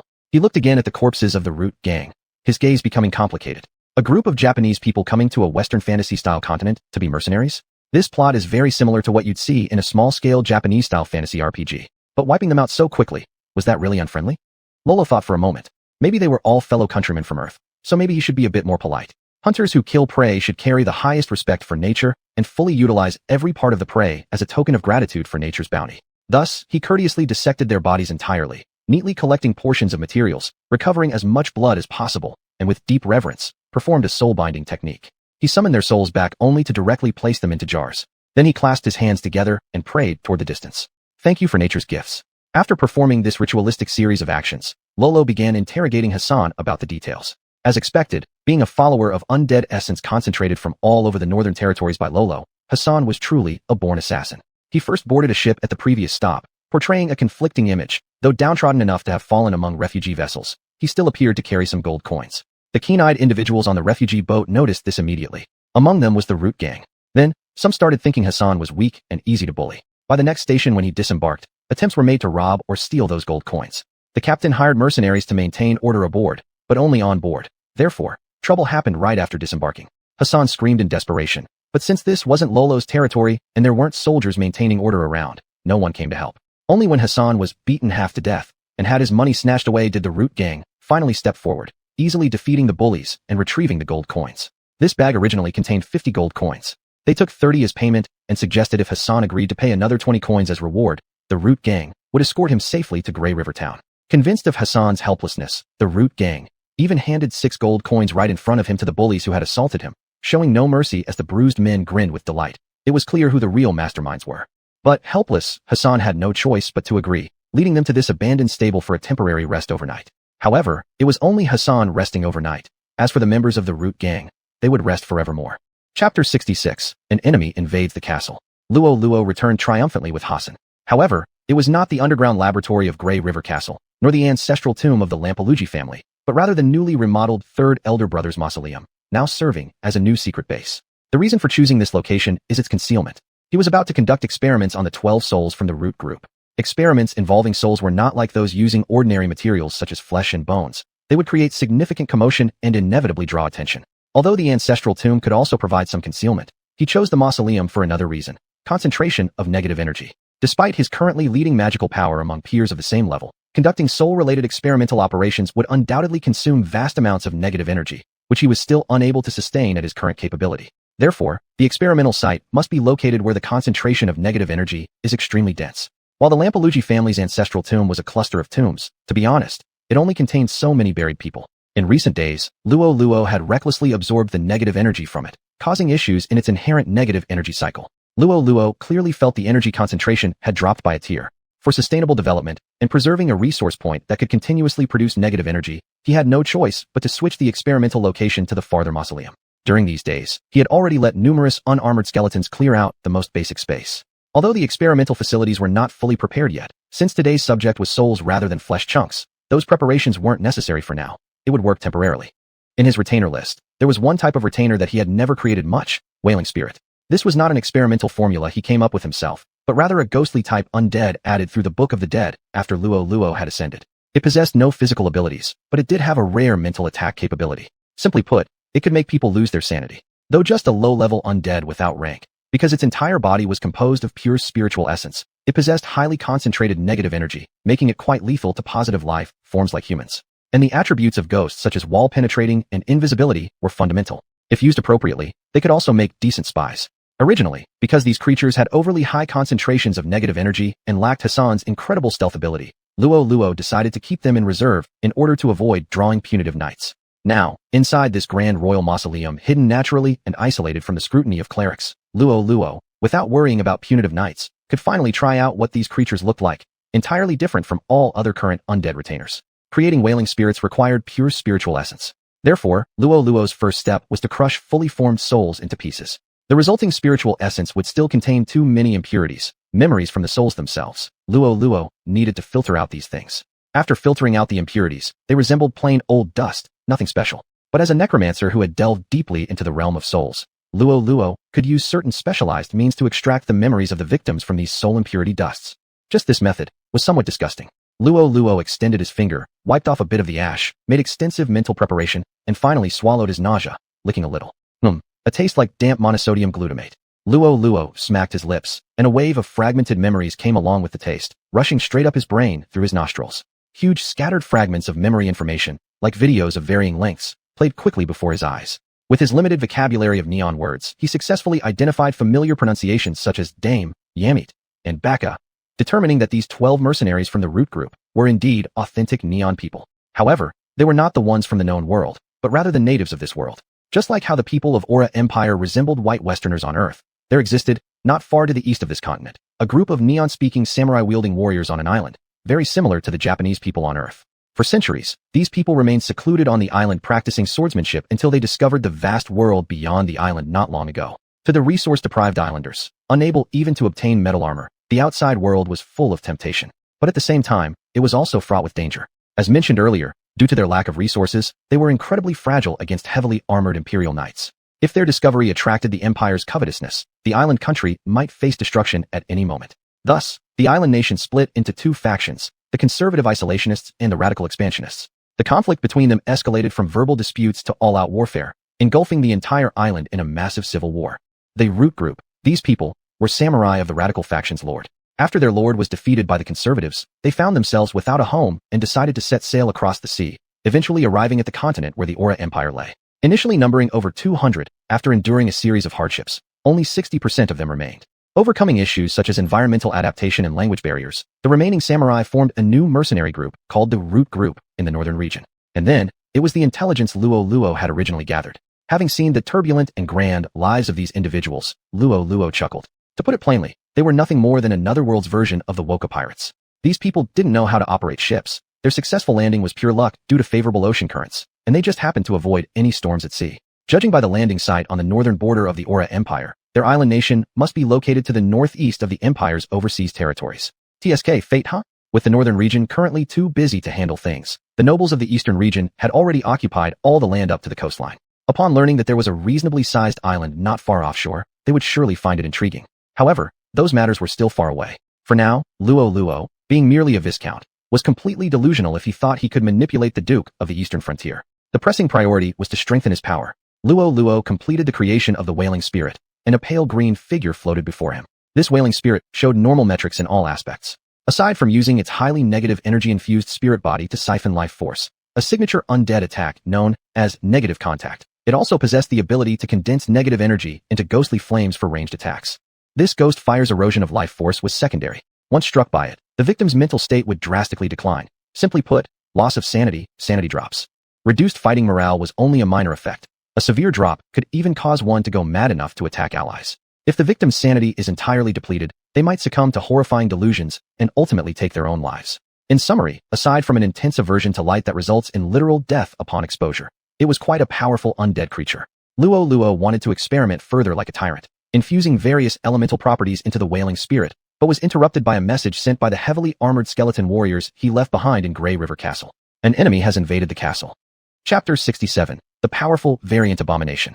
Luo Luo was astonished. Wasn't the Sword Dragon Legion still stationed in the Lampelugi region? At the start of tonight, he had even personally seen the scouts from the Legion patrolling around the territory. Their main camp was fully equipped, showing no signs of negligence. What lunatic would dare to charge here? His first instinct was to teleport back, but after calming down and thinking carefully, the Bone Warrior's initiative in notifying him suggested that the situation was very urgent. He had left a full 100 reinforced heavy bone warriors within the castle. Even if Unuo, that mountain gorilla, were resurrected, it wouldn't be possible for him to break through. What kind of powerful enemy could consecutively breach the defenses of this Sword Dragon Legion and then his army of heavily armed skeleton warriors, thus posing a threat to Grey River Fortress?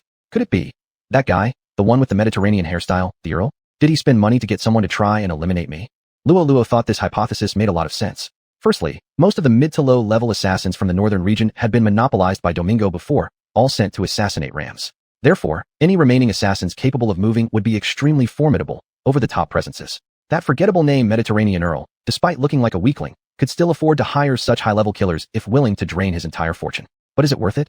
Luo Luo didn't know, so he chose the safest approach. Use necromantic vision to remotely control a heavily armed skeleton warrior to scout ahead first. After all, as long as he hid inside the royal mausoleum, no matter who intended harm to him, they would never be able to find him. The field of vision connected. Luo Luo looked around. Every heavy skeleton warrior was ready and prepared. Their position seemed to be the Grand Hall, which was the spot where he had left the 100 bone warriors on standby. Judging by this, has the opponent not breached my home yet? Just as he finished contemplating this, the great doors of Grey River Fortress were instantly shattered by an immense force. Shattered door panels flew across the hall, and Luo Luo even saw 2 soldiers from the Sword Dragon Legion fly into the fortress simultaneously. Damn, did Alex, the legendary warrior, also fall victim to this? These newcomers definitely harbored ill intentions. In the next moment, the instigator appeared at the entrance. Under the moonlight, Luo Luo clearly saw the creature towering at 4 or 5 meters high, enormously obese, covered in surging flesh, and stitched together roughly with thick stitches. Pus from rotting wounds continuously flowed out of those seams, dripping to the ground below and instantly corroding it, emitting disgusting fumes. The thing had no head, a classic Xingtian appearance. However, its body was filled with faces all over. Those faceless stares were emotionless, but the pairs of eyes without feeling gazing upon him affirmed that these faces were much more than just decorations. That revolting look almost managed to disgust even the well-versed Luo Luo. Especially being death-stared by countless expressionless faces, Luo Luo's body hair stood on end, something that hadn't happened in a while. As a necromancer, Luo Luo immediately recognized this thing. It was a composite zombie.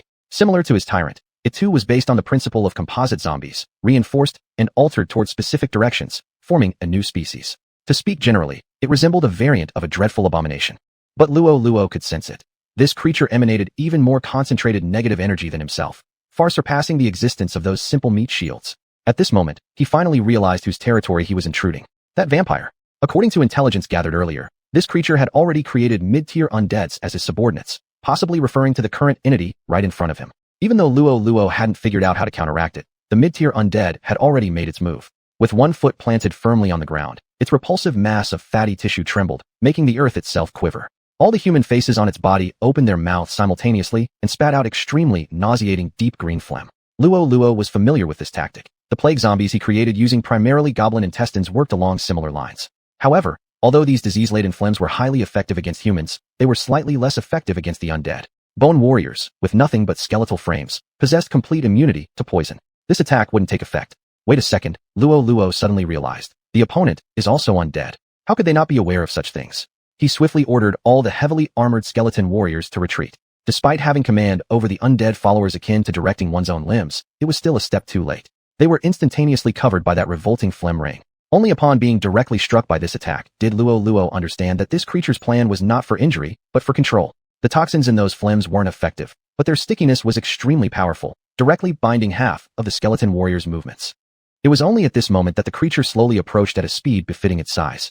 With every step, without any unnecessary movement, it crushed an armored skeleton warrior underfoot. Hearing the crunching sound of armor twisting and bones shattering, Luo Luo gritted his teeth in anger for the first time. Those were all his assets accumulated over so many days. Each one had been painstakingly created by his own hands. Gritting his teeth, Luo Luo ordered the rest of the skeleton warriors to scatter.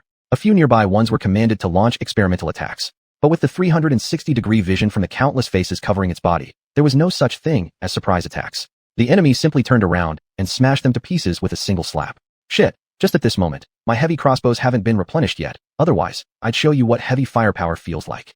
In the previous battle at the Royal Mausoleum, his heavy crossbow team had suffered significant losses, and those that remained intact were mostly left behind here. The heavily armed skeleton warriors inside the castle lacked such heavy weapons, leaving them utterly powerless against this massive variant abomination. As each second passed, half of his skeleton warriors had already been wiped out. If they were human soldiers, they would have fled long ago under such casualties. Thanks to being undead, they were still fighting fiercely. However, this fierce fight was essentially nothing more than buying some time. With such fierce combat happening here, creating so much noise and commotion, the stone tower fortress nearby couldn't possibly not notice. Rams definitely had skilled experts under his command who would surely come to reinforce, right? But then Luo Luo suddenly lost confidence in Ram's reinforcements, considering that the Sword Dragon Legion might already have been dealt with. Looks like he'd have to rely on himself after all. While dodging another wave of sticky mucus and carefully observing his opponent, Luo Luo suddenly remembered something. Plague zombies expend their own flesh and blood when spitting mucus. How about this thing? as another heavily armed skeleton warrior that failed to evade was stuck by the mucus and instantly crushed underfoot. Luo Luo suddenly noticed that the force behind its steps seemed weaker. No, it's not just the strength, it's the weight too. The skeleton warrior controlled by Luo Luo looked up, the soul flames burning in its eye sockets flickering brightly, mirroring Luo Luo's sudden realization within the royal mausoleum. If this is the case, I know exactly how to deal with you. Chapter 68, a compensation-induced boss battle. Bang! With a tremendous explosion, one of the decorative stone pillars in Grey River Castle's Grand Hall was shattered by a single punch from the mutated abomination. The heavy skeletal warrior controlled by Luo Luo performed an impeccably timed sideways roll, narrowly dodging the blow. Rising to his feet in an instant, he hurled the long sword in his hand, embedding it directly into the grotesque face of the mutated abomination. Undead beings are immune to changes in mental states, meaning theoretically they do not experience emotions such as anger or pain. But that humanoid face displayed an unmistakable expression of agony. Its already twisted and hideous features contorted even further, opening its mouth to emit a roar of outrage. At this moment, taking advantage of dark vision, Luo Luo clearly saw that within the gaping throat of the creature, something intensely green was surging upwards. HRK. That human-like face unexpectedly detached itself from the rhythm of the abomination's attack, vomiting out a massive glob of phlegm. The skeleton under Luo Luo's control managed to evade it with another rolling dodge. Other faces on the body of the mutated abomination began to grow restless. Pale eyes darted about aimlessly, emitting incomprehensible cries. Though unclear about the exact cause, the thing had clearly entered some kind of unexplained stunned state. Luo Luo didn't waste this opportunity, immediately commanding all skeletal warriors to launch their simultaneous attacks. An array of new wounds appeared on the vast, stinking mass of meat, splattering foul pus and rotten flesh everywhere. The long swords previously lodged into it were retrieved successfully, although their sharpness had been considerably eroded. Shit, how many weapons am I losing in this fight? And we can't keep this hall either. Is this guy made of shit? That vampire has truly disgusting taste. Luo Luo cursed aloud, seeing the noise from the monster gradually diminish and guessing the stun effect was nearly over. He quickly ordered all heavy skeletal warriors to roll back and retreat. As expected, in the next second, the abomination regained control over all the faces, stamping the ground hard enough to make the castle groan. Simultaneously, every mouth on its body opened at once, spewing forth an immense torrent of phlegm, turning the surrounding area into a revolting swamp. Luo Luo continued to command his skeletal warrior to roll backwards while skillfully throwing the longsword, which this time only hit empty space. There was no facial scream in return, and this abomination completely ignored such minor assaults. Damn, why does this feel like a boss fight from a Souls game? Looks like third brother got preempted, so this is my compensation. After finishing his rant, Luo Luo quickly counted the remaining soldiers. But the results were far from good. From the initial 100 heavy skeletal warriors, this boss's AoE skill upon entry wiped out half right away. Of the remaining 50, despite his meticulous control, after the battle thus far, only 14 heavy skeletal warriors remained. This number matched what he brought to the battle against Uno before. It seemed like a direct regression to the starting point. No, reinforcements are necessary. Otherwise, this thing will really destroy our castle.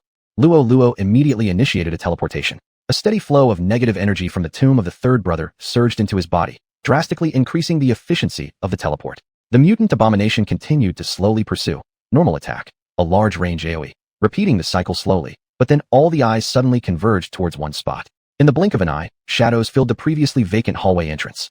The fully reloaded boss monster didn't hesitate and turned around, facing the reinforcements with as many faces as possible, activating his ultimate skill. The overwhelming barrage of phlegm rushed forward. Even though Luo Luo couldn't smell anything, merely looking at the disgusting pus was enough to turn his stomach.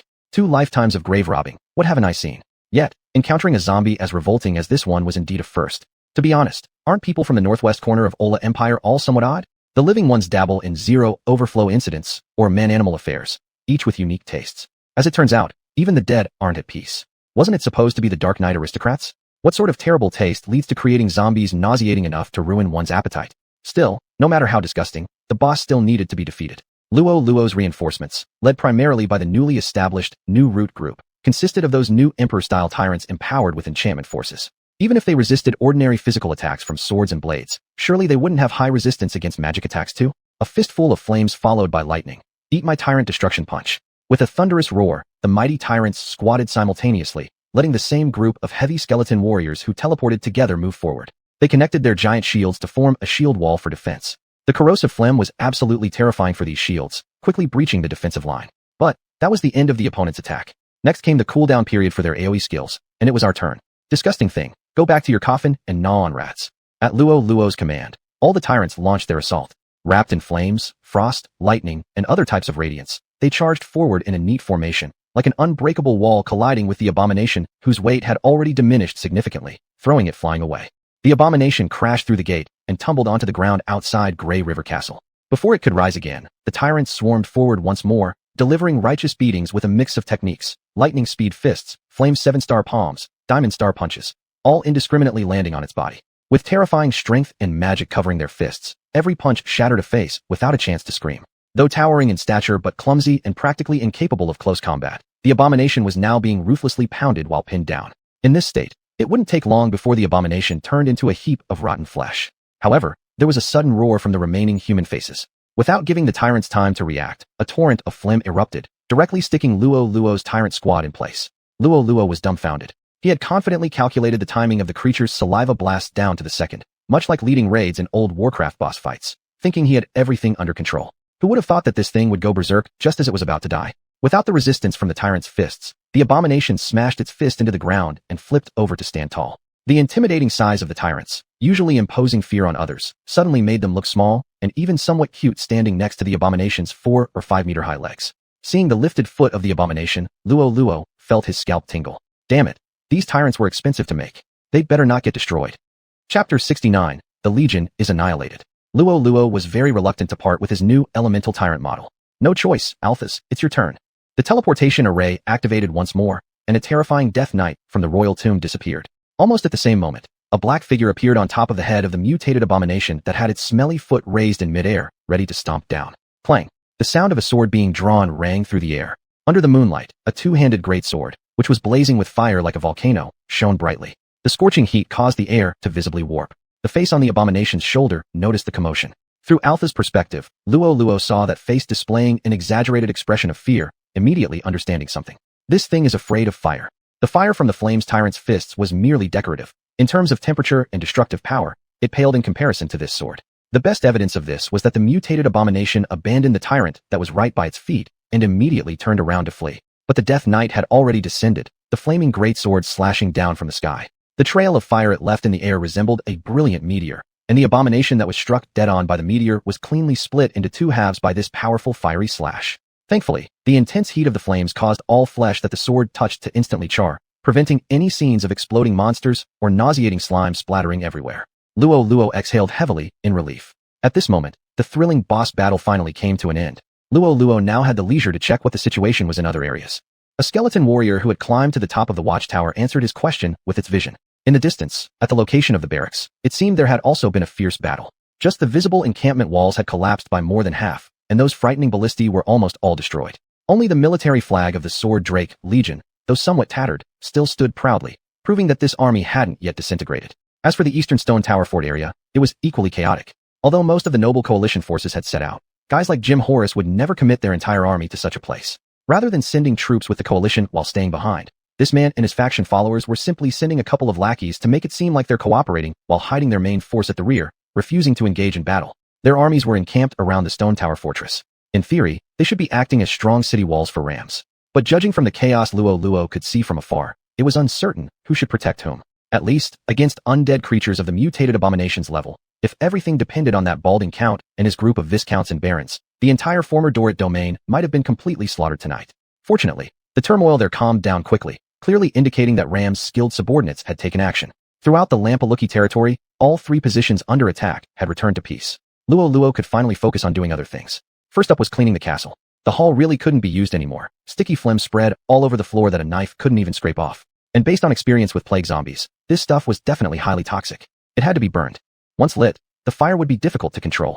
The Grey River Castle that the Lampaluki family had passed down for 300 years was probably going to come to an end today. And the only survivors left in the castle, those few maids, didn't need immediate concern about where to place them either, because they were already dead. Though their living quarters hadn't been directly affected by the battle, the sheer magnitude of the disturbance was impossible to ignore. These maids were scared awake and instinctively fled toward the castle's main entrance, the grand door of the hall. Though they likely realized the battle was right outside the hall quickly enough to run toward other doors, the mucus sprayed by the abominations contained a plague poison ineffective against the undead, but extremely potent against humans. When the maids were found, their internal organs had already rotted into green pus.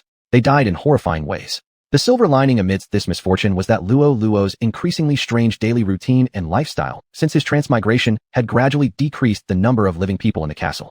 Thus, today's casualties in Grey River Castle were limited to these few maids and didn't involve more people. However, things probably didn't go well at the barracks. Luo Luo was just about to send someone to contact the Sword Drake Legion, when he heard the sound of rustling armor getting closer and closer. What happened? Leonard's near-breaking scream echoed through the silent night sky. His expression was curiously angry. How long had Master Luo entrusted him with important responsibilities? How many moments had he handed over command of the army? Not even a night had passed, and trouble was already seeking them out. This was an all-out attack aimed at completely annihilating the Lampaluki family, truly a brazen act. As Leonard rushed along, the sounds of battle resounded from every direction, clearly indicating that the intruders had not only attacked Grey River Castle, but had also launched attacks on various locations across the entire territory. The only place they hadn't struck was the Grey River town under his defense. Leonard's spine shivered when he thought about how Lord Luo had even pulled 20 men out of the castle guard, weakening the fortifications. What a risky decision. When he arrived at Grey River Castle and saw the shocking remains of the battle, Leonard tumbled off his horse, rushing toward the fortress while shouting at the top of his lungs. "My lord, Master Luo." Halfway through, he was stopped by a tyrant who picked him up like a kitten. Luo Luo then swiftly teleported to a corner and stepped out. "What's with all the wailing? I'm not dead yet." "Oh, thank heavens, master. The Lampaluki family has only you left. If anything happened to you, what would become of our land?" Annoyed, Luo Luo ordered the tyrant to put this incompetent subordinate down and instructed him to check on rams. Also, quarantine Grey River Castle. Nobody is allowed in. No, not even close. There's highly toxic plague inside now. Any infected will die within half an hour due to organ corruption. "I understand. I will make sure the plague does not spread through our territory," Leonard said gravely. "But what about you, my lord? Will you retreat to Grey River Town?" Luo Luo shook his head and glanced in the direction of the barracks. "I need to see how the Sword Drake Legion fared. Hopefully, with a legendary warrior present, their losses won't be too great." As soon as the words left his mouth, the banner of the Legion, though battered, it had stood proudly until now, suddenly fell. Both Luo Luo and Leonard, who were looking at the same direction, froze for a moment before locking eyes and breaking into cold sweats. The Sword Drake Legion has been completely wiped out. Chapter 70, Not Yet Fallen. Time rewinds to before Luo Luo dealt with the mid-tier undead at Grey River Castle, when the entire Lampaluki territory was simultaneously attacked in 3 places.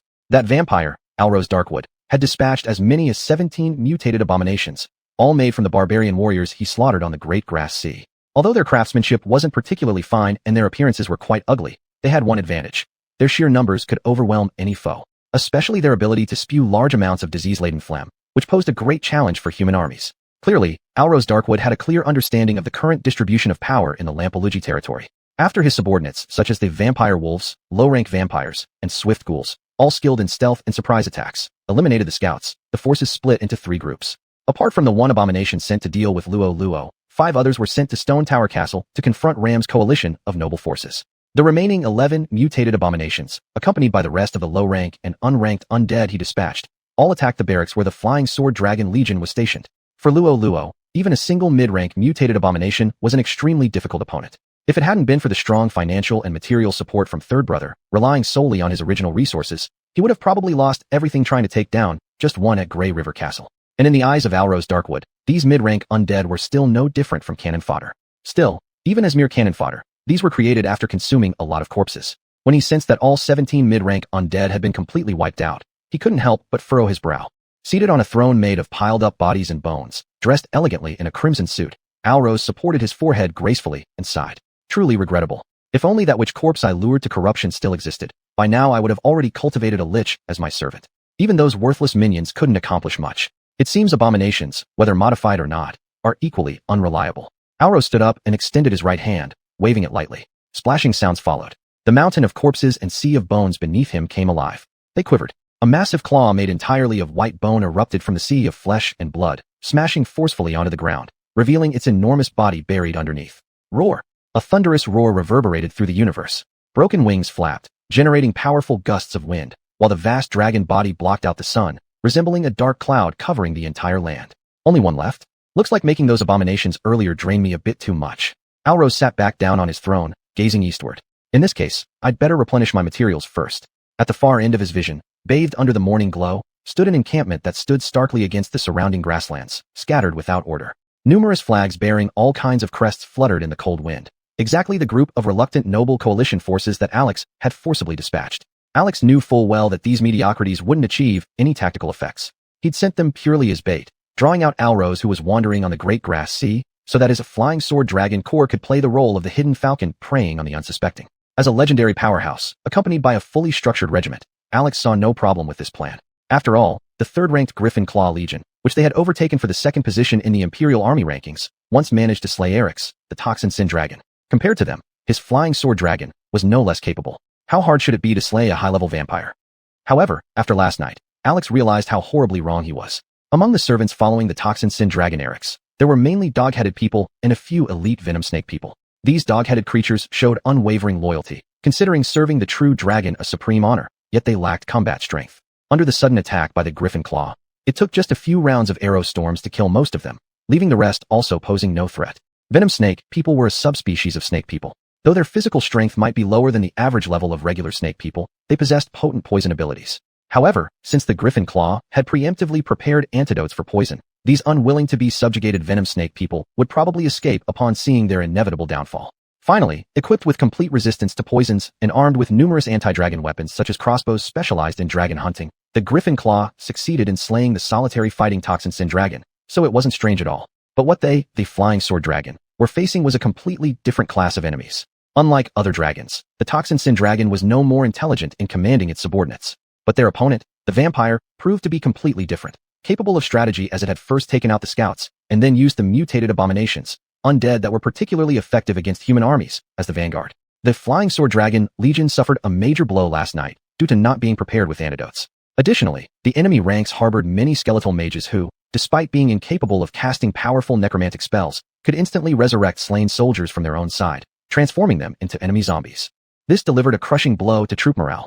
Had it not been for the substantial number of skilled warriors within the Legion, who eventually came around to swiftly launching decapitation attacks against those abominations and skeletal mages, the flying sword dragon, Legion, would likely have faced total annihilation this very night, instead of mere severe losses. Alex stood outside the encampment gripping his sword, his face set with an iron glare, his eyes striking fear. His once scarred armor was now nearly half corroded from tonight's fierce battle, exposing the chain mail underneath.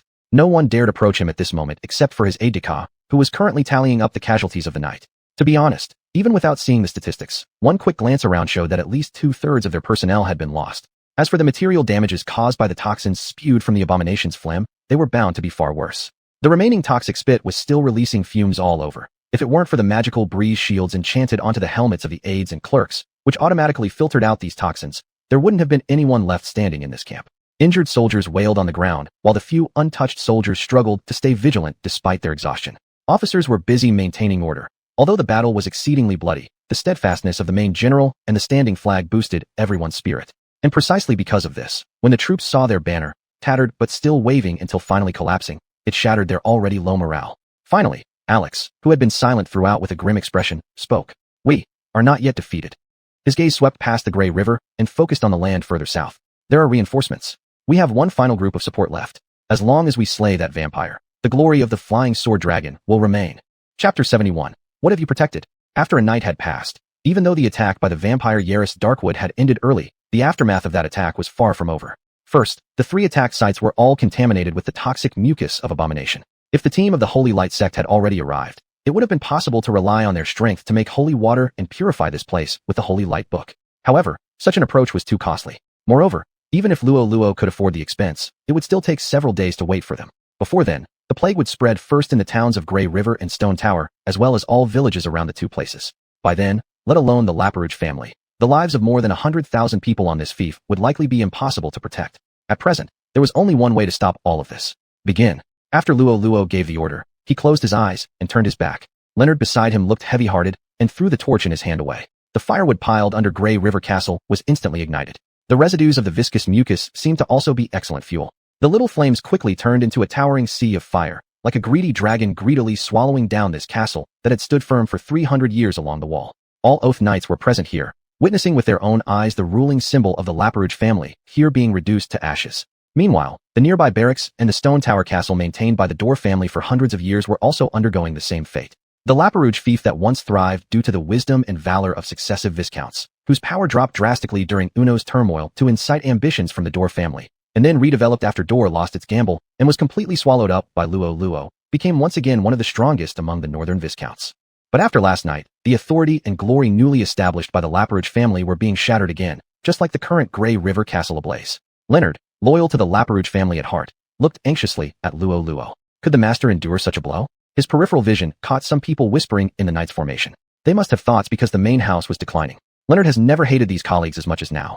Abandoning the spirit of knighthood and treating their faith's doctrines as discarded rags, they lacked any sense of loyalty or righteousness inside. Letting such kind of men wield power, How could the Laperouge fief ever become strong again? On the contrary, the heavily armed warriors standing with these knights now, who were merely mercenaries, as Luo Luo declared publicly, followed orders without question and never did anything extra. How pure they were. Such a striking contrast made Leonard recall at this moment the battle when Luenker led troops to invade and Master Luo personally led an expedition. The words Luo Luo spoke about faith at that time, upon reflection, were incredibly accurate. It is indeed necessary to establish an army with faith. He glanced at Luo Luo. The latter showed no sorrow or joy on his face, unreadable expressions. However, from Luo Luo's slightly squinting eyes, it seemed he was contemplating something. Leonard immediately understood. Master was probably thinking about the issue of military belief, wasn't he? Thinking about this, tears welled up in his eyes. He couldn't have imagined that Master Luo Luo, once regarded as waste by everyone, not only expanded the territory almost twofold but, faced with such a severe strike now, didn't indulge himself in grief and anger either, instead calmly beginning to think about the next step. What a rare genius. Unbeknownst to him, the grand image of Luo Luo in his mind was actually just reading today's intelligence reports. Intelligence Report 1. Last night, the army led by high-ranking vampire Yaris Darkwood attacked the garrison site of the Flying Sword Dragon Legion, causing about 68% of the soldiers to die directly on the battlefield, 5% infected by varying degrees of plague, and resulting in the death of 3 out of 12 high-ranking knight officers. Moreover, due to contamination by the disease toxins, all military equipment had to be burned entirely. It was even hard to find a single alternate military flag. Morale dropped to rock bottom. Still, through the imagination of reinforcements, it managed to hold up and did not disintegrate. Intelligence Report 2. Last night, Rams and his followers garrisoned at Stone Tower Castle, along with the allied armies around Stone Tower Castle belonging to the Earl Jim Halra's faction, also suffered an attack from undead creatures. Although the number of attackers was far less than in the campaign against the Flying Sword Dragon Legion, because the aristocratic army frequently conscripted civilians leading to low morale and chaotic military discipline, they rapidly collapsed during the assault, which in turn impacted the defense arrangement at Stone Tower Castle. Ultimately, one Viscount was killed instantly after being struck directly by the plague-laden mucus, 41 knights perished in battle, over 2,000 soldiers died, those wounded and infected by the disease exceeded 3,000. Stone Tower Castle itself was coated with slime, thus having to be purified by flames and destroyed early this morning. Intelligence Report 3. The Eagles Brigade, en route to the fortress city of Iron Gate City in search of new business opportunities, was attacked by the Necromancer organization, Dark Pleasure. Although they successfully repelled the enemies, the losses were not insignificant, with their combatants reduced by 1/5. Commander Igor Hollowstone decided to suspend operations and camp temporarily at Iron Gate City. Intelligence Report 4. The infamous mercenary group, Blood Troop, unreasonably attacked a newly established mercenary camp on the road last night. This camp belonged to Inshin, the former chief of the Amulan tribe, who established the temporary base for his vengeful Blood Wolf pack. The two sides being evenly matched, this attack concluded with the leader of the Blood Troop being killed by Inshin and its members scattering in flight. The vengeful Blood Wolf pack would thus establish its reputation in the western frontier through this battle. Intelligence. Today's focus is entirely on attacks. When he saw the military flag of the Flying Sword Dragon fall, he had panicked, thinking that this force had been annihilated. Fortunately, the dispatched agents successfully connected with Alex, confirming that they had at least survived. However, according to the intelligence report, their heavy losses rendered them almost equivalent to annihilation. It seems Rams did no better either, but it seemed there were hardly any casualties under his command. Most likely, the militia and knights killed were those of Jim Halras and his followers. Upon reflection, the Stone Tower Castle that now had to be burned probably didn't even belong to Rams. Rather, it should be counted as Luo Luo's property. Upon this perspective, how could this guy emerge from last night's chaos without any losses? Jealousy surged in Luo Luo. Not only did his forces lose more than 100 heavily armed skeleton warriors, but even his family castle was set ablaze. The Stone Tower Castle and barracks that could Mencheng serve as temporary shelters also burned to the ground, truly resulting in a situation where he lost both wife and soldier. And yet Rams, with no issues whatsoever. Was this reasonable? What about you? Aren't you supposed to be the protector of the northern frontier? Just what have you protected exactly? Chapter 72. The Generous Vulture Count. In Rollo's view, Rams had suffered no losses. But Rams himself and his followers certainly didn't feel that way. Although the army lost last night consisted of peasant recruits from the nobles like Jim Horace, Rams, who had long considered himself as the guardian of the North, regarded these as his own property. What was even more infuriating was that he now had no place to stay and had to go to Stone Tower Town to live with the commoners. Rams, who had grown up as the son of a duke, although did not develop an over-luxurious habit, also had certain requirements for living conditions. Previously, after losing to his younger brother Dominic in Winterfell, he had survived on the run, but that was during the escape when there were no options. Now it was different. A base had already been found, the Emperor's legions could be relied upon, and even a coalition army of many nobles had been formed to build his own power step by step. Then something like this happened. Looking at the fiercely burning Stone Tower Castle, Ram's mood was not much better than Rollo's. Last night's attack, do you think it was done by Dominic? Those things should be undeads. From this perspective, his first wise counsel, a high-level arcane mage, stroked his beard, deep in thought. It might be him. After all, the letter of Dark Joy did indeed mention that Dominic has started to learn necromancy. It is quite possible, but another core follower, a high-level knight, had differing opinions. The Lamperougi fiefdom received attacks in 3 places simultaneously last night, yet the main force wasn't focused on your highness here, which doesn't resemble Dominic's modus operandi. If the intelligence is correct, the Flying Sword Dragon camp encountered enemies far more numerous than what Viscount Lamperougi and us combined could face. From this point of view, the enemy's target seemed more likely to be Flying Sword Dragon. Could it be an attempt to isolate the most powerful Flying Sword Dragon for reinforcements? No. If all enemy forces last night had concentrated on Stone Tower Castle, we would have suffered enormous losses, perhaps even threatening your highness. It was unnecessary to make such a move. So, does this mean the mastermind isn't Dominic? No, it could also be just a test, with some tactics added to disguise it. The subordinates gradually started arguing among themselves, both those convinced of Dominic as the mastermind, and those who denied it had valid points. Ram's headache grew bigger and bigger until he raised his hand to quiet them down. Anyway, let's regroup with Viscount Lamperougi and the remnants of Flying Sword Dragon as forces. After last night's assault, none of our 3 parties can withstand another attack on the same scale. We must gather the remaining strength together. Regardless of whether one side believed in Dominic or the other side didn't, there was no objection to this decision. They all cried how wise their young lord was. Jim Horace, who was standing aside looking gloomy, had no heart to echo their agreement. Consider Horace Count, who had always acted as the fence-sitter for hundreds of years, willingly being the carrion vulture trailing others, simply for the sake of achieving steady success, to eat themselves into fat chunks on absolutely safe territory. But because of this single bet, he had given away half of his family's base. Oh dear, how hard had it been for him to secure this so-called easy job back when he set off. As a result, not only had he lost the army entirely in one fell swoop, but the sole middle-ranking knight within his family died last night, causing the Horace family's military capabilities to drop right out of the count level and become weaker than some viscounts. The only thing that could make him slightly pleased was that the biggest rival in Ram's political circle, the Lamperougi family, must have taken significant damage last night too, right? But what does it matter? Jim sighed deeply. He and Rollo had both suffered heavy losses and exited the competition for power within the faction. Any benefits would inevitably go to new emerging faces, not him. Just take this moment as an example. He clearly sensed a marked change in attitude from those viscounts who usually surrounded him. That flattery tone from before disappeared entirely. Haha. Everyone always says that the Horace family is adept at changing sides with the wind, but compared to these people, which one truly lacks in wind-changing skills? However, speaking of giving up just like that, he couldn't bear it. After taking this step, if this ended here, wouldn't all those people who died have died in vain?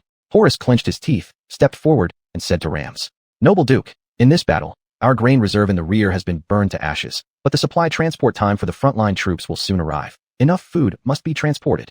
Upon hearing this, Rams turned pale. Preoccupied with calculating the losses, this critical issue had been overlooked. The 3 places attacked last night were not only the 3 most important military strongholds in the Lamperougi fiefdom, but they were also where grain reserves, strongly supported by the 6 provinces' governor and various nobles, were stored. After the noble allied army set out, the grain transport teams should deliver supplies every 4 days. But now, all 3 food storage sites had to be burned because of contamination. How could the army's provisions be resolved? Ram's gaze turned to Stone Tower Town in the distance. As a town with tens of thousands of residents, it naturally possessed significant food reserves, especially since the autumn harvest had just passed and the tax grains handed over to the Lord likely still sat stacked in the city granary, yet to begin their journey. Forcing the seizure of this batch of grain and delivering it to the front lines should suffice to feed the allied army for a while, until the next batch of reinforcements from the governors arrived.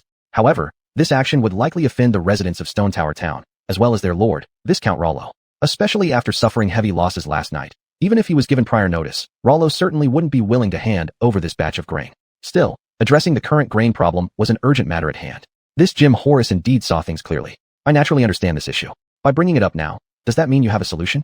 Your Grace, I'm rather ashamed to say, but I don't actually have much of a plan. Though Jim said this with shame on his lips, not a trace of regret showed on his face. He pointed towards Stone Tower Town, an action that extinguished any flicker of appreciation Rams had just felt for him. All Jim's speech boiled down to merely requisitioning grain from the Lamperougi family, without presenting anything clever. Yet, Jim Horace's following words caused Rams to pause. I came prepared for long-term combat. My ships are filled with grain. Though not abundant, they should be enough to sustain the frontline troops until the new reinforcements arrive. Rams remained silent, fixing his burning gaze on Jim's bald head resembling a Mediterranean landscape. Count Horace, are you certain about lending out this batch of grain? Yes, Your Grace. And Jim corrected Rams on one word. It is a donation, not a loan. The viscounts who always shifted their allegiance gasped sharply upon hearing this, their faces visibly changing. Has the vulture count been possessed? Why has he suddenly become so generous? Chapter 73, The Viscount Jeremia Border Baron. Jim Horace could hardly believe he'd actually gone this far, but here he was, having done exactly that. His army had suffered heavy losses, which conveniently reduced the consumption of grain. With all those ships loaded with food now seemingly useless for other purposes, he decided to go all in and donate it. This move would secure him a good standing in Duke Ram's eyes. At the end of the day, the Horus family's military strength was pretty much ruined, and after this war, Jim knew there would be little merit left for him. But how could he return completely empty-handed? He must still contribute something useful. As expected, the Viscounts, men no less skilled at shifting allegiances than the notorious bald eagle baron himself, quickly understood the implications of Horus's move and followed suit, proclaiming their willingness to offer their surplus grain for the coalition forces. Jim Horus paid absolutely no attention to their actions. For one, he was the first mover, the standout donor. When discussing merits later on, people would only talk about the grains donated by Viscount Horus at all, ensuring his place as chief contributor. Secondly, even if precedence didn't matter, purely in terms of quantity, these miserly Viscounts couldn't compare with him. In the end, the bulk of what the coalition soldiers ate would still come from the House of Horus. Instead, their clownish behavior might very well cost them points in Duke Ram's book. Being opportunist isn't just about turning quickly. It looks like these fellows still have a lot to learn. With so many rushing forward to contribute their own rations, Rams accepted everything without hesitation. However, there was no way Rams was going to truly accept their donations. Nominally, it was still referred to as borrowing. He even assigned someone to record exactly how much grain was being borrowed, causing those originally reluctant Viscounts to suddenly feel overjoyed. Jim Horus observed these myopic individuals with an inner smirk. This wasn't just any accounting book. It was essentially a record of merit. After resolving the food supply issue, Jim once again stepped forward willingly, offering to lead the convoy of supplies. Originally, this should have been handled by someone from the Flying Sword Wyvern Legion, but they had sustained heavy casualties. Rumors were circulating that even their military flag had fallen, so they were probably temporarily incapacitated. Hence, Rams consented. To strengthen the power of the convoy, Rams even transferred over more than 100 soldiers and several knights from under the Viscounts to Horus's command, eliciting a sudden wave of joy from him. Look here, this was where distinctions began. By the time the grain shipment was unloaded and set off with Horus leading the expedition, half a day had passed. Rams, along with Luo Luo and Alex, had already gathered inside a manor belonging to the Lampelugi family in Grey River Town. Many noble families with vast territories often built manors in areas densely populated within their domains besides their own self-sufficient castles. Since most of the time the personnel in these places were appointed officials of the noble lord, rather than residences, these buildings were more akin to government agencies in some ways. Although their land size was comparable, the Doriot family did not build a manor in Stone Tower Town. Therefore, the Grey River Town manor of the Lampelugi family ended up being the only place in the entire fiefdom decent enough to accommodate these important figures. The manor's grounds were extensive for residential purposes, but its capacity for garrisoning troops fell far short. So, the lesser nobility soldiers had to squeeze into the guards' barracks within the town hall. Soldiers of the Flying Sword Wyvern Legion settled at the garrisons on the city walls, whereas only Luo Luo's troops were stationed both inside and outside the manor. Of course, the ones allowed inside were the heavy skeleton warriors, the real inner circle. As for those human soldiers with previous records of rebellion, Luo Luo trusted them no more than he needed to. If not for the recent activities stirring in the northern realm and him, yet lacking sufficient strength, he would have disbanded them long ago. The trio finally convened face-to-face inside the manor, and none of them appeared too pleased. Gentlemen, after a moment of thought, Luo Luo broke the silence as host. Should we seek reinforcements from His Majesty the Emperor, or call back our main army? The mastermind behind the attack remains unclear. Acting rashly could easily result in falling prey to traps, said Rams accordingly. Deep down, he suspected Dominic was responsible, intending to thwart his northern campaign while undermining his prestige among the northern nobles. Retreating was not an option. However, requesting immediate reinforcements from the Emperor would make him appear too incompetent, both reducing his authority and affecting the Emperor's impression of him. At the moment, he was the one in the most complex situation. Alex spoke directly without wasting words. There's no need to choose. One can do both. Then, Alex looked at Rams and asked, why say you are unsure of who the mastermind is? Isn't it obvious? Obvious. Rams was quite perplexed, wondering if Alex had uncovered evidence unknown to him. Of course, it's the vampire who caused a ruckus on the Great Grass Sea. He might have already wiped out all the barbarians at the southern end of the Great Grass Sea, which is why he started attacking the northern border of the Empire. With our current strength, we can hardly even protect ourselves, let alone actively launch an attack against him, so we must seek reinforcements. And the coalition army that is already set out will probably not be a match for the enemy either. My original tactical goals are bound to fail. In such circumstances, it would be better to withdraw as soon as possible. Otherwise, we'll only end up strengthening the enemy's forces. Alex naturally glossed over his use of the noble coalition as bait, but Ram's attention wasn't on this point. Vampire? When did this happen? Why don't I know about it? Luo Luo looked at him and was suddenly shocked. That's right, these two don't share their intelligence. Alex knew about the high-ranking vampire causing chaos, so when facing the undead attack last night, he immediately attributed it to Aro's doing. But Rams didn't know about the high-ranking vampire. As for the unrest among the tribes in the southern part of the Great Grass Sea, he only knew about the unrest itself. Details about how they were in unrest and the reasons behind it were completely unknown to him. However, he had learned from the letter of Dark Joy that Dominic had dabbled in necromancy. This information was something Alex didn't know, which explained why they had made completely different judgments. After Luo Luo thought about this, wow, he was the one who had access to all the information. So, Does this mean the dominant control over this meeting lies with him? The problem was, Rollo himself didn't know which path to take either. If Rams fails, Rollo doesn't want to see it happen because even if Dominic spares most of the nobles, he certainly wouldn't let the Lampelugi family, the first supporter of Rams, go unscathed, even though Rollo's support was forced. But if nothing is done, Rollo feared that another attack like last night would make his survival uncertain before Rams even failed. No, living through it shouldn't be much of a problem after all since he occupies the third elder brother's royal mausoleum as his base. He could just hide inside there if necessary. It's just that the foundation of the Lampelugi family would likely be lost. Now Rollo found himself tangled in indecision as well. This state continued until a soldier arrived with a message. The army of Viscount Jeremiah Border Baron has already crossed the Grey River and is landing at the Grey River port.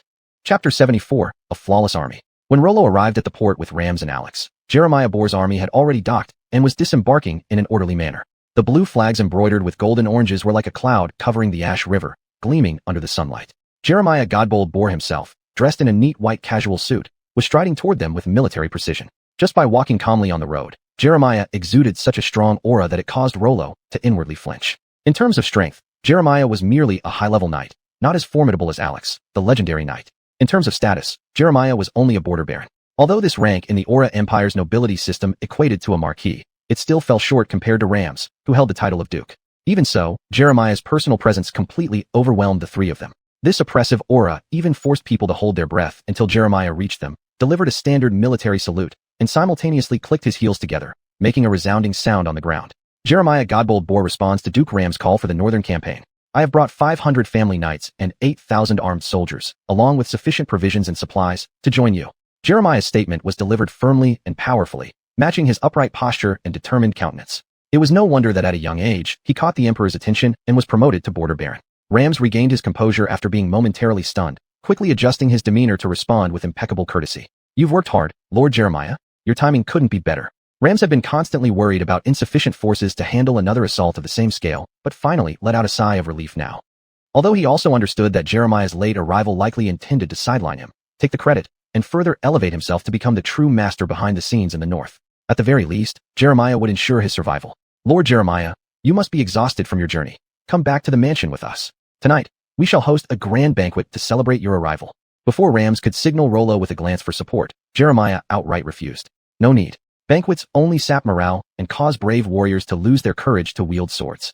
With war imminent, we must keep things simple. Jeremiah's tone carried an unyielding firmness, almost making one think he was the overseer here. Rams glanced at the Godbold army that had just finished lining up at the port. The appearance of this army was exceptionally disciplined. Every soldier's steps moved like precise machinery, displaying determination and vigor in every gesture. He could clearly see the perfectly aligned formations, with each row of soldiers standing upright, their shoulders maintaining perfect intervals. Their synchronized strides showcased an advanced level of training and discipline. Their armor shone with a cold luster, their faces solemn, their gazes firm and sharp. The loyalty to their mission and the thirst for victory seemed to radiate directly from their faces, imbuing them with an unstoppable spirit that emanated a convincing aura. All armor designs displayed the unified emblem of a blue field with a golden orange, symbolizing the soldiers' pride in this insignia. When this army displayed its formation at the port, it instantly gave most survivors from last night's attack an unparalleled sense of safety and confidence, as if a flawless defense line had been established across the port and territory at that moment. This army was probably on par with this sword-flying dragon legion. Leonard, who was following behind Rollo, watched this army with eyes gleaming. Is this what an army with faith looks like? Even Alex, personally commanding the Emperor's direct legion, this sword-flying dragon, couldn't help but be impressed by the military bearing of the Godbold army. As one of the Emperor's most capable generals, he rarely spared kind words or even bothered to know anything about those aristocrats. Nothing more than gluttons and incompetents. But this border baron was different. Alex had the pride of a warrior, yet he still chose to address him with the highest respect. Border Baron Jeremiah. Among the nobles, acquaintances usually called each other by name plus title, while formal or distant relationships involved the surname followed by the title. However, Jeremiah, regardless of whose mouth it came from, was always addressed as name plus title. This wasn't because everyone knew him well, but because the title of Border Baron was one Jeremiah earned himself, separate from the Godbold family. Who would have thought that the illegitimate child of the previous Godbold Baron left behind in a brothel could rise through the gladiator arena and become the most famous gladiator in the north? Who would have thought that this gladiator, renowned for his bravery across all the arenas in the northern region, while still a slave, could personally slay Alton, the first warrior of the Great Grass Sea and the Left Wolf King, during the last invasion of the barbarians? Thus, Jeremiah earned a special pardon from the emperor, who allowed him to inherit the Godbold family, which had become extinct in the previous invasion war. He was then promoted exceptionally to the rank of Border Baron. Such a legendary tale of valor was an absolute favorite among the people of the north. With the elevation of his noble title, Jeremiah swiftly became the leader of the noble faction in this region. In terms of influence, Border Baron Jeremiah even surpassed the Marquis of Nord Province. With the addition of this Star of the North, Rams could be said to have surpassed Dominic in terms of reputation. The only concern was that Jeremiah was certainly not one to content himself with playing second fiddle. He and Rams were more like allies, and how loyal Jeremiah was to this alliance, only heaven knew.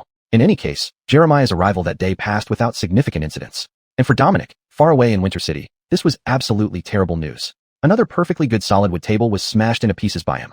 Dominic, having already vented his anger, leaned on his forehead, his face full of shadows. Originally, the number of nobles who chose me was already less than my foolish brother. Now with the famous Border Baron Jeremiah joining him, I am obviously weaker than him in total strength. Dominic stood up, pacing anxiously in the room. Has it come to the time when we must use those guys? But Sword-Flying Dragon Legion has just been ambushed by the undead army. Using the undead army at this time isn't taking on this responsibility willingly. The attendant who had been standing motionless suddenly turned his head towards the mirror. In the mirror, his face gradually twisted into a horrifying visage, almost devoid of flesh, only covered by skin and bones. My Duke, under the pure illumination of magical power, no one will find out that they are undead. Dominic, looking at the distorted face in the mirror, revealed a conflicted expression, but it only lasted for a moment. The next moment, he gave the order. If so, use your prepared things immediately. I want Rams, Jeremiah, and that Rollo to die. Chapter 75. The entire army wiped out, the last trick. Everyone knew that the war in the north could break out at any time, because the two from the House of Flossbane had both declared themselves dukes and branded each other as traitors. Even the noble coalition's army was already prepared. But when Ram's army moved north and Dominic's forces marched east, they were confused again. After all this theater by these two brothers, are they going to fight or not? As one of the parties involved, Rams was originally very confident. He believed he had already taken control of the initiative. When the war would break out entirely depended on his decision. But now he wasn't so sure. The coalition's base was attacked, and Lord Rollo suffered heavy losses. More than half of the troops under the faction of the Vulture Earl were decimated, and the Flying Sword Dragon Legion sent by the Emperor also lost significant combat power. And today, Jim Horace, who returned with a group of battered and weary soldiers, brought an even more devastating piece of bad news. Master Rams, the frontline army has been completely wiped out. Rams was utterly stunned. An army of northern nobles, composed of many aristocratic families, might have military appearances vastly inferior to Jeremiah's army, but there were still well over 100,000 people. Even if it were well over 100,000 pigs, wouldn't it take half a day just to capture them? What is going on? Did the great Khan of Holy Grassland personally march south? Have the Centaur tribes reunited and come to battle? Or did Dominic pull off some kind of conspiracy? Rams interrogated Jim, while the other high-ranking officials looked full of doubts, waiting for this Vulture Earl's answer. But Rollo wasn't curious at all, sitting calmly without showing interest. After all, he had already obtained the answer through his intelligence network. Intelligence 7. The coalition army of northern nobility encountered Yaris Darkwood, a vampire, and his undead army consisting of high-level undead beings such as Bone Dragon Valgar and high-level undead Bone Storm, 500 kilometers away from the Boundary Stone. They engaged in a fierce battle, resulting in the entire annihilation of the coalition army. Most of their corpses have been taken by Yaris. When he saw this intelligence early in the morning, he was also greatly shocked. Yaris actually created and enslaved a high-level undead creature, and it was the terrifying type, a bone dragon. In any fantasy world, dragons are extremely powerful creatures. Although dragons have long become legends on this continent, there is still a way to recreate the overwhelming power of these terrifying beasts, bone dragons. According to the knowledge Rollo obtained from the Book of the Dead, a bone dragon, fundamentally speaking, is also a kind of skeletal construct, but an extremely special one. By constructing the shape of a dragon and making sufficient sacrifices to the unseen ruler of death, one can acquire a fragment of a dragon soul to inject into the construct as its core. Once awakened, it becomes a formidable undead creature possessing the majesty of a dragon. Forget reviving and controlling the bone dragon. Just the sacrifices required for such an offering alone aren't something Rollo can currently collect. But Yaris, who just revived recently, not only collected them all, but successfully controlled the bone dragon. This guy is too frightening. However, Rollo isn't afraid of him anymore right now since there are others in the north who can deal with him. Intelligence 4. The largest church in the north, the Grand Light Church, has already sensed the wicked necromancy black magic from the high-level vampire on the Holy Grassland and considers it a major threat. It is gathering all paladins across the north, and the Judgment Knights have already set out, expected to reach the Rempaloogi territory within 10 days. This was the intelligence Rollo received after returning to his domain from exploring the Third Elder Brothers Mausoleum. Calculating the date, the Order of Judgment Knights should be arriving soon. And thanks to the big move orchestrated by Yaris, the Grand Light Church once again raised the threat level associated with him. Intelligence 9. The Grand Light Church has detected the revival of another high-level undead creature. The simultaneous appearance of two high-level undead creatures and their possible alliance is considered the greatest survival crisis for the people of the North in several hundred years. An appeal has been made to the bishop in the capital for help, and all priests and holy knights have already been dispatched to the Rempaloogi fiefdom immediately. The Holy Teaching Army is assisting their journey with magical items, regardless of cost, and is expected to arrive at the Grey River port within 3 days. This was today's intelligence. Judging from this, the reaction of the Holy Teaching Army was very fast, and it was highly likely that they possessed some grand magic capable of monitoring the entire region of the north, enabling them to quickly receive relevant information about undead creatures. However, it could possibly be due to the immense consumption of such a spell, or for other reasons. They seemed to only detect mid to high level undead, and ignored lower level ones like Rollo and his men. Even so, Rollo would eventually reach a level where he would be detected by them. When that time comes, a battle with the Holy Teaching Army would be inevitable. This time, observing how the Holy Teaching Army fights would greatly help him understand their methods. And with a bit of luck, he might even acquire some bodies from the Holy Teaching Army. Especially those holy knights. Their flesh had been purified by holy light. Rollo was truly curious what kind of zombies could be made using this material. Would it be a lich that could cast holy light spells? Or a death knight capable of using judgment strikes? Or perhaps a tyrant who could chant true words and imbue his fists with holy buffs? In fact, Rollo wanted to take it further. By using the system's power, he planned to document a book of holy light. One hand wielding holy light, and the other necromancy. Oh, the thrill of it all. Of course, this would all depend on timing and opportunity. The Holy Light Church highly values the remains of its fallen soldiers. In his own camp, Rollo wouldn't find it easy to tamper with things. He would have to fully leverage his confrontation with Yaris. When Rollo finished his thoughts, Ram's interrogation had come to an end. Ultimately, he accepted the truth that his subordinate forces had been wiped out in an instant. He forced a smile, uglier than crying. Do any of you have any solutions? No one replied, not even the extremely reliable Earl of Jeremiah's border. In the entire Northern Territory, more than 1/3 of the population had answered Ram's call, while less than a quarter responded to Dominic's call. Originally, they only needed to lead this group to the wild grasslands, beat up some barbarians, chop off some heads as military achievements. Then after boosting Ram's reputation, it would be a natural progression to rally the remaining nobles into the coalition. At that point, even the nobles standing with Dominic would wisely switch sides. By the time they reached that stage, despite Dominic's resistance, they could simply crush him under the overwhelming strength of the Northern Coalition army, sealing Ram's great success. Afterwards, people like Rollo, Jeremiah, and Alex could divide the rewards according to merit, satisfying their respective desires. But now, with the destruction of the noble coalition, this dream had shattered. Rams, who had lost 1/3 of the northern nobility, would undoubtedly become the #1 criminal of the north, and still expect to become a duke? Dream on. At this moment, Rollo, who had remained silent all along, finally spoke. Prince Rams, at this moment, there may still be one last method to turn defeat into victory. He looked at the sculpture beside Rams, a statue given by Dark Joy, a high-level undead creature, the Corpse Hider figurine. Chapter 76, Intelligence of the Corpse Hider. For Rollo and Alex, they have already witnessed just how terrifying high-ranking undead can be. Speaking solely of individual strength, even a bone dragon pales in comparison to toxic Sin-Wyrm Ares. But the terrifying aspect of the undead has never been about the power of a single entity. It's their ability to rapidly increase their ranks and expand their forces. That's why Rams always approach the deployment of high-level undead with extreme caution. Moreover, who knows if Dark Bliss really gave him a decent welcoming gift or planted a landmine. At this moment, when Rollo suggested using this corpse hider, Rams instinctively wanted to refuse. But ultimately, he didn't say it outright and instead asked cautiously, Viscount Rollo, have you figured out this thing? You know, what kind of lunatics Dark Bliss are. I don't want their stuff to cause any trouble in the north. Alex remained silent, while Jeremiah slightly turned his head in surprise. Dark Bliss? Those terrifying lunatics who've fallen into black magic and necromancy? You actually got involved with these guys? Lord Jeremiah, please calm down first. Rollo earnestly pulled out a book from his pocket. The cover had a ring of silver decorations. Although extraordinarily magnificent, it gave one the feeling of being trapped in a cage. Opening the cover, a grotesque, ghostly face was depicted on the flyleaf, as if struggling against death to break free. What is this? The Book of the Dead, my introductory book on black magic. After saying this, Rollo clearly heard many people around him sharply inhaling, the temperature of the entire room dropping noticeably with that breath. Ladies and gentlemen, there's no need to worry. It's merely additional reading material, not a grimoire. Despite Rollo's explanation, he still noticed everyone subtly distancing themselves from him, or rather, from the book. Rams was among the few who didn't react, instead becoming somewhat curious, leaning forward. Did you find something useful in this? Exactly. Rollo flipped open the Book of the Dead, randomly turning to a page and pointing at some cryptic sentences written in the series of runes from black magic. This is the record of information about the high-level undead corpse hider. Alex also curiously leaned over, but being a roughneck like him, he couldn't recognize the standard imperial characters, let alone identify these forbidden runes. Rollo shifted his gaze to the last of the present higher-ups, Lord Jeremiah of the Borderlands. Strangely, Jeremiah wasn't interested at all. Instead, he frowned impatiently. Viscount Lampeggy, please hurry up. Was he really not interested? Or was this guy truly a devout follower of Holy Light? But he didn't seem like it either. Rollo felt that if a proper high-ranking paladin were sitting here, seeing him take out the Book of the Dead, they would have drawn their sword and swung at him immediately. So, is he just purely uninterested? Rollo stopped pondering and began making things up off the Book of the Dead. Anyway, No one could read those runes, so as the only person who understood them, whatever Rollo said, they had no choice but to believe. Thus, Rollo pointed to the introduction page of the low-level undead, burning ghost, and described in detail the more advanced version of the corpse hider stored in his mind.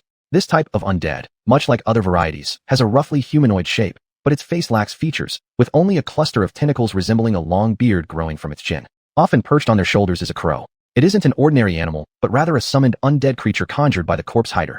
Since the corpse hider has no facial features, it cannot directly see anything, but through the same type of necrotic vision used by Rollo, it can use these crows as its eyes. Unlike Rollo, this creature can connect with hundreds of crows simultaneously, essentially acting as a surveillance center. In terms of combat abilities, as a high-level undead, the corpse hider poses quite a challenge. High physical attack resistance, high magical attack resistance, complete toxicity tolerance, complete cold tolerance, etc. This creature possesses an array of passive skills. Essentially, it fears nothing except powerful holy light and fire attacks. As for offensive capabilities, in addition to the horrifying muscular strength typical of creatures in this class, it also possesses psionic abilities akin to an illithid, firing mind blasts as easily as breathing or drinking water. Those people who were exploded by him turned into a peculiar material since their bodies were almost intact without any physical damage. After being inserted with one ling by the corpse hider and resurrected as undead, they would become a special kind of undead, corpse demon. According to records, these corpse hiders love creating large numbers of corpse demons that are hard for humans to detect and distinguish with the naked eye or normal magical means. They hide them in human cities, and when there is enough quantity, they suddenly strike. Ordinary residents in the city can hardly resist the undead, and after death, they will join the enemy's army, forming a vicious cycle which makes the survival of human cities almost impossible. Meanwhile, the mastermind corpse hider could be hiding in some corner, observing his masterpiece through hundreds of undetected eyes. In short, this is an extremely terrifying type of undead. After finishing the explanation, Ram's face turned green. Releasing such things in the northern border, how could he still serve as a duke? Would the people of the Grand Holy Light Cathedral possibly forgive him? Enough. Such things absolutely cannot be used. Once it gets out of control, how do we stop it? Let's not talk about this again. As for reinforcements, I'll write letters to the nobles who are temporarily neutral. Rollo wanted to say more, but Rams had already stood up, ending the meeting with an unfaltering tone. With no choice, Rollo left helplessly. He had come to fully understand the effect of the corpse hider sculpture. It was a time-limited one-time summoning prop. Similar to the ice essence cores Aldo carried for self-defense, the summoned creatures couldn't move freely but had to follow the summoner's orders, and could only exist for a certain period of time, disappearing automatically once the time ran out. If this thing was merely used as combat power, it would be such a waste. Rollo really wished to study the differences between high-level undead and low-level ones. By the way, even if he couldn't study the corpse hider, the corpse demons created by them were worth studying and learning from. After all, the ability to conceal identity was highly useful for undead beings. Chapter 77. The experiment succeeds. After Rams rejected Lolo's suggestion to use the corpse-hiding demon sculpture, he sent letters to all the neutral nobles who had yet to declare their allegiance. According to the messenger, he saw Dominic doing the same thing. These two Flossbane brothers were originally evenly matched. Dominic controlled the family castle and the majority of Flossbane's wealth and power. Rams, on the other hand, held the rightful heir status with many loyal supporters and received a certain degree of support from the emperor. When he raised his banner in the Lamperlucky territory for his comeback, he was actually already at an advantage. But unfortunately, one battle cost him all his men, causing the situation to completely collapse. The so-called neutrals were essentially fence-sitters, very shrewd individuals. A large number chose to continue observing, likely uncertain if Dominic would also make such a move. And there were some minor nobles who couldn't wait any longer and immediately responded to Dominic's call. As for those who answered Rams, none. Among the northern nobility, there were indeed some people with loyalty, but they had already responded during the first joint army gathering. By now, none remained. They all perished under Yalos's hands on the Great Grass Sea. Several days passed, and not only did Rams fail to see reinforcements, he didn't even receive a single reply. But unexpectedly, the Holy Light Grand Cathedral came. At this moment, Rams was glad that he hadn't listened to Lolo's foolish talk about using undead. Otherwise, these people might have cast a holy light spell at him as soon as they saw him. However, when Rams greeted this group's leading bishop at the city gate, the man said just one sentence that made Rams feel humiliated. Lord Marquis Rams, how good to see you again. As the successor of the Duke, by law in the Aura Empire, he was naturally bestowed the title of Marquis. If the old Duke were still alive, such an address would indicate respect. But after the elder Duke had been dead for so long and Rams had already declared himself, continuing to address him like this meant pointing out his illegitimate title, that he could never be Duke. Illis Bishop, being in the north, I think you should care more about matters of the north, Rams replied angrily, but still maintaining his noble demeanor. Such as, who is currently the Guardian Duke of the North? Illis did not change expression in the slightest, assuming Rams expected him to be intimidated. Guardian Duke of the North? Your father? If I'm not mistaken, he should have already passed away. Since you know that, then, not so fast. Illis immediately interrupted Ram's attempt to spar further with words.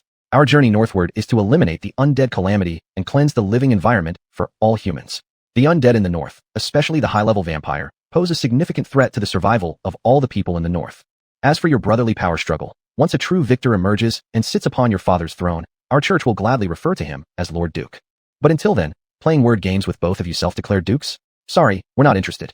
Before Rams had a chance to interject, Illis had already shifted the topic. He pointed towards the remnants of Grey River Castle and said, I've heard that this land has already been attacked by the undead. Take us there immediately so we can purify it.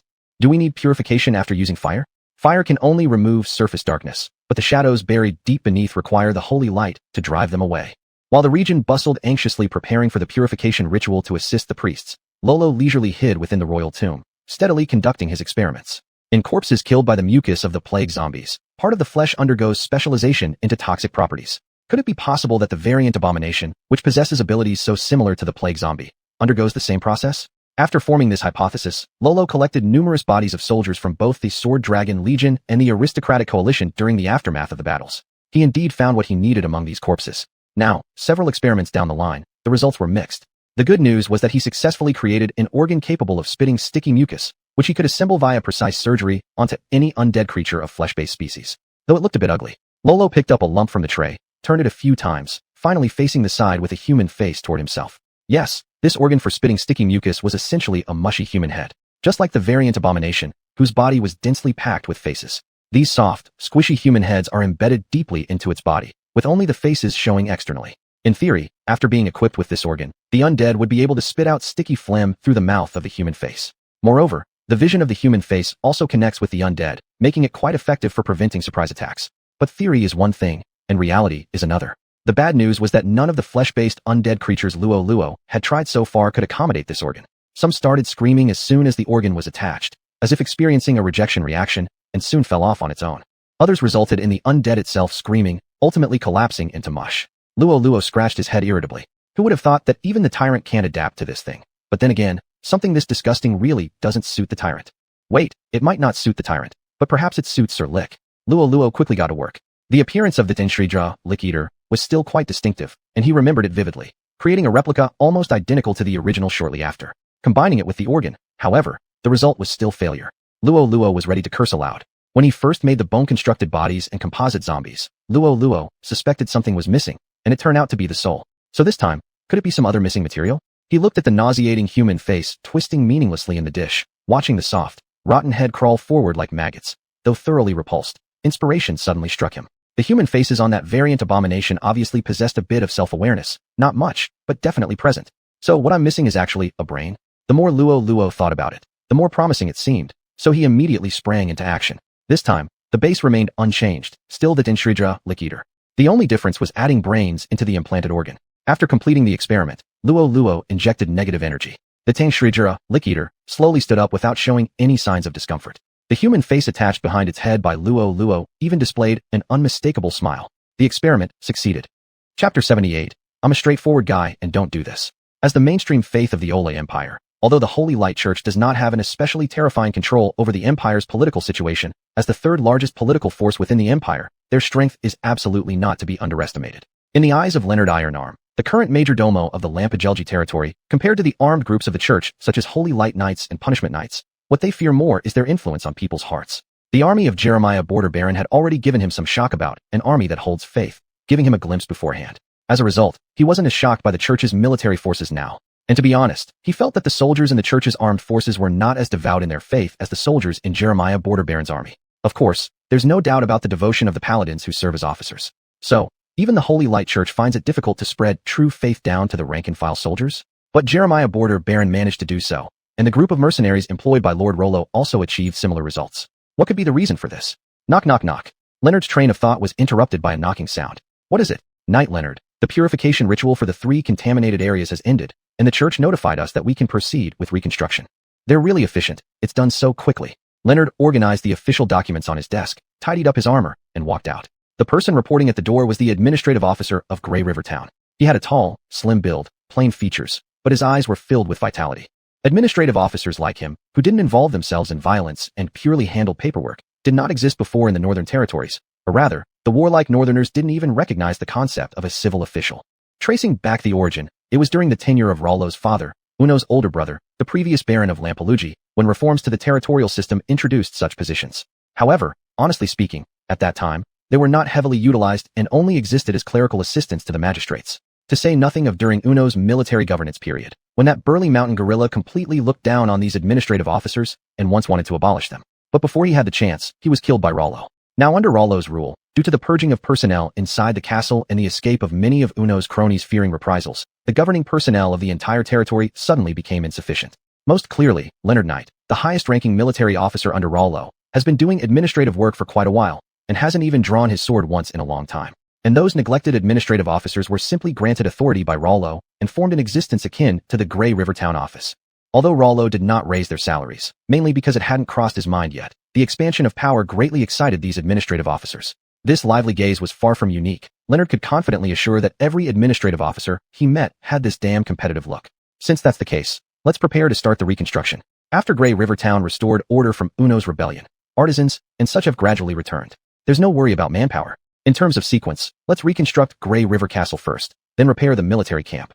As for that Stone Tower Castle, put it last. Then comes the issue regarding the demarcation of the Holy Church Army's area. By the time Leonard finished arranging all the work, another day had passed. The original plan of practicing swordplay in an open space after finishing work failed again. Back in the office, looking at the empty chair where Lord Rollo should have been sitting, Leonard sighed deeply. Before Viscount Rollo officially became Viscount, he would stay cooped up in the room all day, though he didn't manage affairs either, at least one could find him when needed. Now that he became a Viscount, even though he came out of his own room, who knows why he loves wandering around so much that Leonard can never find him. Any issues must be resolved by himself. He's just a knight. Shouldn't this kind of thing be handled by a steward of the fief? Touching his thinning hairline, Leonard worried if he'd end up with a bald spot like Sir Jim Horace. Sigh. If I could meet the Lord tonight, I will definitely suggest he quickly hire a steward, or even bring a noble lady home to run things. It's said that in many noble households in the southern part of the Ola Empire, the male head focuses externally on earning honor, expanding martial power, and defending the territory, while the female head manages domestic matters such as civilian governance, castle management, and financial arrangements. Leonard thought their Lampajulgi territory could learn from that too. After all, when it comes to being unconventional, their Lampajulgi territory wasn't doing this for the first time. Moreover, when it came to standing out, Rollo didn't need to worry about the crazy man obsessed with black magic having any more space to become even stranger. Thinking of this, Leonard's expression drooped. No wonder, Rollo at such a young age had quelled the rebellion of his uncle and cousin, taken over the fief for not long, but had already reclaimed power, successfully resisted invasions from neighboring enemies, retaliated against them, and even seized the opportunity to swallow up the opponent, directly elevating the family's strength by one tier. Now, he was also an important confidant of Duke Rams of North Flossburn. What a prodigious talent. Yet, after so long, there hadn't been a single marriage proposal? Leonard surmised that the reason was probably due to the title, A Crazy Man Obsessed with Black Magic. Leonard slumped in his chair, and as he thought about how he would be wrapped up in official duties for the rest of his life, likely never drawing his sword again, tears welled up in his eyes. Am I destined to live like this forever? How will forever be like? Rollo's voice came from the door. Leonard immediately stood up, asking Rollo with a pleading tone, My lord, when do you plan to get married? As a knight, questioning his liege in this near-accusatory tone was indeed impolite, but Leonard couldn't care less about those things right now. When would Rollo get married and bring back a lady in charge so Leonard could finally be relieved? After all, he was still an unmarried young man. If he was tortured by government affairs at such a young age and got prematurely aged and bald, who would still marry him then? The Ironarm family's hard-won surname. Was it going to end with him? Rollo looked at Leonard's anxious expression and felt somewhat confused. When I get married has nothing to do with you, does it? How could it have nothing to do with me? Leonard became excited, grabbing Rollo's hand and yelling at him. It's something concerning my happiness for the rest of my life. Rollo. He silently pulled his hand back, taking a few steps back inconspicuously. My God, I'm 100% straight. No way am I gay.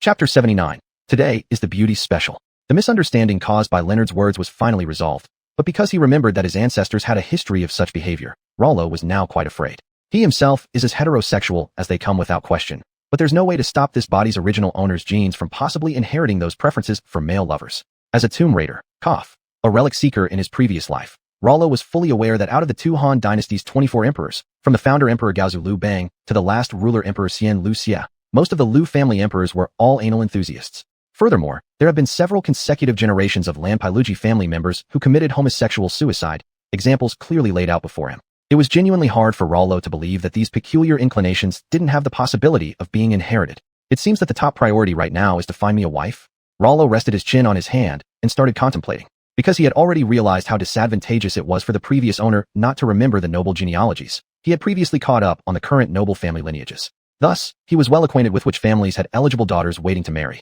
The only problem was that he knew only the basic information about these noble young ladies, their names, family locations, ages, parents, etc. More important details like their appearances, measurements, heights, and leg-to-body ratios were completely unknown to him. As for the rumors among the nobility about which young ladies were exceptionally beautiful or charming, Rollo was well aware that one should just listen to them for entertainment, since they were mostly exaggerated compliments traded between the nobles. The kind of beauty they talked about was similar to how Durex condoms only come in medium, large, and extra-large sizes, never a small size. They could only talk about someone as pretty, very pretty, or super pretty, never about anyone as not pretty. Alright, no point thinking about it. I'll just ask Rams later. As part of the top nobility, he often attends banquets and must know many beautiful women. Stretching lazily, Rollo opened today's intelligence report.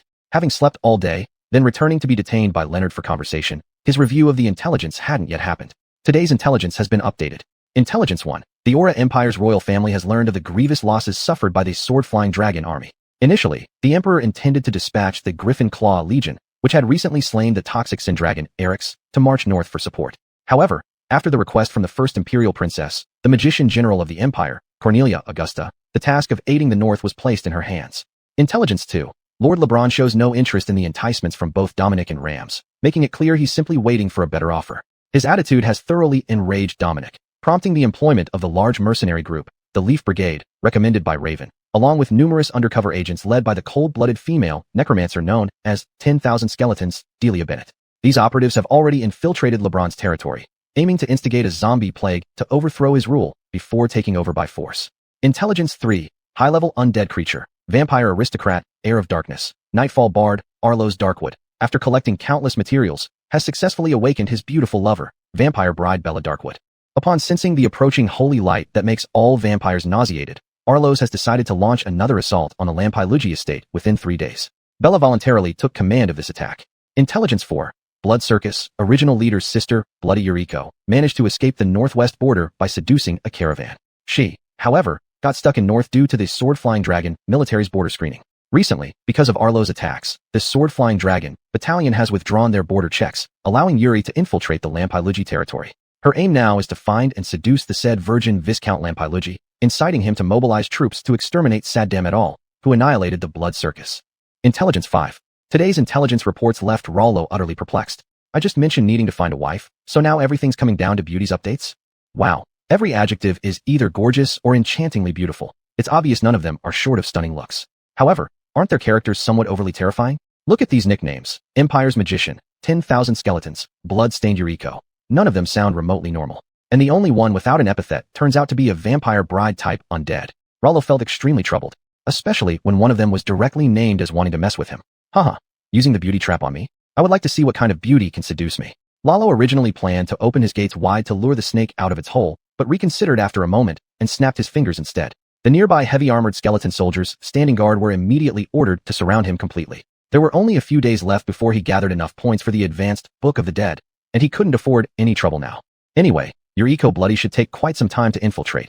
He could wait slowly. Necromancy, after all, was the fundamental of his livelihood. Still feeling it wasn't enough, Lalo really wanted to activate the teleportation array and bring Hassan, who was currently heading to recruit the Eagle Group, back. This guy was proficient in assassination and counter-assassination measures. Unfortunately, the assassins from the north seemed to have blacklisted the Lampailugi territory, as they wouldn't even accept his secret missions that required someone to be killed by hired assassins for corpse materials. To this day, he only had one Hassan. Thankfully, though Hassan couldn't be used, there was still the elemental tyrant. Although he'd created another Tinshridra, tongue creature, it was too grotesque, with "I am a monster" written all over its forehead. If he brought it to Grey River Town, those holy knights would surely bombard them with dozens of holy light spells followed by sword slashes cutting them into mincemeat. The same went for vengeful spirits, these undeads with obvious traits. Lalo had kept them all in the Imperial Mausoleum to avoid exposing his identity as a master producer of mummies. Looking at the numerous bodyguards surrounding him, Lalo finally sighed in relief, bursting with a sense of security as he awaited nightfall. Nighttime was truly his main stage. Lalo thought so, and so did the bloody Yuriko who plotted against him. Currently, there were 4 military forces stationed in the Lampailugi territory. The last arrived holy military was stationed outside the city while the elite, flying dragon sword, troops occupied the city walls. The local police station inside the city was filled with low-ranking mercenaries under noble control, incomparably weaker than the previous 2, and thus completely negligible. Therefore, the only obstacles left for her were the Lampailugi armies guarding the manor and Rollo's hired private guards. Once she crossed these barriers to come face-to-face with the young Viscount, everything would be set in stone. Yuri ran her hand over her slippery shoulder, showing a look of intoxication on her face before quickly returning to normal. I've heard that Viscount Rollo has never even danced with a partner at a ball. Can a 20-something-year-old young man like him resist the charms of someone with a fraction of succubus blood in their veins? Chapter 80. Training an Assassin.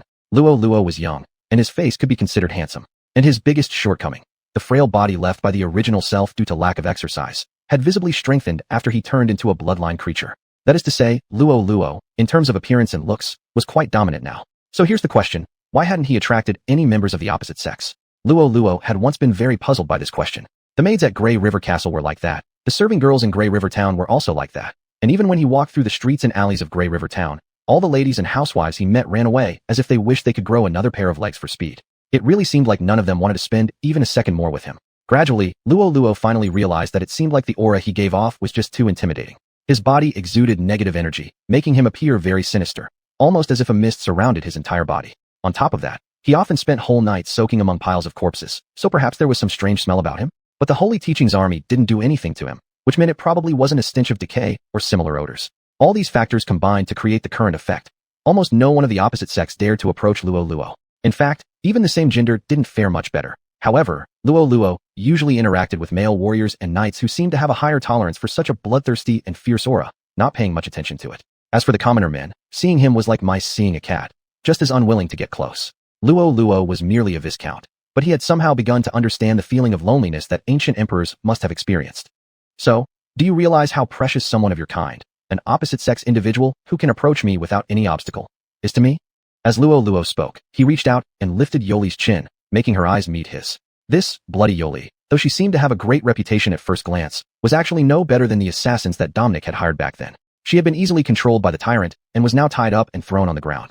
Upon reflection, Anshin wasn't particularly powerful either. His mercenary group could be easily wiped out by rallying a bunch of grassland soldiers' remnants. Therefore, how strong could they really be? The so-called blood circus had only earned its large reputation due to extreme cruelty and resulting infamy. Yoli had no idea what Luo Luo was thinking, but when she felt his finger slide across her jaw, she shivered with revulsion. She wanted to curse, but her mouth was stuffed with something, preventing her from speaking. All she could do was thrash wildly to show her resistance. Before Luo Luo even needed to say anything, the two tyrants acted immediately, their giant palms pressing her down hard so that she couldn't move a single inch. She could only stare hatefully at Luo Luo. "Don't look at me like that, as if I were your enemy," said Luo Luo, moving his hand upward to her lips where his fingers lightly pinched the cloth shoved inside. "Like this, if you promise not to shout or scream, I'll pull it out. It must be tiring keeping your mouth open like that, right?" Yuli showed absolutely no sign of agreeing, and looking into her widened eyes, Luo Luo feared her eye sockets might pop open if they got any larger. "You're truly ungrateful." Luo Luo shook his head, stood up, brushed off the dust, and turned around, ready to leave. "I was planning to give you a chance to seek revenge, and yet you don't seem to appreciate it." The word revenge instantly struck a nerve with Yoli. How did he know I want revenge? Has he already figured out who I am? Seeing Luo Luo about to leave, Yoli struggled again, producing muffled sounds from her gagged mouth, finally catching Luo Luo's attention and bringing a smirk to his face as he turned back. Agreed? But alas, it's too late. Luo Luo casually opened a teleportation gate, ordering the tyrant to carry her inside. "Throw her into Brother Three's dungeon. Let the vengeful spirits watch over her. She'll reflect on her actions tonight. We'll talk about everything tomorrow." Yoli was completely stunned. This was not the script she expected. Ugh, ugh, ugh, bound like a dumpling. Yuli wriggled desperately like a maggot, but unfortunately, it was utterly useless, especially since the tyrant showed no sympathy or consideration for her struggle, leaving her exhausted from her efforts. Once she was dumped into the prison, a converted tomb chamber used as a storeroom in the Imperial Mausoleum, Luo Luo simply closed the portal, plunging the world into immediate silence. Luo Luo sat back in his chair, beginning to think about how he could best utilize this bloody Yoli. To be honest, the physical strength of this person would not yield many high-tier materials even if slaughtered. Keeping her alive seemed to hold more practical value. However, he seemed to have not thought of any way to utilize her while she was alive. Sigh, he had always been too reliant on the undead. Now, he couldn't even remember how to use living people anymore. Luo Luo racked his brain to recall Yoli's advantages. Her skin felt good to the touch, she had a decent figure, and her looks weren't bad either. Plus, though she wasn't much of a fighter, at least she didn't run away in fear from his aura. And she could effortlessly use enticing tactics. Her sense of shame must be pretty weak. Luo Luo slapped his thigh as an idea struck him. Let her be my maid first. The original maids of Grey River Castle had all perished. Although the fortress was only just beginning its reconstruction plans, with building materials yet to arrive, there wasn't really a need for maids right now. But as a lord, it would be embarrassing if Luo Luo didn't have a qualified maid by his side, probably. After all, whether it was Duke Rams with grand dignity or Earl Jim, both of them seemed to have maids around. Luo Luo truly admired them. Rams had fled all the way to Lamperlugi province alone, and even before finishing his base, his maid troop was already complete. Jim Haluras needed no mention. Despite heavy losses to his army, The maids who served him hadn't decreased by a single person. However, Earl Jeremiah of the Border maintained a military demeanor and didn't have maids around him. Instead, there were a few spirited female officers whose gazes toward Jeremiah intrigued Luo Luo. Among the current big shots in Lamperlugi territory, only Alex did not bother with such things, surrounded by men all day. But perhaps that wasn't entirely without issue. Probably because of the psychological shadow left by Leonard earlier, Luo Luo suspected anyone who avoided women might be gay. Ouch. Wait, if I keep avoiding women, wouldn't others think I'm gay too? The moment he thought about his family's ancestors being buried with their male lovers across generations, he realized those people likely assumed he inherited the family style. If this is the case, then there can be no slow conditioning. It has to happen faster. Having said that, Luo Luo immediately teleported himself to the dungeon.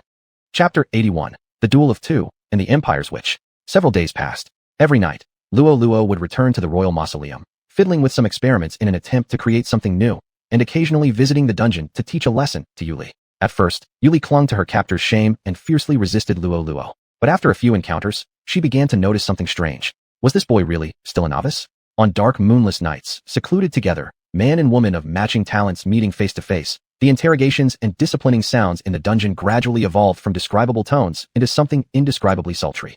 Yuli, having long been a mercenary, had exceptional stamina and often exploited her beauty for various purposes, making her extremely adept in these kinds of situations. Furthermore, as an assassin, her bursts of energy were unmatched. Thus, at the start of their encounter, Yuli nearly dominated Luo Luo completely. Luo Luo, in his past life, had only seen but never tasted, while this life's body had neither tasted nor seen anything. Lacking any real combat experience, he was inevitably led around by the nose. But as time went on, the gap in their endurance became evident. Despite her explosive power, Yuli was, after all, just a human flesh and blood creature. And assassins, being low in endurance, eventually found themselves at a disadvantage when the duration stretched too long. In contrast, Luo Luo, being of the vampire race, which boasted both strength and endurance surpassing humans, was also enhanced by the cover of the night. He continuously absorbed negative energies, becoming more vigorous with every passing moment. Having adapted to Yuli's rhythm, he started taking charge. In an instant, Luo Luo's spear turned into a dragon, dismantling Yuli's defenses like an expert navigating through a dense jungle.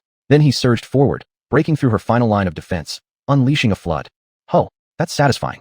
At that moment, the tide had shifted. Yuli could no longer control herself, her expressions turning increasingly wanton. Yet how could Luo Luo, who'd now tasted victory, let her go so easily? Driven by instinct, he moved ferociously, like a wild tiger or wolf, until he felt an unstoppable force surging within him, snapping him back to his senses. Speaking of which, is there reproductive isolation between vampires and humans? The vampire secret canon doesn't teach this, and it doesn't cover anything about reproduction either. Perhaps since the book was written for young vampires, it hasn't gotten to the chapter on sex education yet? While lost in thought, Luo Luo's primary consciousness was again overshadowed by instinct. As his body arched suddenly, his warlike spirit fully unleashed, signaling the conclusion of their battle. After tidying himself up, Luo Luo stood once more, full of vigor and vitality. Meanwhile, Yuli rolled her eyes, twitched uncontrollably, and mumbled incomprehensible phrases. By contrast, the winner was clear. Luo Luo switched his view to a heavily armored skeletal soldier on guard duty, and saw that the morning sun had already risen. The gray river in the distance was filled with ships setting sail. Oh, today's battle was exhilarating. Straight through till sunrise. Stretching, Luo Luo returned to the Grey River Town mansion. According to intelligence, today was the day of Aratha's next assault. After annihilating the aristocratic coalition army and having all this time to prepare, the undead under his command must now number a terrifying amount. As Luo Luo pondered over the enemy's forces, he walked towards his office, coincidentally encountering Alex. Though he still carried the same stern expression as before, his eyes were now full of bloodshot veins, a far cry from his previously confident and energetic demeanor. It seemed during this period, this guy hadn't slept a wink either. From many perspectives, the current situation was indeed one that made insomnia easy to understand. In the past, with the constant patrols of the Flying Sword Dragon Corps scouts across the entire territory, their control over this northwest corner of the Empire wasn't something to be trifled with. But now, the army has suffered heavy damage, the scout team completely wiped out, forcing everyone to retreat to the banks of the Grey River in the southern part of the territory. Even though they've recently received reinforcements from Jeremiah and the Holy Army, regaining their sense of security will undoubtedly be difficult. Commander Alex, you look like you're not in good spirits. Luo Luo took the initiative to speak, feeling it best to disclose some information about Aratha's impending attack. With the enemy's current military might, if only his own group among the several factions in the Grey River town were well prepared, it would be far from enough. One night might be all it takes, and this Grey River town, bearing 300 years of effort and glory from the Lamperlugi family, would be erased from the Empire's map. However, how much to reveal and how to do so required careful consideration. Misjudgment could easily lead to suspicion regarding his sources of intelligence. Just as Luo Luo was waiting for an appropriate reply to smoothly transition into the topic of the impending attack, he received an unexpected response. I haven't slept well. After all, I'm probably about to be relieved of my duties, thanks to that witch. He glanced at Luo Luo, noticing his somewhat shocked expression, and assumed it was because the other didn't recognize the witch. That's right. Given Duke Luo Luo's age and social circle, you probably don't know her. Luo Luo felt as if he had just been insulted. You greenhorn shun. How could you possibly recognize the famous Empire's witch? But Alex gave him no chance to speak, pulling out a letter from his pocket instead. This is an order directly issued by His Majesty the Emperor. Our army has suffered heavy losses, and this mission can hardly continue. So, they've dispatched the famous Empire's witch, Crown Princess Cornelia Augusta, to lead her Royal Guard battalion northward, taking over my assignment. Which? Luo Luo furrowed his brow. Isn't she called the Empire's warlock? It's clear you don't know much about her. All regimental officers call her that in private. Alex wore a rare smile as he said this, but Luo Luo could tell he was far from relieved or relaxed. Let's not forget that the Flying Sword Dragon Corps originally came north for ranking competitions. The Emperor's orders for them to assist rams were issued later. Now, not only can they not accomplish the Emperor's task, but they are also likely to drop in their original rankings, which is certainly not something Alex would take lightly. In any case, be careful. Princess Cornelia's nickname already shows how domineering and barbaric she is, and she is also the first royal princess, one of the most capable and prestigious members of the royal family. You'd best not defy her otherwise. Alex left the sentence unfinished, merely shrugging his shoulders, everything unspoken yet understood. Chapter 82, Long-awaited grave intelligence. Another day had passed. When Rollo awoke from his meditation, it was already evening. Looking out through the windows of the mansion, the sky was painted in brilliant shades of gold and orange. Warm light filtered through sparse clouds, as if the whole world were gilded with a layer of gold foil. He could see the Ash River shimmering faintly in the twilight, its surface glittering like scattered silver, drifting slowly with the water. The riverbank was crowded with returning ships. Dockworkers unloading cargo and fishermen filled the roads around the port. In the distance, the towering tower that had been reinforced by the sword-flying dragon Legion and blessed with holy light by the clerics of the Holy Church stood silently under the sky, gazing towards the distant frontier. The frontier line was hazy, and as the sun gradually descended, the first star in the sky flickered quietly, heralding the arrival of night. Arrow's attack should be coming soon. Before that, I should check the intelligence. Rollo opened the intelligence system and began to review today's information. In fact, he had already made arrangements for the impending assault that night. Checking the intelligence at this moment felt more like routine duty. Intelligence 1. Marquis Lebrun's ancestral tomb has been found by the female necromancer, 10,000 skeletons, Delia Bennett. The knights and soldiers guarding the tomb, as well as all the slumbering members of past generations of the Lebrun family within the tomb, have all been awakened by her, becoming the most loyal undead servants. They have joined Dominic's expedition against Marquis Lebrun and have been appointed as the vanguard by the eccentric Delia. Intelligence 2. High-ranking undead, vampire aristocrat Fier of Darkness, eternal night chant singer Eros Darkwood, has recently discovered the remains of the legendary Saint Conholic. He plans to use them, along with other high-level materials, to create powerful subordinates. Holic's funeral was conducted as a sky burial, exposing the body on a specially made altar to be decomposed and consumed by nature's messengers, vultures, wolves, earthworms, and so on, to return to nature. However, an error occurred during the ceremony, causing most of Holic's bones and some of his flesh to remain. Eventually, they became infected with negative energy, transforming into unique uncorrupted bones, which are excellent materials for creating high-level undead. Intelligence 3. Located 500 kilometers east of Ash River Town, the mage tower of the legendary Grand Wizard Kalen Filwinder is losing its magic due to geological activity affecting its invisibility enchantment array. It is expected to become visible within 3 days, attracting adventurers and mercenaries across the northern realm who covet its secrets. Kalen Filwinder devoted his life to the study of arcane arts, but, in his old age, driven by the desire for eternal life, he turned to dark practices and attempted to contact necromantic magic to seek immortality. This mage tower served as the center of his late-life studies in necromancy, though no one knows where the wizard himself disappeared to. Some believe he passed away peacefully, while others speculate that he connected to the astral plane and traveled to another material plane. Recommended exploration level, advanced. Estimated rewards, very abundant. Intelligence 4. Within the imperial tomb of the third emperor of the Silver Empire, his beloved warhorse, submerged for a long time in negative energy, has naturally transformed into a mid-level undead, a nightmare wraith. Born without a name and possessing the intellect comparable to a fine steed, it will remain eternally loyal to whoever can subdue it now. Intelligence 5. Princess Cornelia, the first imperial daughter, has set out with her personal guard army. While passing through the southern boundary between the northern region and her direct imperial domain, she encountered a disaster-stricken tomb. With great speed, Cornelia cleared all the undead inside, but unfortunately, her horse was infected with corpse poison and died. Cornelia is now extremely angry, and anyone who crosses her path risks terrible consequences. Intelligence. After glancing over the information, Rollo's eyebrows unconsciously rose. Today, is it unexpectedly a special feature on tombs? No. Rollo scrutinized it carefully. When had such a theme ever appeared before? In fact, there had never been any such specialized topic in the past. grave-related intelligence closely linked to his original expertise seemed to appear individually only twice before. The first instance was under the large tree at the Emoluan tribe, directly providing Rollo with a starting fund and a recipe for creating witch corpses. The second instance was the tomb of the third emperor. Compared to the previous one, this second reward was significantly more bountiful, including not only basic gold and silver treasures, but also numerous martial equipment, some still effective magical items, and a large quantity of skeletal materials. Not to mention, this imperial tomb itself was a natural, massive, and inexhaustible source of negative energy. It could be said that it had directly fed Rollo until he was full. Obviously, these tombs were the core for Rollo to develop his power. Among the tombs that appeared this time, Marquis Lebrun's should have the lowest value, likely just an upgraded version of the Lantipology family's ancestral tomb. There wouldn't be many good things inside, and since Dominic had already sent people to ransack it, it wasn't even worth paying attention to. The uncorrupted bones found by arrows did catch Rollo's attention though. How could sky burials possibly go wrong? At its core, it was just about leaving the body in wasteland, waiting for birds and beasts to devour it completely. Rollo really couldn't fathom how such a process could fail. Regardless of any issues with their creation, the value of these bones was unquestionable. Being able to create high-tier undead meant they were an unparalleled treasure for any necromancer. Unfortunately, all Rollo could do for now was stare helplessly at them. On the bright side, arrows hadn't planned to make anything yet, so there was no need to worry about them being used or disappearing anytime soon. The most valuable information out of all this, however, was clearly about the Mage Tower, especially the contents within, all centered on research into necromancy. If he could find the legendary Grand Wizard's magic tome, would the system be able to archive it?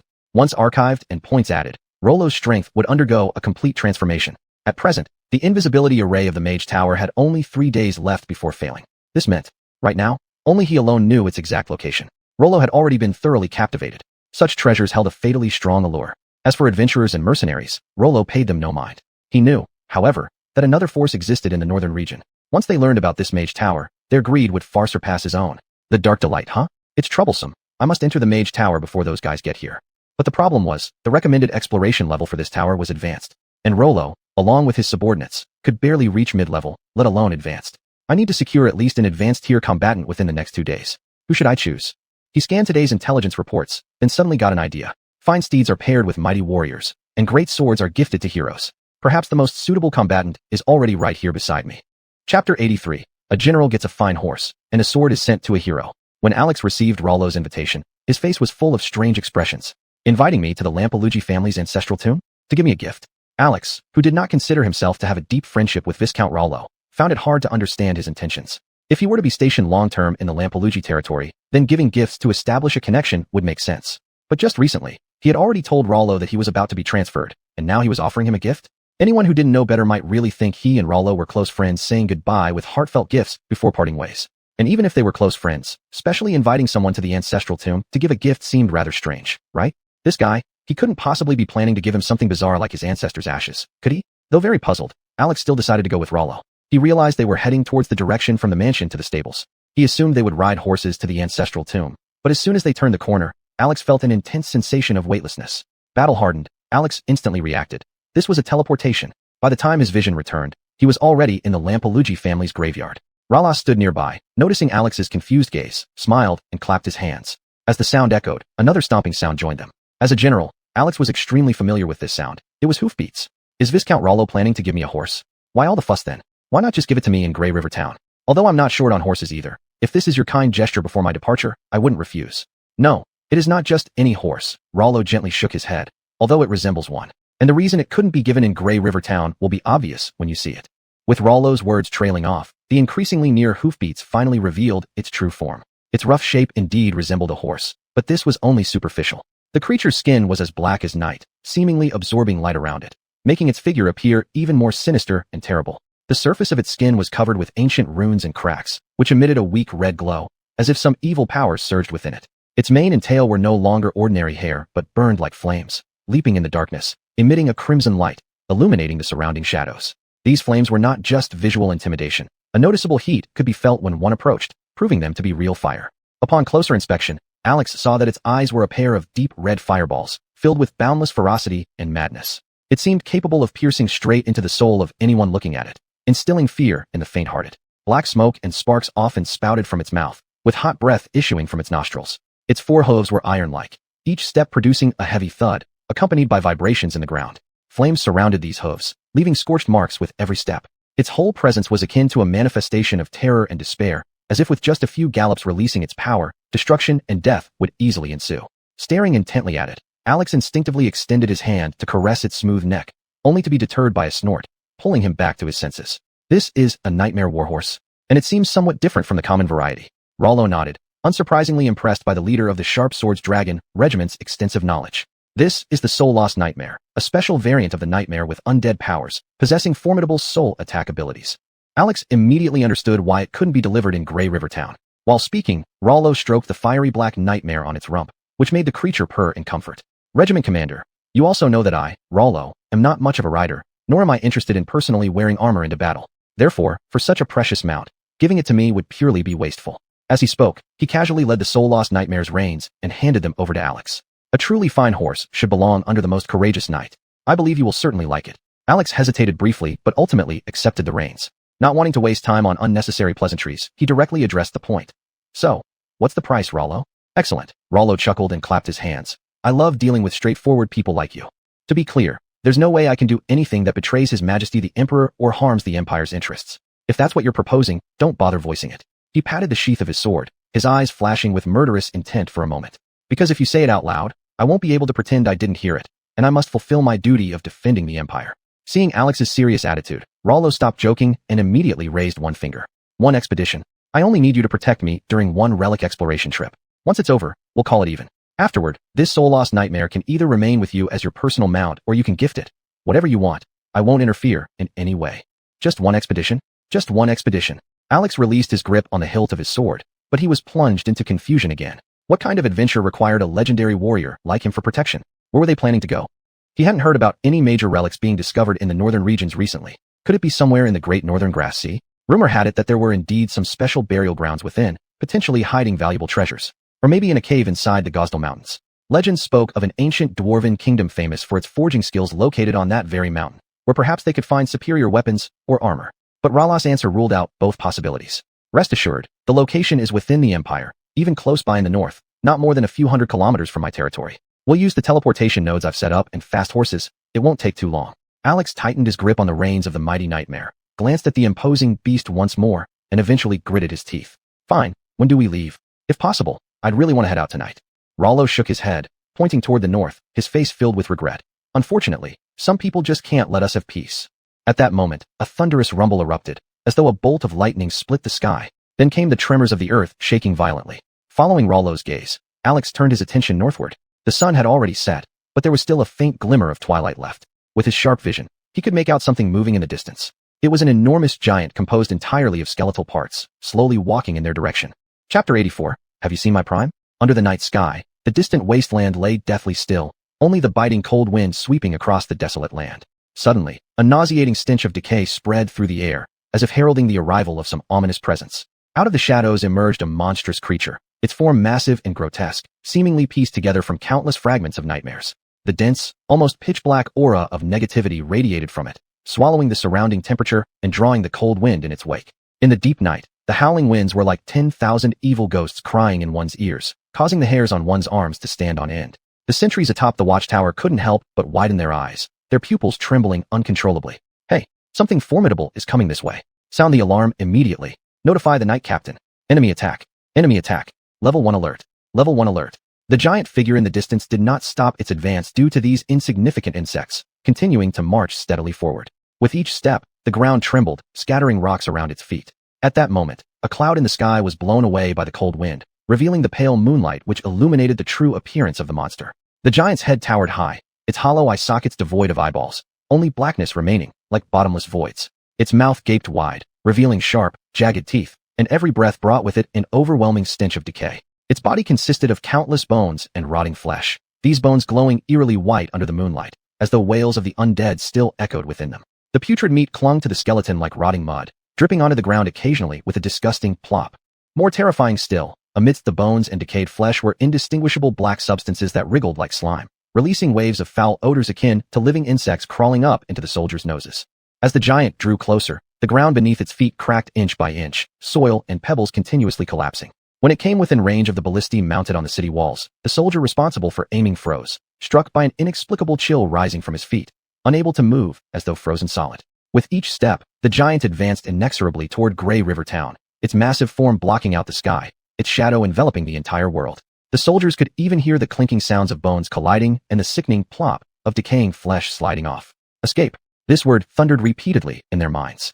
There was no doubt about it. This horrifying scene before them. If they didn't escape quickly, this enormous being would consume them all, incorporating them into its body, forever trapped in darkness and wailing in agony. The morale visibly dwindled, until suddenly, a holy beam of platinum light shone down like the sun breaking through the clouds. This sacred glow, the high-level holy magic dispelled the gloom in the soldiers' hearts, instantly lifting the low spirits and flagging morale. The Lionheart.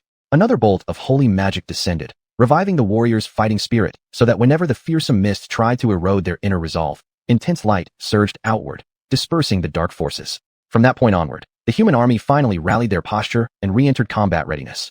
After casting 2 large-scale high-level holy light spells, the supreme commander of this crusader army, Radiant Saint Almas Holy Shine, held out his hands, controlling his slow descent from the sky. His holy presence seemed like that of an angel descending, instantly giving every soldier present an immense boost in courage.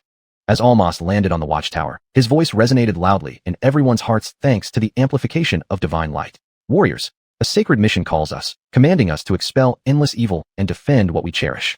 Each of you is a warrior of light, fearless against the encroachment of darkness. Remember, our strength comes from the sacred, rooted in our faith. Darkness may be strong, but the light is steadfast. Brave hearts fear nothing. The light will never fade. Let us face the darkness with unwavering hearts and illuminate the path ahead with the sacred light. Victory belongs to us and all who remain loyal to the light.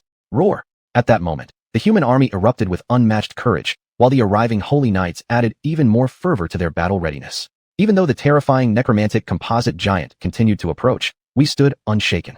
Seeing the renewed vigor in the human army, Almas finally let out a sigh of relief and stepped down from the watchtower. However, the moment he disappeared from the sight of the crowd, the demeanor of a saint that he had been maintaining could no longer be upheld. He instantly became weary, almost falling to the ground. Archbishop, are you all right?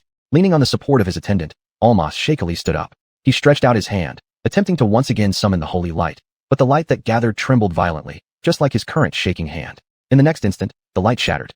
Indeed, I've pushed myself too far. Almas shook his head and strained to straighten his figure. Your Holiness, you should rest. This city wall has already been blessed with a great amount of holy magic these past few days, and the reinforcements from the nobles are almost here. There's no need for you to force yourself so much. Forcing myself, huh? Almas's face revealed a bitter smile. I never thought that even today, my old age has come to the point where casting 2 large spells leaves me drained of magic. Your Holiness, don't say such things. That you can continuously release 2 grand-scale spells and still stand firm is truly the mark of an upper-level legendary warrior. Almas gave no response. The attendant's words were correct. The simplest way to determine if a spellcaster had reached the legendary level was to see if they could independently cast a legendary spell. Be it the massive range group effect of the earlier sacred glow to dispel negative states, or the overwhelming number of individuals receiving combat intent and holy light buffs via the Lionheart. Both spells undoubtedly ranked as legendary magic. Even after consecutively casting such powerful spells twice, Almas could still maintain a levitation spell. In the eyes of the attendant, this displayed an inexhaustible depth in Almas's magical prowess. But that was merely his perspective. Almas touched his own gray beard, recalling the war against undead 200 years ago when he was young. Back then, he could unleash 3 earth-shattering legendary-grade punishment holy light spells with ease, and still have enough energy left for high-level supportive spells afterward. This memory couldn't help but evoke a sigh. Truly, I have grown old. The sound of hooves came from afar. The attendant rushed off and soon returned beaming with joy. Your Holiness, the reinforcements have arrived. You may step down now. Almas looked back at the necromantic giant who was already being bombarded by the holy enhanced catapults, feeling a bit dissatisfied. Having followed him for many years, the attendant understood the meaning behind this gaze all too well, offering comfort. Your Majesty, you're simply getting older. A creature like this wouldn't have dared approach the city walls so closely during your prime. Despite eventually turning away, Almas felt a slight irritation upon hearing those words from his attendant. Humph, have you ever seen me in my prime? Chapter 85. I'm determined to be the boss chow today. When the sword-flying dragon legion, as well as almost all the noble armies except Jeremy's and Lampalukis, arrived at the city wall, the undead giant conglomerate that had been riddled with holy light-enhanced ballista arrows suddenly let out a roar. In the next moment, its massive body composed of countless broken bones, rotting flesh mixed with unknown black mud, actually shattered into pieces. The confused soldiers thought the war was over and were about to start cheering. But their cheers were drowned out by a huge explosion. One of the high-ranking knights of the sword-flying dragon, his face wary, stared at the thing and suddenly changed expression, shouting, "Get down!" Almost as soon as his voice spread, a massive torrent of bone fragments and dense chunks of meat, like rain of arrows, directly covered the entire city wall. Numerous soldiers who didn't react in time were hit. If it weren't for the blessings bestowed by Almas just now, which mitigated much of the damage, This one strike alone would probably have wiped out 70% of the human forces. Yet all this was just the beginning. Ahaha. Hundreds of years? Or thousands? Humans are still so weak after all these ages. Everyone looked in the direction of the sound, and only saw a beauty whose presence was incongruous with the blood-stained ground, floating elegantly and gracefully in the air. On her head rested a net-like crown adorned with gemstones, each one glowing faintly, as if numerous mini-stars encircled her, interweaving with moonlight and making the delicate face under the crown appear even more graceful and noble. She wore an immaculate white wedding gown. Her long skirt fluttered lightly in the night wind, drifting uncertainly like a ghost. The dress was exquisite and elaborate, embroidered with patterns resembling blooming mandrake flowers, giving off a subtle yet eerie beauty. Barefoot, she floated weightlessly in the air, as if ready to vanish in the night breeze at any moment. However, behind this lightness, every soldier could feel an intense sense of oppression, the cold breath of death. As her figure slowly drifted closer, and the overwhelming wave of negative energy nearly froze the air bone-chillingly, several commanders finally reacted and ordered the archers to fire. But at that moment, she smiled. Her lips curved upward, revealing a smile filled with mockery and cruelty. Her crimson eyes burned like two flames, beautiful yet brimming with fatal danger, seemingly capable of penetrating the soul with an icy examination. Compared to me, you should be more worried about your surroundings. This sentence acted like an order from a commander on the battlefield, compelling countless soldiers to draw their weapons against enemies. Damn, these bones are alive. Watch your step. Watch your surroundings. Priests, don't just stand there. Purify these low-level undead immediately. Amidst endless shouts, the bone fragments fired by the undead giant conglomerate as bullets began reassembling under some powerful force, quickly turning into a terrifying undead army right before everyone's eyes.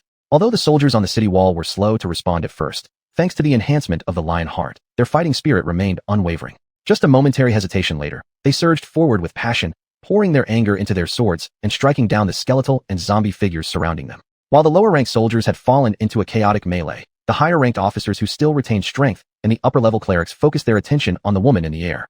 Who are you really? Are you the mastermind behind these two attacks by the undead? She laughed, radiating an allure that no man could refuse. However, none of the men present were moved, not even tempted. To be precise, not a single man dared to be seduced. They all knew that beneath her beauty lay boundless peril. Her charm was irresistible but evoked deep terror. The situation remained tense for a while, and she still smiled without uttering a word. But the answer everyone waited for came unexpectedly from another direction. She is a vampire bride, the flower of death under the moonlight, both beautiful and lethal. The high-ranking officers present recognized this voice very well, and when they turned around, they were immensely surprised. Lalo, how did you suddenly show up here? And Commander? Of course, the speaker was Lalo. Speaking of which, ever since they had seen that horrifying undead giant conglomerate in the ancient tomb, the two had hurried back to provide support. But Lalo suddenly wondered whether he should keep something in reserve. A person who can open portals at will is still quite threatening, even if they themselves don't show any strong combat abilities. After all, with this ability, one could very well bring someone or something with great killing power through the portal, just like how Lalo brought Alex along in the teleportation. Afterward, Alex would likely report his situation to his superior, the Emperor of Aura Empire, Charles Augustus. The political acumen of this emperor hidden deep within the imperial capital was quite profound, and there was no telling whether he might recruit one into the capital. To be honest, he truly did not want to get involved in the internal struggles among the empire's upper nobility. Wouldn't it be more comfortable to stay far away from the mountain and act as a regional ruler? But if he refused, would the emperor really be generous enough to let him go? What if this emperor was like that Mr. Chow boss, spouting nonsense about, if you're not for me, then you must die?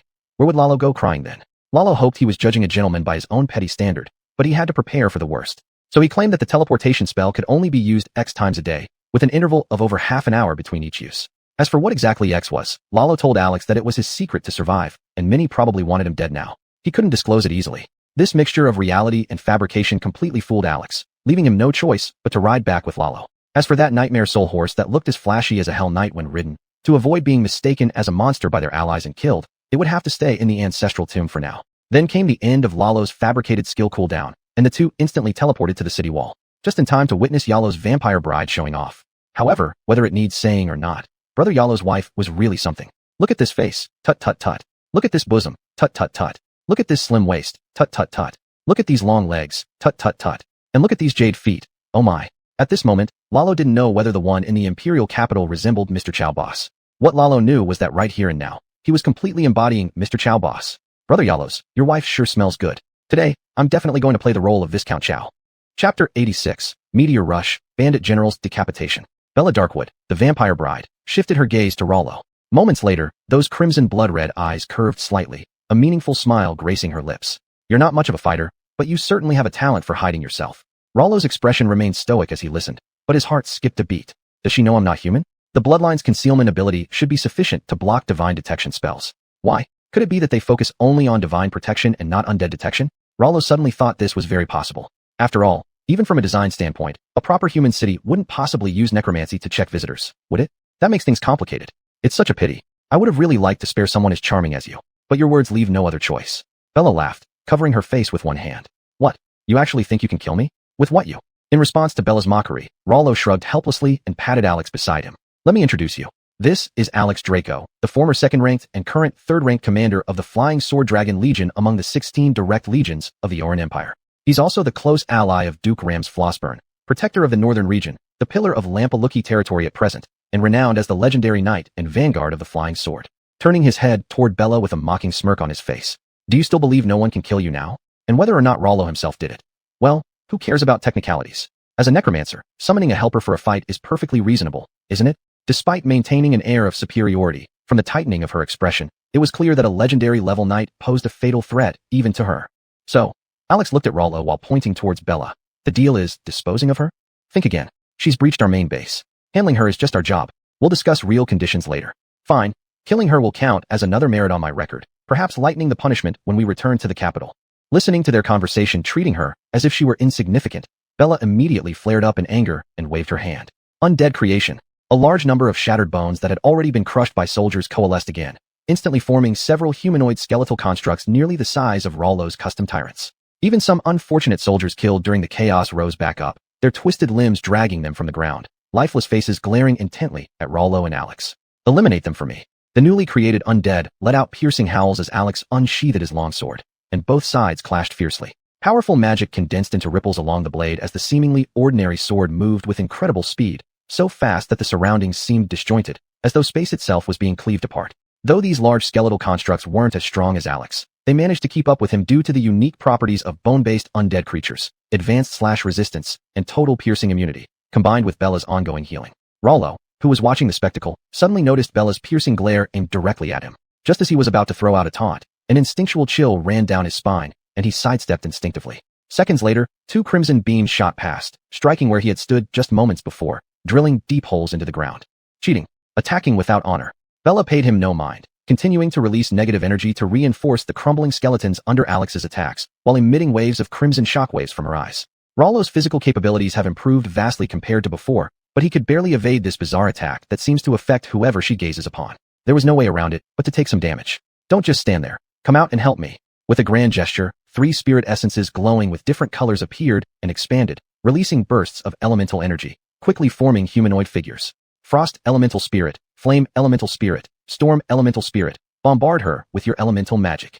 The 3 elemental spirits quickly began their assault, hurling fireballs, icicles, and lightning chains into the sky like rain. While flying gave her more coverage for strikes, it also made Bella a prominent target. These low-tier elemental spirits couldn't deliver fatal blows, but the chaotic spread of flames, electricity, and ice severely disrupted her vision. Damn brat. Impure shockwave. A massive shockwave far more powerful than all the previous beams combined was instantly released, clearing away all interference in front of Bella and even pushing it back along the original path, shattering the frost elemental spirit that had failed to move in time. Though she had relieved her frustration, on the other side of the battlefield, the loss of negative energy replenishment caused their line to be instantly breached. Alex's fist, encased in iron gauntlets and wrapped with magic power, struck a skeletal construct head like a heavy hammer smashing into brittle porcelain. The scattered bone fragments glittered like snowflakes under moonlight. Amidst this snow, Alex danced with his sword, resembling the dance of death beneath the pale moon, ruthlessly reaping lives. With their continuous recovery ability severed and numbers drastically reduced, the skeletal constructs that were barely managing to delay Alex could no longer hold. Their defensive line shattered in that moment. Brandishing his longsword, Alex unleashed his most proficient martial skill, Meteor Rush. It was an unparalleled thrust. Just as its name suggested, from afar, one could only perceive a streak swift as a meteor, but only those who faced this attack directly knew that it wasn't just fast, it was also unstoppable like a falling star. As flesh-based undead creatures, vampires didn't possess the useful, total piercing immunity enjoyed by bone-based ones. Facing such a life-threatening attack, Bella decisively chose to evade. However, just as her bare, snowy white feet began to move, an unexpected chain of lightning bolts struck at an extraordinarily clever angle. Storm magic might not match fire magic in AoE damage or frost magic in adding debuffs, but it possessed a unique advantage: speed. The lightning, emitted from the palm, had already reached below Bella almost instantly, striking her defenseless soles without warning. Although Rollo's rank was low, this sneak attack was akin to lightly tickling her foot. But even this light tickle was enough. Like a meteor traversing the sky, followed by a dull thud, a beautiful head rolled right in front of Rollo. Chapter 87. Thy wife and children, I shall nurture. Last night's assault was all bark and little bite. Although the opposing side sent forth a giant made of undead amalgamations, equivalent to several high-tier undead in power, its city-sieging presence was overwhelmingly oppressive, and it possessed a terrifying ability to project large-scale negative energy. Unfortunately for them, Grey River Town had Almas, a legendary divine caster whose abilities were specifically attuned to counter such threats. Despite this, the commanding officer from the opposing forces, Bella Darkwood, acted decisively, disintegrating the entire undead conglomerate giant into an overwhelming number of regular undead, attempting to win through the common bonesy tactics of undead warfare. But fatefully, the Judgment Knights stationed within Grey River Town specialized in combating undead legions. The Razor Drake Legion, despite having suffered over half casualties, had gained invaluable combat experience against the undead. Coupled with the legendary aura bestowed by Almas, the necromantic army was similarly left without any significant advantage. When soldiers fought soldiers and commanders clashed as though in single combat, Bella, even being a vampire that reached the rank of high tier, whether it be due to her incomplete restoration after resurrection or her actual ineptitude, was directly annihilated by the legendary Alex. Of course, Rollo also contributed significantly. His assistance was not misplaced.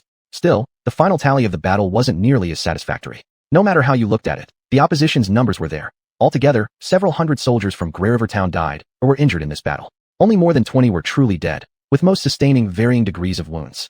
And the injuries were uniformly clear. They were struck by fragments of scattered bones during the fight. Those who actually fell to the swords of the undead were surprisingly few. The count of casualties wasn't overly dire, but what truly left everyone disheartened was the lack of spoils. The yield of war was virtually nil. As for what those ascetic-like holy armies might have thought, who knows? But Rollo couldn't tolerate it. I've spent so much effort, manpower, resources, and all we got in return is one head and the body of a decapitated female corpse? And vampires are damnably cold, not even warm enough for looting. Though reflecting further, since none of the injured soldiers belonged to his force, and he hadn't expended much effort personally, Rollo begrudgingly found some solace. Still, it pained him to think of the 3 essence cores lost and the costs needed for wall repairs. These cost a lot of money. Now that General Jeremiah's border army had been rotated onto the walls, Jeremiah, flaunting his wealth, generously covered the expenses not only for repairing but also strengthening the town's walls. 2 mini ballista units installed by the Razor Drake Legion? Double the number then. By the look of things, Rollo started worrying if Jeremiah planned to stay in Lamperuki territory permanently, forcibly converting this land into his sphere of influence. But that was something to think about later. Sticking to old habits, after throwing all the odd jobs to Leonard, Rollo now turned to doing what he did best, grave robbing. To be honest, after witnessing Alex's prowess last night firsthand, his worries regarding Kalen Felwyn's mage tower dissipated. High-tier exploration recommendation? Screw that, we're bringing legendary grade strength. What kind of danger could possibly exist inside a mage tower dedicated to necromancy research? Undead? Bah. Just take a look at how that high-ranking vampire met its end. Send as many as you like, but they'll all end up minced meat under Brother Ya's blades. Rollo set off feeling absolutely thrilled alongside Brother Ya. Back in the day, whenever he ventured into ancient tombs, others always clung to his legs asking him to tread on dangerous zombie-filled grounds. Now it was his turn to cling, and he realized just how good it felt. According to intelligence, the location of the Mage Tower was 500 kilometers east of Grey River Town. That area gave Rollo, now familiar with noble genealogies, a rough impression. It should belong to a baronial fiefdom, average in wealth, modest in strength, leaving very little impression on anyone. Worthy of mention, their clan master recently joined the faction leader visiting Lamperuki territory to participate in the coalition. One could say their luck was both good and bad. Good because their chosen leader happened to be Jim Horace, the Earl of Fortunate Fate, who miraculously survived multiple ambushes. Though basically contributing no great merit, Rollo knew this guy would definitely gain Ram's favor when rumors spread about his willingness to offer food and save everyone through hardships. Promotion was bound to follow. With the rise of one man, even his dogs could ascend to the heavens. So wouldn't the juniors following Earl Horace expect some share of rewards? And this, precisely, was where their bad luck lay. This unfortunate baron, due to his low rank and unremarkable abilities, was not eligible to encamp near the Stone Tower Fortress. Instead, their camp was allocated to the edge of Lamperuki family barracks. Rollo had actually crossed paths with him once. That sand-headed baron who, leading a group of heavily armed skeletal warriors back from the third eldest brother's mausoleum, mistakenly took him for an enemy. This guy's last mission was to follow Alex's orders and march north together with the coalition army of nobles stationed in Lamperuki territory. Well, all those nobles met their end there. This baron was no exception. Rollo vaguely remembered that this guy was young, newly married last year if he wasn't mistaken, and without even a child on the way before his untimely death. What a tragedy. Alex, who had been silent all along, seeing Rollo's expression suddenly shifting, shaking his head and sighing, couldn't help but feel curious. Lord Rollo, what has happened? It's nothing. Just contemplating the impermanence of life. Do you know what it's like for the barony we're heading to now? All the male members of their family are gone, leaving only the widow. How is she supposed to carry on? Alex fell silent for a moment. The death of that baron was greatly related to him. After all, even without wiping them out completely, his original plan was to use the noble coalition as bait. Whether they suffered casualties or not didn't matter to him at all. But that wasn't what he was thinking about right now, or rather, it hadn't even crossed his mind. He was simply momentarily confused. Are we going to that Baron's fiefdom now? I thought it was Earl Horace's land according to the map. It can indeed be considered Horace's land, though it isn't his hereditary fief. It falls more into his sphere of influence. If we're strictly talking about proper enfeefment, it's a baronial fief, one personally bestowed by His Majesty the Emperor. Upon hearing the words, His Majesty the Emperor, Alex's expression turned slightly more serious. In that case, wouldn't it be inappropriate for us to do such things in the Baron's domain? Would it? The place was in theft hundreds of years ago, and the current emperor probably doesn't even remember this little spot. As Rollo spoke, he suddenly gave Alex a teasing look. If my memory serves me right, Commander Alec, you seem to be unmarried and unattached. Since it was your actions that caused the husband's sacrifice, you'd better take responsibility. Then one day, if she visits you in a dream, you can say without any guilt, do not worry, your wife and children, I shall nurture. Chapter 88. The Determination of the Baroness. A 500-kilometer journey is neither too close nor too distant. Lolo and Alex set out early, sailing down the Grey River. Upon arrival, they spent some money to purchase 2 fast horses and galloped off, reaching the baronial territory in no time. Located in the Nord province of the northern frontier of Ole Empire, this barony's landscape was not much different from the Lampaluki domain. Similar grasslands and wilderness, with large riverbank fields and forests near the river, but judging by their growth, the yield wasn't astonishing. It probably just about met the family's needs. There were a few scattered commoners along the road, who cast fearful glances at the 2 visitors. Lolo tried greeting them, but the people didn't even respond, instead quickly running away. As for Alex, forget about him. This guy, hired as Lolo's enforcer, never parted with his armor, which looked weathered and battle-worn. Blackened traces of old blood stains that hadn't been cleaned still showed on its surface. Guys like this weren't ones even veteran mercenaries in towns dared to provoke, let alone ordinary civilians. It seems that despite similar scenery, this place and your territory are quite different. Indeed, it's hard to imagine that these 2 lands are only 500 kilometers apart.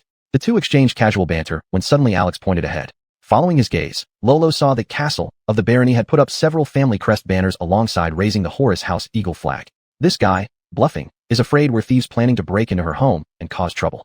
Don't waste time. Princess Holiness is advancing swiftly. We don't have much time to spare. Let's go. With that, Alex spurred his horse, swiftly galloping forward, the expensive steed kicking up noticeable dust on the grassland. The dull sound of hooves reverberated far across the vast plains. This obviously led to some unpleasant misunderstandings among those within the castle opposite. What should we do, madam? Those guys are speeding toward us.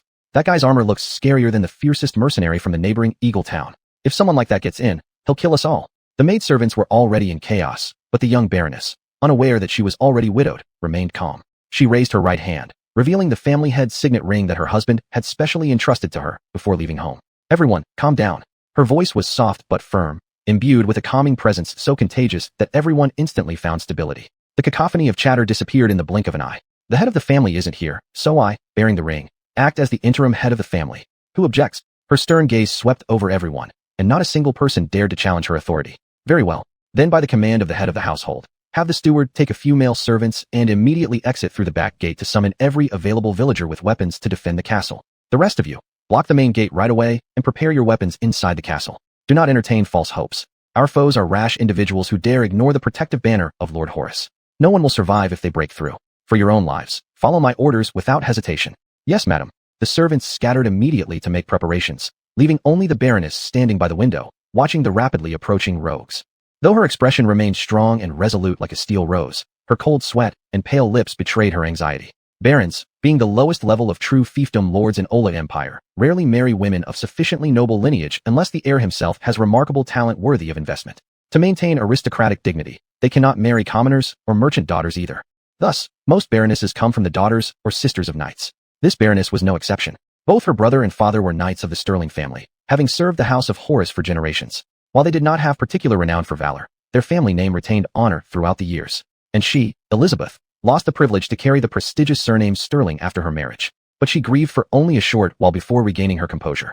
Because upon marrying the current Evans Baron and changing her surname from Sterling to Evans, her identity transformed from a girl protected by her father and brothers to a noble lady expected to uphold the honor of a baronial family. The Evans Baron was a gentle and courteous man. Although he bore the title of a knight, he detested the swordplay and violence associated with knighthood. His interests lay in the elegant and peaceful cultural activities that were adored by the political aristocrats of the southern region and the capital, despite this quality setting him apart from the martial individuals surrounding the northern frontier. However, Elizabeth cherished this aspect of his character.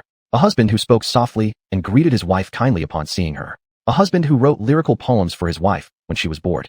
A husband who attempted to grow flowers on the desolate northern soil to give to his wife. Elizabeth cherished everything Baron Evans did. Today, for this gentle man, for the sake of protecting her beloved new home, she had to step forward. The house of Evans will be defended by me today. Meanwhile, Alex, completely unaware of the commotion brewing inside the castle, halted his horse at an arrow's distance away from the castle gates, and turned to look at Rollo, who was hurrying to catch up. Alex, can't you slow down a bit? These horses are very expensive. What if they run themselves to death?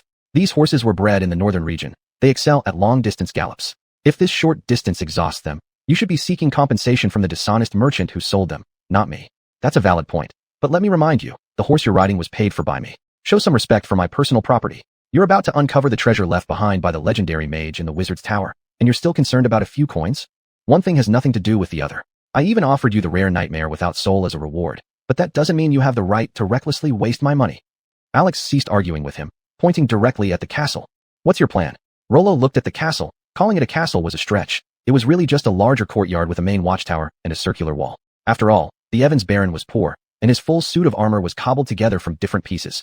How could he afford to build a family fortress? To be honest, Rollo wasn't interested in this courtyard, but fate had played a twist. The system keysure had revealed that the entrance to the Grand Mage Tower was hidden in the basement storeroom beneath the castle. And it wasn't simply an indoor doorway. Otherwise, even if the Evans Baron lacked the power to excavate the treasures, any random gold coins that occasionally surfaced would be enough for him to renovate his house. The reason the Evans family remained impoverished while sitting on top of a treasure mountain was the door was completely buried deep in the earth outside the storage room. Rollo sighed. It's one thing to dig up places where the dead sleep, but why does it have to involve disturbing living people's homes today?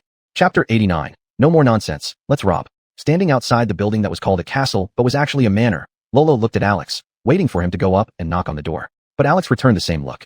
Viscount Lolo, why don't you knock? Isn't that wrong? Lolo pointed at himself. Am I supposed to knock? Then what were you running so fast for earlier? In that case, I can do it too. Surprisingly, Alex didn't argue back. He adjusted his armor and sword, dismounted with a fearsome face, and was about to knock on the door. Lolo quickly stopped him. They had already scared them enough to raise Horus's protection flag. If this guy went on knocking the door with such an ominous expression, they might get showered by arrows before the door even opened. It wasn't that they feared them. Even without Alex, the legendary warrior stepping in, Lolo could deal with these guys alone. But it would just waste time. You'd better not go, said Lolo, stopping him, then moving forward to knock on the door quickly. There was no response. Strangely, the sound of knocking was unusually muffled, as if he was knocking not on a door, but on a thick wall. Hey, is anyone there? I am Viscount Lolo Lampalugui, sent here by the Duke to conduct important business. Open up immediately. Currently, all the local lords in the vicinity had responded to Ram's call, and given that the northern region had long been under the management of the Frosthaven family, forming habits, Lolo was quite justified in raising the banner of authority. However, being right doesn't mean being effective. Just as Lolo was about to knock again, he suddenly felt a chill run through his mind. Before he could consciously react, his whole body moved out of the way involuntarily. Almost simultaneously, he heard the sound of Alex drawing his sword behind him, followed by a whooshing sound traveling closer. Pop! An arrow grazed past his cheek and in the blink of an eye, was severed by a thrown standard longsword. Lolo looked up and saw a bewildered face. Female, good-looking, with a hairstyle indicating a married noblewoman, but with hardly any expensive jewelry. This should be the widow of the Baron. But she held a light crossbow? Lolo became furious instantly. I was even thinking about helping your dead husband, and now you want to shoot me in the face? How dare you attack me? Elizabeth hesitated, completely unable to believe that from this distance, the maniac downstairs could dodge. As for the mention of the Duke or orders, she believed not a word. Who doesn't know the conduct of Ola Empire's nobles? Count Horus especially dispatched 5 knights, along with their squires and over 20 members of an envoy team, parading grandly with flags and carts all the way to Baron Evans' territory, going through great lengths just to read a congratulatory letter for their new marriage. They thought the cart must contain wedding gifts, but it turned out full of empty boxes, just brought to create appearances. If the Count acted like this, how different could a Viscount be? And using the Duke's name as cover, how audacious. There is only one Duke in the north, the Frosthaven family. Now, he is joining all the northern nobles around the Lampalugui domain to form a great army to subdue the northern barbarians. How could he possibly send just 2 people to deal with such a trivial matter in a small barony? Even if they wanted to deal with something, why wouldn't they directly send Baron Evans back? His story was riddled with holes. Without hesitation, Elizabeth immediately strung another arrow, ready to fire, only to find Lolo missing. I said. Lolo's voice sounded behind her, sending shivers down her spine. She turned swiftly, reflexively pressing the trigger. Zing!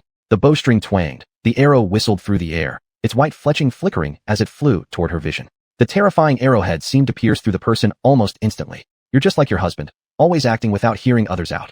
Lolo hadn't moved in the room, but a large hand the size of a palm fan stood before him. The arrow, as if hitting an ironclad wall, made a ding sound and fell to the ground. Elizabeth glanced and noticed the hard steel tip of the arrow was bent. Lolo waved a hand, and the summoned tyrant obediently retreated behind him.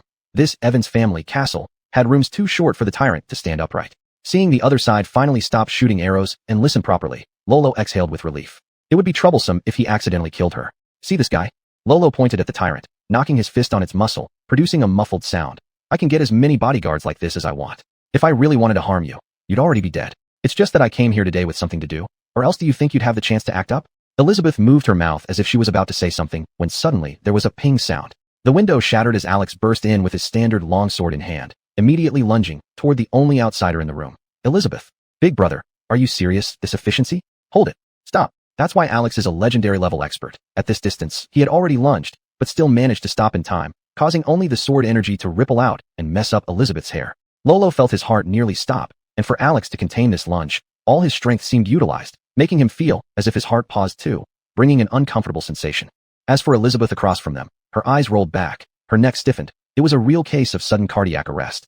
Damn it, stop standing there like an idiot, and help her quick. Though Luo Luo was a modern-day good youth who wasn't exactly involved in the most upright of professions, he did receive emergency medical training. And let's not forget, tomb raiding being such a high-risk activity requires frequent emergency first aid. As a frequent key player of the treasure hunting team, Luo Luo handled first aid like a pro.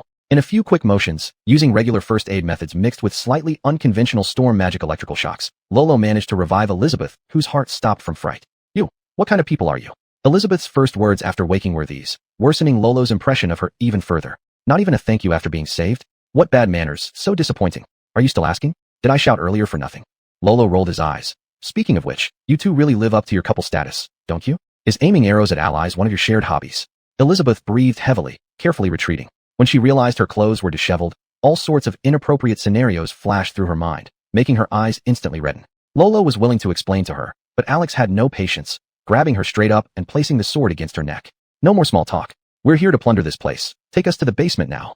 Chapter 90. Simple and brutal. Sometimes, taking care of both ends only wastes time. Being simple and brutal is truly the most efficient approach. Just like this operation. Thinking all along about not fighting with neighbors and being civilized, Luo Luo had been busy for half a day, semi-revealing his identity while pulling the banner of the Duke of the North, Rams. In the end, he made the other side shoot 2 arrows at him. After shooting, they cursed him as a bandit, a robber, unwilling to cooperate even a bit. When Alex took action, it was decisive and swift, directly leading them to the basement. The process was just a bit more violent. Looking out the window at the butler in a tailcoat who now sported a bruised nose and swollen face, as well as a group of militiamen and servants holding pitchforks standing guard outside the door, extremely cautious but too afraid to step in, Luo Luo felt utterly exhausted. It's obvious that if you'd just listened to me, things wouldn't have come to this. What if later there's conflict, and we lose control and kill one of your people by accident? How will we explain ourselves? Elizabeth showed no sign of weakness, immediately firing back. Do you still plan to pretend to be nobles? Which esteemed viscount would bring such a savage brute into someone else's castle to kidnap the lady of the house, beat up the estate steward, and dig around wildly in their basement? You're nothing but robbers, villains, shameless people who betray the law and honor. After venting every nasty curse she could think of, Elizabeth felt completely refreshed. She then closed her eyes, stretched her neck, tightly closed her mouth, and held her head high, prepared for death. Whether it was her former family name Sterling or her current affiliation Evans, cowardice has never existed in either of them, and neither does it exist in her. However, after waiting for what seemed like an eternity, the expected blade never came. Opening her eyes again, she saw Luo Luo looking utterly perplexed. What do you think you're doing sticking your chin out like that? Do you believe that offering yourself as a temptress now can solve everything? Are you sick? If you want to actually solve problems, tell those fools outside to leave. They shouldn't keep brandishing those foul-smelling dung forks around, or our tyrant will crush their skulls with a single flick of his finger. Elizabeth blushed red hearing that, pouting and wanting to do something comment. She was merely trying to appear courageous for martyrdom, yet somehow ended up with such an impolite action. But she still kept her head stiffly raised and refused to back down. The Evans family shall never harbor a coward, nor will we compromise in any way. Hey, are you blind? You look like a decent person, yet are you brain dead? Can't you understand simple speech? I'm Viscount Luo Luo Lamporky. Viscount, can't you see this noble emblem on my hand? The material is far superior to yours, and yet you dare to call me a fake. Elizabeth scrutinized closely the ring Luo Luo had thrust into her face. Then, a sudden jolt struck her heart. This thing really looks genuine. The previous Viscount Lamporky, while alive, loved socializing and had met the Evans couple at some balls, exchanging letters several times. Because that person had always been graceful and elegant, quite similar to her own husband in many aspects, the Evans couple had left a deep impression on him, naturally leaving a strong impression regarding this symbol, which often appeared on the sealing wax of their letters. Upon re-examining Luo Luo, she suddenly found that this man did indeed resemble the former Viscount in some features. Could he really be the Viscount Lamporky? Don't waste words on her, whether she believes it or not. Since they take us as bandits, then let's play as bandits once. Get what we need, kill everyone here, then burn this shabby house down to hide the secret. Alex interrupted suddenly, his tone calm, but with a killing intent evident in his words, making Rollo realize he wasn't just bluffing. These days of peaceful coexistence almost made Rollo forget what sort of person this guy is. A rogue soldier who'd even risked killing civilians for military merit when enemies couldn't be found. Elizabeth, already starting to doubt herself, was outright terrified by these words. You must think carefully. Despite the strong facade Elizabeth maintained, her lips had gone white, her voice trembling slightly. The great army of the Duke Guardian of the North is right in the Lamporki domain, downstream along the Grey River, and it can reach here in just one day at its fastest. If you destroy a baron's territory, it's a provocation not just to the north, but to the entire empire. No one will let you go unpunished. No one will punish us. Alex smirked coldly, placing his sword on her shoulder, the sharp blade pressing against her bloodless neck, likely cutting a tiny slice of skin. Once you turn into a wronged spirit amidst the flames, we'll see exactly who will step forward to seek justice for you. With that, he moved to act. Fortunately, at this moment, the two brutes digging the hole sent a signal. It's done. All right, don't pay attention to her anymore. The path is clear. Hurry inside. Don't waste time. No, if we let her go, she will send letters to other nobles for help, and the secret here won't be able to stay hidden. Rollo sighed. This was indeed the truth. If possible, after finishing this mission, he also wanted to occupy the place as a secret base. But this location was precisely under someone else's manor. How could they hide it? He couldn't even mobilize troops, leading 500 kilometers from Viscount Lampelugi to occupy a patch of extraterritorial land here. Baron Evans had no grudges or grievances with him. Doing such a thing would just raise suspicions too much. Even if it was because of the extinction of the Evans family, it was Horace, the head of their faction, who should protect their heritage from being seized by peasants and bandits, not Rollo. Ultimately, there was no justified reason. Thus, Alex's plan of killing them all, then setting fire, was actually the simplest. By that time, the Evans family would be removed from the noble registry of the North, leaving their land to be contested by nearby nobles eager to expand their territories. By the time they tear down the ruins, everything inside would probably have already been emptied out by Rollo. Given Rollo's understanding of the efficiency of these nobles, it was questionable whether they would discover anything at all. Yet Rollo still refused the suggestion. If the owner of this place were from an ancient enemy like the Deutsch family, he wouldn't hesitate and would already start killing alongside Alex. However, Evans had no past wrongs or present grievances against him, and he seemed to vaguely remember that his adoptive father even corresponded with them. Wiping out their entire family like this just wasn't decent. Though he now belonged to the exploiting class, he hadn't yet reached the level of, I don't eat beef. No need. I've thought of a better solution, and as for her, Rollo waved his hand, and more tyrants appeared through teleportation. Keep an eye on her here. Kill anyone on the spot who tries to take her away. Then, he pulled Alex into the newly dug tunnel. Chapter 91. Birthplace, indeed. This mage tower, though named as a tower, is essentially more like the third elder brother's imperial tomb in structure, a kind of palace built beneath the ground. The reason is quite simple. Those lofty mage towers that pierce into the clouds are used for researching arcane magic, elements, and stars, the high-end and prestigious types. Their owners, the mages, would carve classy on their foreheads if they could, so naturally they make themselves stand out in every possible way. But what was Kalian Fellwinder studying here? It was notorious black magic, necromancy which toyed with souls, manipulated corpses, and desecrated life. In the mainstream world, this sort of dirty research needs to be hidden away discreetly in some inconspicuous place. One can't go about it openly. Luo Luo guessed that the choice of location at Baron Evans's fief in the northern region should be for similar reasons. In these past few days, he had roughly calculated that during the time when Great Mage Kalian disappeared, the Aura Empire hadn't yet become the dominant force across the continent. The Holy Khan from the Great Northern Grass Sea still posed a colossal threat, and places such as the present-day Lampelugi fief and Dordet fief were then either uninhabited zones or grazing lands of some nomadic tribes from the Great Northern Grass Sea. The Evans fief, chosen by him to construct his mage tower, marked the northernmost boundary of the empire back then. Furthermore, the area back then was conveniently located where it could gather war corpses, materials left over from the wars between the Emperor and the Holy Khan, as well as absorb the dense negative energy on battlefields. All these provided extremely favorable conditions for necromantic studies. He had to admit, worthy of being a great mage indeed. Choosing the location showed remarkable insight. Now, it was simply fortunate for Luo Luo himself. Walking into the freshly excavated tunnel by the tyrants, you could already see light emanating from ahead. At first steps, the passage was quite narrow, but just enough for two people to walk side by side. However, neither the physically larger tyrant nor the fitting Luo Luo and Alex chose to walk this way. The reasoning is straightforward. This kind of formation leaves one vulnerable to attacks, with limited ability to counterattack swiftly. Thus, their arrangement was as follows. An elemental enhanced version of a tyrant went ahead scouting, followed closely by Alex, Luo Luo walking behind Alex, and several other tyrants bringing up the rear. After walking dozens of steps continuously, the light became increasingly noticeable, radiating a very special bright blue glow, a typical mark of magical power. Probably something akin to a permanent light, type of permanent magic spell, similar to what could be found in the ancestral tombs of House Lampelugi. However, to ensure that the magic could remain permanently effective, the spells there had been designed with lower power output. Not so here. The light here was dazzlingly bright. If compared to his family tomb's lighting, it was like comparing candlelight to a desk lamp. Through his undead vision, linked with the vision of the foremost tyrant, Luo Luo got his first glimpse. There stood a grand and mysterious magical door, towering multiple stories high, standing firmly at the end of the passageway.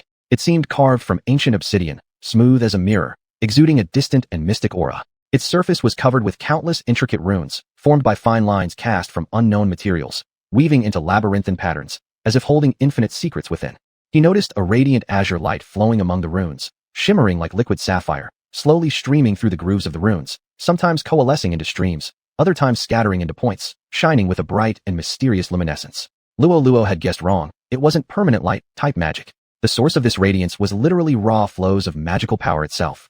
Unbelievable. Who has ever seen such a thing where magical power manifests long-term in open air? If we were to compare it, it's like someone setting up a very bright object in front of his door, passers-by thinking it's a decent wattage bulb only to discover upon closer inspection, it's actually a spherical lightning bolt set up as illumination. God knows where he managed to grab that spherical lightning from. When Luo Luo directed the tyrant closer to this magical door, a powerful energy wave was felt coming from the runes on the gate, pulling towards it instantly.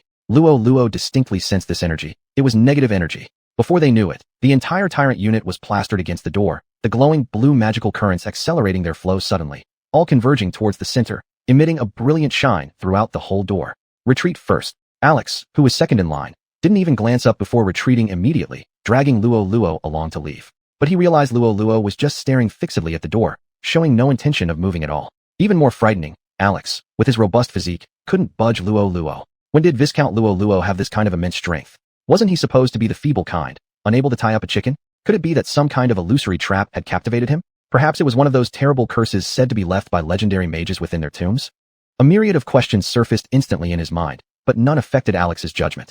As a frontline general, he made a decisive decision to retreat immediately, leaving behind part of his forces. Incidentally, the part left behind was Luo Luo. When he ran out of the tunnel and saw Elizabeth sandwiched between two tyrants unable to move, he originally thought of taking the opportunity to finish her off on behalf of Luo Luo. But then he reconsidered. If Luo Luo died inside, would anyone investigate? Rams was temporarily too busy to care, and even if he had time, there's no way he'd hold Alexander accountable. As for others, who might pursue it, probably only this group of mercenaries highly regarded by Luo Luo. Alexander's gaze swept over the two tyrants that Luo Luo called mercenaries hired from outside, and returned his sword to its sheath. Whether Rams pursued it later for a scapegoat or these mercenaries made trouble looking for someone to blame, this woman would be an excellent candidate. By then, writing a report, he could pin down, accompanying Viscount Luo Luo in bravely confronting the lair of the evil mage. I, Alexander, found us no match for the adversary. Viscount Luo Luo, moved by great righteousness, declared, the Empire can do without Luo Luo, but cannot do without a general. He stayed behind alone, heroically covering our retreat, meeting a glorious end. I, Alexander, escaped narrowly with my life, forever to remember the noble virtue of the Viscount. And as for the owner of this estate, chief culprit Elizabeth, colluding secretly with the wicked mage, luring us into enemy territory, recklessly leading to the Viscount's sacrifice, her crimes deserve punishment. Even Baron Evans and Horace Earl, who stands behind the Evans family, are worth investigating. After pondering, Alexander concluded that this write-up not only eliminated one of Luo Luo's political rivals, but also made himself worthy of Luo Luo. Even if Luo Luo were blessed with good fortune and survived by chance, he himself didn't harm that woman, right? It all suited Luo Luo's plans perfectly. Cough cough. You too. Remember to follow Viscount Luo Luo's orders well, and keep an eye on her. Alexander said a couple of sentences, pretending solemnly.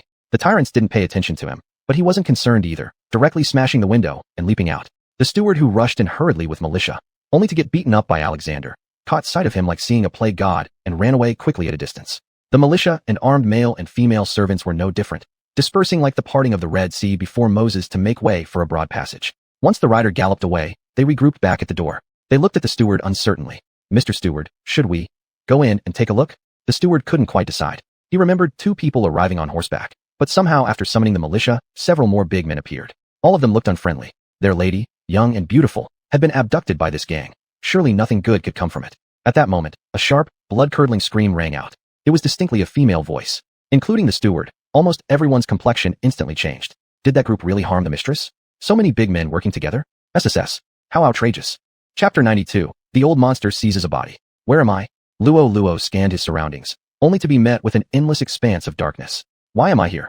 He clearly remembered that he should have been teaming up with Alex to raid the Necromancer's tower left by the legendary mage Kalen Ferventwind. At the time, the tyrant who was scouting ahead seemed to be sucked into a door, accompanied by a burst of light. So, does this mean I was teleported? Luo Luo attempted to move, but realized that his limbs were bound by some strange force. Although there was no tangible sensation of restraint, whenever he moved, he would encounter an invisible barrier and be instantly pushed back down by overwhelming strength. He tried to use undead vision to connect with the tyrant who should have been nearby to observe the situation, but the waves in his mind told him. All his undead subordinates had been completely annihilated. No, I still have a large number of newly assembled heavy skeleton warriors and some other scattered undead beings left at the third royal tomb. There's no reason why they should have been wiped out as well. Luo Luo attempted to move his head, and indeed, just like his limbs, it hit an invisible wall. This feeling was akin to being trapped in a coffin custom-made to fit his body shape. He immediately associated it with many things and finally came to a conclusion. I should be trapped in something like a coffin, which even blocks my mental connection with my undead subordinates. The most likely cause of the current situation was probably that light. Is this a trap left behind by Kalen Ferventwind in the Mage's Tower? Truly worthy of a legendary mage, the recommended exploration level mentioned in the system is definitely not exaggerated. Just as Luo Luo finished speaking, a strange voice suddenly sounded in his ear. Oh, I didn't expect anyone to know my name. This voice lacked any vitality, filled with the characteristic pale tone of undead creatures. Coupled with its content, the identity of the speaker, one might barely call them human, became clear. Is this Kalen Ferventwind himself? What a coincidence to meet you here.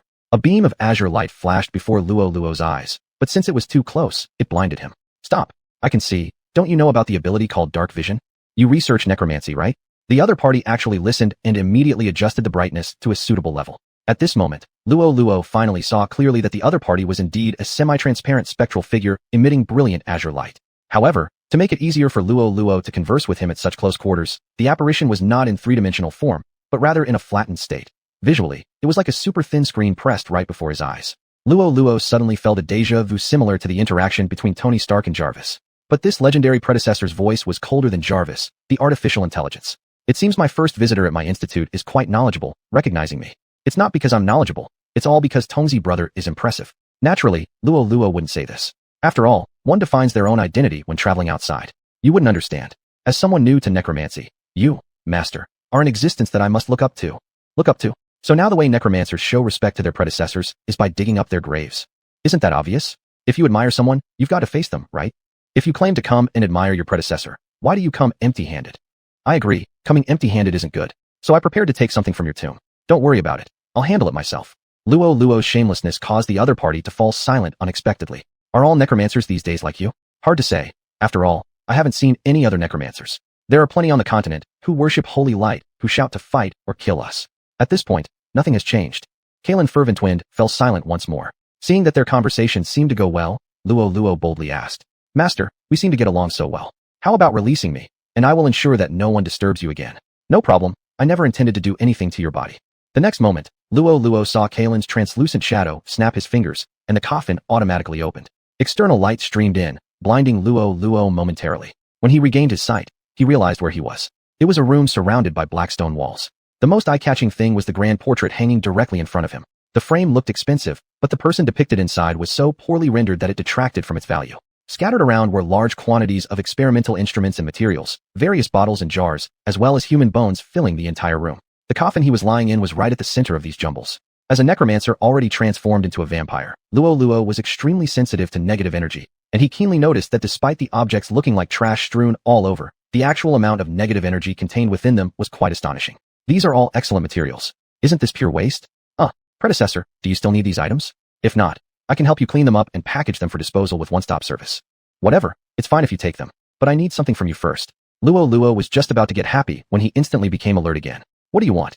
Kalen Ferventwind, having recondensed into a 3D state, suddenly approached, stretching out a transparent hand to touch Luo Luo's head. Of course, your body. Ha ha ha ha. Kellen emitted a ghastly laugh fitting of an evil ghost, and the ethereal ghost claw directly pierced into Luo Luo's brain.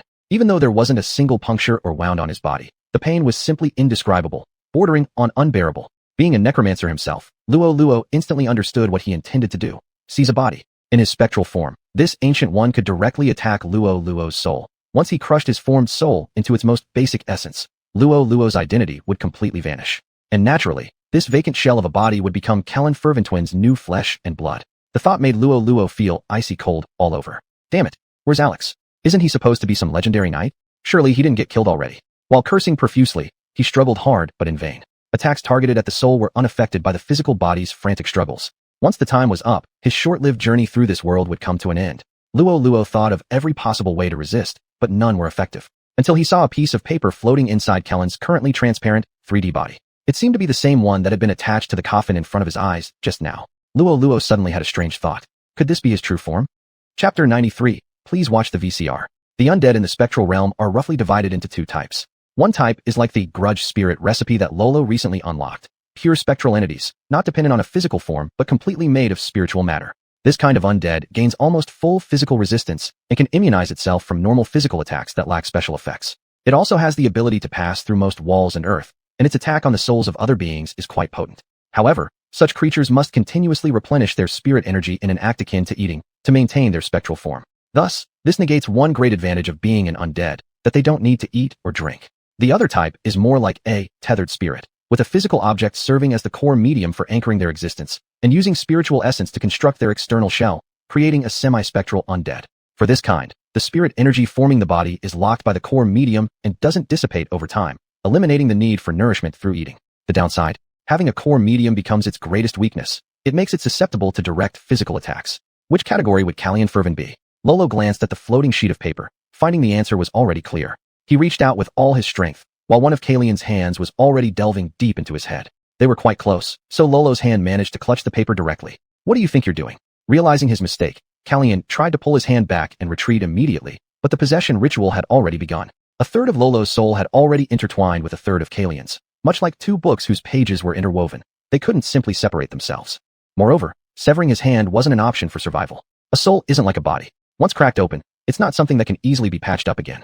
Callian, someone of his level, naturally knew how to mend a soul, but the spirit energy lost during mending, plus the energy drained from forcefully disconnecting from Lolo, would amount to a terrifying quantity. If he sacrificed himself like a tail cut off to survive, chances were slim he could ever resurrect within his lifetime. Hey, what I'm about to do, wasn't it obvious? Lolo chuckled, entirely ignoring the terror in Callian's eyes, and ripped the paper apart. No. A piercing scream echoed in his ears as the sapphire transparent figure shattered into pieces, disintegrating into countless streams of spiritual matter. And the hand stuck in Lolo's head, along with the large areas connected to it including the left shoulder, melted like ice and flowed directly into Lolo's mind. In that moment, Lolo felt as though he was soaking in a hot spring. Warmth surged from his scalp down to the tips of his toenails, every part of him resonating genuinely from the very core of his soul. So damn refreshing. This is what it feels like to merge and absorb a soul, huh? Honestly, it's more enjoyable than physically feeling good. Lolo clapped his hands, stood up, and upon Callian's soul breaking apart, the binding spells on his body were released. Just as he was about to gleefully begin sweeping up all the treasures scattered around, his sharp eyes noticed something unusual. The system seemed to have updated. Discoverable intelligence found.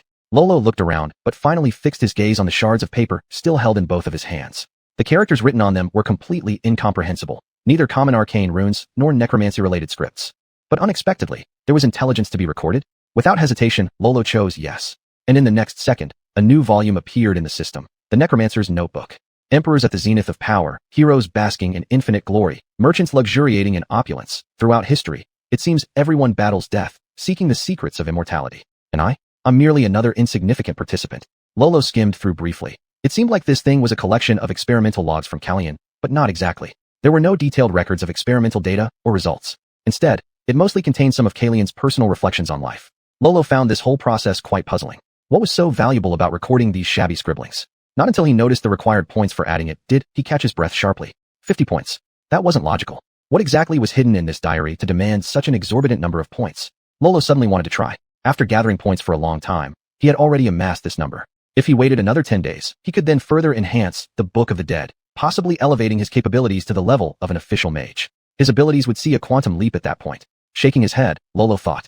Even after adding points, it only brings me to the formal mage level, right? It feels weak when put this way. The log of a legendary wizard demands such an extravagant number of points, which sounds pretty cool in any case, Lolo muttered. After careful consideration, Lolo finally chose to allocate points immediately. He mustn't forget, this so-called mage tower, which was actually a massive underground palace, would soon be fully revealed. Lolo originally wasn't sure if he had only fainted for an instant or if a long time had passed. However, after checking that the intelligence system hadn't updated and the points hadn't increased, he understood that at least it wasn't yet the next day. This meant those who might discover the mage tower's traces should not have arrived yet. Truthfully, even if some adventurers or mercenaries came, he wouldn't mind. But there was one group he couldn't help but worry about, Dark Delight. That group of necromancers would never pass up on the chance to investigate a legendary great wizard's mage tower dedicated to studying necromancy. Lolo didn't have the time to slowly wait for points accumulation. If he wanted to monopolize this place, he had to take a gamble on whether this notebook could quickly make him stronger. System, Luo Luo said gravely. Give me a point allocation. All 50 points were injected in one breath, causing the notebook to instantly become radiant. As usual, a large amount of memory flooded into his mind. But there was something different this time. The memories were very, well, vivid. An infant being born in a dilapidated farmhouse, following his parents, who were serfs, out to work the land. The naturally clever boy being spotted by the Lord and becoming his servant. While attending to the Lord's son learning magic, he too developed an interest, secretly studying on his own. The Lord's son, lazy in his studies, falsely accused the servant of stealing books to disrupt his learning. Enraged, the Lord orders the execution of the servant. The boy watches as his parents, also serfs, beg pitifully and are eventually killed before his eyes. His inner magic goes berserk, killing the Lord and everyone in the castle. Thus begins his journey of exile and academic travel, where he gives himself a new name, a name beyond a serf's wildest dreams, Kalian Fervin. Luo Luo felt like he was wearing VR goggles, watching Kalian's life video from the first-person perspective, and couldn't help but marvel. From being a son of a serf to becoming a legendary wizard, our esteemed predecessor Kalian truly lived a rather inspiring life. But alas, in his later years, overwhelmed with fear of death during the twilight of his life, he devoted himself to necromancy, leading to an experimental failure that transformed him into an unholy form, ruining all his achievements. Fate truly plays cruel tricks. Luo Luo no longer dwelled on these matters. He just wanted to know how awesome he had now become. But after searching through the entire system, he didn't find even the slightest increase in his negative energy concentration or the spells he had learned. Damn it, did it just swindle me out of 50 points? It wasn't until he looked at the skills section that he noticed a new ability. Finger of Death, instant kill capability. Chapter 94. Master becomes stronger and also overconfident. From the conventional perspective, black magic is an extremely evil type of magic. And necromancy, especially the instant death spells which are highly advanced and terrifying within necromancy, stands out as one of the most potent forms. The instant death spells that Luo Luo learned from the Book of the Dead generally required direct contact with the target's body to transmit negative energy or a longer preparation phase, such as chanting incantations or drawing magic circles in the air before they could be cast. But Finger of Death was just like its name suggests, point your finger at someone and they die instantly. The more he delved into this ability, the more shocked he became. For a necromancer, reaching the intermediate level usually meant being able to practice instant death magic, because these spells require extraordinary control over negative energy and can easily backfire. They must achieve a certain level to attempt them. Among these instant death spells, there were many necessary preparation phases to provide extra layers of safety for the caster so they wouldn't harm themselves. Intermediate necromancers could only learn Deadly Touch, which required direct contact, and Annihilation Curse, a mid-range spell with a long incantation period. At the advanced level, they would gain access to Death Withering, which affects large groups, and Heart Grip, whose incantation time significantly shortens for mid-range use. All of these instant death spells consume a tremendous amount of personal magical power. For necromancers, it depletes their reserve of negative energy. But Finger of Death didn't fall into this category. Theoretically, only legendary class necromancers could learn this terrifying spell, which not only has a range extended to long distance, but also almost instantaneous activation with much less consumption of negative energy compared to the previous ones. Its only drawback was the requirement for a far greater degree of fine control over negative energy than those mentioned before, even standing out among legendary necromancer spells. This implied a high failure rate for the spell, and if an instant death spell failed, it could cost the caster their own life. But who was our grand wizard Kalayan Ferwend? He, an unparalleled prodigy, spent half his life perfecting Finger of Death so that it eliminated the risk of backlash, embedding it perfectly into his soul akin to a bloodline limit. This was all to ensure that after soul transmigration into a new body, he wouldn't need to retrain himself in controlling negative energy to immediately wield this deadly instant death spell. After all, this was the lifetime masterpiece of a legendary grand wizard. Super short startup, no cooldown, discrete movements, swift execution, zero risks, minimal energy consumption. It was practically the ultimate skill for traveling or committing foul deeds. And for Luo Luo, he finally had a powerful offensive skill. He wouldn't have to rely on sneaky tricks or supporting roles anymore. Thank you for nature's bounty. Luo Luo devoutly bowed 3 times toward the last fading spot where Grand Wizard Kalayan Ferwend disappeared. This action seemed to break some kind of balance, invoking an extremely terrifying pressure rushing in like an overwhelming flood. As a vampire newly transformed with an extreme thirst for negative energy, Luo Luo could clearly sense the concentration of negative energy gathered within this wizard tower, forming a vortex around him. He, Luo Luo, was now the eye of this storm. The influx of negative energy brought a chilling sensation. If Luo Luo were still an ordinary human necromancer, despite already having undergone transformation, making him highly compatible with darkness, the sheer intensity of this absorption would undoubtedly lead to him being consumed by negative energy. However, as vampires, being the first life form born from the sea of blood during divine creation, they are akin to flames soaking in kindling. The more infused, the stronger they become. When the pressure difference of negative energy inside and outside Luo Luo's body finally reached equilibrium, the intensity of his absorption gradually slowed. Luo Luo opened his eyes, emitting a cold glint. Once the glint faded, his amber pupils reappeared. Though seemingly unchanged on the surface, anyone familiar with him would notice that something had shifted. But fortunately, all those familiar with me have perished. Luo Luo clenched his fists but didn't experience the physical surge described in other novels. Instead, his spirit became increasingly sharp. Every detail of this tomb was imprinted into his mind after merely a glance. A more significant change was his enhanced perception of negative energy, far surpassing his previous self. To make a comparison, Luo Luo's original sensitivity to negative energy was like observing through normal sight, noticing only what stood starkly apart from its surroundings. Now, his perception of negative energy was akin to viewing the world through thermal imaging, with every fluctuation in the surrounding environment crystal clear to him. Thanks to this newfound sensitivity, he detected several sources of negative energy in a nearby room. Judging by their sizes, they seemed to belong to his tyrants. Luo Luo attempted to connect with them mentally, and, sure enough, after emerging from that coffin, his link with all undead servants had been reestablished. Fascinating. It seems this coffin is a treasure. It deserves a place in the royal tomb. Without needing further instruction, the tyrants, having already received orders telepathically, restarted from standby mode and rushed here to assist in moving things. Luo Luo also began to inspect the Mage Tower, which resembled an underground palace, casually collecting war spoils as he went. The third brother's royal tomb, after being occupied by Luo Luo, had actually been discovered by a few adventurers. However, fortunately, there were no powerful individuals among those intruders, and they had all been dealt with. They were neck-hanging risk-takers living on the edge of death, and no one cared about their demise. In some distant rural areas, there would always be those waiting for the promise, when I become a great adventurer, I'll come back and marry you. But they would now wait forever. But the Mage Tower was different. Dark Delight wouldn't overlook it. If he decided to occupy this place, he'd inevitably have to confront them. A group willing to hand out high-tier necromancy summoning items so casually was not one Luo Luo felt confident challenging alone, which was why he originally planned to drag Alex into it, using his power against them. Though Alex had run away, Luo Luo had grown stronger. Despite still being apprentice level when it came to necromancy or other branches of magic, weak and inexperienced. His greatest asset now was himself. It was no longer accurate to simply view Luo Luo as a novice mage who merely knew low-tier spells. After absorbing vast amounts of negative energy, and with his bloodline enhancing his capabilities, Luo Luo had become a monstrous entity, possessing extraordinary instant death abilities, near-complete immunity to necromancy, and access to stacks of high-tier materials for mass summoning. Additionally, he retained a smattering of inconsequential low-tier spells. To put it simply, he had grown stronger, and he was feeling overconfident. Chapter 95. Do you understand what to do now? Luo Luo was busy plundering the Mage Tower. He had even mobilized half of the troops hidden in the catacombs, but it still wasn't enough. In order to finish looting all the valuable things before the group, Dark Joy, came and set up traps to wait for them leisurely, he had no choice but to use all the materials on the ground and temporarily summon a bunch of tyrants as engineering soldiers.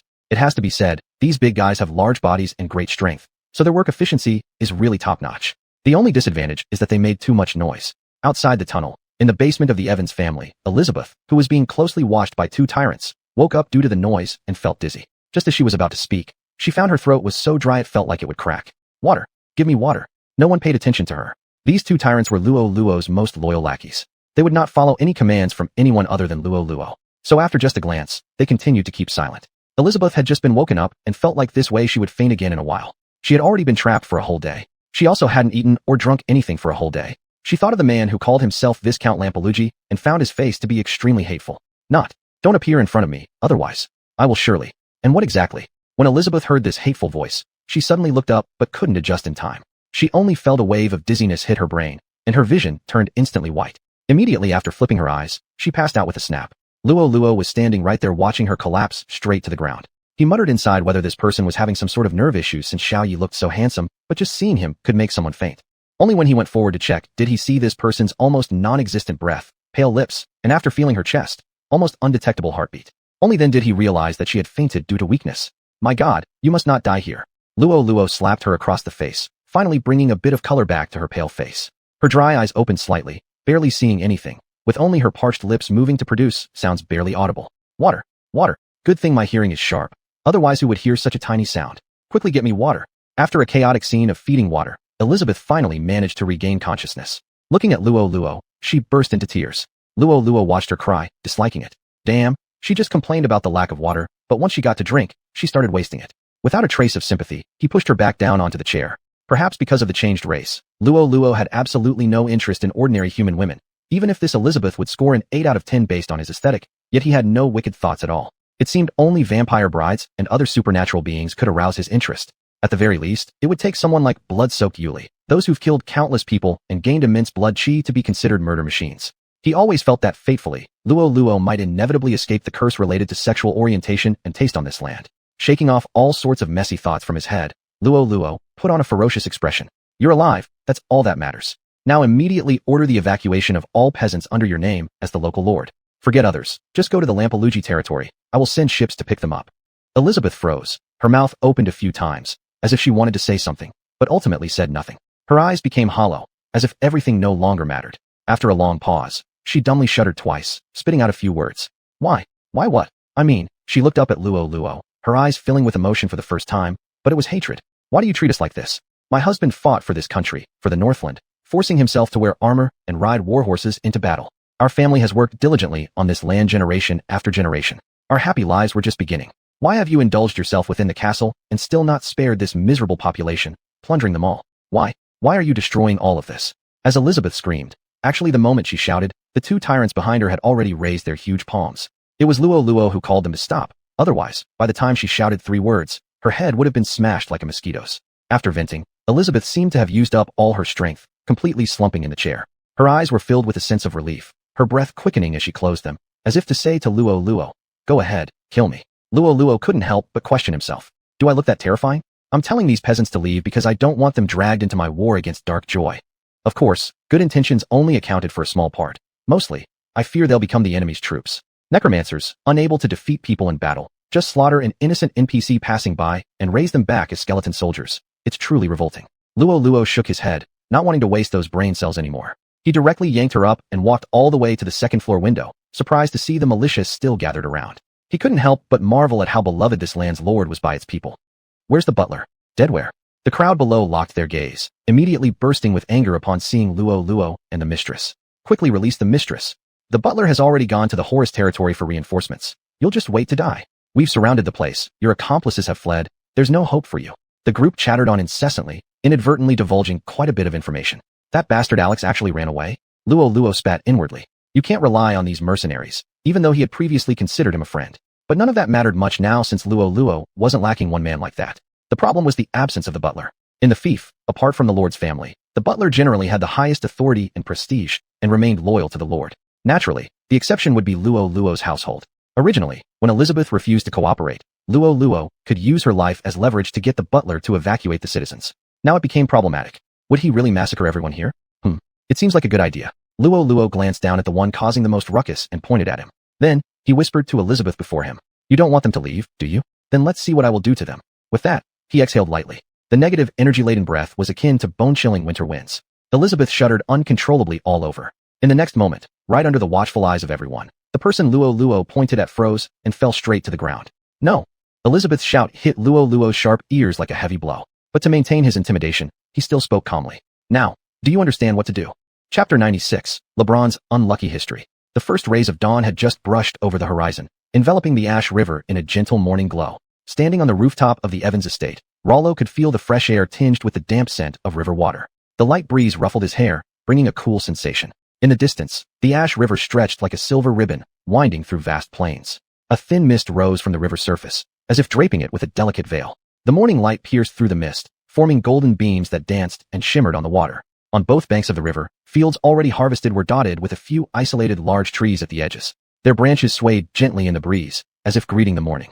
The sound of flowing water was exceptionally clear in the tranquil dawn. Reeds by the riverbank swayed softly in the wind, creating rustling sounds, interspersed occasionally with bird calls, adding life to the serene scene. Rollo gazed into the distance, following the curve of the Ash River until it vanished at the horizon. At this moment, it seemed like the whole world had reduced to him and the quietly flowing river. The sunlight gradually dispersed the gloom. For those who lived here, it marked the start of a new day's labor. But for Rollo, whose days and nights were reversed, it was a rare opportunity for rest after fatigue. Still, now in perilous circumstances, he couldn't indulge in slumber as before, waking up leisurely only to check updates. System, display the intelligence. Today's intelligence has been updated. Intelligence 1. Members of the Dark Pleasure Group triggered a severe undead disaster in White Wall Town, an important city under Lord LeBron's jurisdiction. Large numbers of undead crawled out of the graveyard and rampaged through the town, resulting in over 10,000 deaths and at least 5 times as many casualties. Deceased individuals across the region transformed into new undead, further spreading towards nearby, inhabited areas. With the primary forces of the Holy Light Grand Cathedral having already been dispatched to confront enemies at the Rampertuck territory, there is insufficient response capacity in Lord LeBron's fief, making the calamity unstoppable. Lord LeBron's core economic zones have been dismantled. Intelligence 2. The undead army led by Senior Officer Dillashaw Bennett, also known as 10,000 Skeletons, of the major mercenary organization Leaf Gang, disrupted the morale of Lord LeBron's troops using the corpse of one of LeBron's ancestors, leading to a demoralized army. In the ensuing battle, the entire force was decimated, and Lord LeBron himself was captured along with the majority of high-ranking officers being killed. Currently, due to the loss of their leadership and principal managers, the LeBron family is nearly paralyzed and unable to reorganize to defend against further invasions. Intelligence 3. Reinforcements sent by Roland Eldridge, LeBron's kin and fellow Marquis, were executed in a beheading operation conducted by Sikomo, also known as White Flash, another senior officer within the Leaf Gang. All main generals were wiped out in a single night, causing the reinforcement troops to disintegrate instantly. Intelligence 4. James LeBron, the third son of the LeBron family and now the highest heir to the Marquis title, his two elder brothers perished in the battles of the lower Ash River Plains, stationed at the fortress city Iron Gate City, planned to hire the strongest mercenary group in the city, the Eagle Gang, to fight alongside him back to the Marquis territory, reclaiming his title. Despite numerous members of the Eagle Gang believing this to be the perfect timing, Igor Horiston, the founder and absolute authority of the gang, vetoed the proposal. After considering offers from various parties, he accepted a task commissioned by a mysterious man named Hassan, purportedly a messenger from Rampertuck, deciding to set off towards the northwest to fulfill a mission assigned by Viscount Rampertuck. This made James LeBron despise Viscount Rollo Rampertuck. Intelligence 5. As Rollo went through the information, he couldn't help but marvel at its peculiarity. Intelligence reports usually revolved around similar themes. More humorous ones covered topics such as childbirth and infidelity, while more serious ones might summarize information about tombs across various regions. However, today's information was hard to categorize. On a serious note, this could be regarded as a comprehensive report on recent military conflicts, but humorously speaking, it could easily be titled as the collection of LeBron family's recent bad luck. Especially the fourth item, which was quite amusing. James couldn't match his bid, so he held a grudge against him? Such a simple principle of the highest bidder wins. Yet even adults couldn't seem to grasp it. Nevertheless, this worked well as a good chance for the Root Gang to step onto the big stage of the northern region. If they kept acting as mere henchmen for Sub-Viceroy Rollo, this new mercenary group would take ages to make a name for itself. Assisting a Marquis son to fight his way back to the fief and reclaim the Marquis title, especially when facing numerous undead creatures, would be an exceptionally legendary story. Later on, Rollo could simply spend a little money to hire more traveling bards who would spread the tale across the world like storytellers. By then, wouldn't the reputation of the Root Gang have risen significantly? Rollo acted decisively and promptly assigned personnel to take care of this matter. Meanwhile, the plan regarding the Eagle Gang also required adjustment. His original idea was to unleash some powerful undead tyrants to make them suffer losses. Then, the Root Gang would make their grand entrance by stepping on the shoulders of their predecessors. In doing so, not only would they raise the renown of the Root Gang, but it would also naturally reduce the commission rate of the Eagle Gang. But now, with a better destination for the Root Gang, given the scale of the battlefield, most of his tyrants were likely to be fully committed there. Thus, the role originally planned for the Eagle Gang would need to be reassigned. After pondering for a moment, he felt that it was time for Arthas, one of his earliest subordinates, the Death Knight, to step out more. In the past, he had feared that the excessively high concentration of negative energy around this individual might attract the Order Knights to cut him down. Now, however, it suited him just fine to leave traces of such negative energies. The Eagle Gang was recently attacked by the crazy group Dark Pleasure. I believe that upon encountering undead again, Igor himself will assist me in perfecting the script and settings.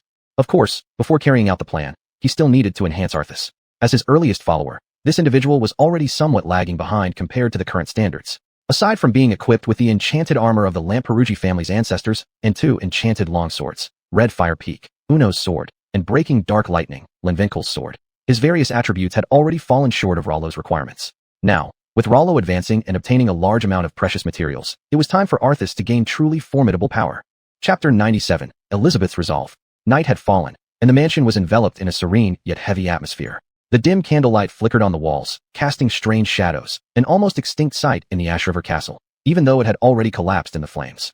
Elizabeth sat upright beside the dining table. The silver cutlery gleamed faintly with reflected light, and the food on the table was both exquisite and abundant, satisfying all senses. She maintained her usual grace and composure, wearing a deep blue silk dress. Her golden hair cascaded down like a waterfall over her shoulders, and her gemstone necklace sparkled under the candlelight, highlighting her former identity as a baroness of noble stature. However, her gaze frequently drifted towards the two towering guards, 5 feet tall undead tyrants, standing nearby. These two undead were clad in heavy armor, their faces concealed by menacing masks, hollow eye sockets emitting cold blue light. They stood silently on either side of her, like statues of icy indifference, observing everything around them without a sound. Despite showing no hostility, their mere presence created an oppressive and uneasy atmosphere. Elizabeth ate delicately, moving gracefully but slowly, trying hard not to focus on the imposing figures that seemed ever present. However, with every breath she took and every movement she made, she could feel the chilling aura lingering nearby. Her hands trembled slightly, yet she persisted in bringing food to her mouth, maintaining an outward appearance of calmness as much as possible. With each bite, under the stimulation of taste, a surge of emotion rose within her. There was anger, there was fear, but what dominated most was an unwavering determination. I must survive. Outside the window, a cold wind swept past, carrying a chill. The candlelight swayed gently in the breeze, illuminating Elizabeth's resolute face. Gradually, her eyes grew firm, as if she saw a glimmer of hope shining through the darkness. After Viscount Lampilugi threatened to kidnap her unless she evacuated all the townspeople for the sake of the territory, Elizabeth reluctantly agreed. A night passed, and the highly efficient Lampilugi family fleet had already arrived at the barony. Even though the sailors and captains didn't look like knights or soldiers from the Lampilugi household, they acted with incredible professionalism, evacuating all residents of the estate within half a day in an astonishingly proficient manner. Throughout this operation, Viscount Lampilugi himself never showed up. Such efficiency was something far beyond what either Baron Evan's fief or the vassal territory of Count Horace could achieve. At that moment, Elizabeth began to feel deep curiosity about Luo Luo. This terrifying man was surely much more than he appeared to be. She couldn't imagine what this man intended to do, why after taking away all her villagers he still left her behind. And worse, gave her, the captive baroness, a level of treatment reserved for nobility. Taking the last piece of steak into her mouth, Elizabeth picked up her napkin and wiped her lips carefully. She placed the white napkin on the small plate beside her. In the past, after such a gesture accompanied by a nod, a maid would have promptly come forward to take it away. But clearly, tyrants weren't meant for delicate serving tasks. As such, for the first time, Elizabeth got a good look at the used napkins. She could see the oil shimmering under the candlelight, outlining faint traces of her lips.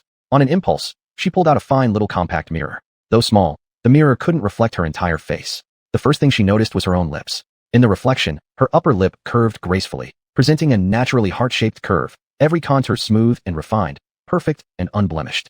Her lower lip was plump and full, resembling a ripe cherry, subtly protruding and exuding an inviting sheen. Her lip color was vivid and attractive, as radiant as a petal of a rose, glowing with healthy redness, akin to the warm glow of sunlight on morning dew. The subtle lip lines were almost imperceptible, giving an impression of silk-like smoothness. Elizabeth remembered how her husband once said that she possessed the most perfect lips in the world, a work of art so elegant that whether closed in a restrained smile or parted in gentle breathing, they always radiated charm and allure, impossible to look away from. She had always taken these as loving words from her kind husband until she carefully examined herself today and realized, perhaps, he wasn't exaggerating too much. Just as she felt momentarily proud of her beauty, Elizabeth suddenly froze. Could Viscount Lampilugi be keeping me here? Her complexion immediately darkened. As a married woman, and one who had a very affectionate relationship with her husband, she would absolutely never accede to any inappropriate demands from another man. While infidelity among aristocratic women might be seen as a scandalous romance in the capital, Elizabeth would never accept anything of the sort. Her eyes swept across the table, where one by one silver knives and forks lay within reach. It seems I have no choice but to protect myself. After dinner, Elizabeth stealthily slipped a few knives into her possession, thinking she was being covert. In reality, the tyrants hadn't even bothered with her antics. When she returned to her chambers, a restless anticipation weighed heavily on her. As the daughter of a knight, hailing from the martial north, Elizabeth had learned a trick or two. Certainly not like the frail noblewomen of the south who couldn't fend off a chicken. Yet, from their brief encounter, she clearly sensed that Viscount Luo Luo, despite not appearing overly robust, possessed skills far beyond what she could possibly match. If I resist and fail, and he discovers these hidden knives, Elizabeth didn't dare continue that thought. She clutched the knife tightly, recalling her distant husband at war. My husband, my father, please grant me the courage to guard the honor of House Evans tonight, even if it means, she firmly grasped the blade against her throat, sacrificing my own life.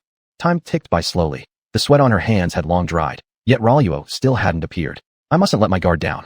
He's waiting for me to fall asleep before making his move. Elizabeth had read countless knightly biographies growing up. Many of them told tales of midnight romance, of knights visiting princesses as they slept under the stars. These stories were romanticized in books, but Elizabeth knew full well that consent was everything in matters such as these. Time dragged on endlessly, and sleepiness began overpowering her willpower.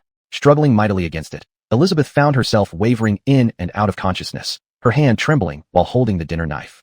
And then, a moment shattered the balance. Her body buckled forward, collapsing onto herself, and the grip on the blade weakened.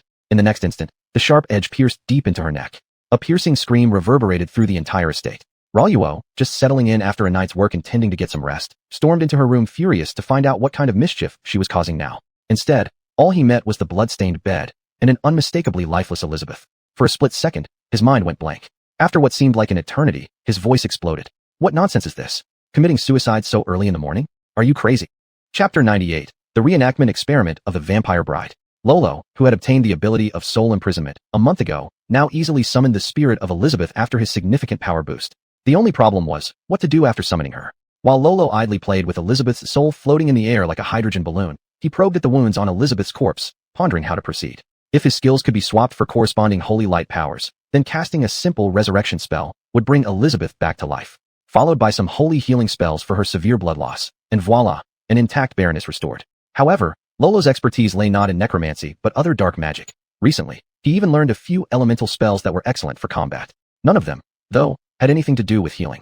At this point, I can only turn you into an undead first. Lolo sighed as dawn approached. He was just about to rest when these things happened. Elizabeth, in her soul state, had been semi-conscious until Lolo carried away her corpse and cast a binding spell on her soul.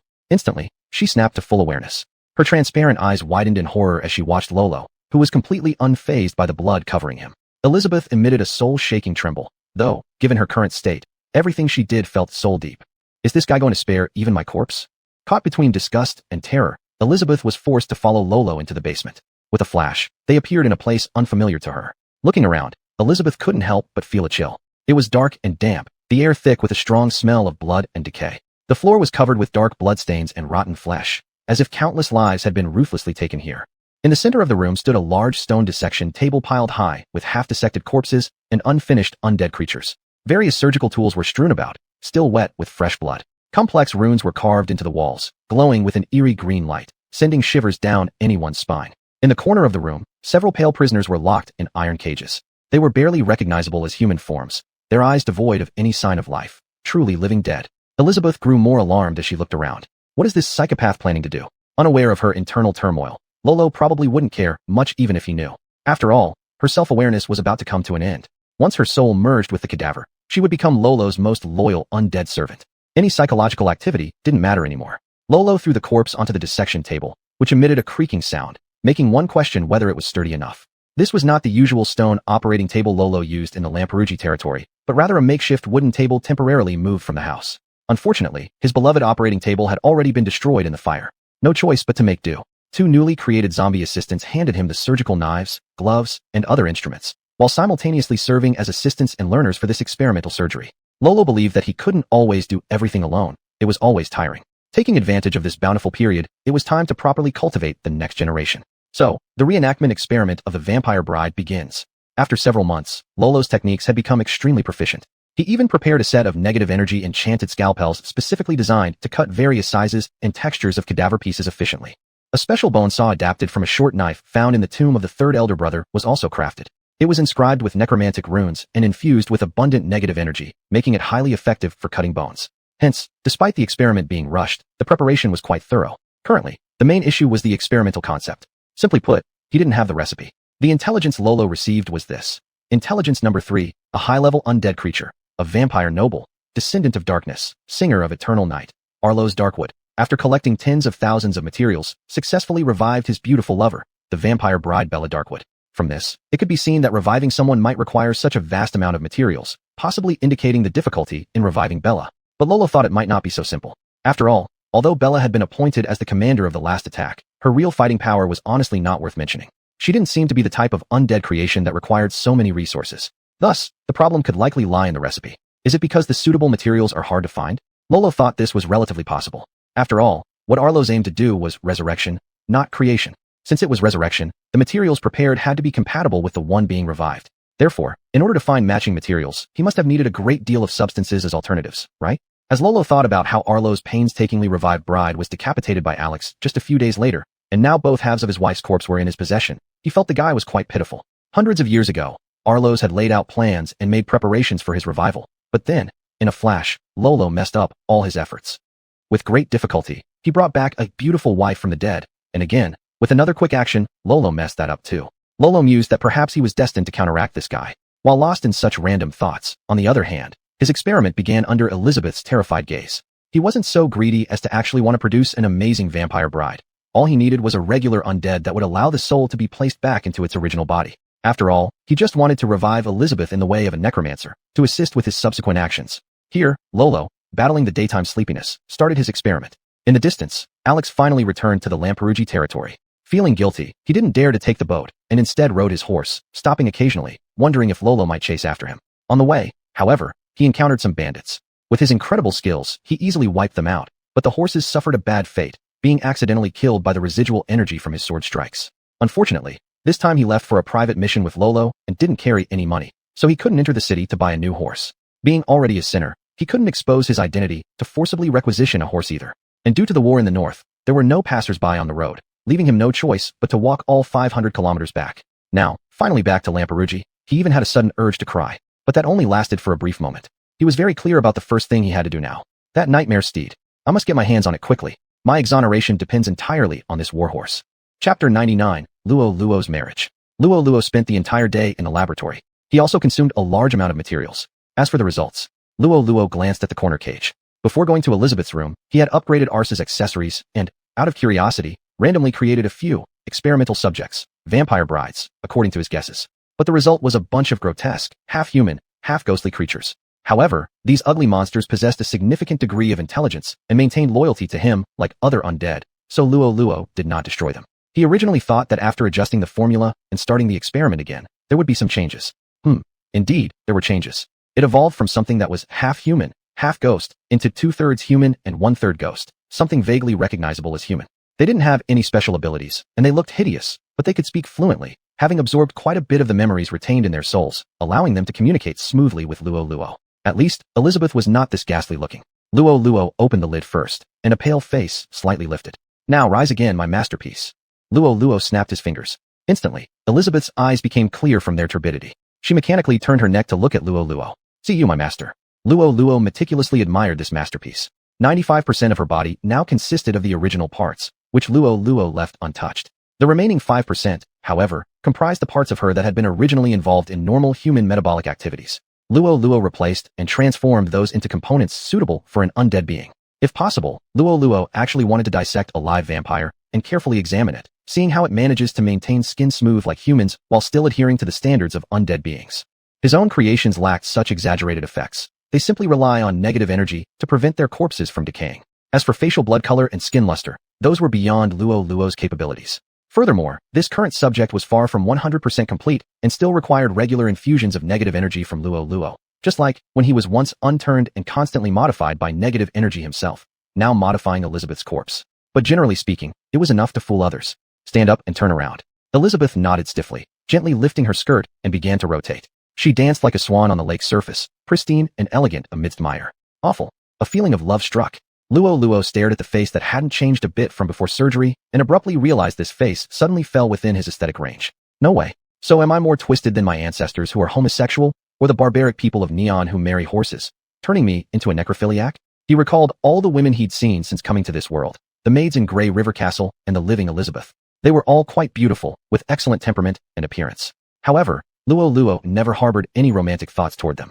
On the contrary, vampire brides like Bella Darkwood, the Blood Playgroup, Survivor, Bloodstained Yuli, and the current semi-undead Elizabeth all attracted him without exception. These people either exuded heavy death vibes or were undead, all closely associated with death. Luo Luo's expression became extremely sour at this realization. After all, no one would want their sexual preferences to turn so terrifying. Elizabeth had already finished rotating and stood still. Sensing her master's mood, she stepped forward, bringing her face close and softly asked, "What is wrong, master? Is there something troubling you?" Compared to her initially stilted tone, she seemed to start adapting to her new body. Her voice became gentler. Luo Luo redirected his gaze toward her. His scattered thoughts vanished, replaced by the rigorous logic of an experimenter. Contain your current demeanor. I still prefer your initially rebellious attitude. Elizabeth immediately reverted. As you wish. Her tone truly returned to its original state. Recall the moments in your soul's memory that stirred your innermost emotions. Reenact those feelings mentally, then express them appropriately. Under Luo Luo's order, Elizabeth closed her eyes. Her contemplation took much less time than Luo Luo expected, merely a few seconds. Then she reopened her eyes. But now those eyes were slightly moistened, accompanied by a shy expression. In a seductive voice, she said, "Dear, since it's already nighttime, let's start to disrobe." "Stop. This is free content. We should stop here." Luo Luo immediately knew what came next wouldn't be appropriate, and quickly stopped her. Elizabeth once again transformed her expression in the blink of an eye under his command, reverting to her corpse-like serene state, which was eerily unsettling. However, Luo Luo finally understood. This individual had a far deeper comprehension of humanity than those failed specimens from the same batch. At the very least, she was fully capable of completing her initial mission, pretending to be the resurrected Baroness Elizabeth Evans. But Luo Luo would never settle for just that. He felt that this creature held great potential, and some yet undiscovered terrifying talents awaited exploration. To be honest, hadn't vampires initially been accidentally created by some mastermind exactly like him? That was a matter for another day. Right now, his task was to send a letter on behalf of Elizabeth to Duke Rams. The current Elizabeth's handwriting was identical to her original self, so no one would doubt its authenticity. But the content? Well, it was utterly absurd. Master, the letter is written. Upon receiving the paper, Luo Luo gave it a quick glance and nodded in satisfaction. Send it via the Raven. The North has experienced too much mourning. It's high time for a red celebration to bring joy. As the Raven was released through the window, Luo Luo's gaze followed it into the distance. The small Karamea barony of Evans originally had no authority to directly communicate with the Guardian of the North, but since the late Count Rampeluxi had ties with their family through years of correspondence, and coincidentally Rams was currently within Rampeluxi's territory. Master, will Duke Rams really agree? Rams won't refuse. And considering my standing, he might even take the initiative to act as the witness. Once he makes his decision, anything Horace might consider will be irrelevant. While speaking, Luo Luo lifted Elizabeth's left hand, removing the family crest representing the Evans family, then replacing it with his own ring. At that point, our marriage will be completely settled. You, along with the lands inherited from your husband, will belong to me. And after that, I can naturally occupy this land, officially stationing my troops here to defend my Mage Tower base. Cunning rabbits have 3 dens. This will be the den I expose openly to attract attacks.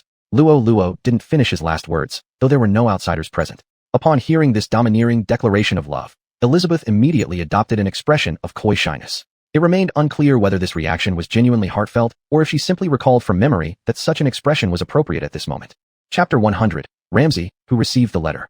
The chill of winter had quietly settled over the grasslands, and Grey River Town was no exception. The guards patrolling on the walls of Grey River Town felt this change most profoundly. The bone-chilling northern wind not only froze them to the core, but also brought dryness, like a dull knife trying to scrape off a layer of skin every time it hit their faces. Although the water of the Grey River still hadn't frozen yet, the cold already filled the air, warning everyone that severe winter was imminent. Passers-by on the streets tightened their thick cloaks around them, hurrying their steps to quickly retreat into warm rooms. At the center of the town stood the Lampliuki family mansion, now serving as the heart for all official duties in the territory, appearing particularly tranquil and solemn at this moment. Climbing vines, dried and dead, clung to the exterior walls, as if telling stories of the autumn that had passed. Inside the mansion, even with the fireplace blazing, there was still a faint coldness seeping through the thick stone walls, adding a chilly atmosphere to the ancient building.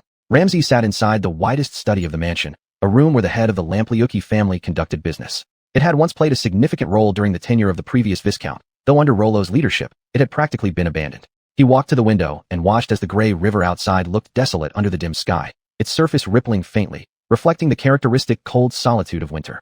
In the reflection before the window stood the young man esteemed as a duke, dressed in a deep blue velvet robe, with golden thread embroidered emblems shining subtly under the dim light. His fingers lightly held a letter, its envelope bearing the crest of a small baronial family, so obscure he barely remembered its existence.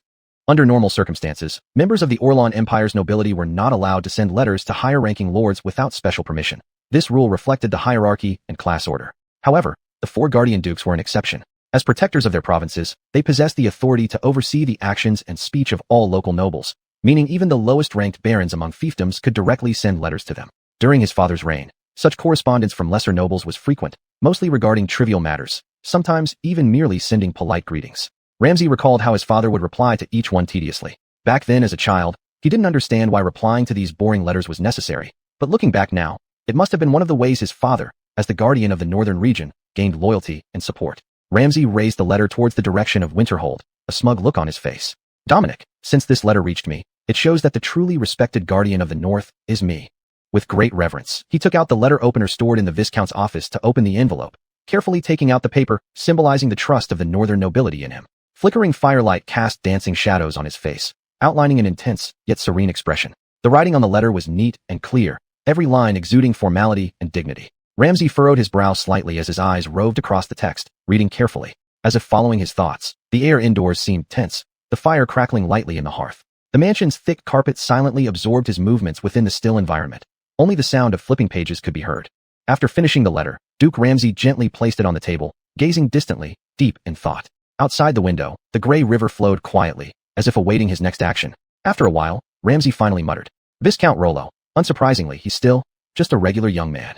This letter was none other than the one sent by Rollo through Elizabeth.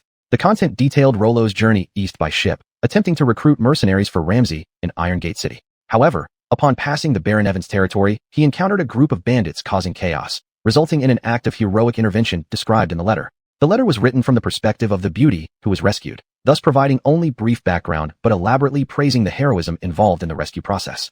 Had Ramsay not known that young Rollo lacked knightly abilities, he might have believed the brave and valiant hero depicted in the letter. Nevertheless, love does make blind.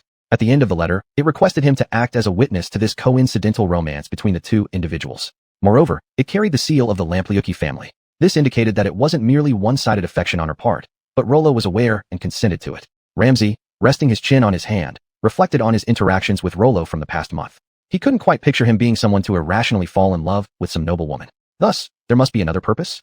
However, it seems he left his territory to look for mercenaries. That was thoughtful of him. Ramsay was currently in the Lampliuki territory. Though officially the head, as the Duke Guardian of the North, this title assured that unless the Emperor himself arrived, Ramsay would be the default highest authority there. But frankly speaking, he had no real control over this place. The land belonged to Rollo. Even though Rollo wasn't currently in his territory, this area had been branded by the Lampliuki family for 300 years. Almost every generation's patriarchs had befriended the common folk, their prestige being so high that it couldn't be easily shaken by anyone. Even if Rollo had pledged allegiance to him, now that Rollo himself wasn't present, it wouldn't be convenient for Ramsay to command Rollo's subordinates. As for the army, the aristocratic allied forces were practically annihilated already. The only strong one, Lord Jeremiah from the Frontier Viscountcy, claimed to follow orders but ignored summonses, having independently garrisoned at the Grey River port. Ramsay always felt his choice of location was because he wanted to escape first if things went south. Not to mention the soaring Sword Dragon Legion. These people would never listen to him in the first place. They were stationed on the city walls, independent from any command, and Alex was nowhere to be found. The remaining force was the church faction, a group even his father, the previous undisputed Duke of the Northern region, could not fully mobilize, let alone himself. Here was the illustrious Duke of the Flossbane family, embarrassingly powerless. He truly needed an armed force, a power base that would allow him to secure his position. Rollo's decision to find mercenaries was actually quite a clever move. Ramsay's opinion of this young man rose a notch. Having nothing better to do, he continued skimming through the letter. It had to be said, this young lady certainly had a good writing style. With a little more polishing and embellishment, her account of the heroic rescue could become a knight novel complete with the existing coat of arms. Ramsay suddenly narrowed his eyes. This insignia of a tiny baronial family seemed familiar to him. It wasn't from his childhood, but from a much more recent time. That is, recently. Ramsay immediately began rummaging through the study. Since the Lampliuki officials had already internally handled all affairs themselves, leaving Ramsay, the theoretical main officer, very idle, he decided to read all the books and letters in the study. I found it. He came across a correspondence between the previous Viscount Lampliuki and Mr. and Mrs. Evans, who apparently addressed each other as equals. What should you call a woman who was equal in rank to your father? After deepening his impression of the stamp, he also remembered seeing this Baron Evans on the casualty list. Once Ramsay pieced together this connection, he couldn't help but feel speechless. Hadn't Rollo likely been thinking about this aunt long before now? Chapter 101, Rams Rashomon. Rams was a decent man, at least in some ways, he truly was. Therefore, he fulfilled all the requests mentioned in the letter. According to old traditions, the current situation of the Evans family should have seen Mrs. Evans inheriting the title and becoming Lady Baroness Evans. Some female nobles in similar circumstances choose to adopt an outstanding foster son to inherit the title. However, most prefer to remarry. In the Ola Empire, most noble families lack any concept of family planning. Families with few members like the Lampliuki or Evans clans are anomalies among them. And the 5th child, 6th child, or even more such as the 9th or 10th sons. These people who have almost no chance of inheritance are mockingly referred to as the last generation of nobility. Because if they don't experience extremely good luck, their noble status ends with this generation, and their descendants can only be commoners. These people have an enormous desire for continuing to obtain titles.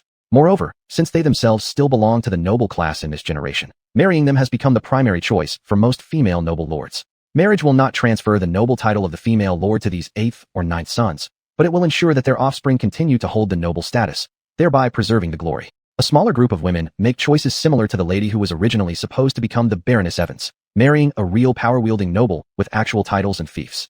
According to imperial law, her land and title would then be transferred to her new husband. For instance, in this case, after marrying, Rollo could introduce himself thus. The one standing before you is the Lord of Viscount Lampliuki's territory, Viscount Dorian's territory, and Baron Evans' territory. And Elizabeth, the original respected Baron title, would disappear, turning into merely the Viscount's wife. This is precisely why few people make this choice. Who willingly gives back what they've already consumed? From this, it can be seen that Elizabeth either truly loved Rollo, or Rollo had used some tricks. Rams didn't care much which it was. Anyway, it wasn't related to him. After finishing the reply, binding it onto the raven and sending it off, one of his subordinates rushed abruptly into his room. He was a mid-rank knight, whom Rams vaguely remembered having conversed briefly with Viscount Rollo on the topic of initiating a knightly duel against Alexander. "Knight Edmund, pay attention to your appearance and demeanor," said Rams. Edmund hastily patted at his clothes, seemingly trying to tidy up his collar. His casual gesture irritated Rams somewhat, because currently being the nominal leader, the only place where Rams could exert authority was by maintaining standards of conduct. But Edmund didn't seem to care at all, or perhaps he was too hurried to bother. Your Highness, Alexander. Alexander Draco is back. Rams arched an eyebrow. This fellow had disappeared for so long, and the Skyblade flying dragon people wouldn't reveal a word. He had thought the guy had run away. And what is so urgent about him coming back? Edmund took a breath and revealed a terrified expression. He is covered in wounds, claiming he fought a ferocious battle against undead creatures. He also brought back a terrifying nightmare warhorse, saying it was captured spoils of war. And, he says Viscount Rollo. Edmund carefully met Ram's eyes, hesitated for a moment, and then spoke. Died. The expected storm of rage did not come.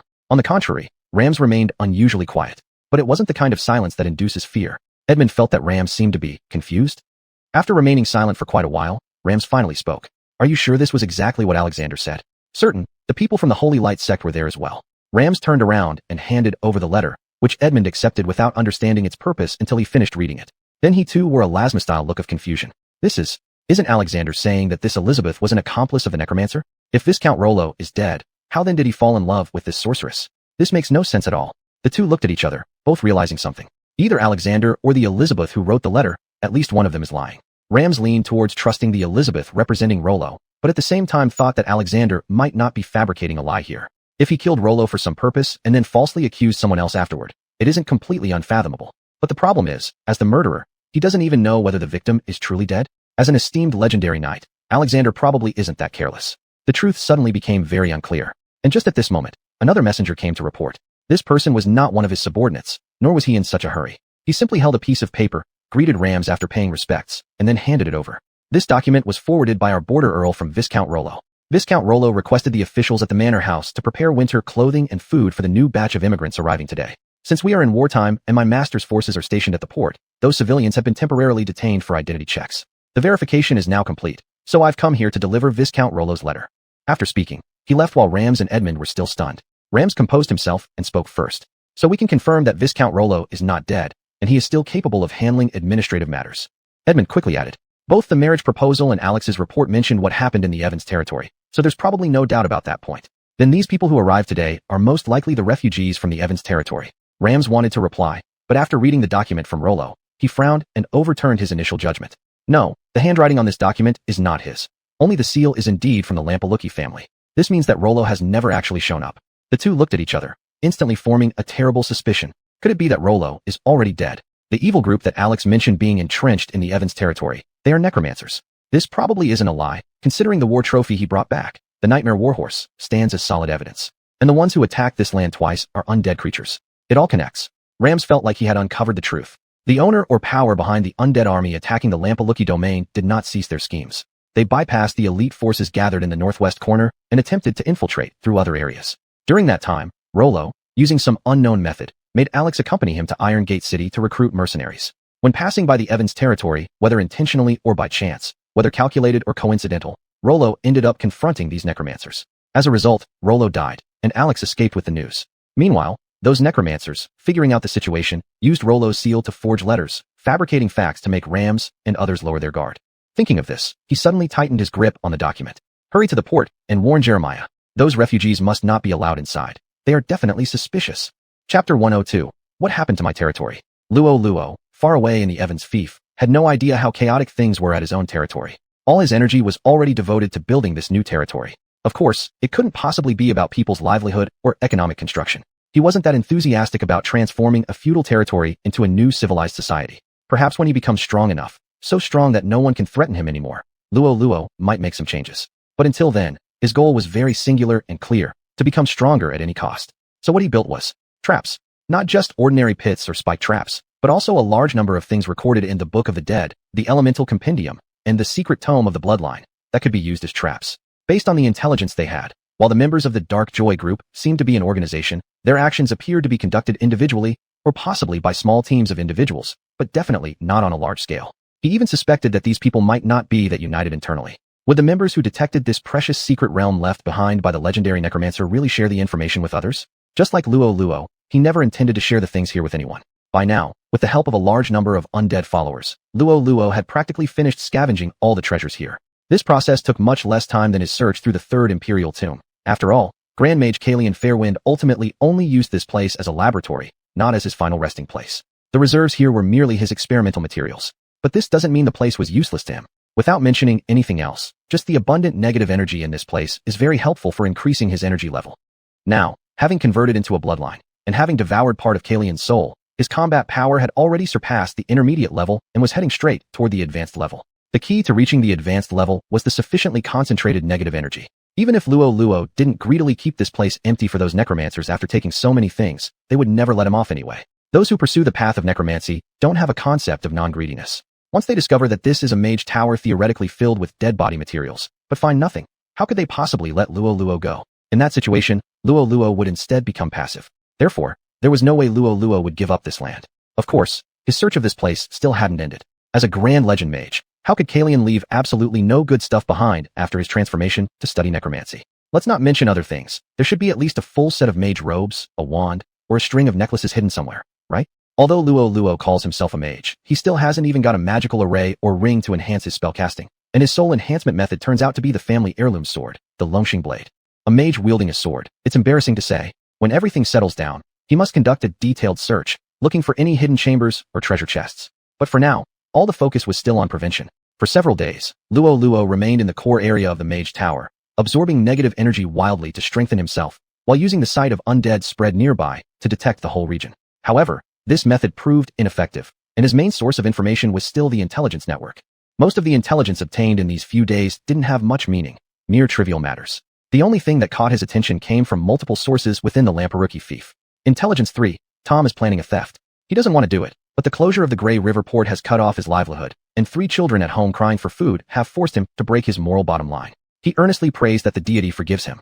Intelligence 1, a lackey working in the tavern feels lucky for coming a day early, hence not getting arrested. Although the tavern owner doesn't pay wages, the living conditions are minimal. Compared to the refugees who came later and were directly thrown into jail, he feels satisfied just to have a place to work and survive. Intelligence 9, on the second day of Gera's imprisonment, he began cursing the noble who forcibly sent him to the Lamperuki fief. Every room in the prison was crowded with familiar neighbors, their faces filled with fear, no one knowing why they were imprisoned. From these pieces of intelligence, it seemed the current situation in Grey River Town was quite dire. Why was the Grey River port inexplicably sealed off? This is after all the lifeline of Grey River Town. Apart from its role as a trading port, a large number of fishermen also rely on it for their livelihood. Has Leonard gone crazy? As for the refugees who were arrested, according to Lamperuki's laws, they should be helped to settle down in the territory so that they can quickly become qualified citizens and contribute to Lamperuki's great cause. These people are treasures for any generation of lords. Leonard knows this best. Why would he possibly give the order to arrest them? Some unimaginable variable has appeared. During this period, Luo Luo also received a letter from Grey River Town. Judging by the wax seal emblem, it came from Duke Frostbane, or Rams. The content of the letter was a response to Elizabeth's letter, nothing particularly significant, just the usual noble-style mutual flattery summed up in one sentence. Your request is granted. This seems to suggest, from some angle, that Grey River Town should be peaceful. After all, he is considered one of Ram's staunch allies. He had even written in his letter that he sneaked out to recruit mercenaries to strengthen Ram's forces, a politically correct reason. Rams should trust him sufficiently, and if anything unusual happened in his own territory, Rams would definitely inform him at the first opportunity. It appears he needs to return once, but certainly not in person. He could use necromantic vision to connect with all his undead followers, who are his eyes. These eyes were originally scattered throughout Grey River Town, and he could check directly. But those priests from the Grand Light Cathedral went crazy as soon as they entered Grey River Town, searching the entire town for suspicious characters, forcing all Luo Luo's subordinates to retreat into the manor. To think about it now still makes him mad. His own trusted agents, on his own territory, yet chased around by a group of outsiders. What kind of rule is this? And since he left Grey River Town himself, he had recalled most of his troops, who are now mainly working in the Mage Tower. Now, sending just one back for a quick glance will suffice. The problem is, without having visibility over Grey River Town, he doesn't know where the priests are and where they aren't. If he accidentally teleports an undead creature right under the noses of the priests, it will be extremely awkward. Chapter 103, a mobile bloodbrain. You deserve it. Luo Luo's confusion didn't last long, because the most suitable person appeared. My master, Eagle Corps is on their way. The core leader and a crack team are accompanying me first. The main force will arrive tomorrow. This was information sent by Hassan, who hadn't been seen for a long time, through a mental connection. Luo Luo sighed with relief. It was good news. These people from the Eagle Corps had clashed with the Dark Ecstasy. Though they ended in defeat, it wasn't catastrophic. After losing 1/5 of their numbers, they were still able to retreat orderly back to Iron Gate City, which showed that they were indeed elite. And he could use this loss as leverage to negotiate prices down, achieving his original goal indirectly. I need your strength, hurry back. After sending his message, Hassan immediately became excited, and that excitement traveled through the mental link, much to Luo Luo's annoyance. He shook his head irritably, but then felt a cool and gentle hand touch his cheek. My master, do you need my assistance? Elizabeth, now an undead, embraced him from behind, her hand reaching up to gently massage his temples, the cold sensation seeming to truly ease his distress. Come again, Luo Luo did not respond, simply enjoying the massage. Elizabeth understood her master's meaning and kept silent, gently continuing the massage. He noticed something. As the number of followers with strong self-awareness increased, his mind, serving as their common spiritual connection point, seemed to be becoming overloaded. To put it into perspective, his mind is like a group chat. All connected followers are members of the group. He can directly give orders to these followers within the group, and they can respond. The intense emotions from Hassan earlier were like repeatedly tapping the screen to get attention, pushing itself to the forefront, impossible to ignore. Unfortunately, Luo Luo couldn't turn off the notifications and had no choice but to forcibly order Hassan to shut up. When there's nothing pressing at hand, it might just be annoying. But what if it happened during a fight? Just when both sides are fully engaged, and he's either commanding or actively participating as a core output, suddenly a notification pops up in front of his face. Sigh. The consequences would be unimaginable. He thought that while waiting, he might find a way to deal with this issue. His knowledge base had become relatively robust, generating multiple solutions almost instantly, ranging from arcane aspects, the perspective of other necromancers, elemental approaches, and others offering valuable suggestions. Of course, practitioners of these arts, such as arcanists or elemental mages, possess the ability to establish telepathic links with magical constructs, though their control range is too limited to apply here directly as a solution. Other necromancers have more straightforward approaches, shutting them down and summoning them only when needed. Luo Luo could not adopt this method yet, as his current forces were limited. He was utilizing each of these undead followers extensively. Upon examining all possible solutions, the most appropriate approach came from the Vampire Secret Codex. As the earliest dark creatures, vampires possessed innate abilities to dominate various lower-order dark beings, including the undead. Their solution to blocking messages or setting a do not disturb mode was the bloodbrain. An ingenious alchemical creation made using a smart creature's brain, a small part of its master's blood, a large amount of energy-rich blood from others, and additional alchemical materials. It looks, as the name suggests, like a blood-red brain, but can be shrunk and reshaped due to runes inscribed during its creation. Typically, it can only be miniaturized to the size of a ring. Its function is rather straightforward. Transfer the server of the group chat onto it. The master's blood, infused in the process, ensures that the master has control over the server. Thus, options such as muting specific individuals or enabling the do not disturb mode for group chats are easily executed. The Vampire Secret Codex, indeed a textbook for young vampires, even provided examples of creative blood brains created by adult vampires, such as one that resembled a book, praised for its excellent disguise capabilities. Luo Luo grew more intrigued as he read, because both the materials and spells required were already within his grasp. Better yet, actions speak louder than words. With some idle time on his hands, why not attempt to create a blood brain? New paragraph starts here. Luo Luo's actions were swift. Crafting the blood brain was not a difficult task for him, as he was extremely proficient in manipulating negative energy, and so the finished product was quickly created. To properly conceal his identity, Luo Luo couldn't possibly use the original form of the blood brain directly. If he were to be seen casually holding a lump of brain tissue to play with, he might instantly be labeled as a deranged serial killer and ostracized. Thus, the appearance definitely had to be changed. As for what to change it into, he'd already been inspired by the blood brain that transformed into a book. Its shape was generally rectangular. This form appeared neat and orderly, which made it easier to deceive others. Of course, the intricate surface texture resembling brain matter also needed alteration, smoothed down until it shone brightly. The size must be adjusted too. Whether it was a lump of brain or a book, both forms were too large for convenient portability. Ideally, the thickness should be reduced for ease of carrying and concealment close to his body. Luo Luo even carefully applied a layer of crystalline membrane, using frost magic on both sides, as the thing's original form was still a lump of brain tissue, delicate and fragile, unable to endure any bumps or scratches. Thus, the final product turned out to be a mobile phone. Luo Luo wore a look of peculiar bewilderment. Other necromancers summoned their minions by simply opening their eyes, emitting an intense cold beam, hands glowing green with negative energy swirling around them before shouting, "Arise, my servants." An undead army would then immediately arrive. But would he end up becoming this instead? Pulling out the mobile phone, pressing the voice button, and shouting, "XXX city, XXX street, XXX number, someone's challenging your boss me. All of you come over here and teach him a lesson." And then a group of hooligans armed with machetes rushing over to help? It seemed like the style was veering off in a rather strange direction. But I have a problem. I don't care much about appearances as long as something works well. Luo Luo tried calling Hassan. The signal connected smoothly, and the sound quality was surprisingly decent. The other party couldn't detect whether Luo Luo was directly contacting via mental connection or using some external device. Phone type blood brain, you deserve it. Chapter 104, White Eagle, Black Falcon, Rollo's Test. It had been several days since the invisibility spell array of Carlin Felwyn's Mage Tower completely failed. However, to be honest, Rollo felt that it didn't make much difference. After all, this thing was buried underground in its entirety. Whether it was invisible or not made no noticeable difference. But presumably, there should be some special function in terms of concealment detection. Now that this layer of the spell array had completely failed, theoretically it should have attracted a large number of covetous people. From Rollo's perspective, Dark Delight, That group of necromancers located exactly in the Northern Territory would not possibly pass up on this place. But during this time, no one had come at all. Did those necromancers abandon here? Or do they simply not know about this place? This shouldn't be. Rollo rubbed his chin. These individuals were also quite prominent within his intelligence system. Every appearance they made was pretty impressive. Not only did they casually give rams summoning artifacts for high-ranking undead creatures, but they could even crush what was known as the strongest mercenary group in the north, the Eagle Corps. Thinking about it, they must surely be a powerful existence, right? So there was only one possibility. They were planning something big.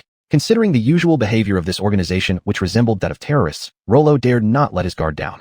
Now that the traps were basically set and most of his forces were deployed here, he could say all his assets were invested in this location. However, he estimated it wouldn't make much of a difference anyway. After all, based on the small statue rams received, the opposing side should possess the means to command high-ranking undead creatures. With just the 3 cats, big or small, at Rollo's disposal, the outcome remained uncertain. Even he, with his mid-level strength, probably wouldn't stand a chance against these people. Fortunately, good news came from the Bloodbrain, the mobile phone he recently built. The Eagle Corps had arrived. Rollo ascended to the roof of the mansion. From far away, he could already see several large ships with fully spread sails sailing upstream against the current of the Grey River. All the large ships bore a bold blue flag. On that flag, the white eagle stood out vividly, bravely flapping in the wind against the river waves, radiating the dominant aura characteristic of the largest mercenary group in the Northern Territory. So this is the Eagle Corps? Originally, this group numbered 1,000 people, but after their battle with Dark Delight, they lost 1/5. However, according to Hassan's reports, they absorbed quite a few independent mercenaries in Iron Door City, replenishing some of their troops, bringing their current number above 900. They seemed comparable in quantity to the private army of House Lamparuki, but still fell short significantly. Nonetheless, they reached the basic level of an Imperial Viscount-level military force. But if you treated them like a standard Viscount-level private army, you'd suffer a heavy loss for sure. Not to mention morale, training levels, and equipment quality which were harder to judge directly. Just the capabilities of the officers alone were absolutely unmatched by Viscounts in the kingdom. Igor Halassan, founder and leader of the Eagle Corps, nicknamed White Eagle, possessed the skill level of a high-tier knight, whose swordsmanship earned praises even from legendary knights. His ancestors were also nobles, but family misfortunes led to losing their territory, leaving behind merely a glorious surname and a banner of the White Eagle against clear skies. This is why the Eagle Corps, though a mere mercenary troop, could own its own flag just like noble armies and knight orders. Bayan, Igor's second-in-command and the number 2 person in the Eagle Corps, known as Black Falcon, originated from a nomadic tribe in the Great Grass Sea. He achieved the level of a top-tier ranger and dominated the southern part of the Great Grass Sea for years without ever meeting his match in archery. During his teenage years, his tribe where he lived was destroyed by martial-loving nobles from the eastern part of the empire's northern region. Including Bayan among other underage members, they were all sold into slavery. Due to his strong physique, Bayan was sold to work in the mines, where he was saved along the way by a young and inexperienced Igor, thus joining the Eagle Corps. Using his fearsome bow skills, he helped Igor carve out a piece of business. Just considering the main combat power, the Eagle Corps boasted 2 top-tier warriors, while ordinary Viscounts usually had at best mid-tier knights, except those stationed in border areas like Lamparuki and Doriedo, who still retained warrior virtues. Compared to the inland Viscounts who have long since fallen to decadence and corruption from worldly pleasures, they find it hard even to assemble a mid-tier knight as their commander. In the Eagle Corps, mid-level fighters are nothing more than team leaders commanding a few dozen troops. So the arrival of this group could be said to add a powerful arm for Rollo. From the paper data, this arm even appeared bulkier than he himself. Those large ships looked far away initially, but they quickly arrived, and Rollo naturally also prepared well to meet them, leading his troops forward. The Baroncy of Evans didn't have a port as large as the one in Grey River Town, nor did it even come close to the size of Stone Tower towns. It was more akin to a small ferry dock of a fishing village. Hence, the people of the Eagle Corps did not land here, but instead transferred to smaller boats and disembarked at a distant shallow beach. This area was theoretically already part of Count Horace's territory, but it was far from his administrative core and wasn't very fertile, so naturally, there was little governance over it. Rollo arrived on horseback to this location, and with a wave of his hand, his men sprang into action. Heavy skeleton warriors held banners of House Lamparuki or halberds and spears, forming an arrayed path bristling with blades and weapons. The tyrants, clad in specially made oversized heavy armor, lined up behind Rollo to form a wall of steel, projecting an imposing presence. Igorfa, who was sitting on the same boat as Hassan, the envoy from Viscount Lamparuki, glanced at the scene and smiled faintly. The Viscount is indeed quite enthusiastic. Bayan, seated silently on the same boat, swept his hawk-like gaze sharply over the shore. After a long pause, he finally spoke. This Viscount is strong. Hassan shot him a glance. You should refer to my master with at least this gentleman. Bayan returned his stare just as fiercely, and their eyes clashed like swords. Igorfa stepped between them, knowing well that Bayan's reticent personality meant he likely wouldn't start anything. But there was something about Hassan that gave Igorfa an ominous feeling. This man seemed overly zealous about his master, possibly enough to take action. Don't mind it. Bayan is simply too lazy to talk. He has no intention of disrespect. Bayan, this is our important client. Show some respect when you speak. With those few words toward Bai Yin, the matter floated by lightly, and Hassan stopped pressing. In reality, Rollo had stopped hassing. That earlier sentence from Hassan was remotely controlled by Rollo for testing purposes. While fully deducing the personalities of the two leaders of the Eagle Corps directly might be impossible, Rollo had garnered some basic impressions, providing direction for his subsequent hospitality. Chapter 105, White Eagle's Choice. Lelouch, who had already manipulated Hassan and fought with them once, made a basic judgment about the personalities of these two people. This gave him an edge in their subsequent communication. Of course, the main reason was that he was the one paying, so according to his note, this identity was commonly known as Daddy Client. Subja Lelouch has achieved much at such a young age. It is indeed worthy of being a descendant of the glorious Lamporgi family. I believe the name Lamporgi will shine brightly in the north under your hands. Igorfa, known as the White Eagle, was now saying some flattering words to please Daddy Client Lelouch. If the infatuated maidens who had fallen for his reputation as the White Eagle of the Prairie were to see this scene, many dreams would be shattered.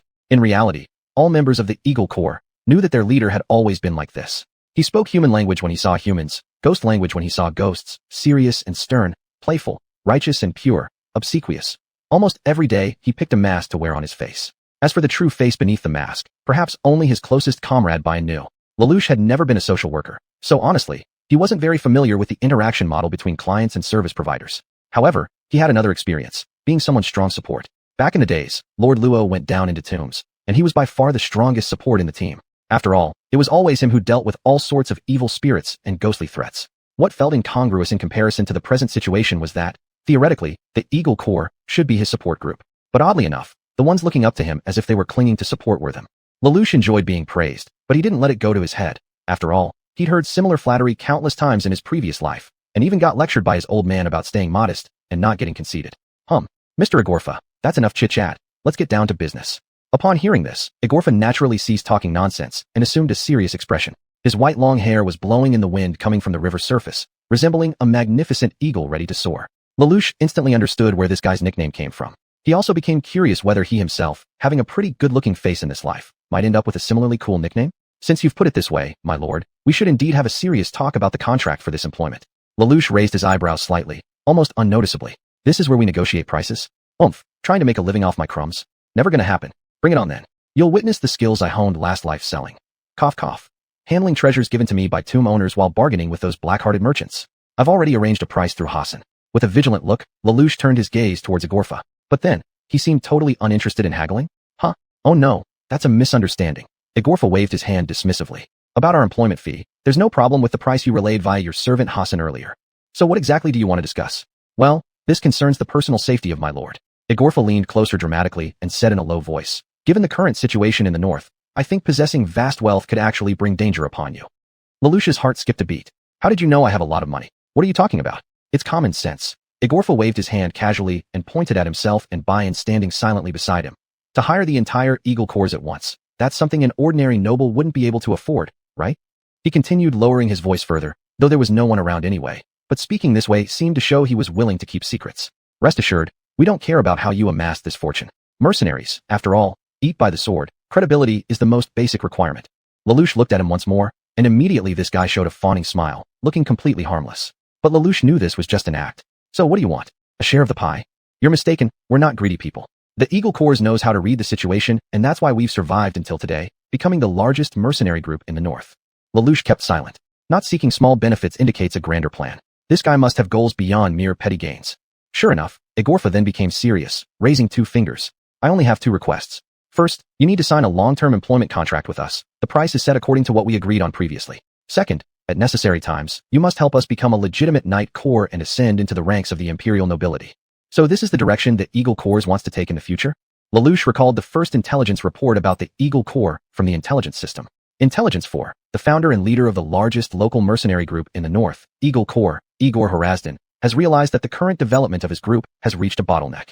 If he wants to go further, he needs a real territory. He may choose to cooperate with the Horace family due to some blood ties, or perhaps wait for an even rarer opportunity. Igorfa's desire to elevate from a mere mercenary to a military noble wasn't an impulsive idea, but clearly the result of deep deliberation. An army of 1,000 men had indeed hit a developmental limit. At this size, daily expenses for food, horse feed, and soldier salaries couldn't be easily covered by standard mercenary missions anymore. Moreover, given their strength and their neutral mercenary status, especially when their second-in-command was a northerner, the empire would inevitably grow more wary of them. Imagine if one day the Saint Khan offered a high price to make the Eagle Corps stir up trouble in the north. What would happen if they accepted? With just these 1,000 soldiers, they could likely dominate not just a Viscount's territory, but even a Count's domain, dealing a heavy blow to the north if they were coordinated correctly inside and out. The only way to dispel such suspicion is by joining the empire. Of course, given their style, it was impossible for them to become landed nobility. A fief might merely serve as a base for recuperation. To truly maintain high pay leading to high morale and strong combat capabilities, they'd still have to do mercenary work. In fact, Knight Corps not directly under royal control are basically nothing more than noble-backed mercenary groups. It was clear that Agorpha had done his homework very well. Compared to Lelouch, who was currently riding high under Ram's wing, what advantages did the originally intended contact, Count Horace, really have other than being a step higher in title and having more land? That almost negligible connection through distant bloodlines, which might bring him a bit of the Count's attention. Don't be foolish. Count Horace had over a dozen legitimate sons already. How could he possibly care about this distant nephew or cousin, Agorpha? Furthermore, Agorpha harbored a secret ulterior motive. His first request about maintaining a long-term employment contract didn't specify when it would expire. Would it end once we became a Knight Corps? But even after the Eagle Corps became a Knight Corps, neither its dissolution nor name change occurred. Clearly defined in black and white on paper, how could the contract no longer be valid? This essentially was his way of suggesting forming an alliance within the noble factions in the north with Lelouch. Now, Agorpha had made the most correct decision, and Lelouch wouldn't hesitate either. Of course, before that, he needed a token of loyalty from the other party. After feeling the spies nearby destroyed by necromantic spells, Lelouch also adopted a serious expression. Since that's the case, let's meet our common enemy first and demonstrate your strength. Chapter 106, The Necromancer of Dark Delight. The night was heavy, clouds massing ominously as if foretelling the impending calamity. Suddenly, a deep explosion in the distance shattered the serenity of the night. Luo abruptly looked up, his eyes flashing with alertness. At that moment, Hassan's voice came again through their psychic link. My master, there are a great many enemies ahead. They are all undead. Luo felt a sinking sensation in his heart. The arrival of the undead meant that Dark Delight had indeed appeared. He promptly ordered, all units, prepare to meet the enemy. There were no private troops from the Lanelberg family here, and his heavily armed skeletal warriors were stationed along the interior lines, not requiring his reminders anyway. This shout was for the Eagle Regiment. Within the defensive line established by the soldiers of the Eagle Regiment, blue banners fluttered sharply in the wind. Yago Fa and Bayan had already prepared themselves, one clad in dazzling silver plate armor, the other wearing deep black light leather armor, standing like twin-door gods. Luo stood on a makeshift command platform, looking down at the entire battlefield. He could see far into the domain's plains, where various magical traps had been triggered one after another. Flames, frost, lightning, and even pure arcane energy had nearly formed a terrifying storm of magic, consuming every enemy who stepped into this minefield. Human armies, faced with such a minefield, would usually have accompanying mages cast large area spells to prematurely trigger the traps. Without such high-end configurations as traveling mages, archer volleys might also work, but would be rather wasteful of precious arrows, and the arrow storm coverage would be less effective than magic. Often some untriggered mines remained after firing. But the opposing side showed no intention of doing so, and simply let the army rush forward. Luo personally witnessed a zombie dressed in civilian clothing stepping on a flame trap, taking several nearby companions with it, soaring explosively into the air. And behind, just outside the range of the explosions, the remaining zombies didn't blink an eye before charging straight through the flames. The traps could only serve to reduce the enemy's numbers. They held no meaning in terms of affecting morale or restricting marching routes. Such was the terror of an undead army. All hands, prepare for battle. Luo's voice cut through the night sky, reaching the ears of every soldier. The enemy moved quickly, giving little reaction time before engaging with the frontline forces. Battle erupted instantly. From within the ranks of the enemy, some notably more swollen zombies emerged, radiating intense firelight, flesh bombs. Luo's eyes widened as he spared no effort, unleashing all long-range attack spells he knew in a single burst. Fireball, ice arrow, chain lightning, arcane missile, and others. Strands of arcane brilliance flickered across the dark evening sky, lighting it up like fireworks. Immediately, the meat bombs before the defense line exploded one after another with thunderous, deafening roars. The warriors of the Eagle Regiment also displayed extraordinary combat prowess. Yago Fa and Bayan fought shoulder to shoulder. The former wielded swordplay as fierce as a sudden storm, while the latter possessed arrow techniques sharp enough to pierce a target from 100 paces. Under their commands, mercenaries surged forward like an unstoppable iron flood, crashing into the enemy lines. Yago Fa's swift sword glowed silvery in the darkness, striking fast as lightning. Enemies collapsed without any response, just like a regal white eagle soaring over the battlefield. And Bayan's arrows flew like black falcons, each low pass carrying away a streak of flesh and blood. In his presence, the enemy found nowhere to hide. Yet the enemies seemed inexhaustible, wave upon wave surging endlessly. Sweat appeared on Luo's forehead as he nervously monitored the situation. He realized he must quickly find the leader of the enemy force to turn the tide. Hassan, take a small squad and search for the enemy commander. Luo issued orders via the psychic connection. Hassan acted swiftly, leading a team of elite soldiers through the chaotic battlefield toward the enemy's rear. Meanwhile, Luo intensified his defense, trying to minimize casualties among his own side. Just then, a cold and chilling aura suddenly descended. Luo focused his gaze onto the distant darkness. A figure in a black robe with a wild boar skull hood emerged slowly, holding a staff glowing ominously with dark light. This person's appearance was distinct enough that the well-traveled Yigo Fa instantly recognized him. Lord Viscount. That man is Dark Devourer, Morwen Na, a notorious necromancer known for cruelty and strength. Luo's mind rapidly recalled relevant information. He remembered this famous necromancer from earlier. A few years ago in the Eastern Province, this person attempted to incite a zombie apocalypse disaster, but was stopped in time by the Holy Light sect. During the transportation process to the Iron Tower prison, someone ambushed and rescued him, after which his whereabouts became unknown. Humph, good that you recognize me. Morwen Na raised his staff, and a green beam of death shot directly towards Luo. Luo reacted quickly, activating a teleportation spell to flash onto a nearby high ground. Studying so many messy schools of magic, you've even developed proficiency in teleportation spells. Morwen's voice was like a low murmur from hell, chilling to the bone. But Luo showed no fear at all. Instead, he wondered if the other party might be too weak. Even though this vast undead army looked intimidating, it seemed their highest level was only mid-tier, without any terrifying high-level undead creatures. Of course, there was always the possibility that Morwen was merely a decoy. Therefore, Luo decided not to reveal his trump card yet, responding with some trash talk first. That's right, young master. Unlike you, Lord, who has to explode graveyard negative energy to boost power, I'm naturally gifted. Country bumpkin wizard. These words clearly struck a nerve with Morwen, as he waved his hand and instantly created a sky full of skeletal javelins. Then let me show you the power of a country bumpkin wizard. The skeletal javelins rained down like rain, covering an entire area. Even the heavily armed skeleton warriors stationed nearby suffered unwarranted disasters, with several being shattered into pieces. As for Luo, he had already teleported away. At this point, after 2 skirmishes, Yigo Fa and Bayan noticed this powerful enemy and quickly moved toward Luo. Yigo Fa, while slashing through approaching undead, shouted, "Go support the Viscount quickly." After all, he was their source of funds. Bayan stood far away, needing no words exchanged, as his longbow was already drawn taut. He aimed at Morwen and fired an arrow, which darted straight toward the necromancer's face like a black falcon. Morwen swung his staff, summoning a cloud of black mist that deflected the arrow. "You insects actually dare to oppose me."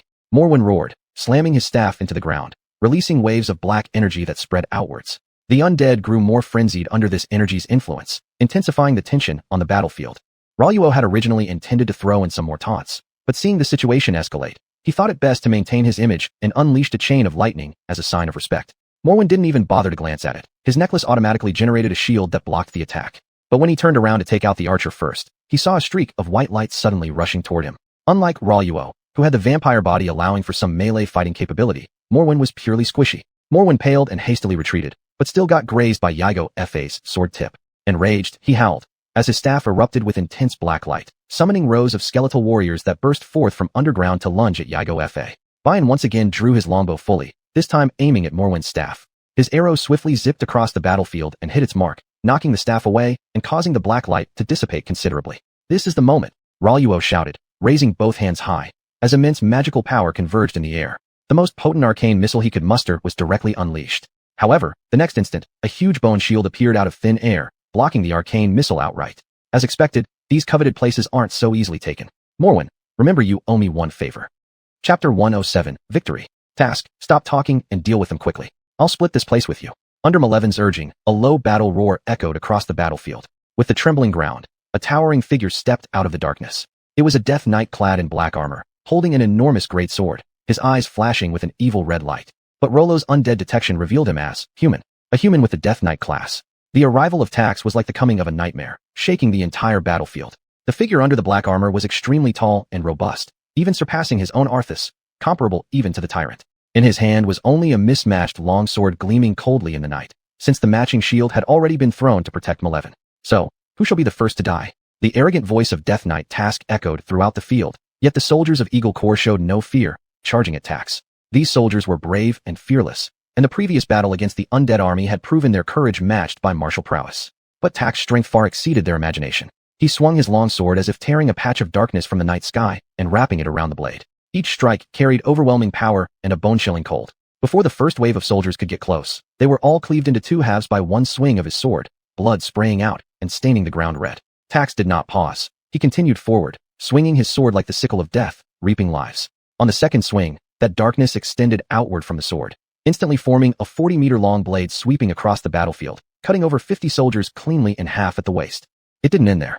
Their bodies, under the influence of dark powers, decayed rapidly. Moments later, they reconnected and stood up again, becoming terrifying rotting zombies. These zombies, grotesque in appearance with red lights flashing in their eyes, became Tax followers, attacking Eagle Core together with him. Damn monster.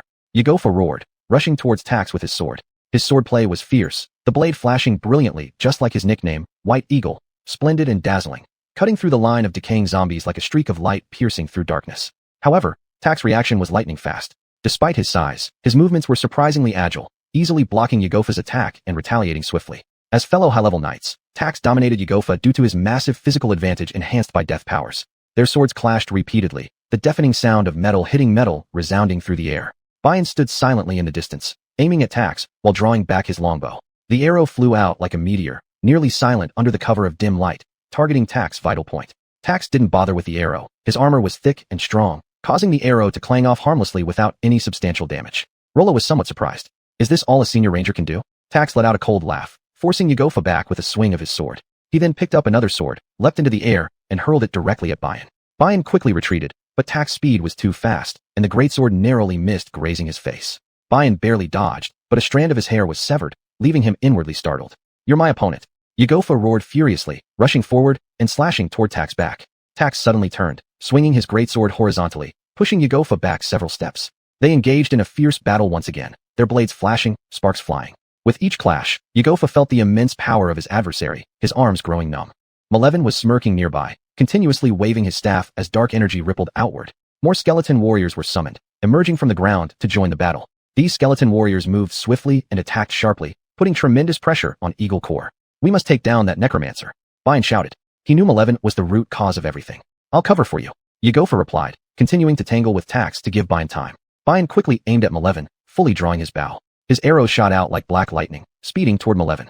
However, Maleven seemed prepared. He waved his staff, summoning a wave of black mist that deflected the arrow. Umph, you insignificant ants won't be able to resist much longer. Wrath of the underworld. Maleven roared, forcefully plunging his staff into the ground.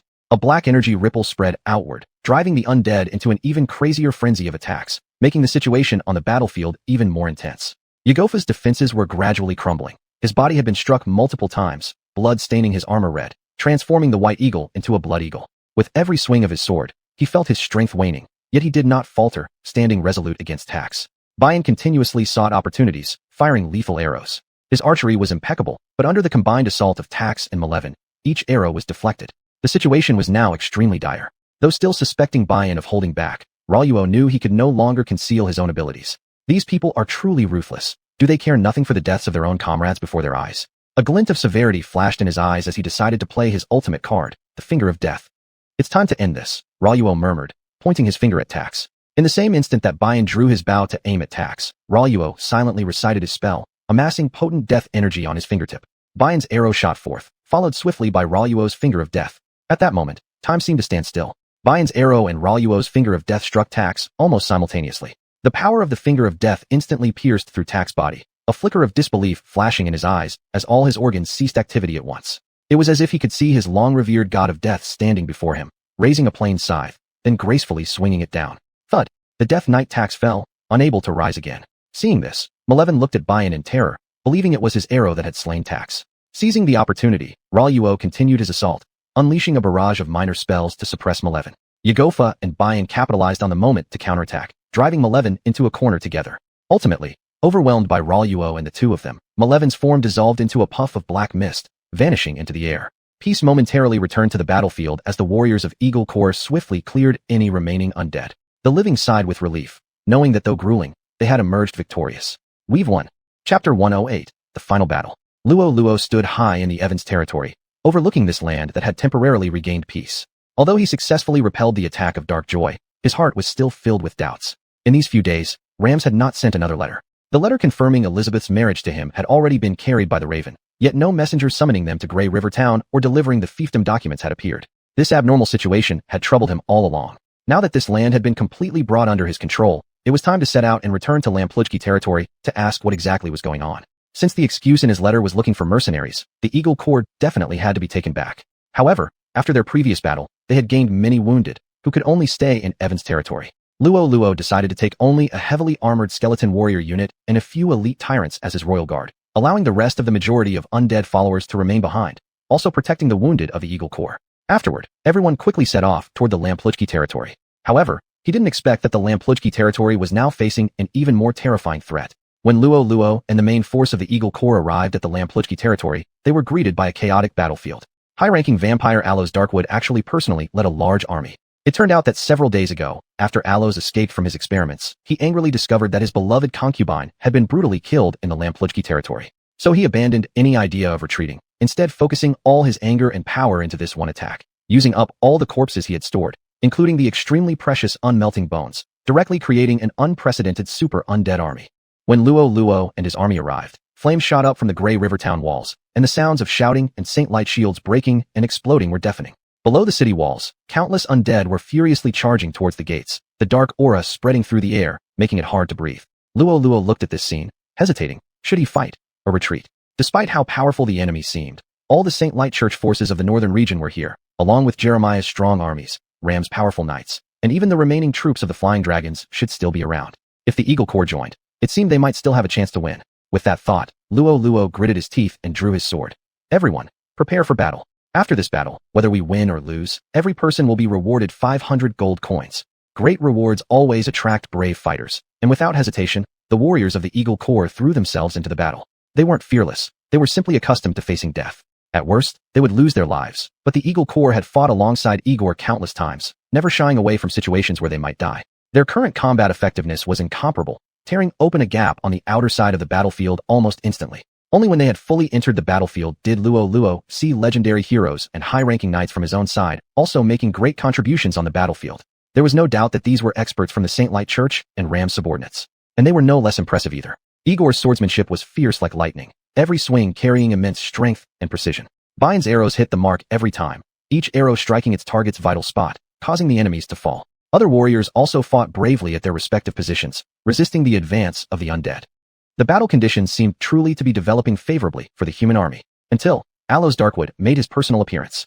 High-level vampires may be termed high, but they were truly legendary, rendering all this aggression meaningless before him. Red-faced Aloes hovered in the sky like a blood-colored cloud, and with every wave of his arm, a monstrous claw of bloody red manifested, bringing destructive power that fiercely swept across the battlefield. The places touched by his claws instantly became lifeless zones, and all regular soldiers died instantly. Surviving low and mid-ranking knight officers couldn't retreat fast enough before being surrounded by their resurrected undead comrades and mercilessly trapped in a sea of bodies. Aloes remained unsatisfied, raising both hands and softly chanting ancient incantations. A massive halo of dark energy gathered around him. Death Madness Halo, he roared, and the halo rapidly expanded, covering all undead. The power of the halo made the undead become even more frenzied, greatly increasing both their attack and defense capabilities. Zombies and skeleton warriors who had originally been defeated swiftly recovered due to the effects of the halo and returned to the fight. Soldiers on the city walls faced such formidable enemies with an unprecedented sense of pressure. Igor and Bayan continued to fight fiercely, trying to stem the tide of the undead advance. Igor's swordsmanship remained as sharp as ever, but he was growing increasingly exhausted against these enemies that kept rising again. Bayan's quiver was almost depleted, yet he persisted, every arrow aimed at Aloes and his minions. Hold your ground. We cannot retreat, Luo Luo shouted, though he himself didn't know what they were supposed to be holding on to. Would reinforcements arrive? He racked his brains, but could not think of where any reinforcements might come from. Regardless, they had to keep fighting for now. The battle grew even more brutal, with the human army gradually losing its strength. Despite Luo Luo and his warriors' best efforts, their forces seemed so puny against Aloes' army of undead. Warriors fell one by one, and the Eagle Corps' ranks crumbled bit by bit. The noble troops on the city walls had long been wiped out, including Luo Luo's private soldiers that he had considered useless. It appeared that all the military accomplishments accumulated over years by Ram's nobles in the northern region had vanished completely in this moment. Only the Holy Light Church's forces and the Flying Dragons still held on, but clearly, they weren't faring well either. The legendary priest had been slain by Aloes mid-air 15 minutes ago, plunging the morale of the human army to rock bottom. Complete annihilation of the human forces loomed ahead. Luo Luo watched as more and more Eagle Corps soldiers perished, filled with rage. This was the painstaking effort he had cultivated over several months. There's nothing we can do, we must retreat first. If we preserve our strength, there will always be a chance later. Let's pull back while we still can.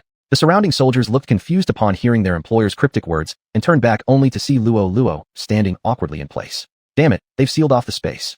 From embarrassment to shock, Luo Luo realized that the teleportation ability was blocked. How was he supposed to escape now? At that moment, Aloes approached with a cold laugh, his eyes brimming with the joy of victory. Like a king reigning above Grey River Town, he freely unleashed his power, accompanied by the screams of civilians who couldn't escape in time. Meanwhile, numerous mid-level undead surrounded Luo Luo.